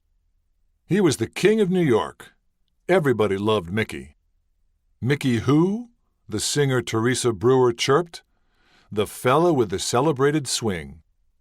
Men wanted to be him. Women wanted to be with him. His dominion was vast, and his subjects were ardent. One fan asked Lenox Hill Hospital for the tonsils he had removed following the 1956 season. Mantle accepted his due with that great drawbridge of a smile that yanked the right-hand corner of his mouth upward to reveal a set of all-American choppers. When he laughed, he just laughed all over, his teammate Jerry Lumpy said. Why wouldn't he? Wherever he went, Danny's Hideaway, the Latin Quarter, the 21 Club, the Stork Club, El Morocco, and Toots Shores, his preferred drink was poured when he walked through the door. Reporters waited at his locker for monosyllabic bon mots. Boys clustered by the players' gate, hoping to touch him. It wasn't enough to gawk at his impossibly broad shoulders and fire hydrant neck. They wanted tactile reassurance that he was for real. They scratched his arms, his face, and stabbed him with ballpoint pens. When his little brother Larry got lost in the crowd and a cop hollered, "Who's the brother?" 100 boys answered, "I am." Women, none more beautiful than he was, staked out hotel lobbies. When Elston Howard's wife, Arlene, met him for the first time, she thought, "My God, who is that?" Just the physical body. I'd never seen anything like that. There was something about his presence that was just absolutely stunning. "He was adorable," said Gil McDougall's wife, Lucille. "We used to joke about it. Who wouldn't hop into bed with him, given the opportunity, just for the fun of it?" His teammates were equally impressed. "He filled out that uniform like you wish you could have filled it out," said pitcher Roland Sheldon. In the locker room, they tried not to stare. "What's he talking about? What's he doing?" Later they would laugh, embarrassed and relieved to find out everyone else was doing the same thing. "It was the ungodliest feeling in the world," Clete Boyer said. Not quite everyone in New York was in his thrall. At the stadium, he shared his locker with Frank Gifford, the splendid flanker for the New York Football Giants. "Excuse me, he shared a locker with me," Gifford corrected. They both had Hollywood good looks and a 1956 championship ring. The Yankees called Gifford Sweetness. Gifford called Mantle a total asshole, not a nice person. I didn't know him, but I didn't want to know him. The little bit I was around him, I didn't want to be. We deified somebody who hit the ball a long way because he's got a bad knee. Other than that, what did he do? What did he really do to help society in any way? Gifford, whose extramarital athletics were videotaped in a 1997 tabloid sting, has survived his own public shaming. But he has hardly softened his stance on the Mick. "I'm just not a Mickey Mantle fan. I never was. He hit a ball a long way, and he was a sexist. He was not my kind of person. We were MVPs that same year. I would hate to think I was even close to what he was." In his 1949 essay, Here is New York, E.B. White offered a caution to restless American souls who come east to conquer the big city. It can destroy an individual or it can fulfill him, depending a good deal on luck. No one should come to New York to live unless he is willing to be lucky. Mantle was willing, and he got lucky. The Copa Caper, as it became known, might not have become public had it occurred on the watch of the baseball beat writers, whose unstated code of honor was to look the other way. News side reporters had no vested interest in maintaining cordial relations in the Bronx. When they broke the story, it was the first major breach in the 50s seawall between on-the-field and off-the-field sports reporting. Baseball writers ate, drank, and traveled with the team. Their tab was often paid by the team. "You couldn't write one word of it, the debauchery," said Jack Lang, the longtime executive secretary of the Baseball Writers Association of America. "It wasn't just liquor. It was the women." One of the more egregious examples of sports desk omerta was recalled by Bert Sugar, a Hall of Fame boxing writer who learned his trade at the rail at Toots Shores. One day, John Drebinger, the Times man who, over 40 years, wrote the lead story on 203 consecutive World Series games, regaled him with a tale from an overnight train on a Western trip with Babe Ruth's Yankees. The writers had their own car, and dinner had been served, Sugar said. They'd cleared the tables, and they just dealt out a hand of bridge when the door to the back of the car flew open and Babe Ruth ran down the aisle naked. And about 10 feet behind him, a woman, equally naked, with a knife in her hand, comes running out. And Drebby says one of the guys looks up from the table and says, "Well, that's another story we won't cover." The relationship between ball players and writers was no different when Mantle became the face of the Yankees. They would be making $30,000 to $40,000, and we'd be making $10,000 to $20,000, Sugar said. They talked to each other. They would tell you things, and you kept them to yourself. In 1957, the sports department definition of controversy was, Casey Weiss feud flares on brawl penalty. Stop the presses. Stengel calls Yankee higher-ups those fellows. So when a blind item appeared in Dorothy Kilgallen's column in the Journal American on May 19th, no one followed it up or wondered who had leaked it. Kilgallen wrote, "The prelude to the Hank Bauer nightclub fracas has been worrying the Yankee brass for some time. Ask anyone who lives in the neighborhood of the colorful stage delicatessen, where Hank and Mickey Mantle used to be quite famous. and not just for playing ball. The locker room code of honor was inviolable. What happens in the clubhouse stays in the clubhouse, even if it doesn't take place in the clubhouse. Which explains why Mantle refused to tell his sons what really went down at the Copa. He wouldn't say, David Mantle said. We asked. 50 years after the fact, Carmen Berra was still reluctant to say anything that might contradict her husband's syntactically brilliant party line. Nobody did nothing to nobody. The bouncer did it, Yogi said. The bouncer did it, Whitey said. The bouncer really screwed up, Bauer told Gil McDougald. That's probably right, Carmen said. The bouncers weren't going to let anything happen to the New York Yankees. Anthony Zingales, attorney for the pummeled bowler, pointedly noted that his client had also been slugged by a bouncer as he was going down. Mantle gave varying accounts over the years. Somebody said, "Meet us around the corner." You don't have to tell Billy but once, and Hank also.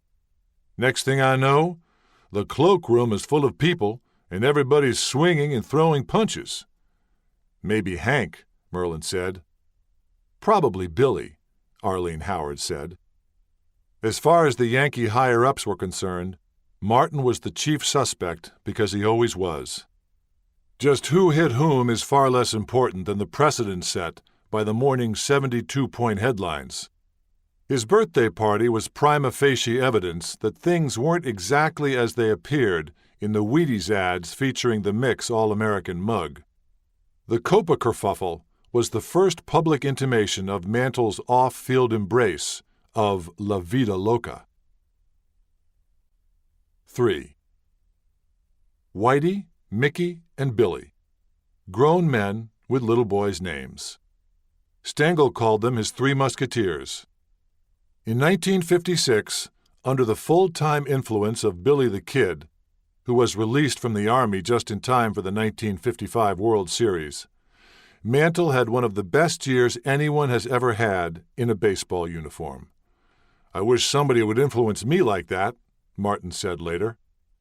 Martin was Mantle's closest friend and polar opposite. Mantle was tongue-tied, country-fed, and shy. Martin was swaggering, street-smart, and volatile. Billy was a fighter, not a lover, said Irv Norwin, who roomed with Mantle while Martin was in the Army. Mickey was a lover, not a fighter. When Martin rejoined the Yankees, they resumed their prank-playing partnership. Water guns, water balloons, whoopee cushions, and other simulations of flatulence were standard props. They water-bombed Eddie Robinson and his bride from the balcony of the Royal Hawaiian Hotel. They staged water gun battles in the locker room and took aim at unsuspecting female non-combatants standing on the ticket line from the safety of the clubhouse. The Yankee clubhouse was like below street level, Mantle told me. We had windows like where people are walking along. Girls used to come stand there, and we used to shoot water guns up in their puss. We could see 'em kind of flinch. They'd be looking around trying to figure out where the fuck that water is coming from. They were gleeful peeping toms. One night, at the team hotel in Detroit, they crawled onto the window ledge, dead drunk, hoping to see a teammate get lucky. 22 stories above the street, acrophobia kicked in, and there was no going back. They had to crawl all the way around the building through decades of pigeon shit to get back to their room. To their great regret, they didn't cop a glimpse of anything but macadam. One year during the World Series, they made early morning crank calls to their teammates.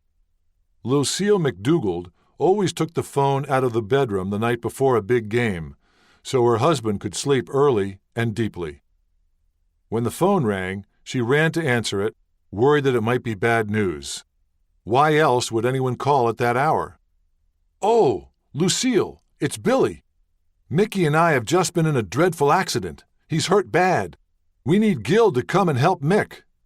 I said, "Billy, call the cops. Where are you? I'll call them." "No, we don't want the Yankees to know." "Well, if he's hurt bad, They're going to know about it. Where are you?" I finally knuckled under and woke up Gil, and he comes out to the kitchen to the phone and says, "What's going on?" Billy says, "Oh, Gil, Mickey's hurt bad." Gil said, "Yeah, he's hurt bad. Go home. Go to bed." He knew right away it was a joke. And they did this to every ball player on the club they could rouse that night. Next time I saw Billy, I put my hands around his neck, and they thought that was hysterical. Laughter like you never heard. Two little boys, playing pranks. They thought they were Babe Ruth, could drink all night and play all day. Martin wasn't Mantle's only ally in misadventure. Ford also did his bit. One day, after missing a train from Baltimore to Washington, they hired a cab to drive them to D.C. A fifth of bourbon eased their way on down the road.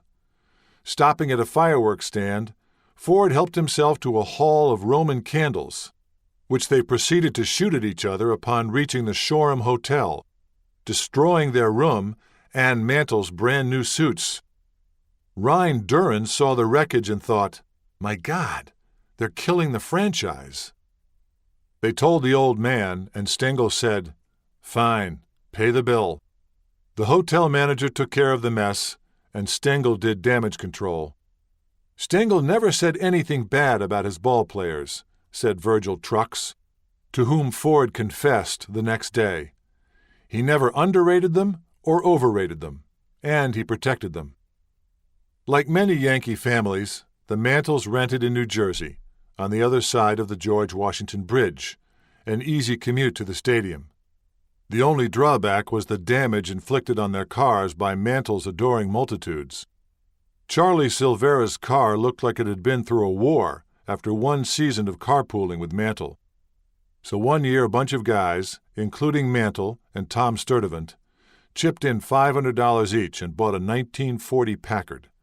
"It used more oil than it did gas," said Jerry Lumpy. "It looked like a tank," said Art Ditmar.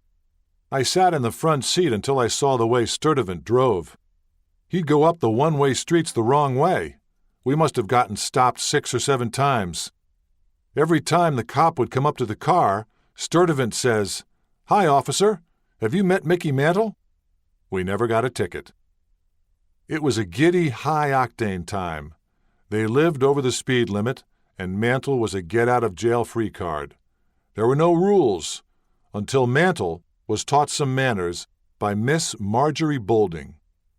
He met her at Manhattan's Harwin Club, a swell joint where Grace Kelly announced her engagement to Prince Rainier of Monaco. Bolding was a Southern belle from Birmingham, Alabama, and an aspiring actress and writer. She recalled, "The maitre d' came over and said, 'Mr. Mantle wants to meet you.' And I said, 'Well, I don't know who Mr. Mantle is.' He wanted me to come over to his table. I said, 'I'm sorry, I don't go to anybody's table. If he wants to meet me, he'll have to come to my table.'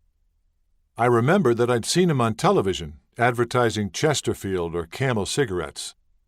So I get up to go to the little girl's room, which was very small, just one little booth. I came out of the stall, and Mickey was standing in the little girl's room.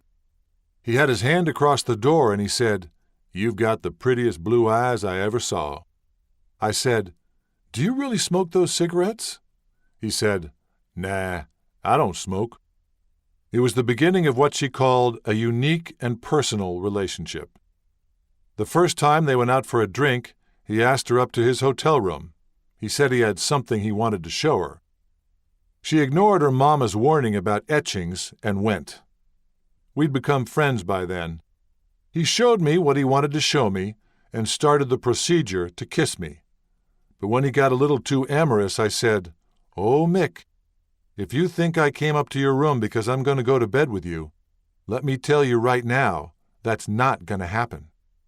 And I got up and walked out of his room, and he came running up the hall.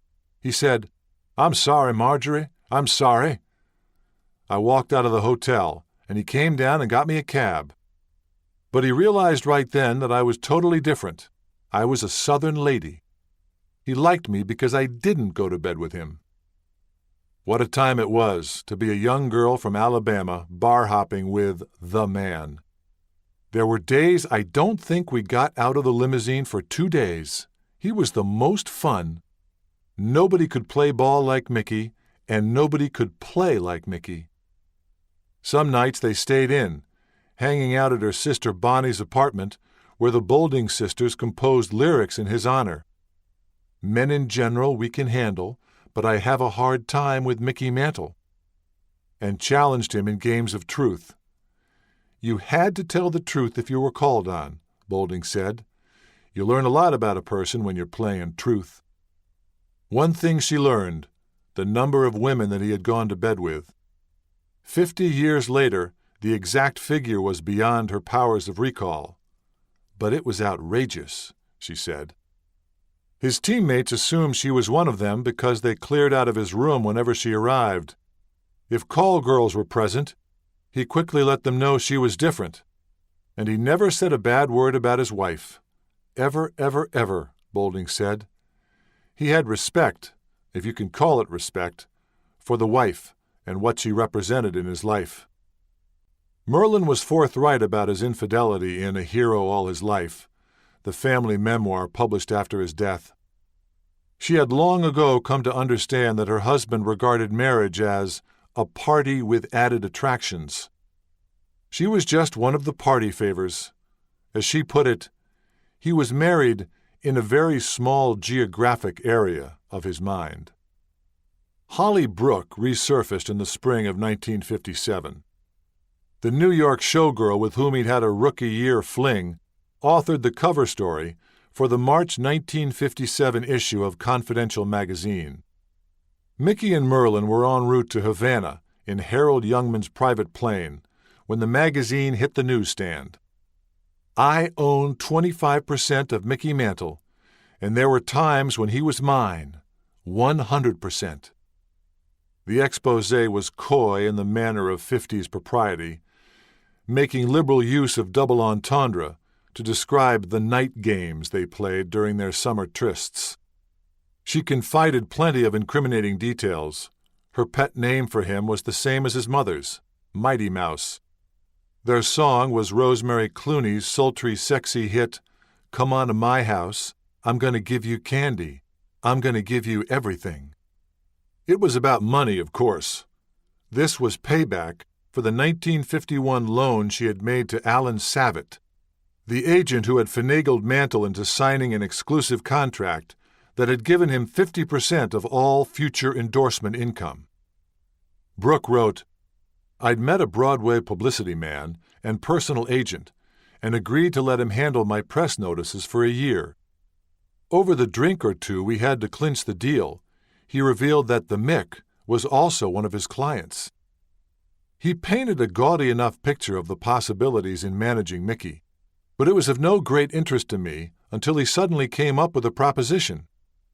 He was short of cash to exploit his contract with Mantle and wanted me to loan him $1,500 for a few months.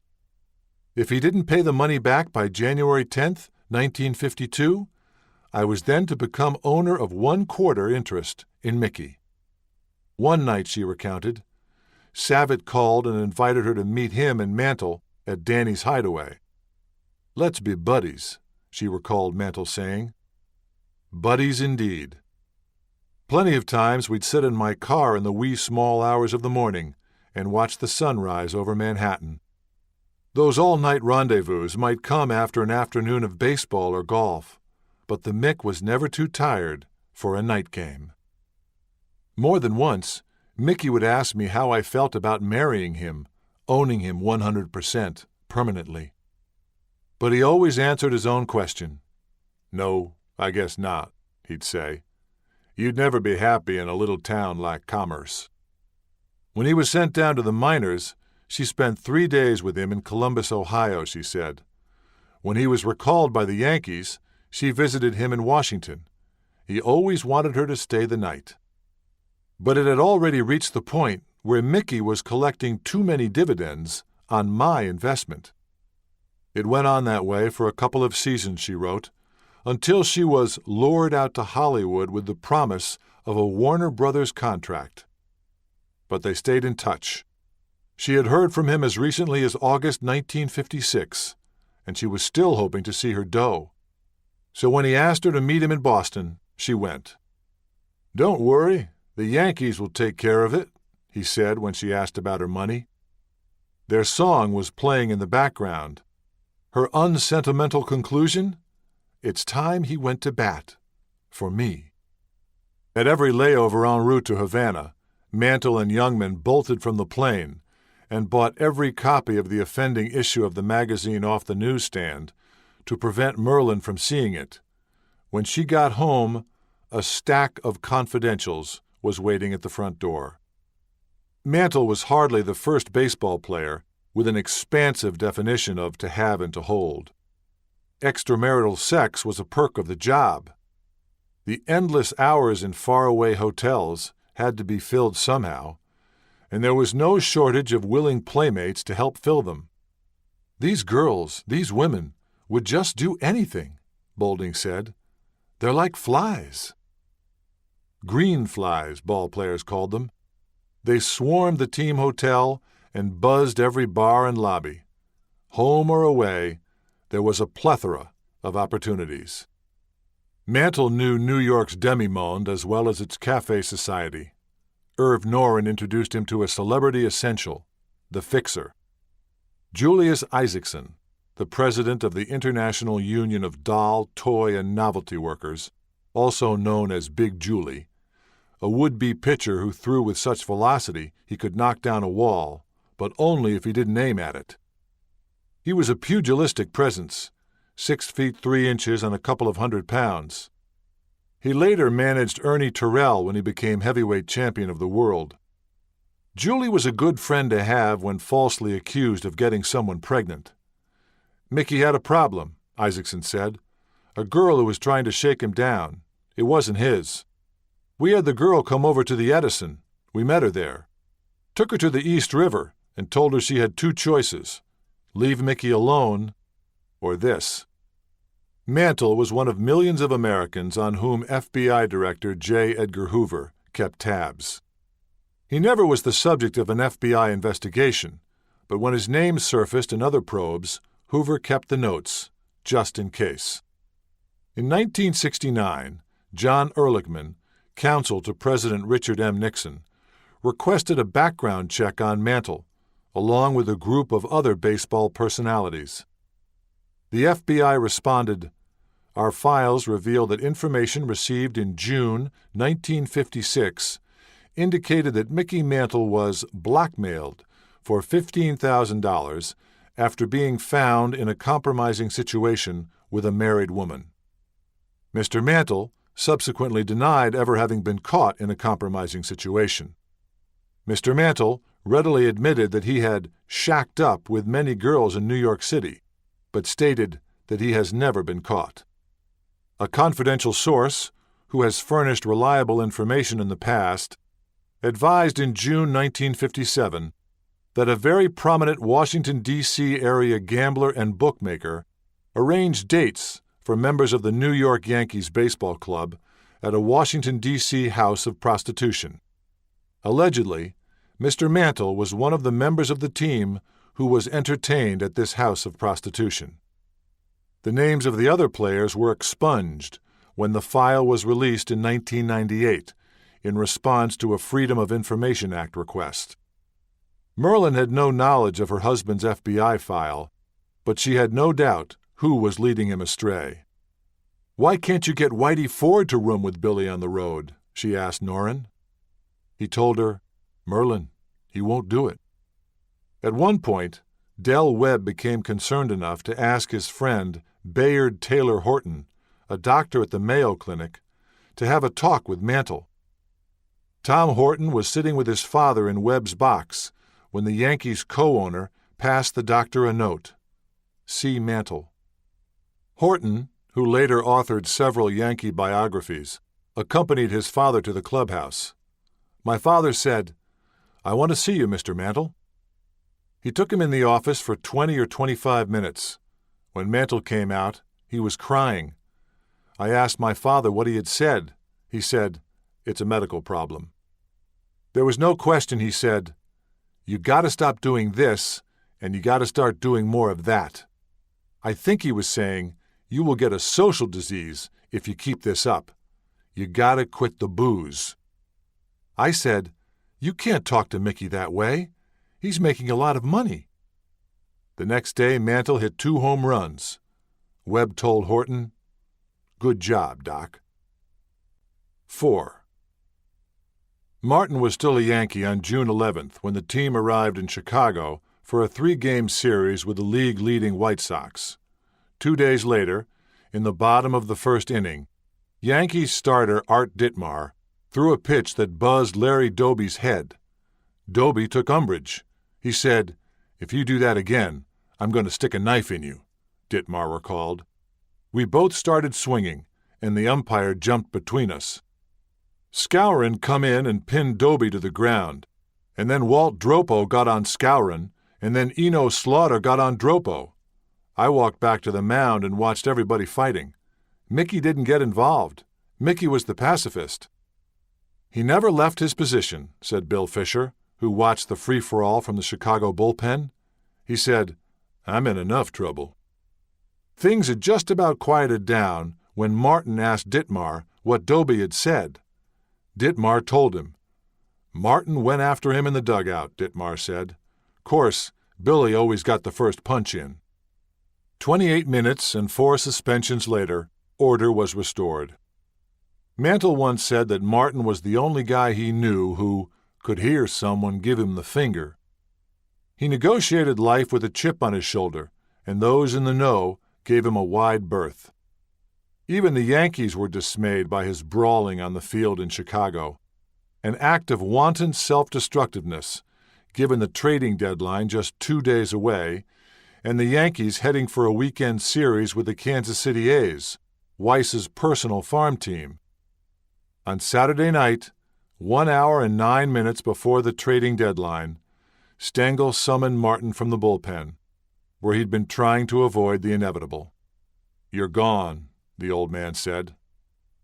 Actually, Martin was staying right where he was. He was the A's new second baseman. Stengel also passed on a message from Dan Topping that the Yankees would refund the $1,000 he had been fined for the Copa melee. They would do the same for the others at season's end. The 3 Musketeers retired to the closest bar and cried into more than one beer. Publicly, Martin said all the right things. That's baseball. But he refused to talk to Stengel for years, until Mantle negotiated a reconciliation. The Yankees won 24 of their next 28 games.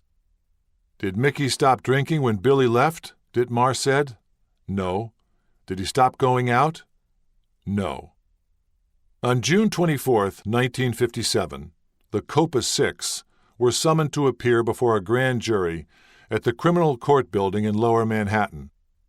The Manhattan DA had declined to prosecute Bauer, so Bowler Jones pursued his only remaining legal remedy, a citizen's arrest on a charge of felonious assault. He demanded $250,000 in damages. Bauer exercised his right to have the case presented to a jury of what his lawyer no doubt hoped would be Yankee-loving peers. Mantle was the last of 5 players to testify. He took the stand with a mouthful of bubble gum. Admonished about his lack of courtroom decorum, Mantle obligingly removed the offending wad and stuck it to the bottom of his chair. "I was so drunk, I didn't know who threw the first punch," he testified. "A body came flying out and landed at my feet. At first I thought it was Billy, so I picked him up. But when I saw it wasn't, I dropped him back down. It looked like Roy Rogers rode through the Copa on Trigger, and Trigger kicked the guy in the face." The grand jurors were still laughing when they handed down their decision. Hank Bauer freed by grand jury, left fielder cleared of assault charges. The Sporting News, July 3, 1957. The next day at Toots Shores, Mantle announced the formation of the Mickey Mantle Hodgkin's Disease Research Foundation at St. Vincent's Hospital in honor of his father. On July 3rd, Bauer sued Edwin Jones for false arrest, seeking $150,000 in damages. New York's most famous bowler was never heard from again. 5. It was liquid time in America. The language, the culture, and the national pastime were suffused with booze. Raise a glass, wet your whistle, line 'em up. And always have one for the road. As Toots, the Prohibition bouncer-turned-saloon keeper, declared, "I never felt guilty about a drink in my life. It's beautiful, legal or illegal." Stengel divided the Yankee clubhouse into them milk drinkers and those he called Whiskey Slick, which is how Mantle and Ford came by their shared nickname, Slick. His notion of drinking responsibly was to warn his players not to patronize the hotel bar because that's where I do my drinking. His idea of punishment was to put transgressors in the starting lineup. After one dispiriting loss, he threatened to make non-performers go out and get a double scotch and a woman. Yankee bon vivant Don Larson summed up the big league ethos. You got to have a little fun, for God's sakes. You're going to play in big cities and watch TV or go to movies? Those weren't even invented. No one in baseball thought Mantle's drinking was exceptional because it wasn't. He could quit when he wanted to and handle it, baseball's ultimate praise, when he had to. He always took Stengel's preseason admonition to heart. Son, you're the Yankees now. Only Merlin's father seemed to think his drinking was problematic. One day after his Triple Crown season, Mantle volunteered to babysit while Merlin went shopping. He took Mickey Jr. with him to his favorite Commerce watering hole. When they didn't return as expected, Merlin's father, the church deacon, went looking for them. When he found them at Mendenhall's, his son-in-law was on the floor wrestling with another patron. Mickey Jr. was sitting on the bar holding his father's beer. "The first time I went to a bar and tasted my first beer," Mickey Jr. recounted in A Hero All His Life. "It wouldn't be worth telling, except that I was 3 years old." Grandpa took the beer out of his hand and grabbed Mickey Jr., Danny Mantle said. When he walked by, he picked up Dad's head and went, "Don't ever do this again," and dropped it back down. Dad went back to fighting, and Giles walked out with Mickey. Merlin told me, Dad was furious about that. "That night I slept at my grandparents' home," Mickey Jr. wrote. "Dad didn't say much when he picked me up the next morning, but I know he hated to face Grandpa Johnson. He didn't think there was anything immoral about taking me to the bar. He wanted to show me off, and this was where he was most likely to bump into his friends. He was only doing what his father and other fathers in town had done. He told his late-in-life companion, Greer Johnson, that his father would take him to bars and set him on a stool. It's unlikely that any of Mantle's drinking buddies in Commerce or New York would have recognized the genesis of his alcoholism. They would have thought he was irresponsible, said Sudden Sam McDowell, who lost his fastball and his family and came close to losing his life before getting sober in the 1990s and becoming a drug counselor. In 1956 and 1957, unless you were a trained therapist, you would have thought nothing was wrong, said McDowell, who developed drug and alcohol programs for the Texas Rangers and Toronto Blue Jays. He didn't go out and act like that all the time. No alcoholic does. Up until close to 1960, you would see very little progression in the disease. He was an undiagnosed, highly functioning alcoholic. In 1957, Mantle won his second consecutive Most Valuable Player award and became only the fourth player in Major League history to get on base more than half the time over the course of a season. In June, he batted over .400. On July 26th, he hit his 200th career home run. He was 3 years younger than Babe Ruth when he reached the same landmark. He was hitting .369 with 34 home runs and 91 RBIs. when he landed in the hospital on September 6th with what the Yankees called shin splints. He had injured himself playing golf with Sturtevant on a day off, which, unlike imbibing, was against Stengel's rules. Hurling his putter in frustration, he had broken a tree limb and sliced his leg down to the shin bone. He missed 5 games, his first of the season. While he was recuperating at Lenox Hill Hospital, America was reading about the hijinks in Hank Bauer's apartment above the Stage Deli in 1951, in the September issue of Confidential magazine. There was no umpire around when these Yankees had a ball. Mantle, Martin, and Bauer appeared arm in arm, grin to grin beneath the cover line. The story was a follow-up to Holly Brooks' spring expose and Dorothy Kilgallen's May column in the Journal American. It detailed the fun and games that had taken place in the apartment above the famous deli during Mantle's rookie season. While waiting to go to bat, the Mick knocked off a few more highballs, then suddenly got up, starting to turn white, and staggered to the bathroom, Confidential said. Now, games have been called on account of rain, cold weather, or wet ground, but this is the first time one was called because it was drunk out. When Mickey collapsed, they had to call off the game in the bedroom so Mickey could be put to bed. His girl went home alone when he dozed off. None of New York's family newspapers pursued the story. The sporting press confined itself to musing about who would be the American League's most valuable player, Mantle or Ted Williams, and the World Series matchup between the Yankees and the Milwaukee Braves.